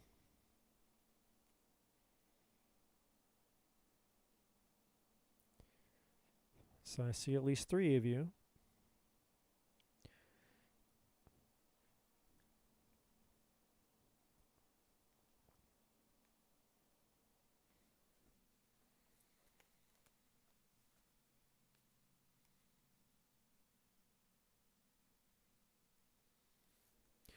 Andrea, you may ask your question. You might be typing it.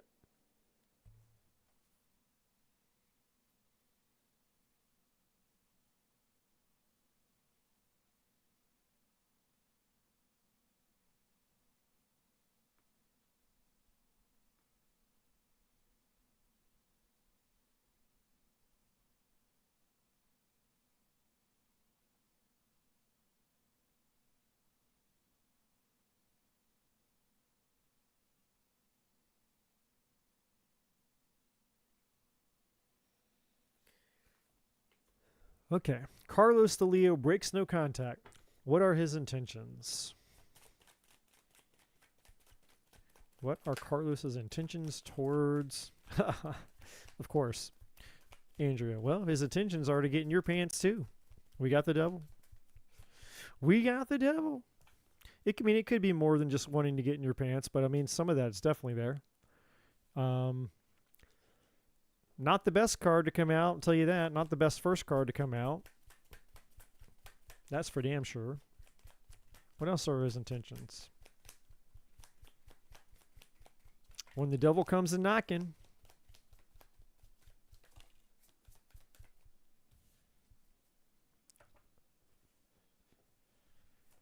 I mean, some part of him thinks that he has a future with you, or he sees a future with you. Maybe he's going to come in and tell you, hey, you're my person, and blah, blah, blah, blah, blah. I want to have a family with you, blah, blah, blah. Or maybe this is just him coming in, like telling him that he's changed. Things are going good, and, so much has happened, da, da, da, da, da. There's something here with that Ten of Pentacles there. Now, I don't know his now there is a side, there's an alternate story here. I don't know. You know, I mean, if you don't, I don't know how much you know about the man, but you know, if you're absolutely certain that he's not married, because sometimes the Devil and the Ten of Pentacles can be an energy of somebody who's married and lying to you, like they're in a relationship, a commitment. I don't feel that's the case here though, but I'm just mentioning it because as we've gone into, I don't know how long I've been online at this point, but as the further it's going, the more I'm shutting down. So I'm not, you know, I've kind of passed the point of my prime of the night, if that makes sense. I'm kind of running on fumes is what I'm trying to say. So he regrets, he's going to come back. So yeah, he wants to come back to you and he wants to make right by you. So, you know, I don't know if he's been in a relationship with you before. I'm not with you, but if he's this Ten of Pentacles, I'm not 100% sure. I do know that he's coming back to you in a toxic energy though, or he could be just wanting to get in your pants or some type of obsession or addiction or something about the Devil that's beyond just wanting to bang you, even though he definitely wants to bang you. He wants to bang you, but there's something else here. Okay. This is him coming back. Want to smooth things over with you.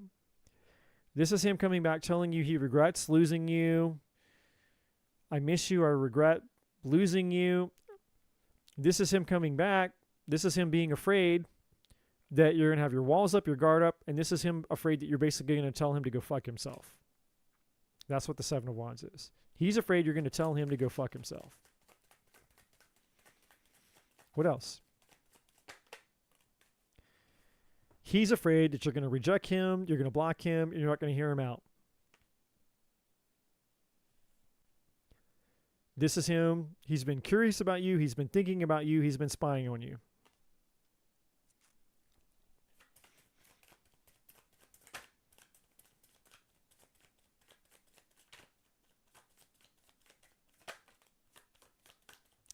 The Fool is out. He wants a new beginning with you. He wants a fresh start. He wants to start over. Now, he may not tell you all of this, by the way. Depending on how much communication you've had, when he broke no contact, he may not be telling, because the Page of Cups is small shit. It's like just dipping your toe in the pond. But this is what's really going on. The Fool, you know. The Fool, when I say the Fool, I mean, you know, him wanting to have a new beginning with you. But you may not know all this. You may not you may not know that he's got all this other stuff going on inside of him, his thoughts and his feelings, what's really going on. And the Page of Cups is basically him being able to play safe. Yeah, he wants to start over with you. The Four of Wands, that's reunion. The death card, you know, which is like, hey, you know, a rebirth card. You know, there was an ending, obviously, but this is a card of transformation. So this is also, I think, him trying to tell you that he's changed. He may try to tell you that he's not the same, or it won't be the same this time if you give him another chance or whatever. Right? But this also could be a fear that he has that you won't take him back and that it's dead and over.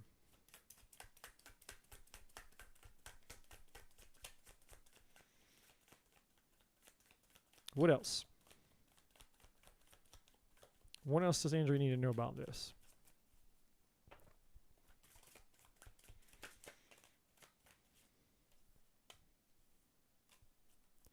Yeah, he's been very unhappy with his life, bored with his life, bored with whatever he was doing while he was apart from you.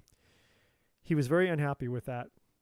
And this is also a card of missed opportunities. And so I think he realizes, hindsight 2020, hey, I want to go back and get her. You know, like this was him wanting to maybe go out and have his freedom to some extent. I'm being very general here, but this was, I think, two energies. This is the explanation about why he left or why things didn't work, but this is also him coming back to you, right? You have a decision to make at the bottom of the deck, the Two of Wands. This is you being guarded and hurt and wounded based on the past. There is a chance for you to heal after what's happened. This is going to be unexpected, by the way. Now, the star happens after the tower. So the tower was what happened in the past, but it's also the unexpectedness of this whole situation. But here's the star. This is an opportunity to heal things. Judgment, there's two energies attached to her. You have a decision to make with the Two of Wands. It's a major decision. It's up to you to what choice decision that you want to make. There's also a chance here for you to resurrect things and have a second chance. Okay? And that's what he wants. Now, truth and clarity, it's up to you to decide what you're going to do. And the universe is saying, don't get all Nine of Swords about this. Don't get all up in your head and drive yourself crazy over this. You got to stay in your truth. You got to stay clear about what you want and what you don't want. Do you know why this relationship ended in the past? Why did the relationship end? How do you know that you want this guy again? How do you know anything's going to be different? How do you know that he's changed? What the fuck is this devil energy? There's lots of things here, right? And so the universe is just saying, hey, make sure that whatever decision you make, you understand what's really going on and you get all the facts and you get all the knowledge, you get all the truth, but then you got to stand in your truth. Saying to take things very slow here. Knight of Pentacles. Take it slow. Do not rush in. Do not be this Knight of Swords and rush into anything. The Ten of Cups is behind that. So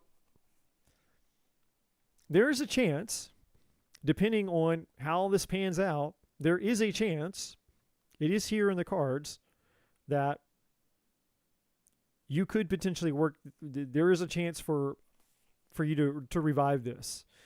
I don't think it's not going to happen fast. It's not going to happen overnight, and it's going to require a lot of hard work, a lot of hard, consistent work. So I'm going to say for you, the overall outcome here.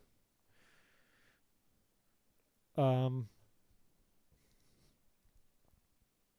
going to say right down the middle, 50-50 chance, depending on what you decide to do. You take the guy back, you open your door slowly but surely, and you slowly let him back into your life, depending on what decisions you guys make as you slowly move forward, 50% chance that it could lead to this Ten of Cups. 50% chance. That percentage could go up and increase depending on a lot of other factors, but right here, right now, with the energy that's on the table, 50% chance.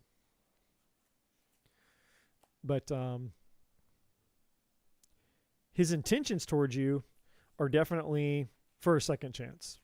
So he definitely wants a second chance, 100%.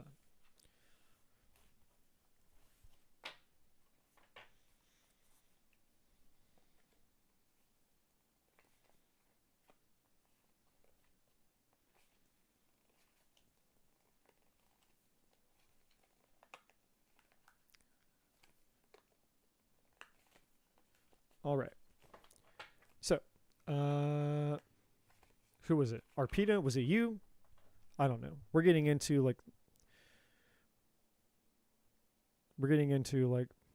beyond the hours here. So, I'm just going to call it Arpita, and then Sonali. Arpita, Sonali, and then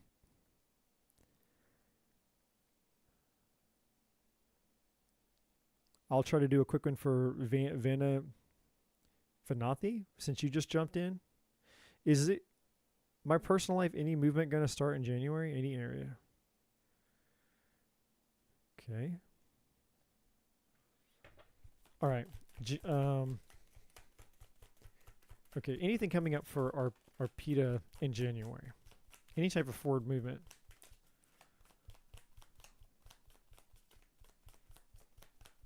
Okay, Tanya is here.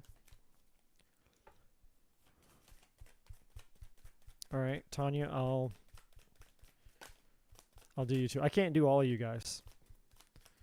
I've been on for God knows how many hours, and I was only supposed to be here until 12. Midnight was my cutoff, and here I am hours later.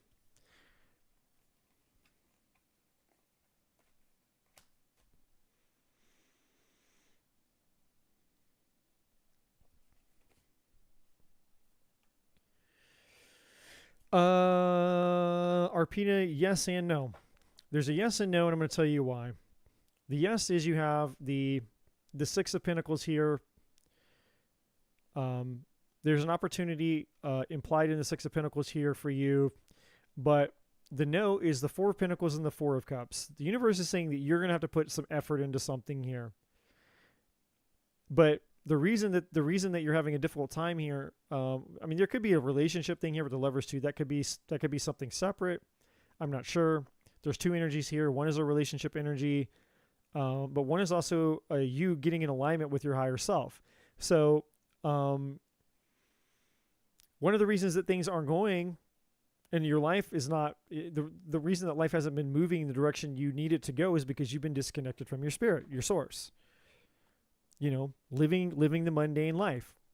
You know, just your spirit, your soul, your higher self has been calling out to you saying, hey, come join me. Come answer the call of your life, your destiny, your purpose in life. You know, the reason that you're unhappy and unfulfilled and nothing's going on in your life is because you're playing it safe. You're stuck in your comfort zone. You got to step out of your comfort zone. You're going to have to take some risks, right? And if you take yourself out of your own comfort zone and you start to take some risks, then things will begin to unfold. Now, you will have an opportunity for something here, the Six of Pentacles in January. I don't know what it is. I don't think it's an amazing opportunity, but it is nevertheless an opportunity. But, you know, in order for you to do what you need to do to get where you need to go, this is the one. This is the card that's going to help you get there. So this is the answer for you. You need to focus on connecting to the divine inside of you, getting plugged into your higher self, your higher calling, figuring out what your purpose and mission in life is, and then the whole thing will blow open for you. But if you keep playing it safe, then you're going to keep staying stuck in my life sucks, I'm bored, I'm apathetic, nothing's happening for me. But either way, you're going to have to step out of your comfort zone. Either way, you got to step out of your comfort zone, my friend. So thank you. Thank you for your kind words. Thank you for being here for the meditation also. And then, obviously keep me posted on all the things. All right, Sonali. May I ask what's coming in my career next for Sonali?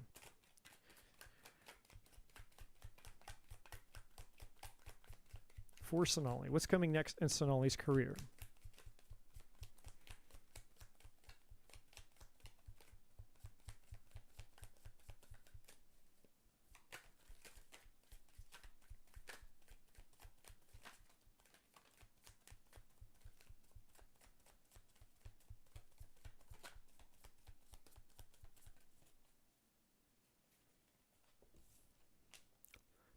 You have a new opportunity coming your way.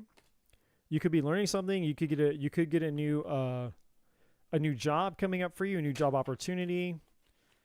Yeah, things are about to change for you. You're about to get unstuck. You're getting out of a rut here with the Eight of Swords in reverse. So something is coming your way. You're going to get an offer or an opportunity for you to grab hold of an offer or seize an opportunity. You're definitely getting unstuck here, which is good. So there's about to be some progress here for you.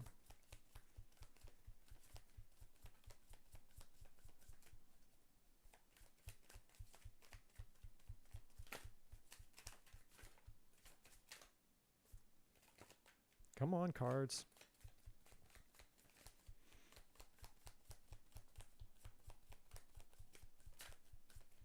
Come on, cards. Yeah. Okay. So you definitely are qualified for something here, right? But you need to focus on the skills and abilities and the things that are your strengths when you're out with your career. You need to focus on your strengths. You need to know what you're good at, what you're not good at. And then you need to look for things that are in, where you can basically do what you need to do here. All right. The Two of Pentacles, right? This is you need to finding your rhythm and finding your balance in life. Staying out of this Eight of Swords, overthinking stuff, right? And basically doing your due diligence. And there's going to be an opportunity. Now, you may even end up having more than one opportunity, right? But you need to find balance here in your life, especially when it comes to your money and your finances. And you need to do your due diligence. This is you staying curious, looking, looking at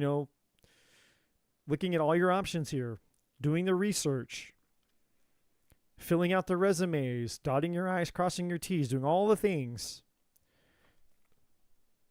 All right, give me one more. Just one more, please.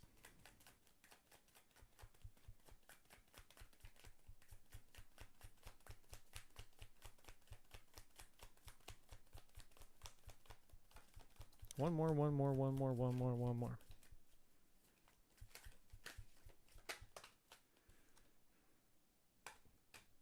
Ace of Swords. Yeah, okay. You're going to find the thing. Ace of Swords is saying, hey, look, you're going to get clear. You're going to get clarity very soon. Clarity's coming to you very soon, and you're about to be really happy. Ten of Cups here. All right? So you just got to keep looking. There's going to be an opportunity for you, and whatever this opportunity is, it's going to make sense to you. It's probably going to be something that's a really good fit for you and your skills and your whatever it is that you're good at, whatever you're qualified for, and it's going to make you really happy. Ten of Cups. This is what you got to stay away from now. You got to stay out of this mental self-sabotage. Because if you go right back into this Eight of Swords, panic or whatever it is that you do mentally, then you're going to set yourself back.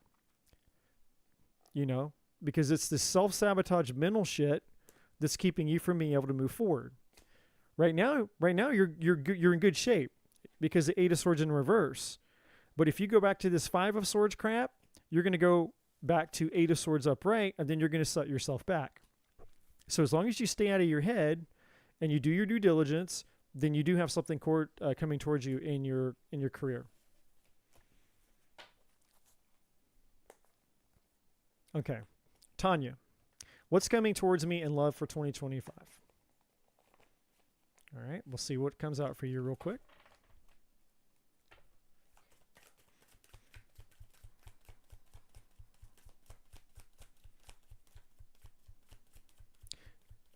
How will 2025 be for me? That's a loaded question. That's a loaded question, Amberly. 2025 will be however you make it. You have to be a lot more specific and clear than that.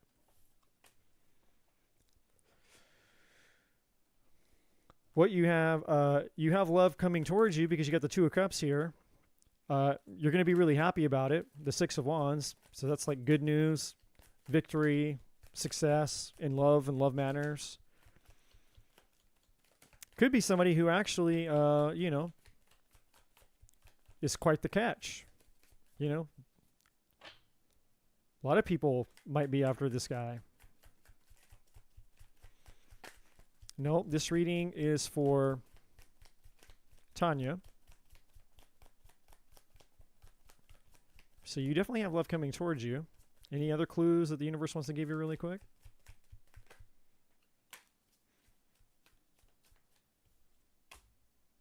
All right. So you're going to be a little guarded. You might have your walls up when you meet this guy, or this guy, if that's not the case, then this guy is somebody who's been through a lot in his life.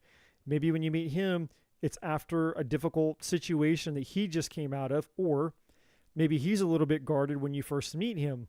But when you meet him, you're going to have a lot in common, which is here. You're going to be very compatible. You're going to have a lot in common here. Now, we have the King of Pentacles. It could be an earth sign. It doesn't have to be Virgo, Taurus, or Capricorn. Doesn't have to be. But this person, they're very stable. They have their shit together. They're responsible, all the things. It could happen, fairly quickly. Doesn't mean that it has to be. But, the Knight of Swords is here, which indicates things happening very fastly. Now, another thing that this card could also be saying is be sure that you don't rush into things too quickly. Because if you come on really hot and heavy, you may turn him off. That's just an additional for you. Because yeah, he may be trying to take things slow here with the Six of Swords because he just came out of something that was difficult or toxic, right? But there is possibility for you to, to progress forward when you do meet this guy. And then, that's as far out as the energy goes with the World card here. So you are going to meet somebody. Potentially could be an earth sign, doesn't have to be, but you will meet somebody coming up here in 2025. Okay. Let me scroll up the feed.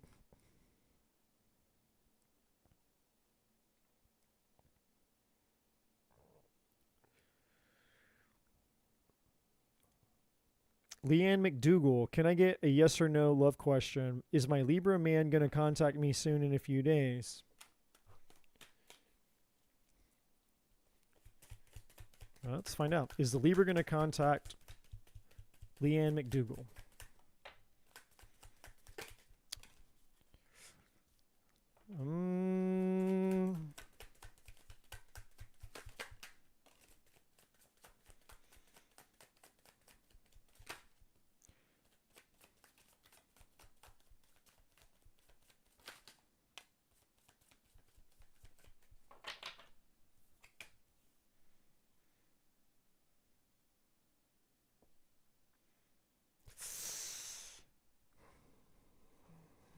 I'm going to say 50-50. Very undecided. I'll try to get one or two more here for you, but right now I'm going to say it's a 50-50 chance. 50-50 chance. 50-50 chance.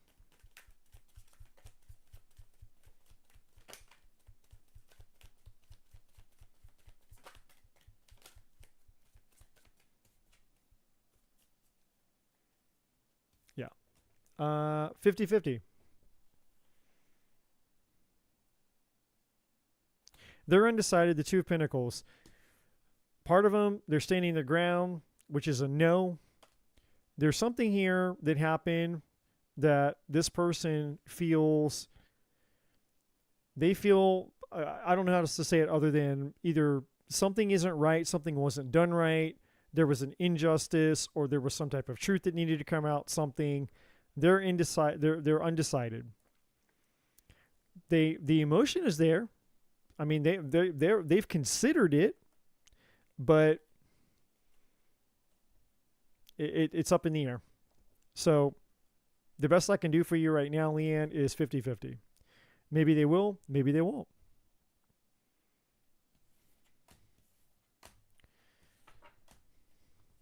Okay, Amber, what's coming towards me in 2025?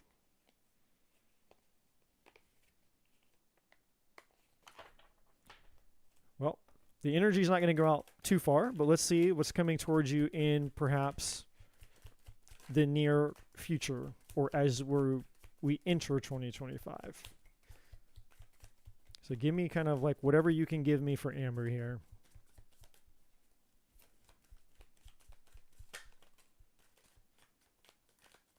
Well, the Six of Wands just came out. That's a good energy for you. I mean, kind of sideways. So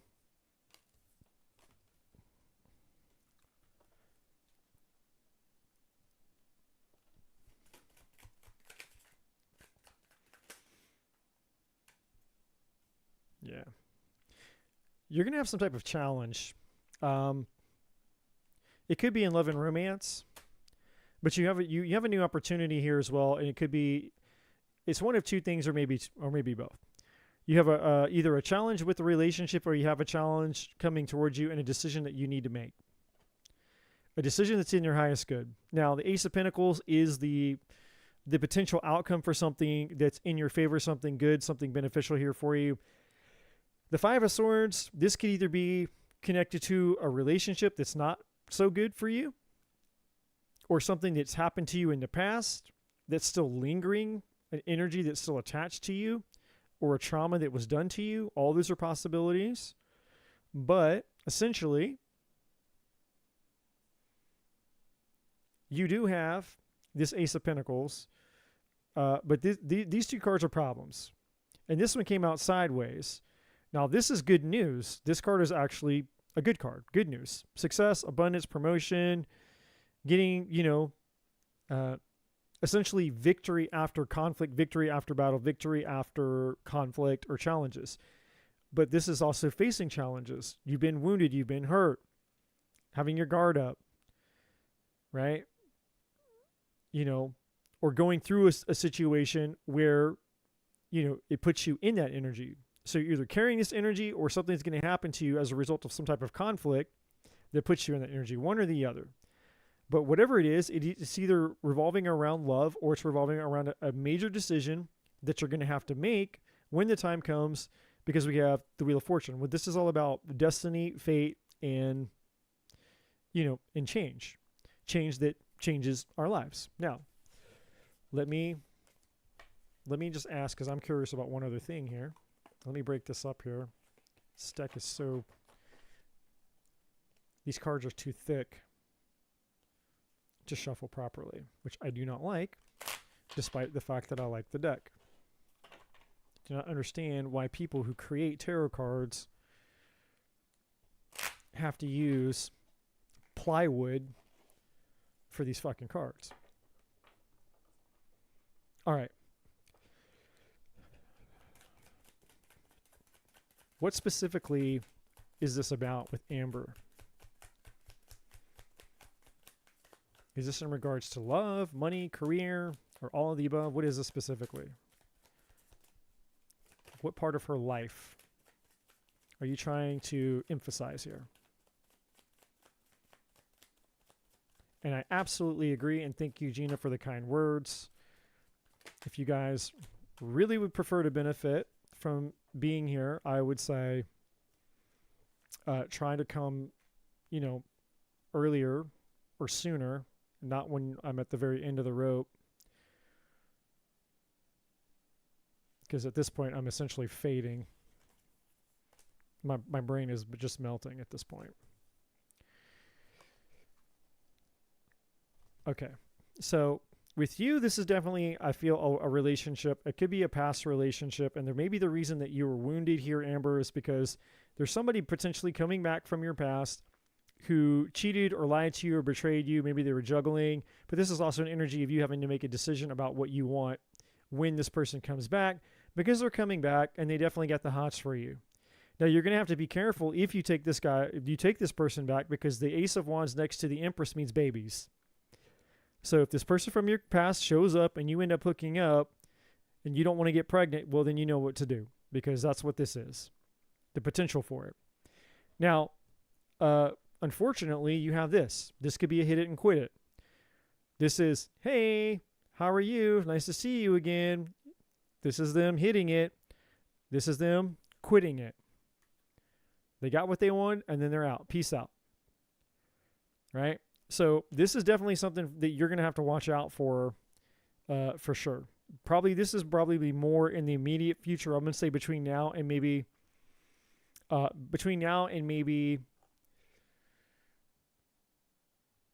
Valentine's Day.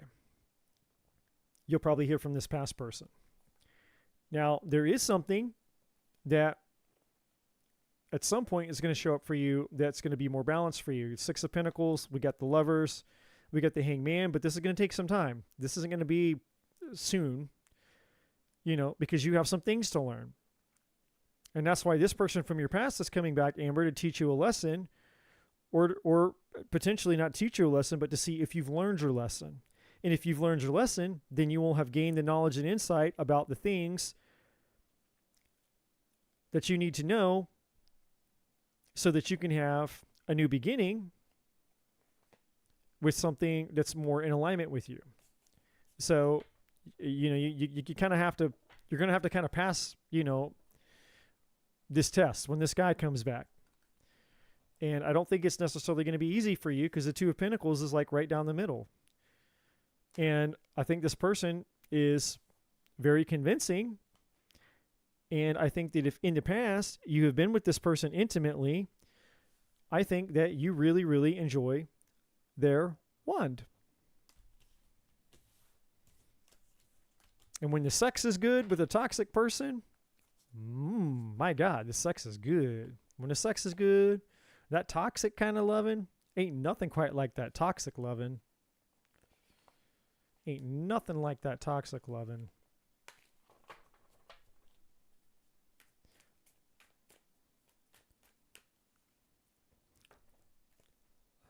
All right. Let me go down the list here. Elpedia, if you're here, I'll do you. And then Vanatha, I'll do you. And then I'm going to sleep. So, Elpedia, if you're here, I'm going to do you. Vanatha, you asked something about an Aries or something. What was your question? I just scroll up. I am an Aries woman. Will I reconcile with my Leo man before today's New Year Eve? Should I reach out to him again? You're not going to reconcile with him before New Year's. I'm going to tell you that. You're not reconciling with him, but will you hear from them? Let's find out.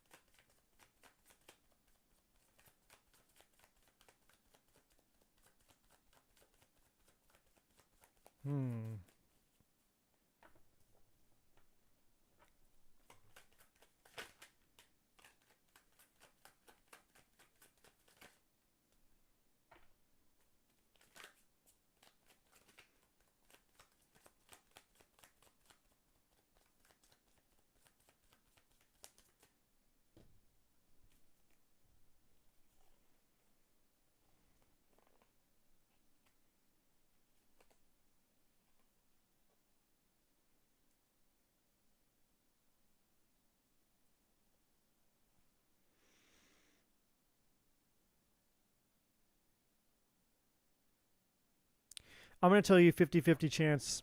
You have a 50% chance that you can reconcile this.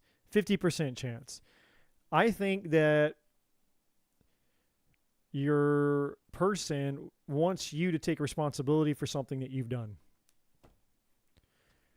This is you, by the way. And this isn't helpful for anybody. And I'm going to call you out because you did this all in the chat. You 9 of Swords all over my chat. But I'm not an asshole, and I understand. I've been in 9 of Swords before too, and I know what it feels like to be desperate. But I'm also going to try to help you. Okay? I'm going to try to help you. You can't lose your shit. You can't go batshit fucking crazy and lose your shit and go into fucking panic crisis mode when you don't get what you want. I'm just keeping it real with you. You came to my reading. I don't bullshit the people that come here. Okay? You can't do this anymore. If you keep doing this shit right here, you're going to be alone for a long time because men don't want this shit. Men don't want this shit. You have to learn some fucking self-control. That's what this is. Self-control. What you need is self-control, not panic and freaking out when things aren't going the way that you want. I get it. You're a human being, and I'm not trying to, I know I'm being very direct with you right now. I'm not trying to be an asshole, but I have to be direct with you. You have to learn some self-control. Now, this is you explaining yourself and being honest and taking responsibility. The magician is you taking responsibility, and this is you going to him in a way where you're not doing this, because if you bring this energy to him, you can forget it. So you need to calm the fuck down. You need to self-regulate. You need to do whatever you need to do. And you need to organize your thoughts, your communication. You need to think about what you've done, whatever part you've played, whatever the things are. You need to think about it. And I'm not saying that he hasn't done things. I don't know your relationship. But what I can tell you is whatever part you've played, you're going to have to take 100% responsibility, and you're going to have to go to this guy in humility, and you're going to have to tell him the fucking truth. That's what the Queen of Swords is. Taking responsibility and telling the truth. And as long as you're not in this energy, then there's a chance that he will hear you out. And there's a chance that depending on how you show up will determine whether or not you get a new start. Because the Ace of Pentacles is him wanting to see if you're batshit crazy or if you can calm down and be a stable human being. That's what this guy needs. He needs to see you not psycho freak out, batshit crazy mode. He needs to see stability out of you. But he also needs you to see that you can take responsibility for things that you've done, and you can communicate clearly, not crazily, and that basically you can be honest and tell the truth. If you can do all of that, here he is, over here. This is the conflict. This is the shit that will ruin it for you. This is you in Nine of Swords. You start to have a conversation with him, and then the minute that it turns into this conflict, he has zero interest in you.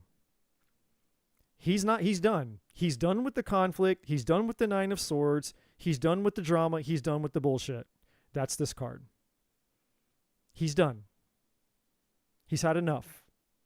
He's not going to do this with you anymore. This conflict shit right here, he's not going to do. And again, if he were on the chat and this was like relationship coaching, obviously, I'm sure he's done shit too. So this isn't me just picking on you, but again, you're the only person here. This is your reading. This isn't his reading. So I have to address you. Now, if you can do what I said up here, if you can maintain your cool, your calm, and be collected, and you can speak truthfully and honestly, and you can hold your shit together, and you can stay out of this Nine of Swords crazy, the crazy shit that you spammed my chat with, and you can stay out of this conflict, then you have a shot. You have a double shot here. You have the shot for something to start over, and you have a second shot over here for something to start over. So there is a chance that you can reconcile this, yes. Do I think it's going to happen today? No. And you thinking that it needs to happen today is more of this. You need to give this guy a second. Whatever happened, I don't know how recent or whatever it is, but you need to take a second for you. Forget him. You need to take a second for you and chill the fuck out and get out of this. Because if you come at him in this energy right now, I'm telling you, you're going to do something and you're going to regret it. It's going to start a conflict and then he's done. So this is your chance. Your chance with him.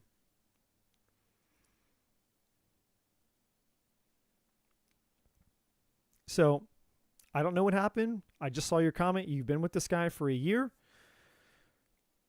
There's two sides. No matter how thin you slice it in a relationship, there's always two sides. There's his side, there's your side, and then there's the truth. But he's not here. I can't talk to him. And obviously, you want this guy because you're all fucked up over him. You're in knots over him. You've lost yourself. You've lost your cool. You can't think. Everything. This whole situation that's happened to you is overtaking you. It's overtaking your life. Your ability to function at this point. You're in complete panic desperation here. And if you stay in this energy and you bring that energy to him, he doesn't want it. So I'm just here to help you get the result that I feel you're trying to seek with him. But you can't rush into it because you want this to go away. I understand the discomfort that you're experiencing as a result of this card. This is the problem with people. Is they're in a hurry to get out of their discomfort instead of allowing their discomfort to teach them what it is that they need to know to make a positive change. Getting immediate relief from this is not the goal. This is not the goal.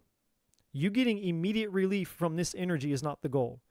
The goal is for you to understand what caused this to occur in the first place. and what you can do to take your power and your control back over your life. It has nothing to do with him. Your ability to be a powerful person and be in control of your own destiny has nothing the fuck to do with him. Everything to do with you. And that's the only way that you're going to be able to show up and have a positive effect on the potential outcome of this relationship. And if you can do that, then the answer is yes. There's an opportunity for reconciliation. In fact, there's two. You can have you can start over with a solid new beginning, and you can start over emotionally. You actually will get a reset, a redo, a second chance. Only if you do the things that I've said for you to do. So if I were you, the last thing that anybody should ever do, the worst decision that you can make is a decision that you make in fear. When you make a decision in this energy, it's always the wrong decision. So I would say calm down, get yourself together. If you need outside help, if you're like, maybe you're having a trauma response. I don't know you. I don't know your past. I don't know anything about you. Maybe you have an attachment style thing and you're getting triggered, or an abandonment wound is getting triggered. I don't know. And I can empathize with that. Again, I know I'm sounding very direct and very intense right now, but my brain is melted. I should have gone to sleep a long time ago. That's my fault. But the point is that whatever's going on, I understand. I'm empathizing with you, but I'm also not wanting you to fuck something up, because clearly you want this, and I don't think that you want to fuck this up. So I'm repeating myself here to be extremely clear to you that you need to get out of this energy first. Whatever you have to do, whoever you have to talk to, whatever needs to happen, you need to get out of this first. Do not, under any circumstances, try to communicate with this man until you are out of this. Because if you communicate with this man while you are in this energy, because you're dangling by a thread, it's your nervous system is going to take over. You're not going to be able to do this the way you need to do it, and then he's done.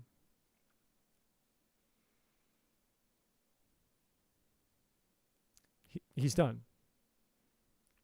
So I'm saying this to you, my friend, because I care. I want you to get this outcome because I know that you have feelings for this man. And this guy, honestly, I think he has feelings for you. He's hurt too. Just so you know, this is him hurt too. You're hurt and he's hurt. You're both hurt. And again, I'm not taking his side or anything like that. I'm not saying that he didn't hurt you or he didn't do things to you. I'm sure he did. But I'm just simply saying that because I'm talking to you and not him, I have to address you.